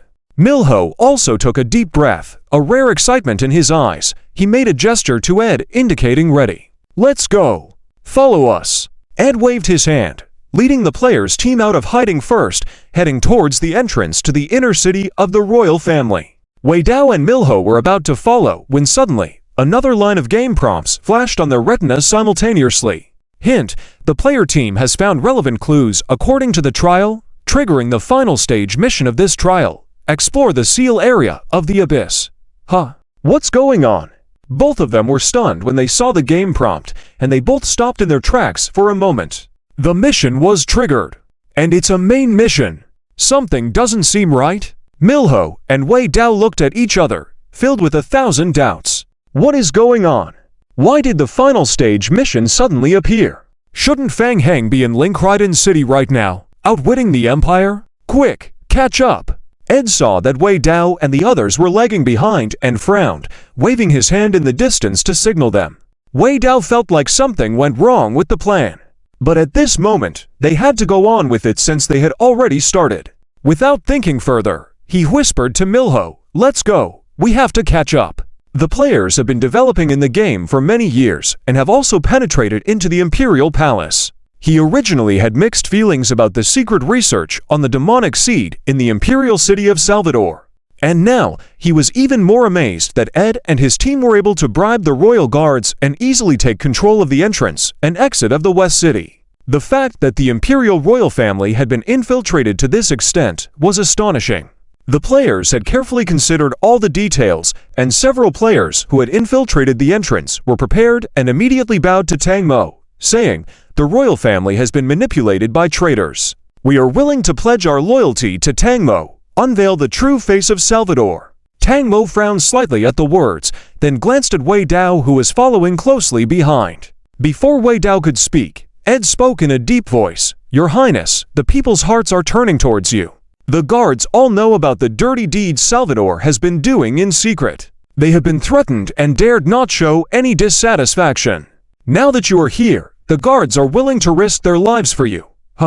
Tang Mo nodded solemnly, temporarily setting aside his doubts. "Let's go." In the dark night, Joanna's team joined forces with Ed's group and continued to quickly approach the main hall of the God of War on the right side of the city, within the Imperial City. Taking into account various pieces of information and the information obtained from the brothers Uruikan of the Alchemy Society, Ed was very convinced that there was a great secret hidden in the lower level of the God of War. This secret was related to the demonic seed. In fact, similar rumors had been circulating among various large guilds for a long time, but the related tasks were extremely difficult and also involved the Imperial royal family. Only with the current situation, leveraging the legacy of the saints, as well as the influence of Lord Fang Heng from the Plague Land, Tang Mingyu, and Tang Mo, were they able to unite the power of various gaming forces. In the blink of an eye, Ed led the team to sneak into the surroundings of the God of War. "Who goes there?" Outside the main hall, a guard standing at the entrance was alarmed when he suddenly saw a group of suspicious individuals emerging. He immediately shouted, "Intruders! Who are you?" "Shh!" A longsword flashed in front of him. The guard was astonished to find that the attack was actually coming from his own teammate. "Are you crazy? Go! Don't let them trigger the alarm!" Ed yelled, leading his team rushing towards the main hall. At the same time, a mission prompt appeared on the players' retinas. Hint: player team triggering the mission. The royal family's secret. Seeing the game prompt, Ed was certain in his heart. Their judgment was correct. This was a sure thing. The player team immediately surged forward. Before coming, the players had made careful preparations and had already mapped out the defenses of the entire God of War and its surrounding areas, promptly cutting off any guards attempting to raise the alarm. The guards in the Imperial City had never expected that their teammates would suddenly turn against them. The battle lasted less than 5 minutes, and the region of the God of War was easily controlled by the players. The people that Tang Mo brought with him did not join the battle, they simply stood by and watched. After the battle was over, Tang Mo followed everyone into the main hall of the God of War. Taking a quick look around, and not seeing anything unusual, Tang Mo looked at Ed and asked in a deep voice, "Where's the evidence I asked for?" "Your Highness, please step back a bit. I will demonstrate it to you immediately." Urulin stepped forward in front of everyone and walked to an inconspicuous corner of the main hall. There was a raised round red decorative disc on the wall. Urulin found one of the discs, infused it with his mental power, and gently twisted it. Click, click, click. A mechanized contraption triggered by an alchemical magic array was activated, and the sound of gears turning filled the hall. The floor in the front of the hall slowly lifted up, revealing a large entrance leading downward. Seeing the mechanism smoothly open, Urulin nodded approvingly to himself, then turned to explain to the others. "I once assisted the Alchemy Society in transporting replicas of the Stone of Revelation and secretly noted the method of opening the secret passage when no one was paying attention. The Empire has very tight security over the underground palace, and I was not allowed to enter the lower palace, so I do not know the specific situation down there. But I heard some things. Within the Alchemy Society, Salvador is conducting living experiments on the demonic seed inside the palace using replicas of the Stone of Revelation, carried out by the Empire's military. The experiment has now entered the second phase and is very dangerous." With that, Urulin stepped back. Tang Mo's expression changed slightly as he stepped forward to look at the entrance to the underground palace. He was surprised to learn that there was a palace underground within the royal family. Apart from the current Emperor Salvador, Tangmo could not think of anyone else who could have built such a huge palace here. Tangmo said in a deep voice, "Let's go in and see for ourselves. I want to see the evidence with my own eyes." The night patrol around the God of War main hall is every 10 minutes. Our people disguised as guards outside are easily noticeable and could be discovered at any moment. Let's act quickly.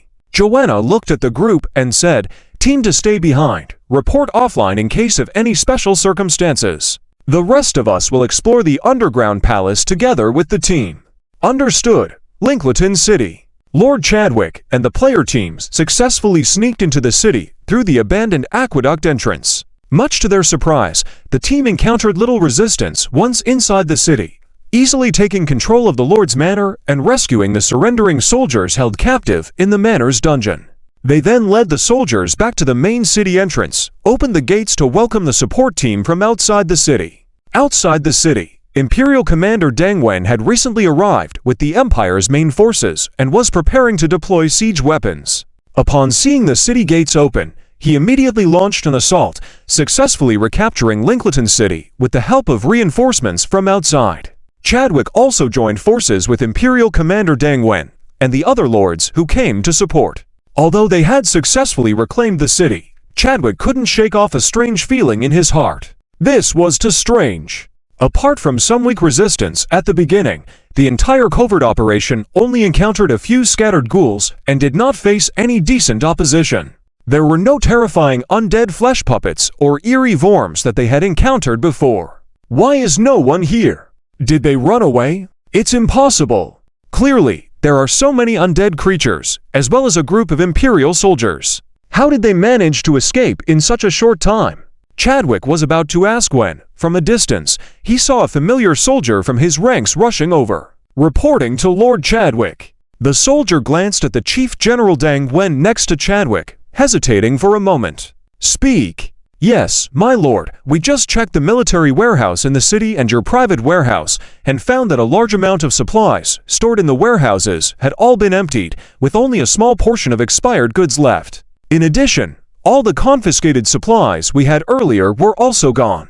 "What?" Chadwick's heart skipped a beat at the news, almost fainting on the spot. His eyes turned red as he grabbed the soldier in front of him, staring at him intently. "Are you sure? All of it is gone." The soldier was sweating profusely on his head. He knew the matter was crucial, so he nodded quickly, saying, "My lord, we checked several times, and indeed, everything is gone." Bandits. A group of bandits. They looted the entire city's supply storage and fled. Damn it! The supplies in the private warehouse were his savings for decades. In less than half a day, they were all stolen. Chadwick's anger flared up. But how did they manage to do it? General Deng Wen of the Empire also wore a look of doubt on his face. Very strange. When he and his team arrived earlier, they immediately sealed off the entire city. He was certain that the enemy did not escape, and his soldiers did not report any attacks. How did they manage to quietly slip away with so many people carrying such a large amount of supplies? How did they do it? Several other Imperial lords shared the same thoughts, with one of them looking at Chadwick and asking, "Are there any other secret passages in the city leading to the outside?" Impossible. This can't be. But faced with the facts, Chadwick felt somewhat unsure. He muttered, "There can't possibly be any other secret passages that I don't know about." In the midst of their conversation, another soldier hurried forward. "Commander, we found a tier to mage tower in the abandoned mining area, suspecting that the enemy may have used the tier to mage tower to teleport out of the city." A mage tower. At the mention of this, everyone turned to look at Chadwick. This idiot! If there's a tier to teleportation mage tower in the city, why wasn't it mentioned earlier? With a mage tower, moving a large amount of supplies would have been effortless, right? Impossible. Chadwick's immediate reaction was that it was impossible. What mage tower? When did a tier to mage tower appear in his domain? When did this happen? As a lord, wouldn't he know about it? It's impossible. As Chadwick was speaking, he suddenly realized something. Could it be? He recalled that about 2 days ago, he signed an agreement with Fang Heng to build a tier to mage tower within his territory. Originally, He had already prepared the construction materials, pending only the selection of the site. Could it be that? A terrifying thought rose in Chadwick's mind. Could it be that Fang Heng had managed to build a tier to mage tower in his territory in just one afternoon? And even used the teleportation ability of the tier to mage tower to transport supplies and undead troops? Was he deceiving everyone? How did he manage to do it? Deng Wen saw the look of shock on Chadwick's face and asked in a low voice, "What is going on?" Chadwick's throat rolled as he increasingly lost his composure. I suddenly thought, is it possible that the tier to mage tower that was built here recently is from Fang Heng? Everyone looked at Lord Chadwick's expression as if they were looking at a total fool. Recently built. In just one afternoon? Built a tier to mage tower. Are you kidding me? However, upon closer inspection, the Empire only had a few cities with tier to mage towers, and Linkredon City was clearly not one of them. So, how did the mage tower found in the city come about? Soon, everyone fell silent. Deng Wen furrowed his brows tightly and said in a deep voice, "Let's go. Take us to the mage tower." Yes. Soon, the soldiers led the legion to the outskirts of the city, near the abandoned mining area. Seeing the tier to mage tower towering on the plain, Lord Chadwick's expression looked somewhat odd. A mage tower. Several other lords traveling with them also showed surprise. Lord Chadwick, is this mage tower really newly built? Seeing the mage tower, Chadwick was equally shocked, immediately refuting, "Of course it's true. I swear by the honor of my family." Then what is this all about? A lord in the crowd, with an excited look on his face, said, "It's Fang Heng. It must be him who built it here." With the lord's reminder, everyone now remembered the recent cooperation agreement signed between Lord Fang Heng and the various lords. Many in the Emperor did not believe it was genuine, especially after the royal family announced the crime of treason in the Plague Lands. Those lords who were eager to sign agreements with Fang Heng became the laughingstock of others. But now, seeing it with their own eyes, a mage tower stood before them. Everything seemed irrefutable. Just then, a mage walked out of the mage tower. Mage Asno, seeing so many people outside, was momentarily stunned. This time, accompanying the army was also the Imperial Mage Corps, with Asno being the deputy head of the Mage Corps. After seeing the Mage Tower, Asno immediately entered the tower to inspect it and had just come out after completing the inspection. "Mr. Asno." Someone in the group recognized Asno, the assistant captain of the Royal Mage Corps, and nodded to him, asking, "Have you checked the Mage Tower?" It was only then that Asno realized and nodded, saying, "General Deng, I just checked the Mage Tower. This is a tier to Necromancer Tower. The traces of the tower's construction are very new, indeed just recently built, and there are traces of activated teleportation magic.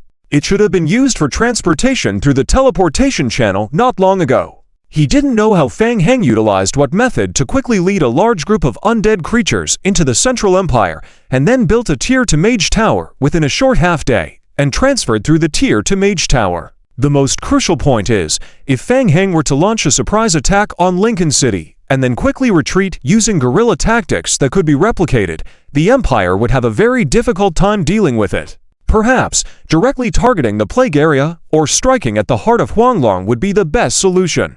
However, the invading forces in the plague area seem to have encountered great trouble, according to news from the Imperial Guards. Several players who came with the expedition team were also shocked. Building a tier to Mage Tower in one day. When did a tier to Mage Tower become so cheap?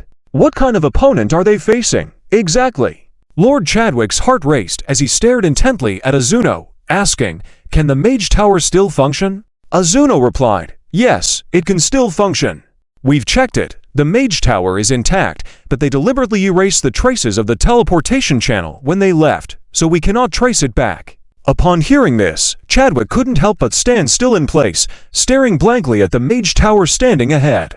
A complete tier to Mage Tower. There's a complete tier to Mage Tower in his territory now. For a moment, he didn't even know whether this wave was a loss or a gain. Even though the fight didn't happen, the city was captured by the enemy. The family's face was completely lost, becoming a laughingstock for other lords, and all the accumulated resources in the city were plundered. Even the entire city was damaged and would require a large sum to repair. But his territory did indeed gain a tier to Mage Tower. With the Mage Tower, once the teleportation channel is opened, not to mention the defensive power, the city's attraction to mages will greatly increase. And he can cultivate a mage group for his territory, then connect to the Imperial Trade Network, significantly boosting the city's development speed. Damn it! I wonder if Feng Heng will still be responsible for the free maintenance of the subsequent Mage Tower. Remember that clause in the contract, right? Reflecting on the whole matter, Chadwick now deeply regrets. He regrets falling out with Feng Heng. It was his own foolishness, believing the royal nonsense. If he had chosen to do nothing, his territory wouldn't have suffered such great losses, and he could have gained a free tier to Mage Tower. How perfect that would have been! Deep in thought, several people, not far away, saw Bishop Buono and several church members come out from the rear mine. Buono looked extremely solemn. Just now, he saw the excavated passage in the mine and found the sealed entrance to the underground abyss deep inside the passage. Just as prophesied in the Book of Prayers, there was an alchemy magic array sealing the abyss entrance, but the seal was already significantly damaged. An evil aura continued to seep out through the seal. The most terrible thing happened. It was just as he had suspected previously. The goal of the plague area was the seal. Disaster is imminent. Buono was extremely uneasy, and he explained to everyone in a serious tone, "Everyone, I just had people inspect the cavern. The evil power buried underground has eroded the seal at the entrance. We need to immediately seal off the entire mining area, prohibit anyone from entering or leaving, and find a way to repair the seal." All right, all right. Hearing this familiar talk again, Lord Chadwick became even more impatient and waved his hand casually. "You can leave the mining area to the Holy Court for sealing it, but I need you to ensure that the poisonous gas doesn't leak. Understood?" After this incident, Chadwick's patience with the garrulous Holy Court had reached its limit. They boasted endlessly, talking about the end of the world all day long, claiming only the holy light could save them. But in the end, they couldn't even handle the normal undead creatures in the plague area. A bunch of useless people. If not for the fact that the mine did indeed have strange gases that could affect the miners and required the Holy Court's help to address, Chadwick wouldn't even bother to deal with them. Chadwick even suddenly felt that, compared to the Holy Court, Lord Feng Heng was more reliable. He said he would help build the Mage Tower, and even if I fell out with him, he still honored the contract. In terms of strength, there was nothing to doubt. He had seen it with his own eyes.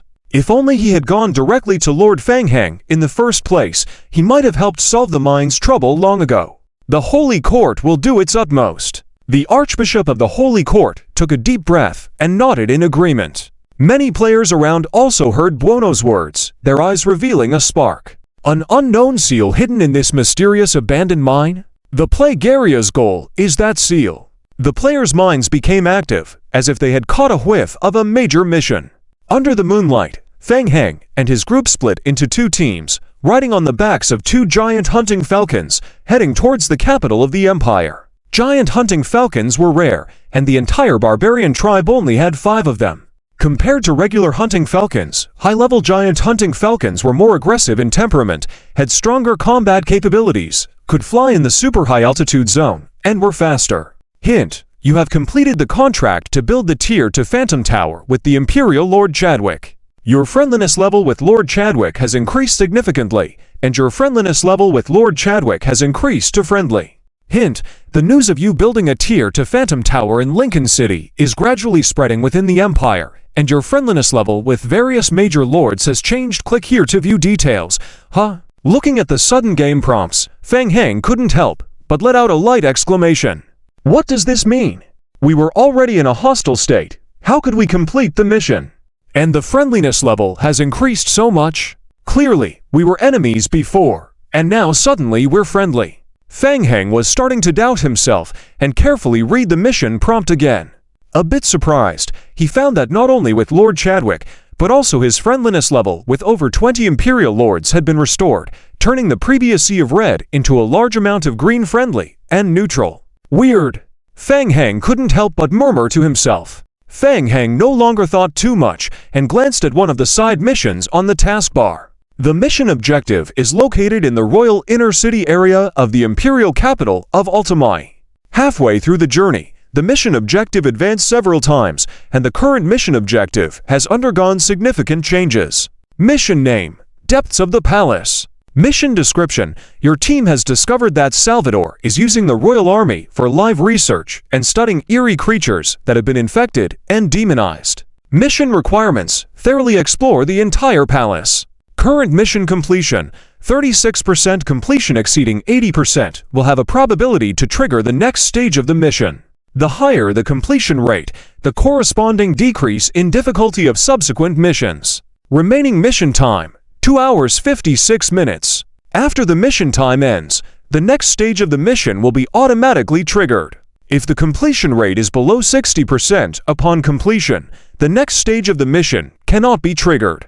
About an hour ago, the completion rate of the mission was already at 36%. After so long without any movement, Fang Heng suspects that Wei Dao and the others may have encountered trouble. However, the names of Wei Dao and Merhao are still in the trial team, so at least they are safe. Thinking this, Fang Heng once again turned his gaze to the imperial capital that was about to be reached. Fang Heng, we are about to enter the main city area of the empire. The central royal city has a high-altitude mage tower sensor. The eagle will be sensed by the mage tower if it gets closer. After a period of unconsciousness, Wongerite has fully recovered. Upon waking up, Wongerite found that his injuries had miraculously healed. He was greatly surprised and felt a sense of turning the tide. He thought he was in dire straits this time, almost dying, but fate played a big joke on him. He actually healed. The pain on his body has been completely cured. Although Qiu Yao Kong warned him that the virus would slowly eat away at his body, at least he was no longer under the threat of death in the short term. After learning that the sacred tree of the Plague Land has a powerful healing power, Wongerite summoned a giant eagle back to the barbarians and persuaded two small tribal clan chiefs, who were on the brink of collapse due to the backlash of the demonic seed, to seek treatment in the Plague Land. Originally, the two tribal clan leaders were somewhat skeptical, but they came to try it out based on their trust in Wongerite. Unexpectedly, after entering the Plague Land, their crumbling bodies actually recovered rapidly after treatment by the sacred tree, just as Wongerite had said. After being tortured by the demonic seed for many years, the tribal clan chiefs now feel a sense of rejuvenation. The barbarians didn't know about viruses or viruses. They only knew that there was a method in the Plague Land that could cure illnesses. Coincidentally, hearing that Fang Heng was going to investigate the demonic seed in the royal family, Wongerite took the initiative to come and help. The two tribal chieftains who had just received Fang Heng's favor also brought along elite barbarian guards to join them. Fang Heng readily agreed. The infiltration of the royal city, this time, is extremely dangerous, with the two barbarian clan chiefs and their accompanying guards possessing second-tier demonization abilities. Having such powerful fighters on hand is naturally the best help. The barbarians were very sincere. Upon hearing that Fang Heng was pressed for time, they even brought two rare giant eagles from the barbarian tribe and swiftly rushed to the imperial capital with them. Wongerite looked down at the imperial city area below and asked, "What should we do?" Fang Heng glanced at the mission's time limit and thought that taking a detour around to infiltrate would delay time, so it would be better to just break through directly. "Don't worry, let's charge in." "Okay." Wongerite replied and controlled the giant eagle to fly low. "Mingyu, find a way to cause a disturbance in the royal city." "Got it. Leave it to me." Tang Mingyu flicked her wrist and pulled out a dark golden spell scroll from her backpack. She only knows ice and water spells herself. It's different with the support of spell scrolls. Previously, when looting the military depot in Lincoln, she had salvaged many spell scrolls and subsequently stocked up on ammunition. Suddenly, the giant eagle swooped down from high altitude. Looking down, the imperial city was illuminated with lights, and a large number of guards could be seen gathering in the inner city area. Tang Mingyu aimed in a direction, activated her mental power, and the spell scroll in her hand emitted a sphere of dark golden light. Nightfall Barrage. Several large fireball boulders rose from the sky, and the flaming boulders scattered randomly towards the inner city area of the royal capital. Boom, boom. The fireball boulders continued to rain down on the inner city of the royal capital. Buzz. Suddenly, a dark light flashed in the high-altitude area of the imperial city. A pale defensive shield rose from the central part of the imperial city. Boom, boom, boom. Several successive meteor fireballs struck the rising shield and spread out violent energy waves. A shield. Fang Heng raised an eyebrow at the sight. Boom, boom. The defense shield only blocked the inner city area of the royal city, while more meteor fireballs randomly fell in the outer city area of the royal city. The meteor fireballs eventually landed on the ground of the royal city and on the palace buildings, creating huge craters and quickly igniting the surrounding areas. Watching this, with a raised eyebrow, ManhwaRecap quipped, "Princess Mingyu, there's a magic barrier. The high area of the inner city has an anti-magic force field. We can only attack the outer city area." "Okay," Tang Mingyu replied, conjuring another high-level fire scroll in her hand. Boom, boom, boom.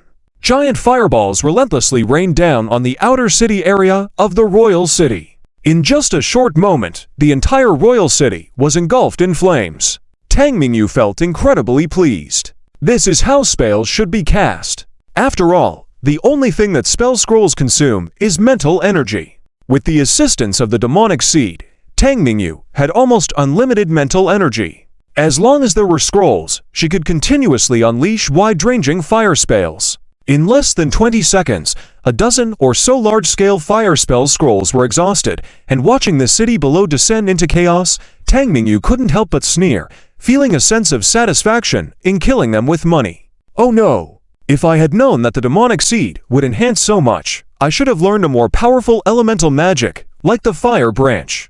Observing the situation below from the back of the giant eagle, Fang Heng furrowed his brow.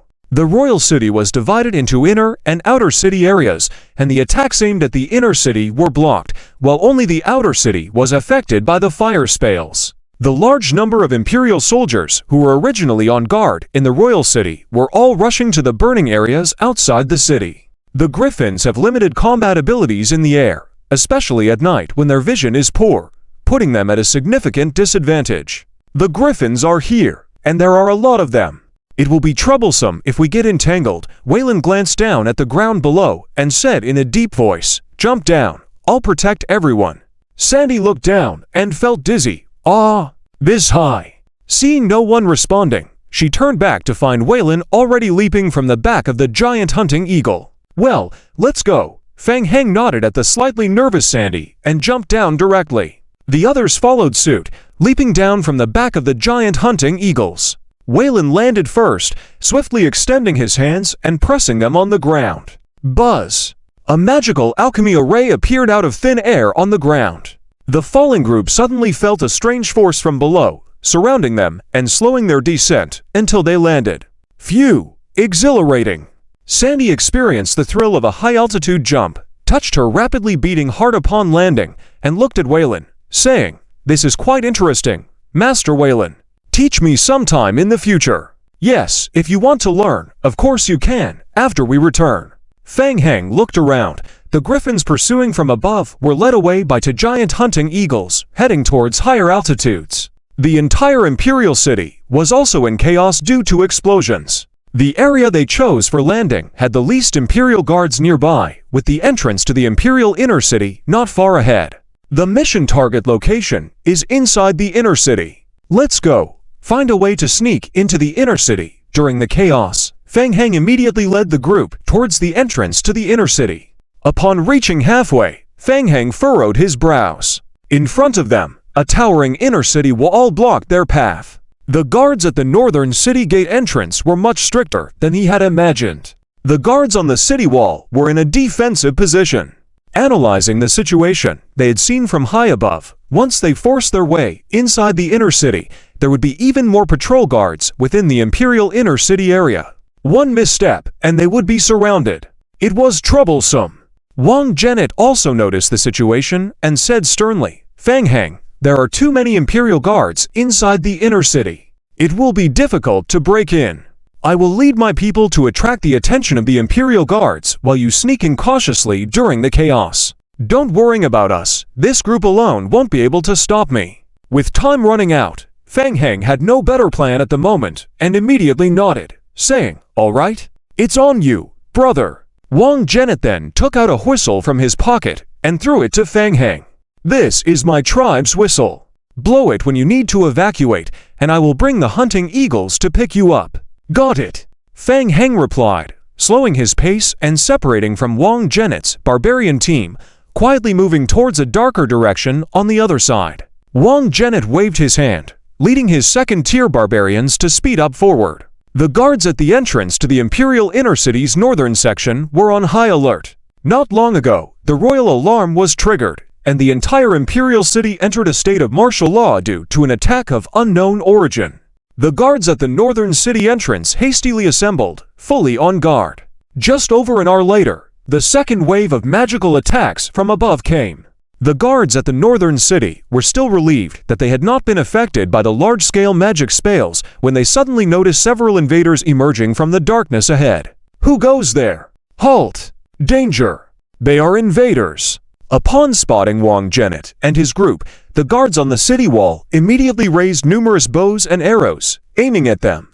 Be on guard!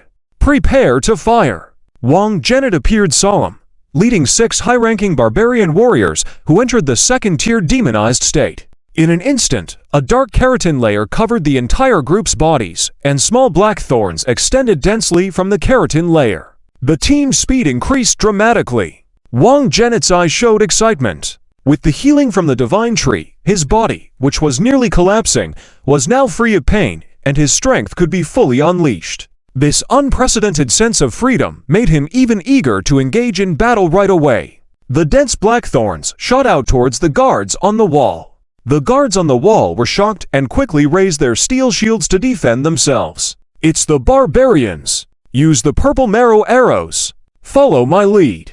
Fire! The guards on the wall had never seen such audacious intruders, a few barbarians invading the Imperial City at night. Arrows forged with purple marrow powder were most suitable for dealing with barbarians. A barrage of arrows fell on them, causing the senior officer on the north side of the city wall to sweat profusely. Not good! The purple marrow arrows could only penetrate the outer layer of the barbarians' bodies. This meant the intruders were not ordinary demonized barbarians. Second-tier barbarians! Damn it! Have the barbarians gone crazy? Second-tier demonized barbarians were usually the elite among the elite in barbarian tribes, often leaders in small barbarian communities. Why would they conspire to launch a raid on the Imperial City together? Be careful! Second-tier demonized barbarians! The senior officer gritted his teeth, trying to remain calm, and shouted, "Ready, shoot! Sound the alarm! Don't let them charge up here! Stop them! Reinforcements are on the way!" Seizing the moment between arrow volleys, Wang Genet and his group, in the second-tier demonized state, climbed up the wall directly against it. Damn it! Kill! The guards were no match for the second-tier demonized barbarians due to the vast difference in strength, and in no time, they broke through the city wall. A fierce battle ensued on the top of the wall. Soon, amid chaos, the Imperial alarm sounded again, and the city gate was easily opened by Wang Genet. Fang Heng immediately led the group through the gate into the inner city. You go ahead, Wang Genet said, scanning the sky in the distance, releasing his own aura, his eyes full of battle intent. That old swordmaster from the Empire is about to arrive. We didn't get to fight properly last time. This time, I'll settle the score with him. Sure, it's up to you. Fang Heng replied, following the group towards the direction of the inner city. Upon hearing shouts coming from behind, Fang Heng quickly turned around and looked towards the entrance of the city wall behind him. An Imperial soldier was waving at them while quickly chasing after them. Someone was secretly following them. Trouble! Fang Heng muttered trouble under his breath, swiftly moving towards the person. The Imperial soldier saw Fang Heng rushing towards him and immediately felt a strong sense of pressure coming towards him. In panic, he hurriedly waved to Tang Mingyu. He's on our side. I'm a friend of Ed's. Our own people. Ha! A player. Fang Heng's heart skipped a beat as he stopped in front of the person and asked in a deep voice, "What's going on? Where is Ed?" Wu Shizhong let out a sigh of relief. The overwhelming pressure almost made it hard for him to breathe. Calm down. Take it slow, Wu Shizhong said, collecting himself. Ever since the team had trouble, he had been hiding and communicating back and forth to report the situation. Just as he logged in, he saw the north gate being attacked by the barbarians. Without fully understanding the situation, he saw Tang Mingyu and the others leaving through the north gate, so he hurried over. Captain Ed led the majority of the team into the Imperial City for reconnaissance. I followed the team's arrangement to blend in with the guards at the North Gate to report back offline. ManhwaRecap continued to question, "Where are they now? How did their mission go?" The mission ran into big trouble. When the team explored the underground palace, they encountered Salvador's secret project, the mutated soldiers. They were extremely powerful, and it took a lot of effort to defeat them.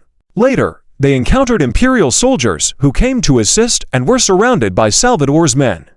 In order to help the others retreat, Tang Mo and a few captains chose to stay behind and were temporarily detained by the Empire. The mission had failed. Fang Heng's heart trembled as he quickly scanned the game log. No, the mission was still ongoing. The countdown was still running, and Wei Dao and Mile Hao were not out yet, at least not dead.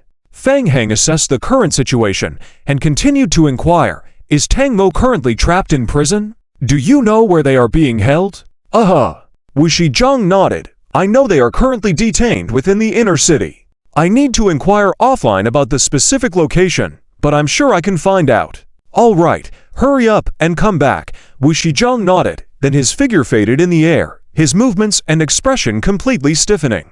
2 minutes later, Wu Shizhong's body gradually returned to normal, his wooden face showing a grave expression. "Lord Fang Heng, Salvador is currently personally interrogating Tang Mo and the others in the main hall. Both the inner and outer layers of the hall are heavily guarded by Imperial Sword Saints and the Imperial Mage Corps. It would be suicide to go in now."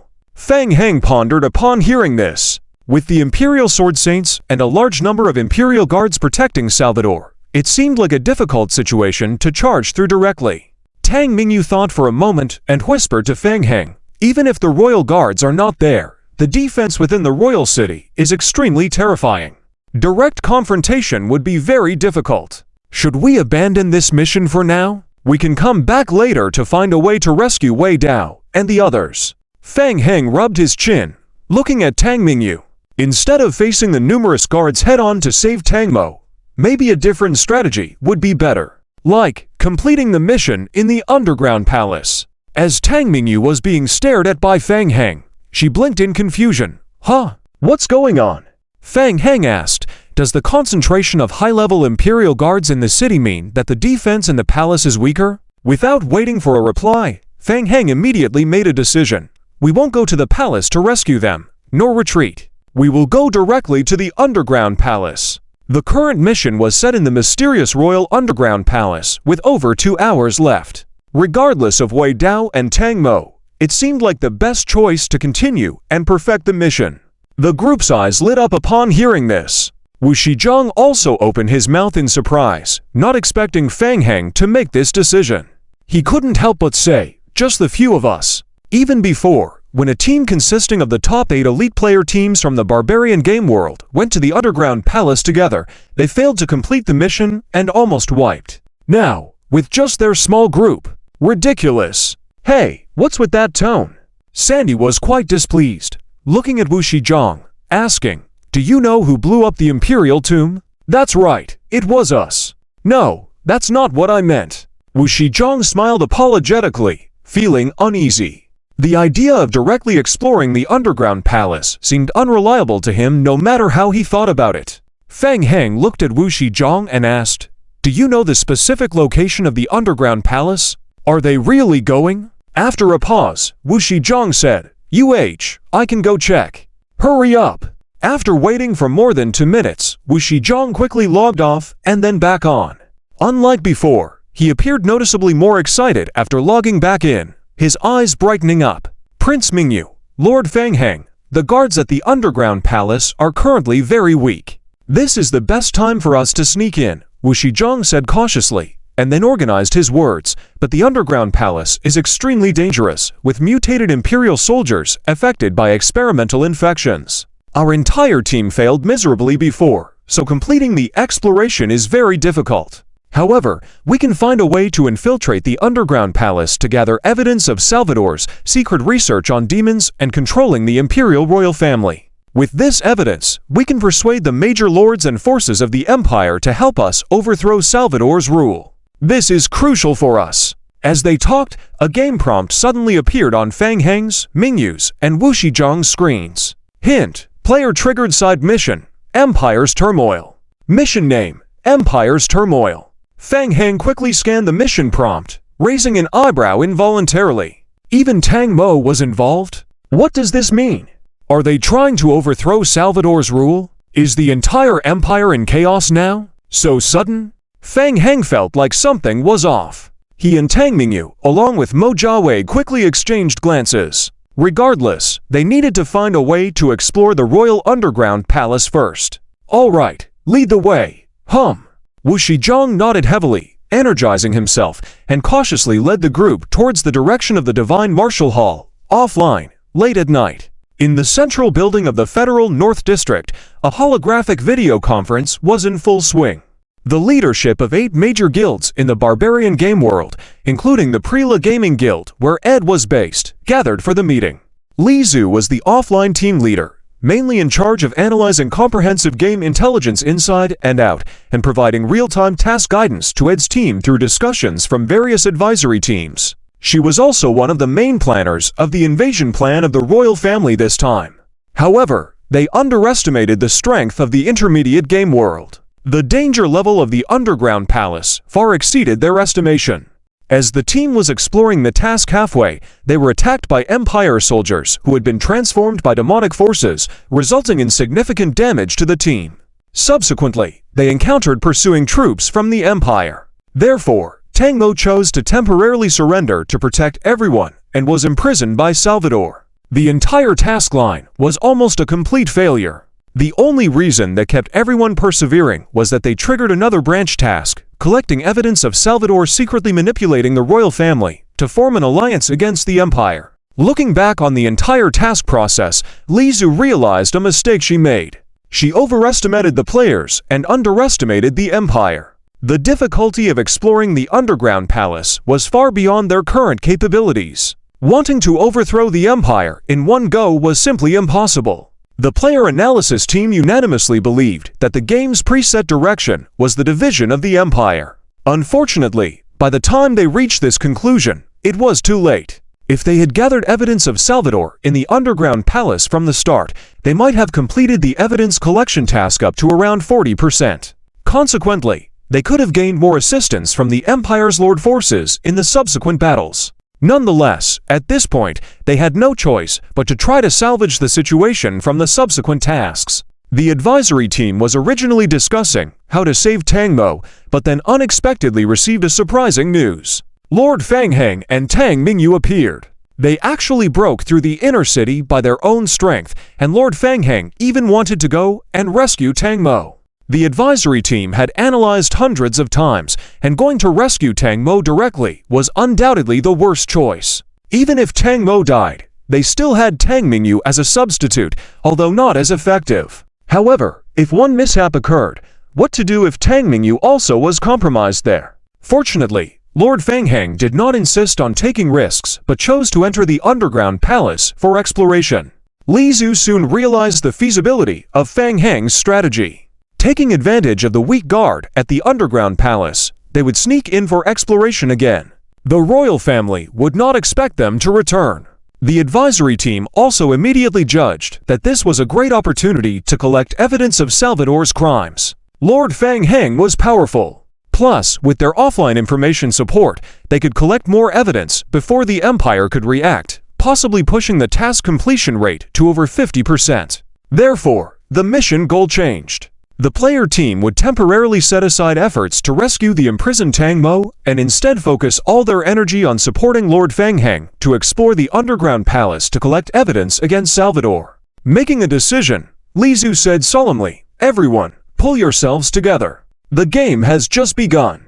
Our unified goal is to help Lord Fang Heng enter the underground palace and collect evidence against Salvador with all our might. I need to be informed of any movements from the Empire immediately.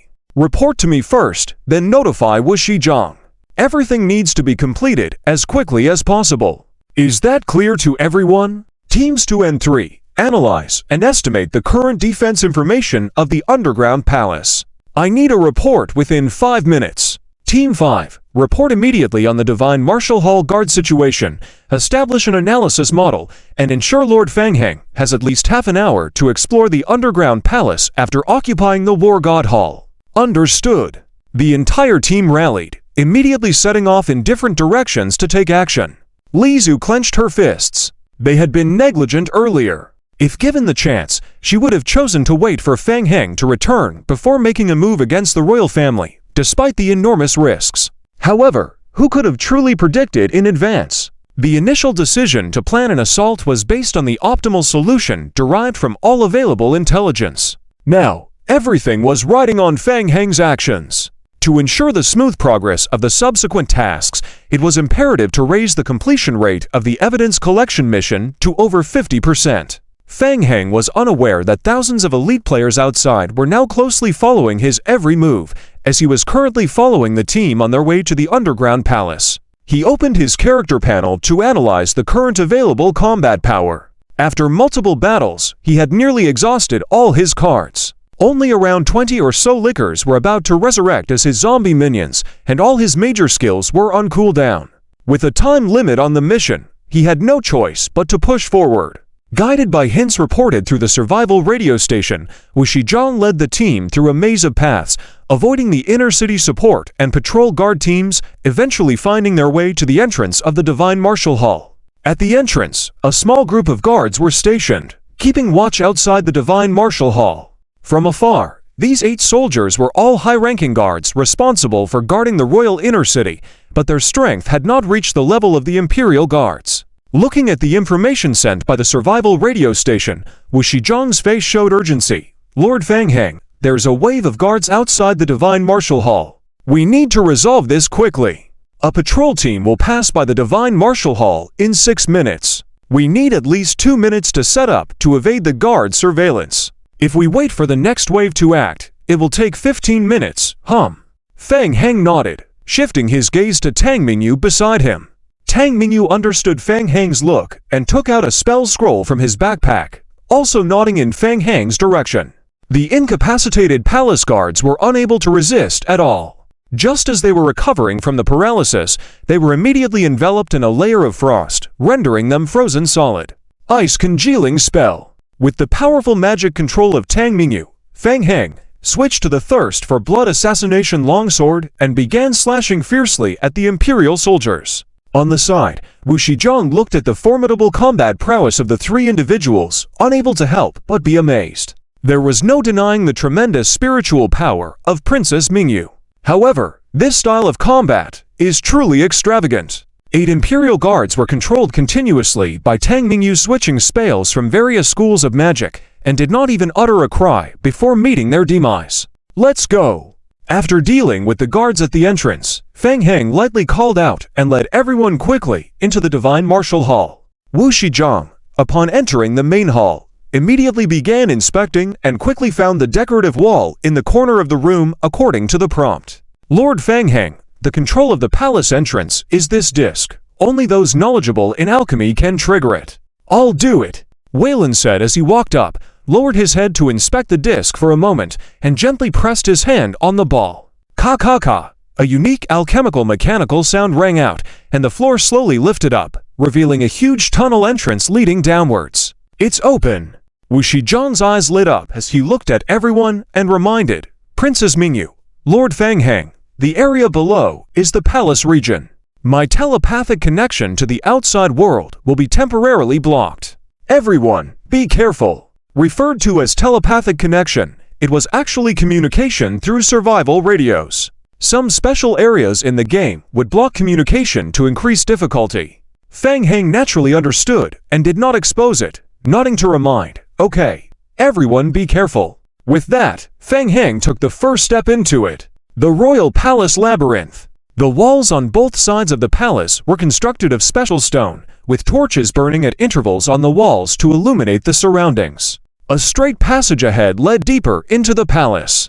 Perhaps due to the frequent transport of imitation oracle stones, the entire palace corridor was constructed very wide. No guards could be seen within the entire passage at a glance.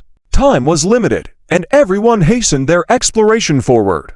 Earlier, Our team searched the palace area and initially encountered some Imperial guards. Later in the search process, we found that Salvador was trying to control experimental specimens of stigmatized demons. Ordinary Imperial guards were relatively easy to deal with, but soldiers who had been stigmatized were very difficult to handle. Wu Shizhong walked forward, sharing the intelligence gathered by the team during previous exploration of the palace with everyone.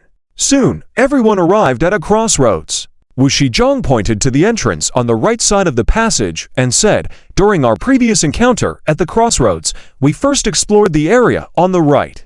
Deep within that area was an Imperial-built biological laboratory, where we found evidence of Salvador using the military for unknown experiments. At that time, we hadn't had time to collect evidence, so we wanted to explore the palace to find more information.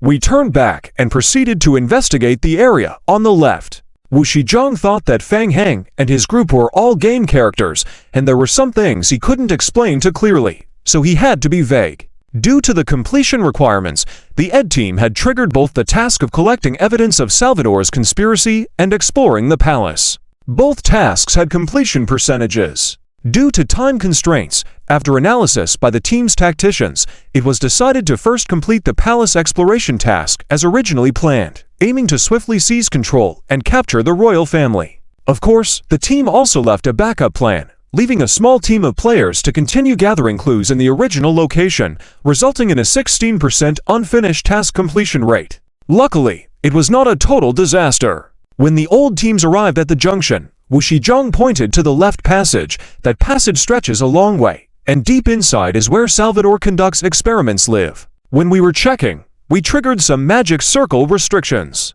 After checking halfway, some of the test subjects suddenly revived from their sleep, causing us a lot of trouble. Lord, we should act quickly. Let's head towards the right passage. As Wu Shizhong spoke, he had already taken a few steps towards the right passage, but when he turned around, he saw that Fang Heng was still motionless in place, feeling a bit anxious. They would have to figure out how to escape after finding evidence of Salvador's crimes, and the longer they stayed, the more dangerous it became. The information we need is likely in the left area, where the danger is minimal, and we shouldn't encounter too many Imperial guards. Fang Heng did not reply, but stood in place, gazing towards the front of the passage and asked softly, "Do you sense anything?" Hearing this, everyone followed Fang Heng's gaze and looked towards the entrance of the passage. Waylon nodded, his expression also heavy, and said in a deep voice, "It's the power of the demonic seed. There's a demonic seed in the depths of the passage.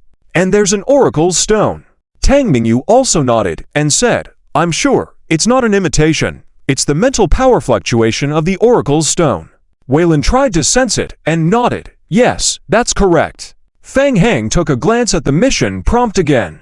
He wasn't very interested in collecting evidence of Salvador's crimes. After all, this task involved turmoil within the empire. If a civil war broke out, it would take at least half a month to resolve, and by then, the trial game would have ended, and he would have left the game long ago. He wouldn't mind doing it if he had the time, but with only 2 hours left for the palace exploration task, there was no time to waste. Furthermore, the palace exploration task was related to the demonic seed, the oracle's stone, which made these aspects more important. He decided to concentrate on exploring the entire palace. What's ahead? What's in front of the passage?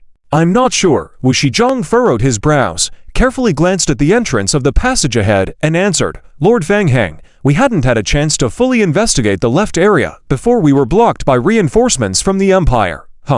Fang Heng gazed at the passage ahead. The laboratories on both sides had been mostly explored by the Wade-out team earlier, but the front had not been explored yet. To significantly increase the completion percentage, they needed to go forward and take a look. And the demonic seed was there as well. Fang Heng immediately made a decision and strode towards the front passage.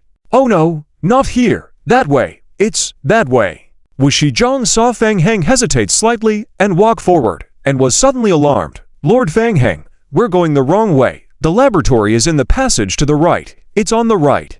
"Don't worry." Mo Jiawei stepped forward, calmly patted Wu Shizhong's shoulder, and said, "Follow us and learn something along the way." Dong! Dong! Fang Heng raised his head and looked into the distance, where a tall figure was pacing back and forth at the entrance of the passage. Sensing the approach of a strange presence, the monster slowly turned its head. Fang Heng also looked at the monster. It was not an ordinary human. Standing at over 2 meters tall, with exceptionally strong muscles, the creature was clad in thick armor on its torso, wielding heavy hammers in its hands, its eyes flashing with a red light.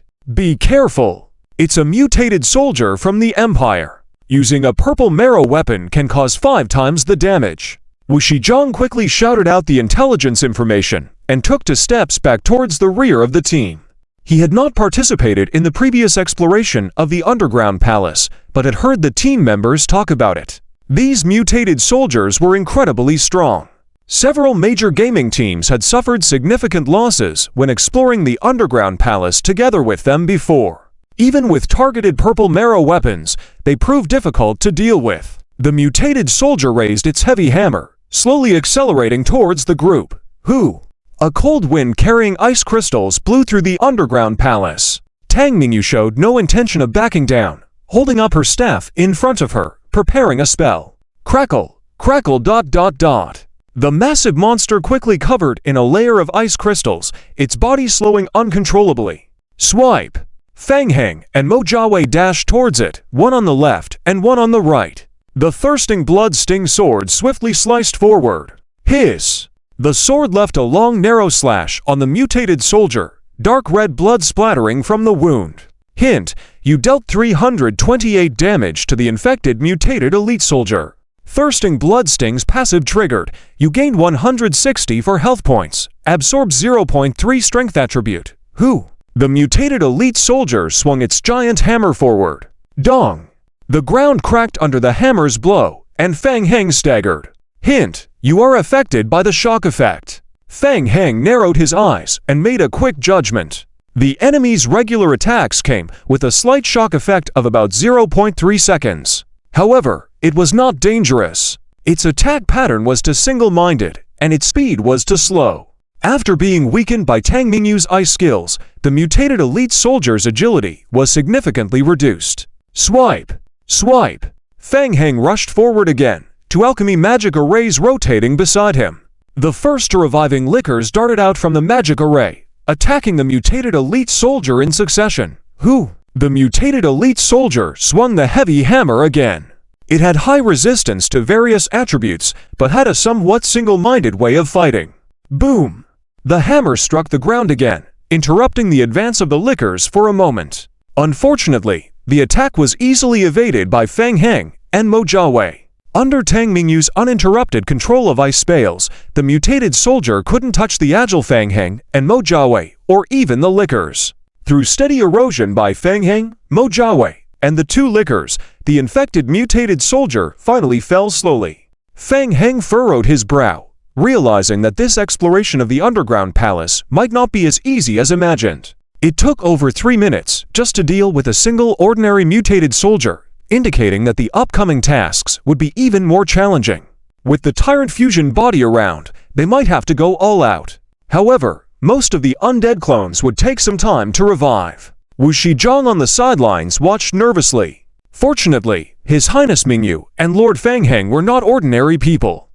3 of them easily dealt with the infected mutated soldier. But in further exploration, they might encounter more of them. Wu Shizhong couldn't help but look to Tang Mingyu. Your Highness Mingyu, are you all right? No problem, it's fine, Tang Mingyu replied.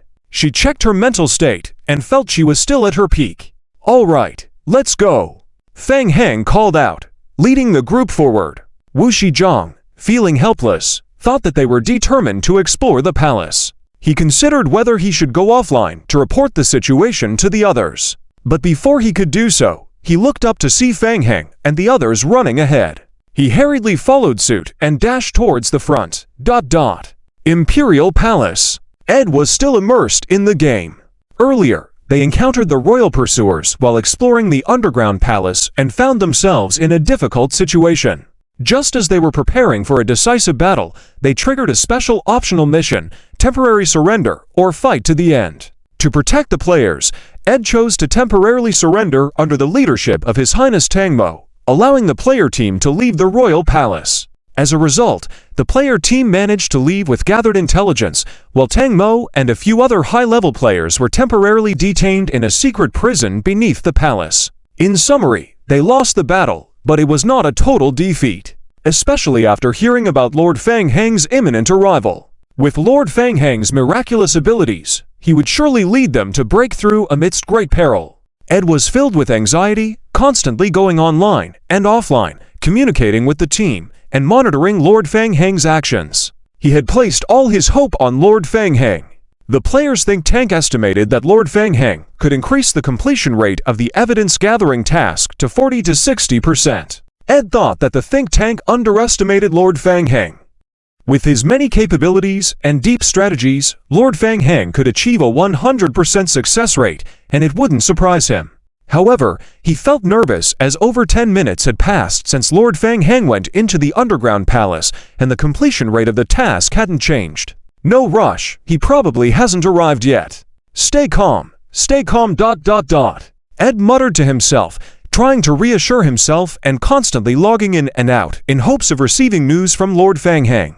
After logging in again, Ed heard footsteps in the distance. Following the sound, he looked out towards the prison and saw Tang Mo returning to the cell under the escort of guards, detained in the cell opposite theirs. Your Highness. When the guards left, the detained players turned their gaze towards Tang Mo, full of questions. After being detained, Salvador personally requested a private conversation with Tang Mo.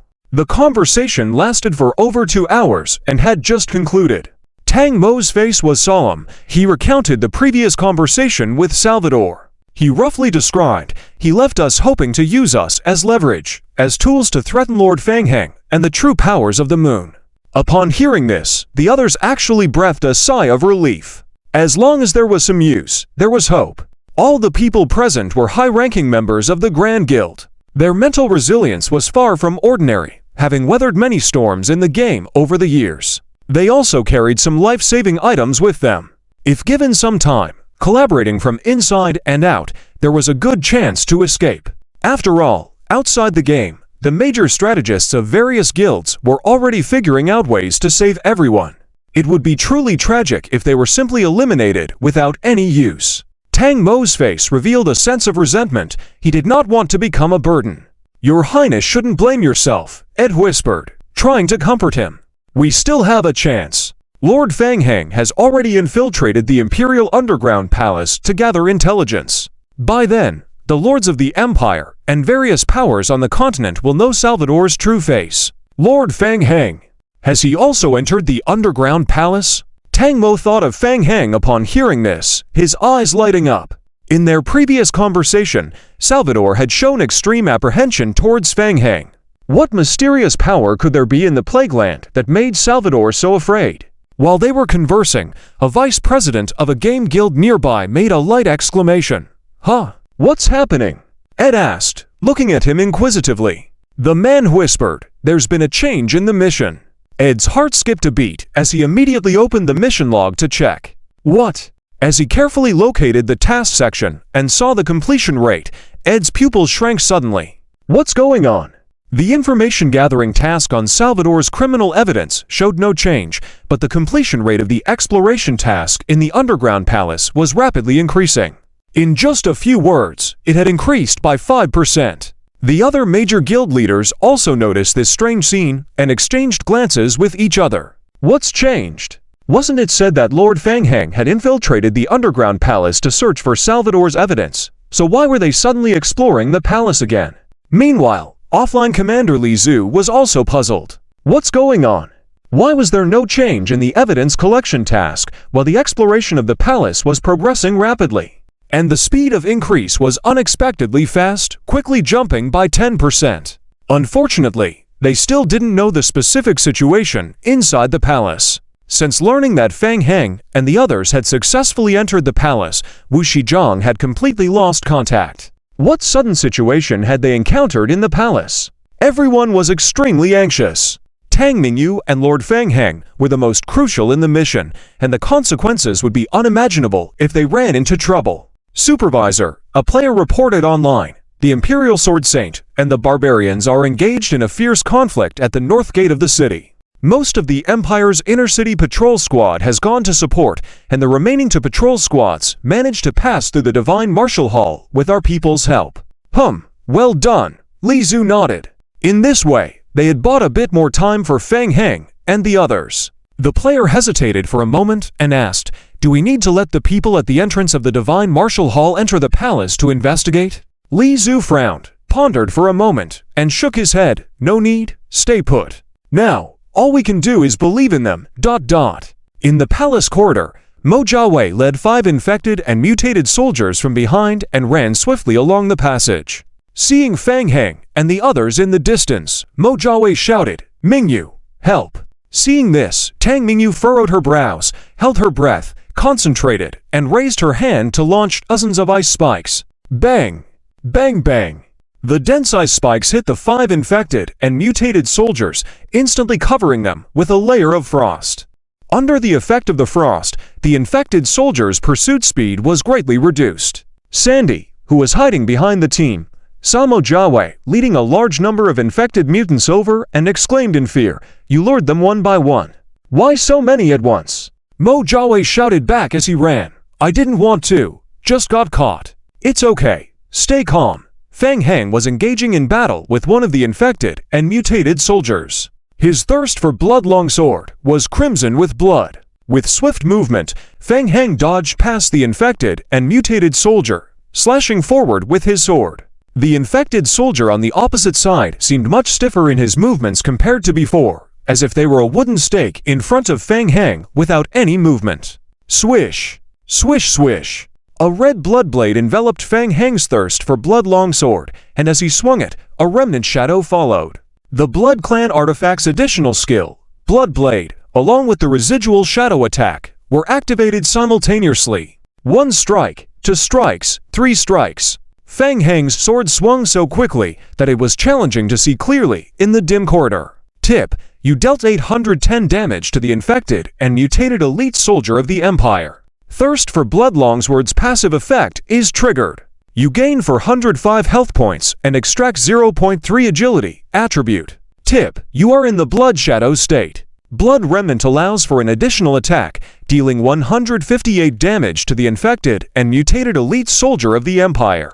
Thirst for Blood Longsword's passive effect is triggered. You gain 79 health points and extract 0.3 strength attribute. Tip: you dealt damage to the infected. With the Blood Clan Artifact's Blood Shadow combo, each melee attack triggered an additional attack with 1/3 the intensity. While the actual damage caused was much less due to deducting the enemy's defense value, this attack still activated the Thirst for Blood Longsword's passive effect. Having understood the enemy's attack patterns, Feng Heng immediately had a countermeasure. With the special effect of being able to extract attributes from the Thirst for Blood Longsword, he kept scraping the infected soldier to extract attributes. With continuous, relentless attacks, the higher the increase in the agility attribute, the faster his sword swings, slowly increasing the attack output. The rate of attribute absorption also increased, entering a positive cycle. The infected and mutated soldiers from whom Feng Heng had extracted attributes had longer attack intervals to the point where they seemed to struggle even lifting their heavy mace. After constant slashes, Feng Heng noticed the infected soldier once again preparing to launch a powerful attack. Boom! The soldier infected with alienation had his blood drained, swaying a few times in front of Feng Heng before falling to the ground. Hint: you have killed the elite soldier of the infected alienation empire, plus 1.5% exploration degree. Your trial score slightly increased. Feng Heng turned his gaze to the 5 infected alienated soldiers chasing Mo Jiawei and lifted his sword again. The attribute absorption of Thirsty Blood Stab lasted only 5 minutes, so, not wanting to waste time, he coordinated with Mo Jiawei to lure the monsters ahead, striving for a seamless connection. The 2 infected alienated soldiers in the front, one left and one right, saw Feng Heng and simultaneously swung their giant hammers forward. Boom! Boom! To consecutive shock attacks, shaking the surrounding area into a state of shock. Damn it! Mo Jiawei cursed under his breath and quickly retreated to avoid the attack range. These monsters were not easy to deal with. One-on-one might be manageable, but if their numbers accumulated, the continuous widespread stunning shock waves would be nearly relentless. Feng Heng was also affected by the shock effect. His forward momentum paused in midair, but immediately recovered from the shock state thanks to the undead passive skill, drawing his longsword at the nearest infected alienated soldier to scrape. With the ice control spells from Tang Mingyu in the rear, red numbers kept appearing above the infected alienated soldiers' heads. Fang Heng was accustomed to the attack rhythm. In fact, the infected alienated soldiers, with their bulky bodies and the use of heavy hammers, which required a certain range to be wielded effectively, appeared cumbersome when gathered together, making it difficult for them to launch effective attacks. Combined with Tang Mingyu's spell control and the agility attribute bonus absorbed by the thirsty blood stab earlier, Fang Heng's evasion became even more effortless. Not to mention the additional fault tolerance provided by the undead effect. Even if he made a mistake, it wouldn't be fatal. Being hit a few times wouldn't kill him. Fang Heng dodged the attacks of the infected alienated soldiers while even had the leisure to converse. "What's going on? How did you lure so many of them here all of a sudden?" Mo Jiawei, seeing Fang Heng handling the situation, also eased up a bit, took a few steps back, and explained, "I've already run to the end in the front. At the end of the passage, there's a dark area that I couldn't see clearly. When I entered, I found the infected soldiers inside and quickly turned around to run, and they directly chased me out." Fang Heng asked, "Couldn't see clearly? Are there more infected soldiers inside?" Mo Jiawei recalled, "The situation was too urgent at that time, and I didn't look carefully. There should be quite a few inside." Fang Heng frowned, glancing at the game prompt. An infected alienated soldier could provide about 1.5% of exploration degree, and the more they defeated, the greater the increase in exploration degree. It had to be faced. Might as well continue to lure them. Achieving full exploration degree was within reach. Alright, let's continue to lure another wave over. Mo Jiawei had the same idea. Hearing Fang Heng's words, his eyes lit up, took a mouthful of the potion, and said, "Great, let's continue for a while. You can handle it." On the other side, Wu Shizhong listened to the conversation between Fang Heng and the others with amazement. Lord Fang Heng could easily evade the siege of the 5 infected alienated soldiers and even seize the opportunity to counterattack. But he was just an undead mage. Wu Shizhong witnessed the whole process of Fang Heng's monster clearing. From the initial fear when encountering the infected alienated soldiers to seeing Fang Heng and the other to skillfully cooperate to defeat the enemies, and then start coordinating with Mo Jiawei to lure more monsters, rapidly pulling and clearing monsters. Up until now, even pulling a group of monsters in one go after becoming skilled, they nearly got wiped out by this group of infected alienated soldiers, even with the cooperation of the elite team, formed by the top 10 teams in the Savage Realm game. But Fang Heng and his team? Why did they make it look so easy? Suddenly snapping back to reality, Wu Shizhong remembered his task. Now that he couldn't help, he finally had the opportunity to go offline and communicate with the player group. Hurriedly nodding, he said to everyone, "I'm going offline to investigate the situation outside and will be back soon." Fang Heng, focusing to maintain the rhythm of scraping the infected alienated soldiers, nodded, saying, "All right, go and come back quickly." Wu Shizhong nodded and immediately went offline from the game.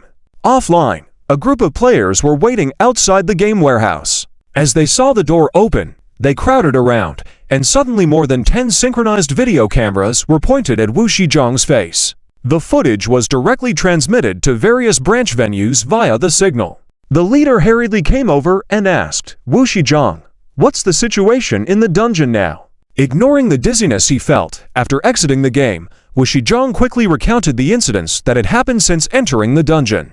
They only have 3 people. After listening to Wu Shizhong's brief account of the situation inside the dungeon, everyone wore expressions of disbelief. The player team had rated Lord Fang Heng as an S rank, a whole level lower than Wang Genet, equivalent to a legendary mage. Of course, in the area with the Plague Land Sacred Tree, he could reach the SS level, the same level as Wang Genet. Theoretically, Fang Heng could handle the infected alienated soldiers, but it definitely wouldn't be easy. Wu Shizhong nodded. He wanted to say that only Fang Heng and the princess had actually participated in the fighting, while Mo Jiawei just helped pull the monsters on the side. It seems that Lord Fang Heng has a method to deal with the infected alienated soldiers. On the other side, Li Zhu quickly heard what Wu Shizhong said through the remote video and contemplated for a moment before pressing a button on the control console and approaching the microphone to ask, "What does Lord Fang Heng want to do? Do they want to explore the entire dungeon? Or are they more interested in the darkened seeds inside the dungeon?"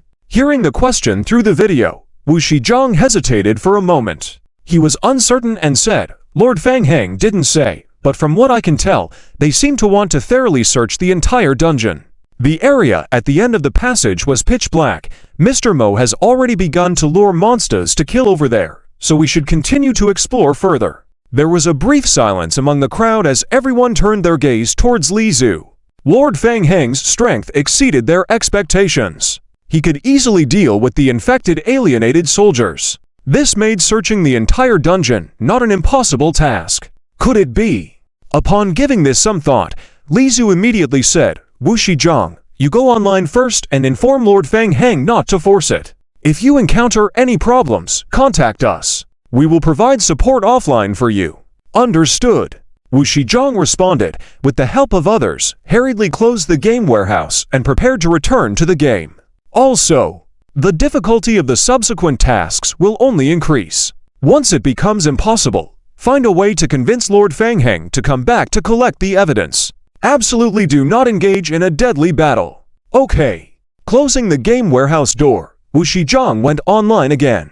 Li Zhu looked up at the large screen. In a short moment, the completion rate of the exploration dungeon mission had already increased to 57.3%. It was soon to reach the minimum limit of 60% for the next stage trigger. Li Zhu was still extremely worried. What would the next stage of the mission be? Can they really complete it relying solely on Lord Fang Heng and Princess Mingyu? Hint: you have defeated the infected elitist soldiers of the Hybrid Empire. Exploration task completion plus 1.2%. Your trial score slightly increased. Hint: current exploration task completion 133.8%. Another infected hybrid soldier fell heavily in front of Fang Heng. Fang Heng pulled back his long sword. Subconsciously wanting to pursue the next target, he found that there were no more enemies in the passage. Is it over? It's all done. Mo Jiawei, who had been back and forth with the monsters for 5 waves, nodded, saying, "I led the infected soldiers in the peripheral area at the end of the passage here. As for the deeper areas, it was too dark, so I didn't dare to venture too deeply." Fang Heng looked down at the mission again. The current completion rate had already exceeded 100%, and the next stage of the mission had not been triggered yet. Let's go take a look." Mo Jiawei led the way, taking the crowd towards the end of the passage. Soon, they arrived at the dark, open area at the end as described by Mo Jiawei. Standing at the entrance of the passage, everyone stopped in unison. Wu Shizhong nervously glanced into the dark depths of the space. He couldn't see anything, but he had a very uncomfortable feeling deep down, as if there was some kind of threat lurking in the darkness. TCH. Wu Shizhong took a torch out of his backpack and lit it. The darkness around swallowed up most of the light from the torch. The faint glow provided some illumination. When Lun frowned and said in a deep voice, "Fang Heng, I can feel it. The demon seed is not far from us, and besides that, there is also a spiritual fluctuation from the Stone of Revelation." Fang Heng nodded. He also felt the strong spiritual fluctuation from the Stone of Revelation. Fang Heng raised his hand, and the original book emitting a dark golden light appeared in his palm. Radiance. Suddenly, 3 light balls floated in the low air, dispelling the darkness and slowly spreading out around everyone, illuminating the surroundings. The effect of radiance was much better than the torch, enabling everyone to see the surrounding empty area slightly. It was a chilling sight. Unlike the outside world, the walls and ground around were pitted and uneven. It seemed that this area had not just been left undeveloped, but had been destroyed after being built. The walls and floors of the entire dungeon were made of a special stone material, several times harder than ordinary stones. Even a hammer strike from the infected hybrid soldiers would only leave a crack. What on earth could have caused this destruction? Let's go in and take a look. Be careful, follow me. Okay. Everyone remained cautious, moving slowly behind Fang Heng, exploring as they approached. The further they went, the more barren it became. The light provided some sense of security. Fang Heng led at the forefront of the group, following the guidance of the spiritual fluctuation from the Stone of Revelation. Suddenly, a strong sense of imminent danger rose in Fang Heng's heart. Almost simultaneously, in the darkness, a huge shadow suddenly appeared, heading straight towards him from the right side. Be careful! Whoosh! Fang Heng didn't have time to turn around, but caught a glimpse of a dark brown object headed towards him and raised his hand with his long sword, the thirst for blood. Thud! A strange metallic collision sound echoed. Fang Heng felt like he struck a metallic object, followed by a tremendous force, pushing him back to steps before he regained his balance. When he turned back, the object that had attacked him was already gone. Sandy was shocked by the sudden attack, breaking out in a cold sweat, and exclaimed, "What was that?" Everyone quickly gathered together, remaining. Tang Mingyu felt anxious in her heart, raised her hand in an instant, and waved out a light blue scroll. Countless wind blades danced. The fine light blue wind elemental magic struck towards the black tentacles. Boom! Boom boom! The blue wind blades exploded one after another upon hitting the black tentacles. The magic attacks not only proved ineffective, but instead triggered the ferocity of the black tentacles even more. More dark brown tentacles crazily emerged from the cracks in the surrounding walls. Tang Mingyu's eyes showed a flash of astonishment, raising her staff high once again. Ice Crystal Storm. The cold wind howled through the dark space. The ice elemental magic still had no effect on the tentacles. The ice crystals that quickly materialized on the brown tentacles shattered before fully forming. Hiss! Fang Heng's pupils suddenly constricted. What? Fine needle spikes extended from the tentacles attached to him. The spikes pierced through his skin, blood flowing out from beneath the skin. The tentacles greedily absorbed the blood. A series of game prompts quickly appeared. Prompt: you are affected by the blood-sucking effect of an unknown life form. You receive 21 points of damage to your health limit. The damage will slowly increase within 24 hours. Fang Heng was even more surprised. What kind of creature was this? Able to suck his blood and specifically target his health limit for damage? Wu Shizhong hid behind Weilin, trembling uncontrollably due to intense nervousness. What's going on? What are those black tentacles exactly? Even Lord Fang Heng had no room to struggle and was controlled? Advanced magic spells had no effect on it at all? Fang Heng, be careful! Tang Mingyu realized that the tentacle creature was difficult to deal with. She took out the most powerful fire elemental magic scroll from her backpack. She infused her mental power into the scroll, and the entire scroll emitted a crimson light in her hand. Hiss! Hiss hiss hiss! Ha! Tang Mingyu's hand trembled, immediately stopping the release of the magic scroll. Suddenly, the black tentacle creature that was sucking Fang Heng's blood seemed to be stimulated by something and began thrashing wildly. They let go of Fang Heng, who was under their control, at lightning speed, and retreated back beneath the stone crevice faster than before. Hiss hiss hiss! In less than a second, the tentacled creature had completely retracted into the cracks of the stone wall and disappeared. Everything returned to normal again. Oh this! Wu Shizhong watched the scene in front of him, still shaking. What's going on now? It seemed like Lord Fang Heng was about to be controlled just now, but in the blink of an eye, the tentacle creatures retreated.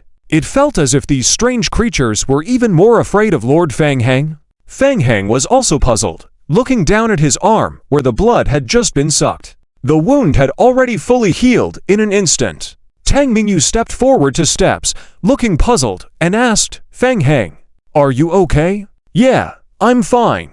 Looking up and seeing everyone looking at him inquisitively, Fang Heng couldn't help but shake his head. He also didn't know why the tentacles suddenly gave up the attack. Thinking about it, Fang Heng looked towards the pitted walls. Walking over and carefully inspecting, he found that the previously elusive black flowing life forms within the walls had disappeared.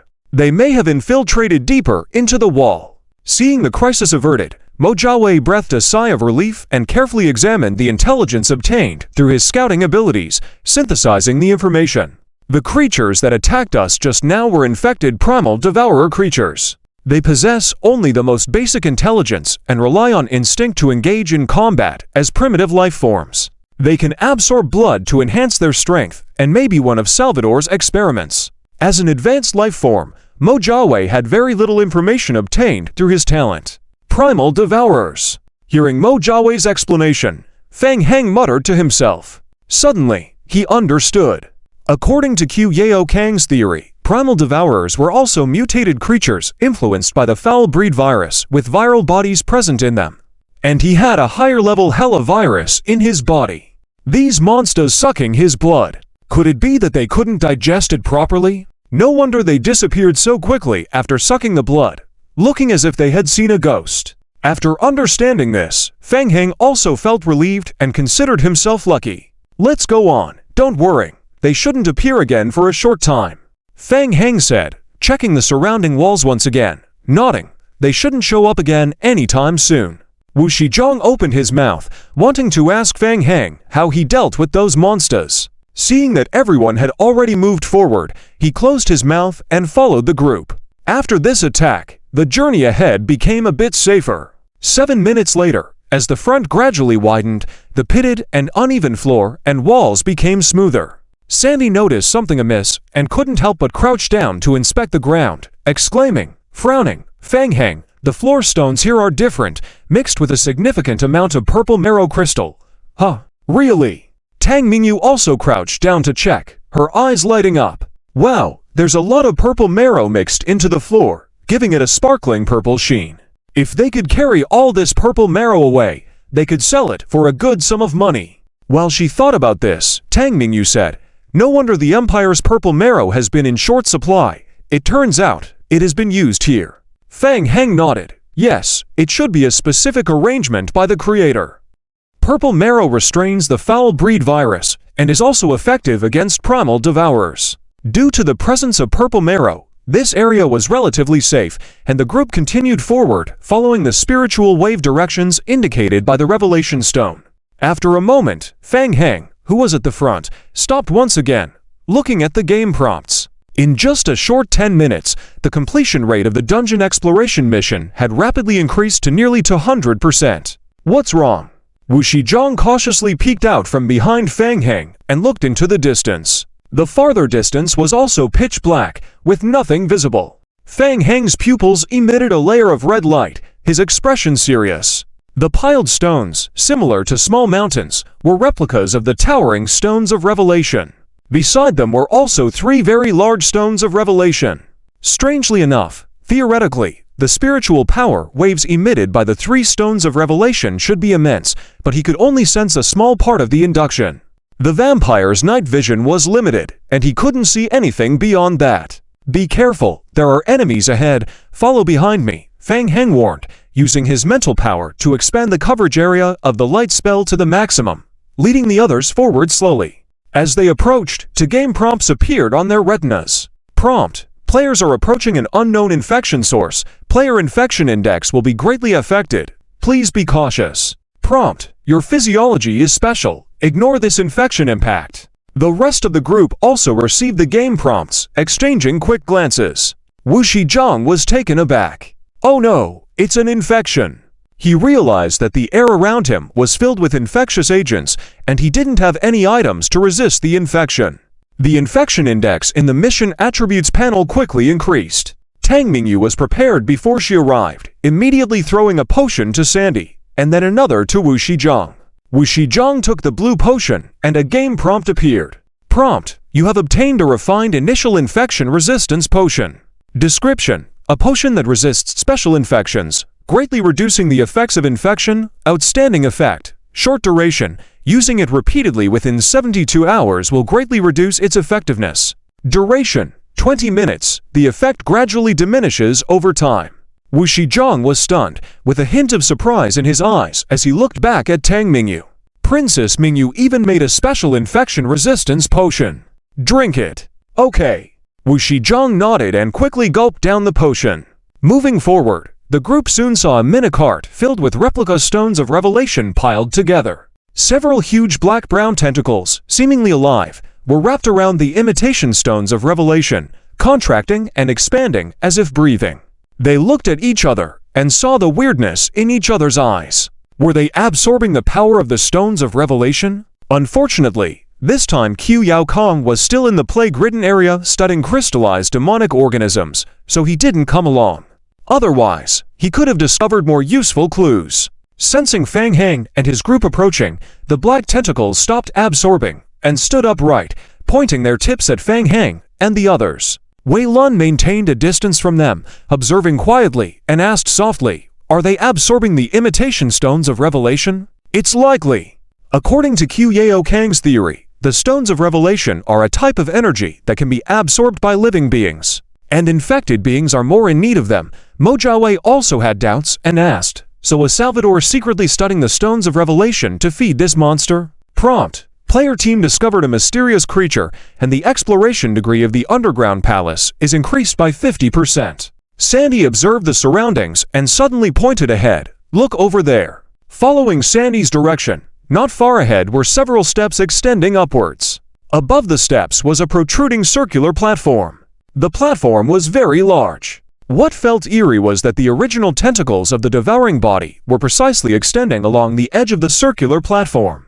Hana Wei Lun couldn't help but be puzzled. Is it an alchemy magic array? Carefully observing the edge of the circular platform, they found that there were flickering magic patterns on the ground. Obviously, these magic arrays were in operation. Giant tentacles emerged from the active magic arrays, forming a circular shape. Wei Lun frowned. "It's a spatial magic array." The infected devouring body used a spatial alchemy magic array as an outlet to gradually extend the huge tentacles through spatial channels to absorb the power of the imitation stones of revelation. Fang Heng observed from a distance, looking pensive. It seemed that someone deliberately arranged it this way. "What to do?" Wei Lun said in a deep voice. "In my opinion, the core of the devouring body should be sealed in a deeper place. These openings are used as spatial channels opened by alchemy magic arrays to feed the devouring body." Mojave asked, "So if we just shut down the magic arrays, we can solve these devouring bodies, right?" Wei Lun nodded. "Yes." It sounded simple, but it would be quite difficult to rush over and shut down those magic arrays. The dozens of giant tentacles in front of them appeared to be immune to most magic damage. Wu Shizhang, hiding at the back, suggested, "Why not try to destroy the alchemy magic arrays from a distance? It's difficult. Doing so will provoke the hostility of the devouring body. They haven't attacked us yet, but if we agitate them, it will be more troublesome." Fang Heng interrupted the discussion. "I have a plan." "Oh." Fang Heng didn't continue to explain. In front of everyone's gaze, he took 2 steps forward and faced the alchemy magic array on the circular platform in the distance. Suddenly, a crimson alchemy magic array appeared to rotate rapidly in the pupil of Fang Heng's right eye. Correspondingly, the alchemy magic array on the ground in the distance emitted a faint red light. Talenty all-knowing eye alchemy. Fang Heng's right eye inherited the effects of the all-knowing eye. Through concentration and touch, he could manipulate the alchemy magic array within a certain range by consuming life and mental power. The game prompts refreshed one by one. Prompt: Your talent, all-knowing eye alchemy, is active. You are remotely controlling the operation of the magic array, consuming an additional 210 life points. Prompt: Your talenty all-knowing eye alchemy is active. Seeing the magic array operating out of thin air, Wei Lun was stunned, looking somewhat astonished at Fang Heng. Fresh red blood was continuously flowing from the corner of Fang Heng's right eye. It was Sydney's all-knowing eye? How could it be? Sydney's all-knowing eye was extremely famous in the Imperial alchemy world, and remote control over alchemy magic arrays was one of its representative abilities. Wei Lun knew that Fang Heng had obtained Sydney's all-knowing eye eyeball in the Imperial tomb earlier and successfully transplanted it. But he never expected that Fang Heng could directly use the power of the eyeball. With the current alchemy technology, ordinary organ transplants could never fully utilize 100% of their power, and there would also be strong rejection reactions. For a moment, the ground returned to calmness. "Are you all right?" Tang Mingyu walked over and helped Fang Heng up, the blood and tears flowing from his right eye making him look in a dire situation. "I'm fine. I'm okay," Fang Heng said, wiping away the blood from the corner of his eye. Despite looking intimidating on the outside, he was actually not harmed. The mental and physical strength consumed by manipulating the eye of alchemy did not deduct instantly, but drained slowly. Relying on the life regeneration effect of the immortal body could completely ignore this loss of vitality. Fang Heng took the lead in approaching to observe. In front of them, there were a large number of mine carts used for transporting goods piled on the ground, with a significant amount of unused imitation enlightenment stones still left in the carts. Additionally, 3 huge black enlightenment stones were stacked to the right. These were much larger than all the enlightenment stones he had found before combined. If all these were brought back to feed the god tree, what would happen? Fang Heng stepped forward and tried to touch one of the enlightenment stones, frowning immediately. Wei Lun walked to Fang Heng and said, The energy inside the Enlightenment Stone has been absorbed. Fang Heng nodded, looking disappointed. Similar to the Enlightenment Stone they first found at the bottom of the lake, this stone looked large on the surface, but the energy within had already been absorbed to a large extent. Overall, the remaining energy was similar to a palm-sized Enlightenment Stone. Trying to bring them back would be fruitless and wasteful. Let's go. Let's check out the round platform, Fang Heng said, stepping forward and walking up the steps ahead to investigate. The entire round platform had a diameter of about 20 meters, with magic arrays carved all along the edge, and a black entrance leading downwards in the central area. Fang Heng walked to the center and stood in front of the entrance to observe. The entrance had a diameter of about less than a meter. Looking down from the edge towards the entrance, it was only pitch black, with no end in sight. Wei Lun stood beside Fang Heng with a serious expression. Be extremely careful. I sense a very strong demonic energy fluctuation inside. Fang Heng replied, trying to take out a high-energy crystal ore from his backpack and throwing it down below the entrance. The crystal fell and was quickly swallowed by the darkness below, completely disappearing from sight without a sound. Sandy couldn't help but swallow nervously and asked softly, could it be that this is also one of the entrances to the Endless Abyss? I remember there should be only one entrance near the Imperial City. Not necessarily. Wei Lun looked up and said, this is a space-type magic array, and I think the original devouring body is sealed below. As everyone subconsciously raised their heads following Wei Lun's gaze, they saw a large alchemy magic array appearing on the ceiling. The intricate patterns inside the array indicated its rank. At the same time, several game prompts appeared on the retina. Hint: you have discovered the sealed location of the Fed unknown life form. Your mission, the completion degree of the palace exploration, is increased by 100%. Your palace exploration degree has reached 300%. An additional bonus task is triggered, the Fed unknown life form. Hint: player team triggers an additional bonus task, the Fed unknown life form. Task name: Fed unknown life form. Task difficulty: Wes S. Task description: you have discovered the unknown life form, fed by Salvador in the palace. Task requirements: release, investigate kill the unknown life form, fed by Salvador. Remaining time for the task, 56 minutes and 26 seconds. Current task completion, 0%. Task reward: rewards based on the completion rate after the time ends. An additional bonus side task triggered.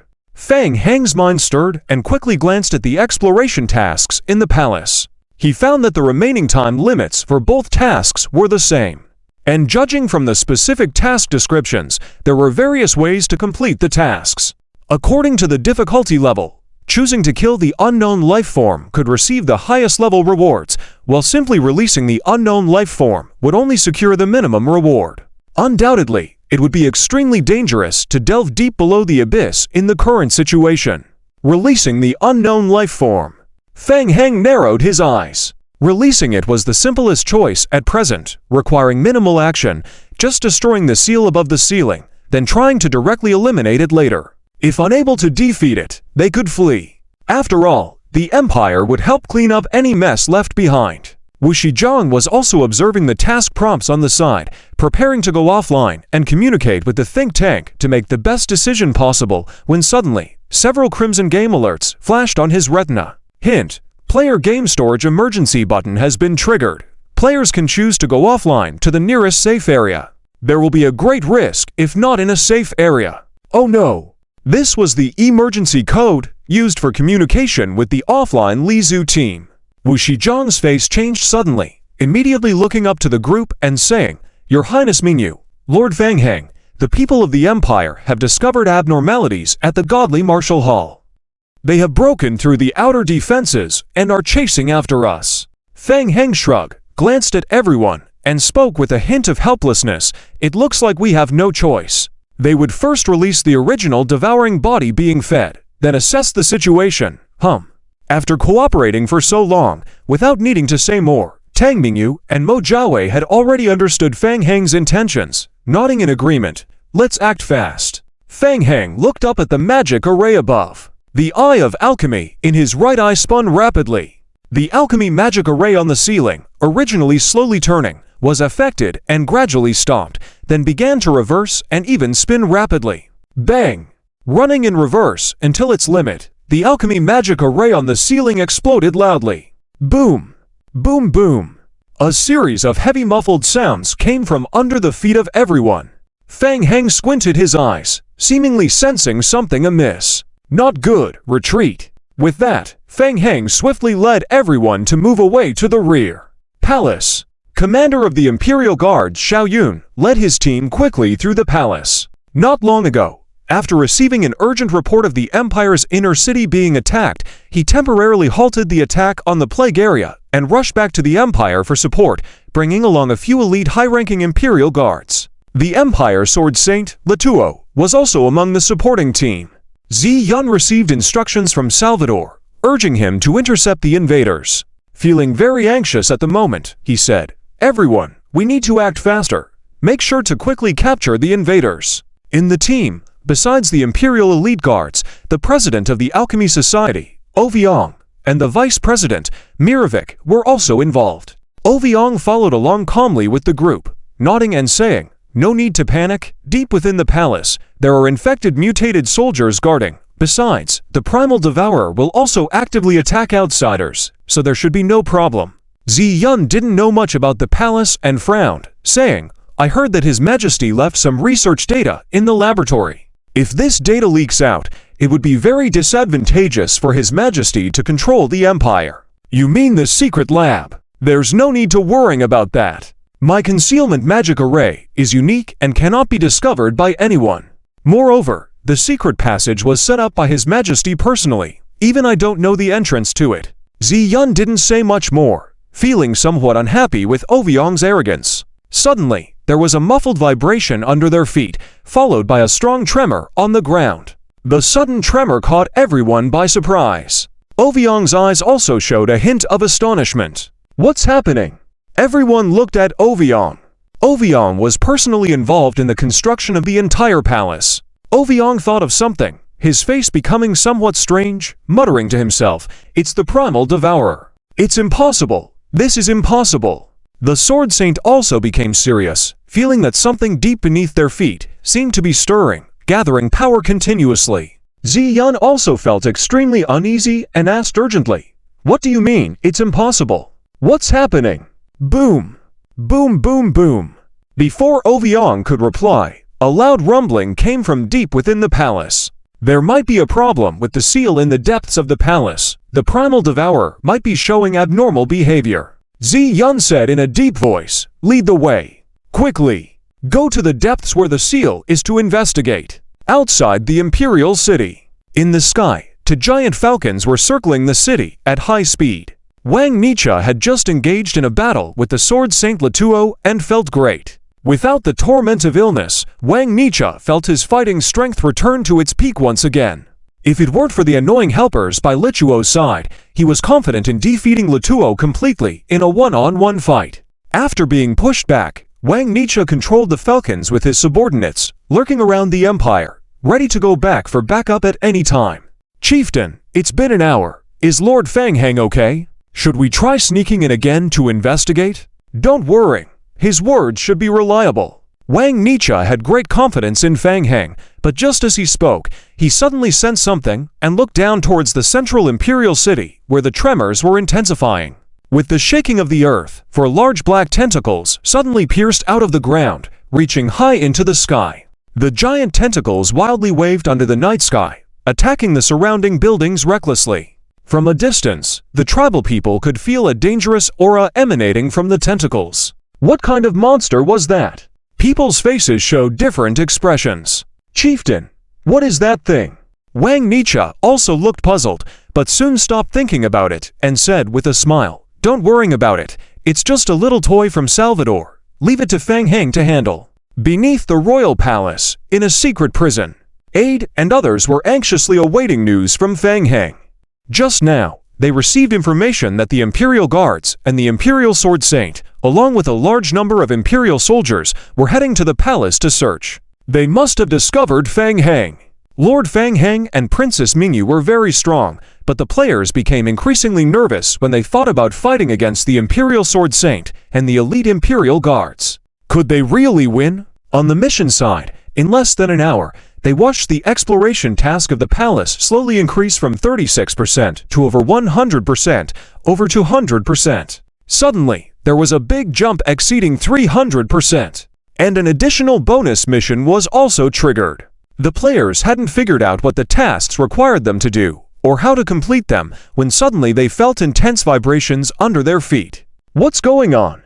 Everyone had different expressions. Inside the prison, Mihawk and Wei Tao, who were also trapped, were even more anxious and looked at Aide and the other players. They all understood that with Fang Heng involved, the likelihood of changes in the mission was high.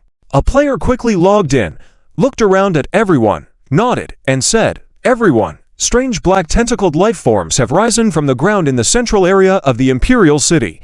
It seems to have gone out of control and is fiercely attacking everything around. We believe the black tentacled creature is a modified primal devourer bred in secret by Salvador. Lord Fang Heng may have broken the seal hidden in the palace, causing some of the primal devourer to escape." Tang Mo's face slightly changed upon hearing this and walked to the iron bars, looking at the player, asking, "What about Princess Mingyu? Is she okay?" "Your Highness, rest assured, Princess Mingyu is safe for now. In addition, Your Highness, Salvador has personally gone to investigate as well." Tang Mo furrowed his brows. "No, I have to leave here. Your Highness, please endure a little longer. Now is not the best time. Please trust Lord Fang Heng." Outside the city area of the royal city, Tang Wu stood by the window. Through the window, seeing the terrifying giant tentacles rising from the inner city, a look of shock appeared on Tang Wu's face. Cardinal Archivist Karl Kilra stepped forward, stood next to Tang Wu, and said in a deep voice, "Your Majesty didn't expect the evil hidden under the royal city to emerge so quickly. You've seen Salvador's darkness. Now is the time for us to act." Tang Wu took a deep breath. Everything the archivist said had come true. Is that a demon? No, it's just a part of the demon. With Salvador's current power, he still can't fully control the demon. The power of the abyssal demon is even more terrifying. Yes. Tang Mo nodded gravely. After much deliberation, Tang Wu still had not made a final decision. He held doubts about everything the Holy Court had said. However, today, he witnessed with his own eyes the demon hidden underground in the Imperial City. Working with the Holy Court was the last method he could think of. If all went well, working with the Holy Court, he could seize the Empire with the help of the Holy Court, and the Holy Court could gain the Empire's support to spread their faith. "Please remember our agreement, Your Highness." Tang Wu took a deep breath, a look of determination in his eyes. "Let's go to the Guardian Temple, the underground palace." After breaking the seal on the ceiling, Fang Heng and others watched for massive tentacles shoot out from deep within the broken ground. The giant tentacles even directly pierced through the ceiling, piercing through the entire top of the underground palace. Everyone carefully observed the base area of the giant tentacles. Original Devourer transmuted form. Mo Jiawei shook his head at Fang Heng. This thing is of too high a rank, and the information he could obtain through reconnaissance was limited. Squeak! A small part of the viscous fluid emerged from the black deep pit in the center of the circular platform, appearing to be wrapped in layers of dark brown material. It looked like a strange soft-bodied creature. The original Devourer emanating from the circular platform was only a small part of its main body, still slowly wriggling, as if trying to slowly extricate itself from the narrow opening. Is this disgusting creature the original Devourer transmuted form? Just one look made Wu Shizhang's heart tingle. Careful! Swish! A small tendril suddenly extended from the black-brown fluid body of the original Devourer, facing Fang Heng and the others. Seeing this, everyone quickly retreated. Thump! The ground where Fang Heng stood was hit, creating a shallow pit. Hiss, hiss, hiss. Several sharp tentacles continued to chase after the group. Fang Heng furrowed his brows, quickly backing away while slashing his right palm with the thirst for blood-sting sword, then flicking his right hand forward. Blood flew from his palm, splattering over the approaching original Devourer tentacles. Hiss, hiss. The tentacles seemed to have been shocked, wildly twitching for a few moments, then quickly retracting back to coil at the entrance, returning to their previous fluid-like appearance. Wu Shizhang followed behind Weilin, cautiously observing, his heart pounding wildly. Wow, such a powerful monster. Can't possibly defeat it. Fortunately, the monster seems to fear Lord Fang Heng. So, Is Lord Fang Heng scarier than dealing with this creature? Wu Shizhong speculated, shifting his gaze towards Fang Heng. He noticed Fang Heng was staring at the original devourer, appearing thoughtful. Judging by his appearance, could he be contemplating how to deal with this creature? Without reason, Wu Shizhong shivered and was about to say something when several rows of game prompts quickly flashed across his retina. Hint: the player team has unlocked the initial seal, partially releasing an unknown life form, increasing task completion rate. Players can choose to fully release or kill the unknown life form to enhance task completion rate. Hint: player exploration of the underground palace completed, triggering the next stage task, Salvador's Secret. Task name: Salvador's Secret. Task difficulty: SS gives a plus. Task description: find the escape route for the unknown life form bred by Salvador in the underground palace. Trapped in darkness for so long, it longs for true freedom. Task requirement: locate Salvador's secret laboratory hidden in the underground palace. Uncover the truth about the unknown life form. Hint: as the player's exploration task completion rate exceeds 300%, receive additional detailed guidance for the next step of the task. Follow the task guide to the task location. Task difficulty reduced to a plus. The game prompt quickly faded. A light blue arrow appeared on the retina pointing towards the rear area. A new task. And with guidance. Compared to facing the original devourer, this newly triggered task seemed more reliable. Surprised to see the task pop up, Wu Shizhong was thrilled. Thinking that Fang Heng and the others were all NPCs who couldn't receive game prompts, he quickly found an excuse to say, "Your Highness Mingyu, my friend sent me information. There is a secret laboratory of Salvador in the underground palace. Please come with me quickly." Fang Heng and the others quickly exchanged glances. What if they could find a weakness of the original devourer in the laboratory? Let's go. Without further hesitation, everyone followed Wu Shizhong and hurried forward.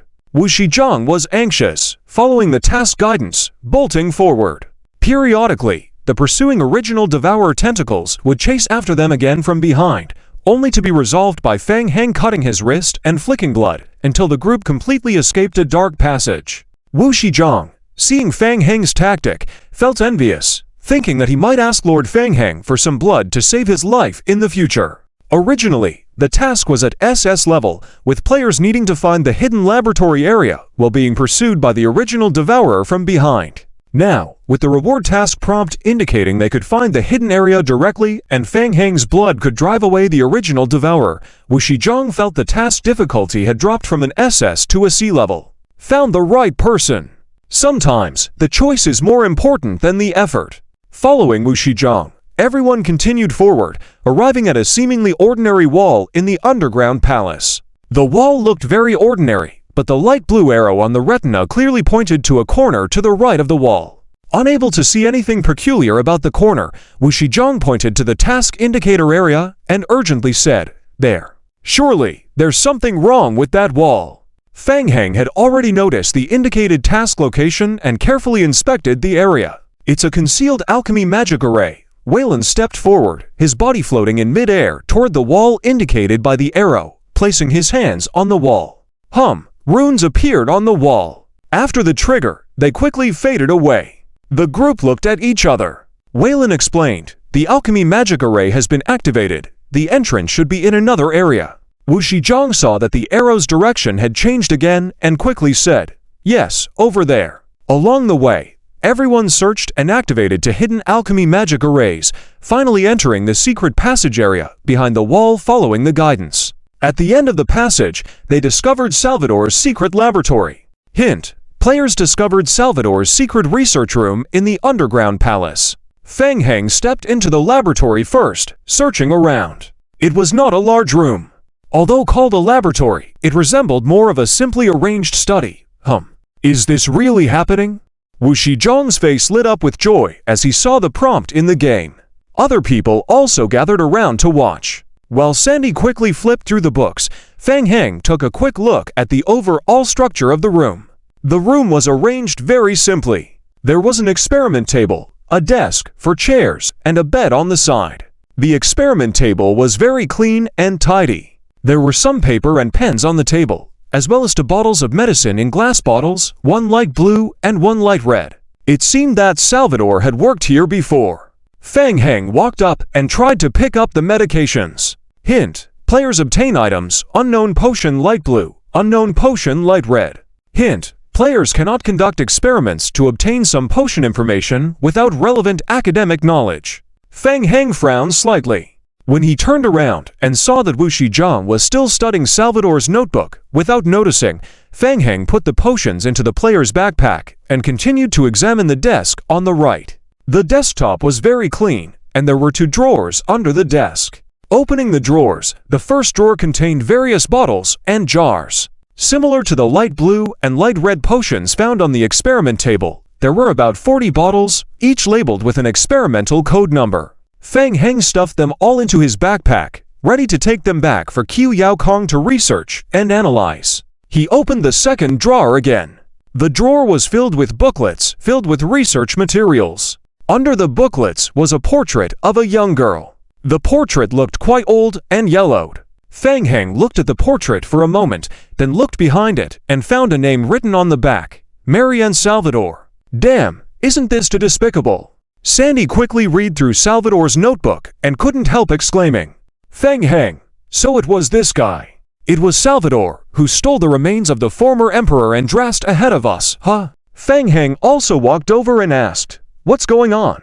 In simple terms, Salvador's research on demons wasn't really about gaining power, he just wanted to revive his sister. His sister! Fang Heng couldn't help but think of the portrait he had just found. "You mean Marianne?" "Yes, that's her." It said that Marianne was diagnosed with a terminal illness called bone eater disease when she was very young and couldn't live past 17. This disease is quite common in the royal bloodline, and there's a folk legend that it's a curse on the royal family. Salvador researched extensively in an effort to save his sister. He believed this disease was related to the demonic lineage, as they inherited the bloodline of Andraste and suffered from demonic influences. Mo Jiawei asked, "And then?" After Marianne's death, Andraste was deeply grieved. In an attempt to resurrect Marianne, he tried many methods to study the anomalies in his bloodline. He even infiltrated the imperial tomb and stole Andraste's remains to conduct experiments. Mo Jiawei shook his head disapprovingly and muttered under his breath, "A bit despicable. Turns out the guy who dug up the royal ancestors' tombs before us was this kid." Since then, Salvador has been secretly researching the demonic lineage, but progress has been very limited.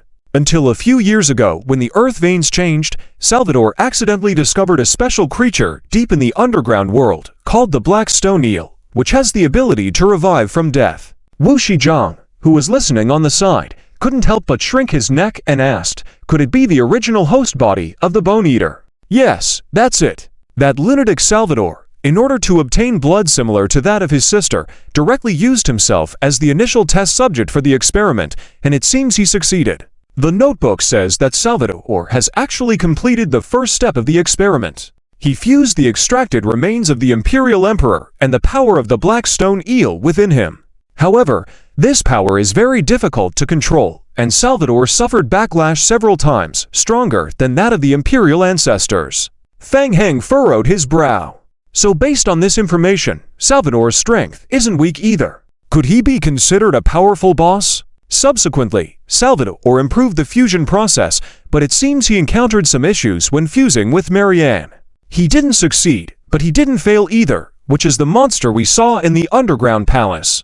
Sandy quickly scanned through the subsequent contents of the notebook, his brow furrowing deeper. Most of the later pages were filled with experimental data records that he couldn't understand at all. Qiu Yaokong was better at this. Unfortunately, he didn't come along. After flipping through the entire notebook, Sandy looked disappointed. We don't know the rest. Delving into the research of the demonic lineage requires more live human subjects and material resources. Just relying on the materials within Salvador's territory is simply not enough. Plus, Salvador needs similar bloodlines for the experiments, so he set his sights on the royal family. Sandy thought Salvador was really ruthless. He dug up his own ancestors' tombs and targeted people from his own bloodline. The underground palace was built a few years ago.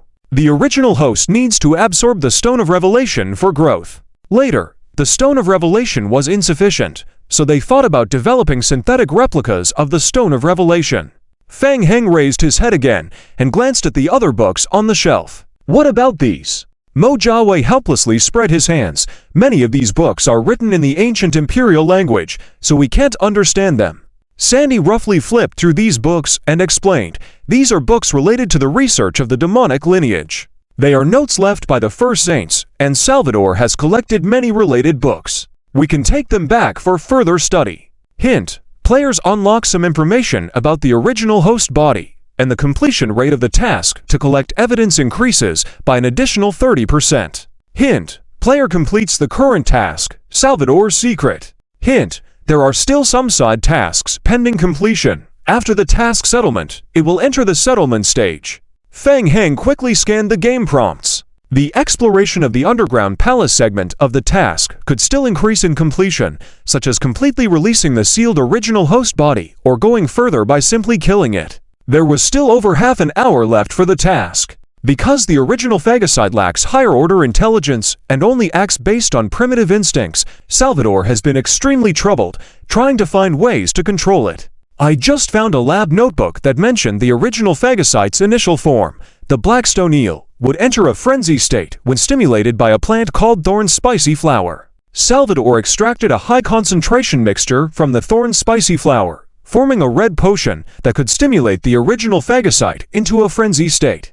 Based on the principle of the red potion, Salvador has been trying to develop a light blue potion that can temporarily calm the original phagocyte to control it. Currently, research on the light blue potion has made significant progress. Fang Heng immediately remembered the two colored potions he found on the table and glanced at the character's backpack. There was an additional line of explanation about the potion item, Salvador's research potion code, light blue.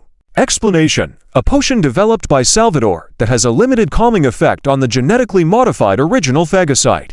A sticker with the number 827 is attached to the potion. With a wealth of information gained from the lab, Wu Shizhong's mind was a bit overwhelmed for a moment, quickly saying, "Everyone, please wait a moment. I'll communicate with my companions. They might have a way to deal with the original phagocyte." Wu Shizhong was in a hurry and immediately logged off, his figure dimming slightly, and his expression becoming numb. Seeing Wu Shizhong log off, Tang Mingyu frowned and asked, "Fang Heng, what should we do now?" Unfortunately, the notebook doesn't provide a way to deal with the original phagocyte, and our skills are all on cooldown. I'm afraid we can't defeat it. Fang Heng really wanted to succeed against the original phagocyte, but considering all our skills are on cooldown, even if we wanted to challenge it head-on, we wouldn't stand a chance. Let's wait and see what Wu Shizhong says. The players might have a solution. The group continued to flip through books, quietly waiting. This time, Wu Shizhong took a bit longer to log back in. He was very rushed, sweating profusely. After logging off, he hastily recounted all the information obtained from the secret lab to the offline team led by Li Zhu, and then learned about the external situation from the team. Before the think tank could provide optional plans, he hurriedly logged back in. Mo Jiawei asked, "How is the situation?" Wu Shizhong wiped the sweat from his forehead and said, "Our offline team has started collecting information about the original phagocyte and analyzing the data. We will have results in 2 minutes. From the intel we currently have, the estimated biological level of the original phagocyte is an unbeatable SSS level. Li Zhu suggests we immediately plan an evacuation. Also, the tentacles of the original phagocyte have appeared in the royal palace, causing some unrest inside the palace. The Imperial Guards, along with the Sword Saint, are searching for us in the palace underground. We might encounter them halfway during our evacuation. We need to be extremely careful. Additionally, there is news that Salvador might personally come. Also, there is a rather strange occurrence." Wu Shizhong paused and looked at Tang Mingyu, asking her, "Princess Mingyu, how much do you know about Tang Wu?" Tang Mingyu was quite surprised as she wanted to say she had no idea who that person was. "I don't know much about him." "Why do you ask?" "Is that so? We have also found something very peculiar. Tang Wu, along with people from the Holy Court, broke into the inner city of the Imperial Palace and clashed with the guards at the city gate. We suspect they are also here for this palace demonic seed incident." Fang Heng furrowed his brows. Wu Shizhong returning offline always brought unfavorable news, causing more complications with the appearance of Tang Wu and the Holy Court. Mo Jiawei looked at Fang Heng and asked, Fang Heng, what do you suggest? Fang Heng rubbed his chin. Okay, forget about the boss original phagocyte for now. Giving up is necessary, but we must find a way to maximize our benefits. With that in mind, Fang Heng turned his wrist and took out the red potion he had just found in the desk drawer. If we can't fight, we have to flee. But before leaving, we can give the original phagocyte a little trouble, and maybe take Princess Tong Mo with us. Seeing Fang Heng holding the red potion, everyone's pupils dilated as they immediately understood Fang Heng's intentions. Mo Jiawei chuckled. Are you suggesting we create some trouble for Salvador? Haha, exactly. Fang Heng and Mo Jiawei exchanged smiles. After collaborating for a long time, Mo Jiawei understood him well. Tang Mingyu looked at the books on the cabinet and asked, should we bring these books as well? The books on the shelf had the attributes of mission items which would contribute to the completion of the quest, collecting evidence, and couldn't currently fit in the backpack. They would also be helpful for future research by Q Yaocom. Yes, let's take these books. We can always use them for further research and maybe gather some samples from the original phagocyte later. Killing a monster like the original phagocyte was not feasible at the moment, so it was better to ignore that side quest and escape with the imprisoned Tong Mo and the others during the chaos. However, the entire royal palace was just starting to get chaotic. By stimulating the original phagocyte with the red potion, the seal would fully release. Let the palace be even more chaotic. The more chaotic it became, the easier it would be to slip away unnoticed. Wait, Wu Shizhong didn't expect Fang Heng's plan to take such a sudden turn towards rescuing Tong Mo. Calming down, he thought about Fang Heng's words. The more he thought about it, the more shocked Wu Shizhong became. If everything was as Fang Heng said, they might actually be able to rescue Tong Mo from the prison successfully. Although he felt something might be amiss, in his current highly stressed state, he couldn't find any flaws. Regardless, reporting to Li Zhu offline as soon as possible about Fang Heng's plan seemed to be the right course of action, even if there were potential shortcomings. Offline. The top players of the Manzu Game World Guild gathered in front of the screen. Once again, everyone saw Wu Shunjing's face in the video and learned from him what Fang Heng was going to do next. In simple terms, Fang Heng wanted to provoke the original Devourer into a berserk state to break the seal, use the original Devourer to cause chaos in the Imperial City, and take this opportunity to save Tang Mo and the others. Upon learning the entire plan, LS Zhu stood frozen in place for almost half a second. He's gone mad. That's what LS Zhu thought. The Imperial Sword Saint, the Imperial Guards, and a large number of Imperial attendants are all searching for you in the palace. If you turn back, you will definitely meet them halfway. Are you ready to fight them head-on? How confident are you? Furthermore, can you guarantee that the original Devourer will definitely break free from the seal after being provoked? Even if you manage to do so, what happens after you provoke it? The original Devourer, a creature of SSS level. How confident are Lord Fang Heng and Her Highness Mingyu in being able to escape? LS Zhu stared at Wu Shujing. Answer my questions. This. Wu Shujing was at a loss for words after LS Zhu bombarded him with questions, unable to speak for a moment. Being so smooth-sailing all the way following Fang Heng before, he almost forgot he was in the most dangerous area in the game. After LS Zhu's questioning, Wu Shujing finally realized just how crazy Lord Fang Heng's plan was. Knowing that time was running out, LS Zhu could tell that he hadn't considered any of these things. She took a deep breath and asked, how confident is Lord Fang Heng really? This question brought Wu Shujing back to his senses. He remembered the confident demeanor Fang Heng had when he talked about the plan. Wu Shujing suddenly felt a bit more confident and nodded, saying, Lord Fang Heng is very confident. LS Zhu's pupils constricted suddenly. Very confident. President LS. A player cautiously approached and whispered in her ear. The think tank department just provided modeling analysis with a success rate of less than 10%, suggesting we give up. LS Zhu fell silent for a moment. Rarely had she been so hesitant. Logic told her that Fang Heng's plan was too risky and with too low a success rate. However, there was a voice inside her urging her to give it a try. If successful, the benefits would be huge as well. President LS. Wu Shunjing's face was plastered on the screen. I think Lord Fang Heng can do it. We can trust him. LS Zhu nodded and said, all right, tell Lord Fang Heng we will fully cooperate. Wu Shujing felt an inexplicable excitement rise within him. Yes? I'll go do that now. With that, Wu Shujing closed the game warehouse amidst the frantic coordination of everyone and returned to the game once again.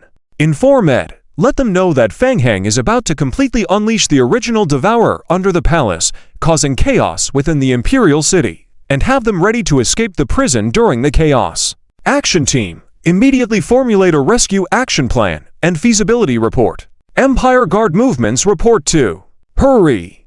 Understood. Find a way to destroy the central magic array of the Imperial City. I needed to stay offline for at least a minute. No matter what. Understand? Yes. LSU swiftly assigned tasks and looked around at the busy people before walking to the window. She gazed out at the night sky and exhaled deeply. Several vice presidents of the guild approached LSU. Everyone present was a professional player team. They wouldn't question her decisions during this critical period. If there were any doubts, they would come after the incident had passed. At such crucial moments, there should only be one voice, moving towards a common goal. However, this time the chosen risk was truly too great, and they all felt somewhat uneasy. LSU, rest assured, whether we win or lose this time, we'll bear it together. Thank you. I know everyone is worried, but saying anything now is useless. However, I'm not as anxious as you all think. In fact, I feel very optimistic about our chances of winning. The people couldn't help but raise their eyebrows in surprise. What kind of magic does Fang Heng possess that made LSU, usually calm and composed, go all in despite the data analysis? Ladies and gentlemen, LSU turned around, her gaze sweeping over all the top players of the guild, her expression solemn. I'm not thinking about whether Fang Heng can anger and release the original Devourer to cause chaos throughout the entire Imperial City, as he claims he can. I'm willing to believe in him and assume he can do it. The people present furrowed their brows at her words. What I'm thinking about now is that if everything goes as Fang Heng says, then what should be our next step? LSU looked at the two of them, her voice grave. Plan, and then act. Think 3 steps ahead. It's time to consider how to kill Salvador and seize control of the entire royal family. At these words, the expressions of the surrounding people changed suddenly. Originally, the plan was for the player team to find evidence of Salvador's treason in the palace, then unite with Tang Mo's forces to kill Salvador and seize control of the royal family. Unfortunately, they encountered unexpected events while exploring the palace. The existence of an SSS-level life form in the palace caught them off guard. Now, if everything goes smoothly and Fang Heng sets things right, will they be able to continue with the original plan of killing Salvador? From the information obtained from Wu Shujing earlier, Salvador had already fused with some of the demonic seed original Devourer's power. This aligned with the advanced intelligence the player team had received. The group fell into a brief silence, exchanging probing gazes. Several top players of the major guilds quickly reached a consensus and nodded, saying, "All right, let's act as you said." Palace. The president of the Alchemy Society, Aovion, led the Imperial Guards deep into the palace. He couldn't understand it. The seals inside the palace were extremely tightly guarded, not only by infected and mutated soldiers, but also by the original Devourer further in. How could outsiders intrude so easily? Or did something happen to the original Devourer itself? The commander-in-chief of the Imperial Guard, Zhao Yun, also harbored deep doubts. Who exactly was the intruder?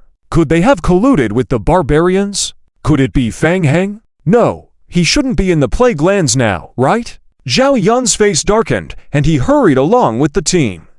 Watching the Imperial Guards gradually disappearing at the end of the corridor, Wu Shizhong's heart pounded wildly. He looked at Fang Heng beside him and whispered, "What should we do? The Imperial Guards are heading towards the original Devourer, and even the Empire Sword Saintly too is in the team. Should we catch up?" "No need." Fang Heng squinted and took out a bone whistle from his backpack, tossing it to Tang Mingyu. "Split up. I will go alone. It's easier to sneak in with fewer people. I will handle the original Devourer and cause chaos, then find a way to leave on my own. You go support Tang Mo. After everything is done, use the bone whistle to contact Vangnet to leave first." Tang Mingyu took the bone whistle and nodded, replying, "All right, be careful. We'll wait for you to come back. Let's go." Fang Heng and Tang Mingyu quickly separated and darted towards the sides of the corridor. Hissing sounds. Fang Heng's figure swiftly transformed into a bat within the passage, flying upwards and chasing after the Imperial guards. Zi Yun and the others were unaware that Fang Heng was secretly observing them from behind as they rushed towards the direction where the original devourer was located deeper in the cave. Entering a dimly lit passage ahead, the accompanying Imperial soldiers raised torches to illuminate their surroundings. Everyone could feel the slight vibrations under their feet. Wait! Alchemy Society Chairman Ao Vyung suddenly stopped everyone and took out several vials of potion from his bag. Apply them to your foreheads. The soldiers were curious and looked at Ao Vyung, waiting for an explanation. However, Ao Vyung remained silent. Zi Yun spoke solemnly. Do as Chairman Ao Vyung says. Yes. The soldiers quickly distributed and applied the potion on their foreheads, then proceeded forward once again.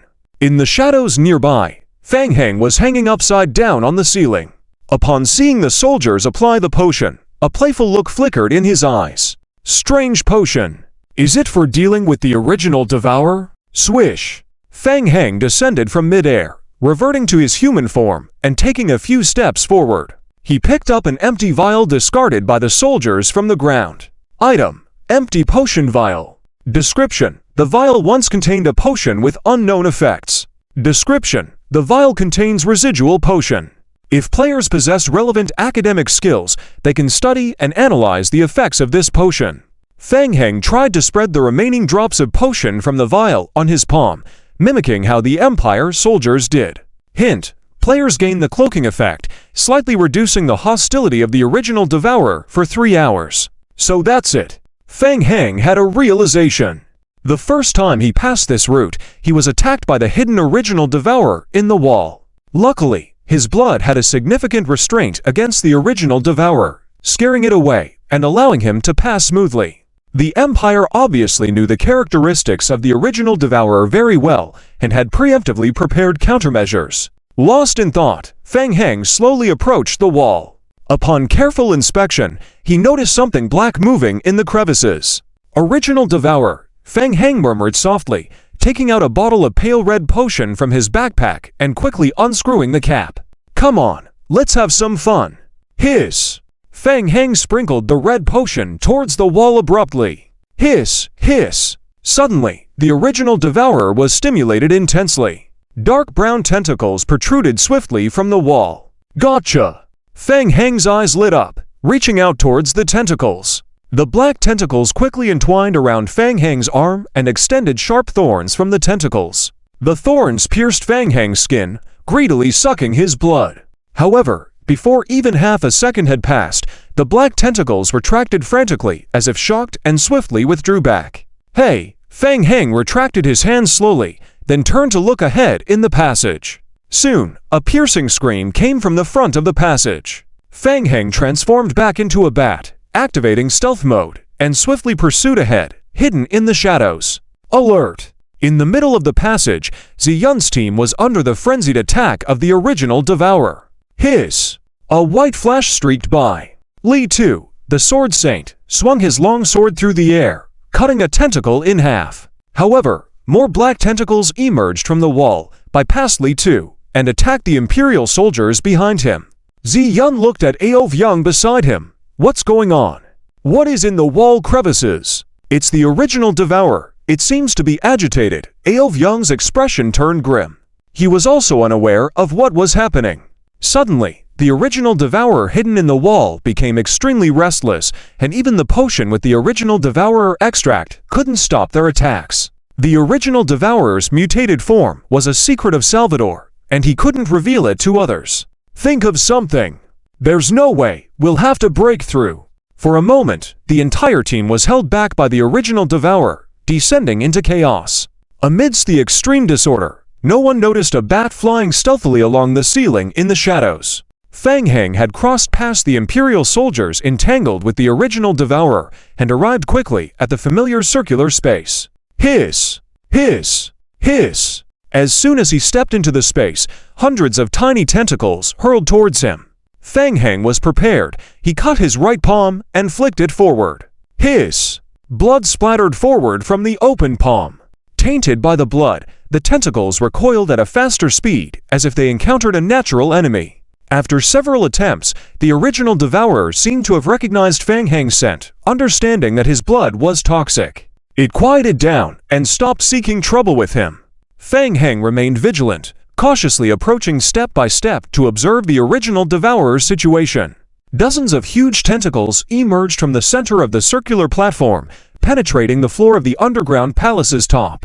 In the central core of the black cavern, there was a pool of black fluid substance. Unlike before when he left, the black fluid substance had spread across a significant portion of the circular platform. It was undoubtedly the body of the original devourer's mutation. As Fang Heng observed the original devourer, he slowly advanced and suddenly his pupils dilated. It was. Fang Heng saw a human face enveloped within the numerous black fluid substances. The face he had just seen recently. Jasmine Salvador, Fang Heng whispered to himself. Fang Heng frowned. After entering the game, he had seen many strange creatures, but Mo Lion still made Fang Heng feel extremely uncomfortable in his heart, wanting to help her relieve her pain immediately. SSS's. The fluid was still slightly undulating, seeming to be struggling to climb out of the hole on the circular platform. Fang Heng took a deep breath, suppressed his uneasiness, took a few steps forward, and used a sampler to pierce the jelly-like dark original devourer. SSS's. After being pierced by the needle, the original devourer had little reaction, just squirming slightly before becoming motionless. It seemed like its pain sensation had also been weakened. Fang Heng pondered as a game progress bar appeared in his mind. Hint: you are collecting the original devourer. Hint: player has obtained a sample of the original devourer mutation special organism. Fang Heng quickly drew a few tubes of gray-brown liquid, then looked up at the ceiling. The entire ceiling had been mostly destroyed by tentacles. Originally, the seal was divided into inner and outer parts, and the outer seal on the ceiling had been completely damaged, while there should be an inner seal below the cave. The mutated original devourer was now blocking the cave entrance, making it difficult for him to personally go down and release the seal, also running out of time. Brother, do you want freedom? Fang Heng whispered, flipped his wrist, and took out a few bottles of red potion from his backpack. The original devourer remained motionless, slowly squirming. I know you desire it, but you have to rely on yourself. As a precaution, Fang Heng stepped back continuously, then aimed the bottles of potion at the original devourer's position and threw them. Swish! A crystal stone was thrown forward. Bang!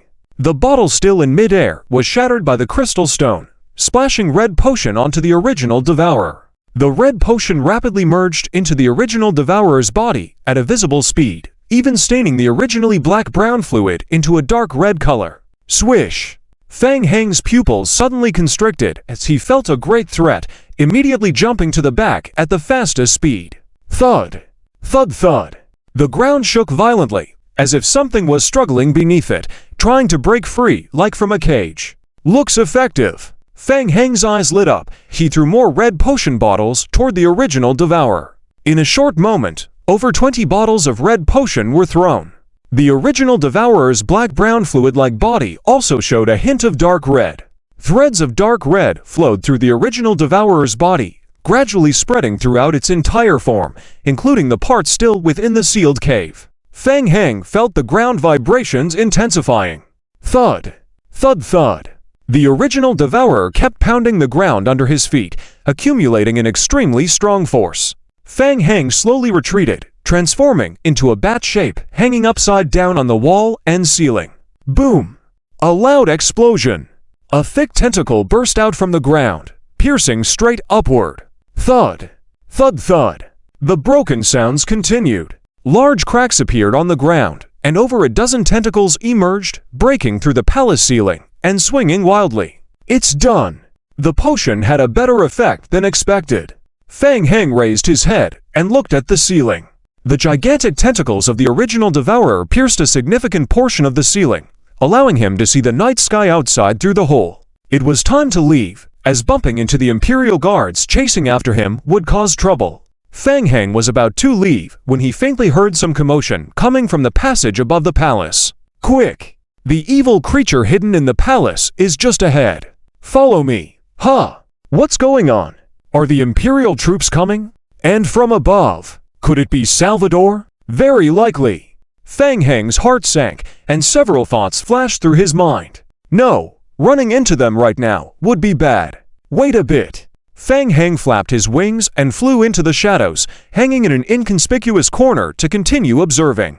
Soon, a group of people entered the palace from above. Fang Heng observed them from the shadows. He didn't recognize any of these people, but their clothing indicated they were from the royal family. The representatives of the Holy Court also followed along. Strange.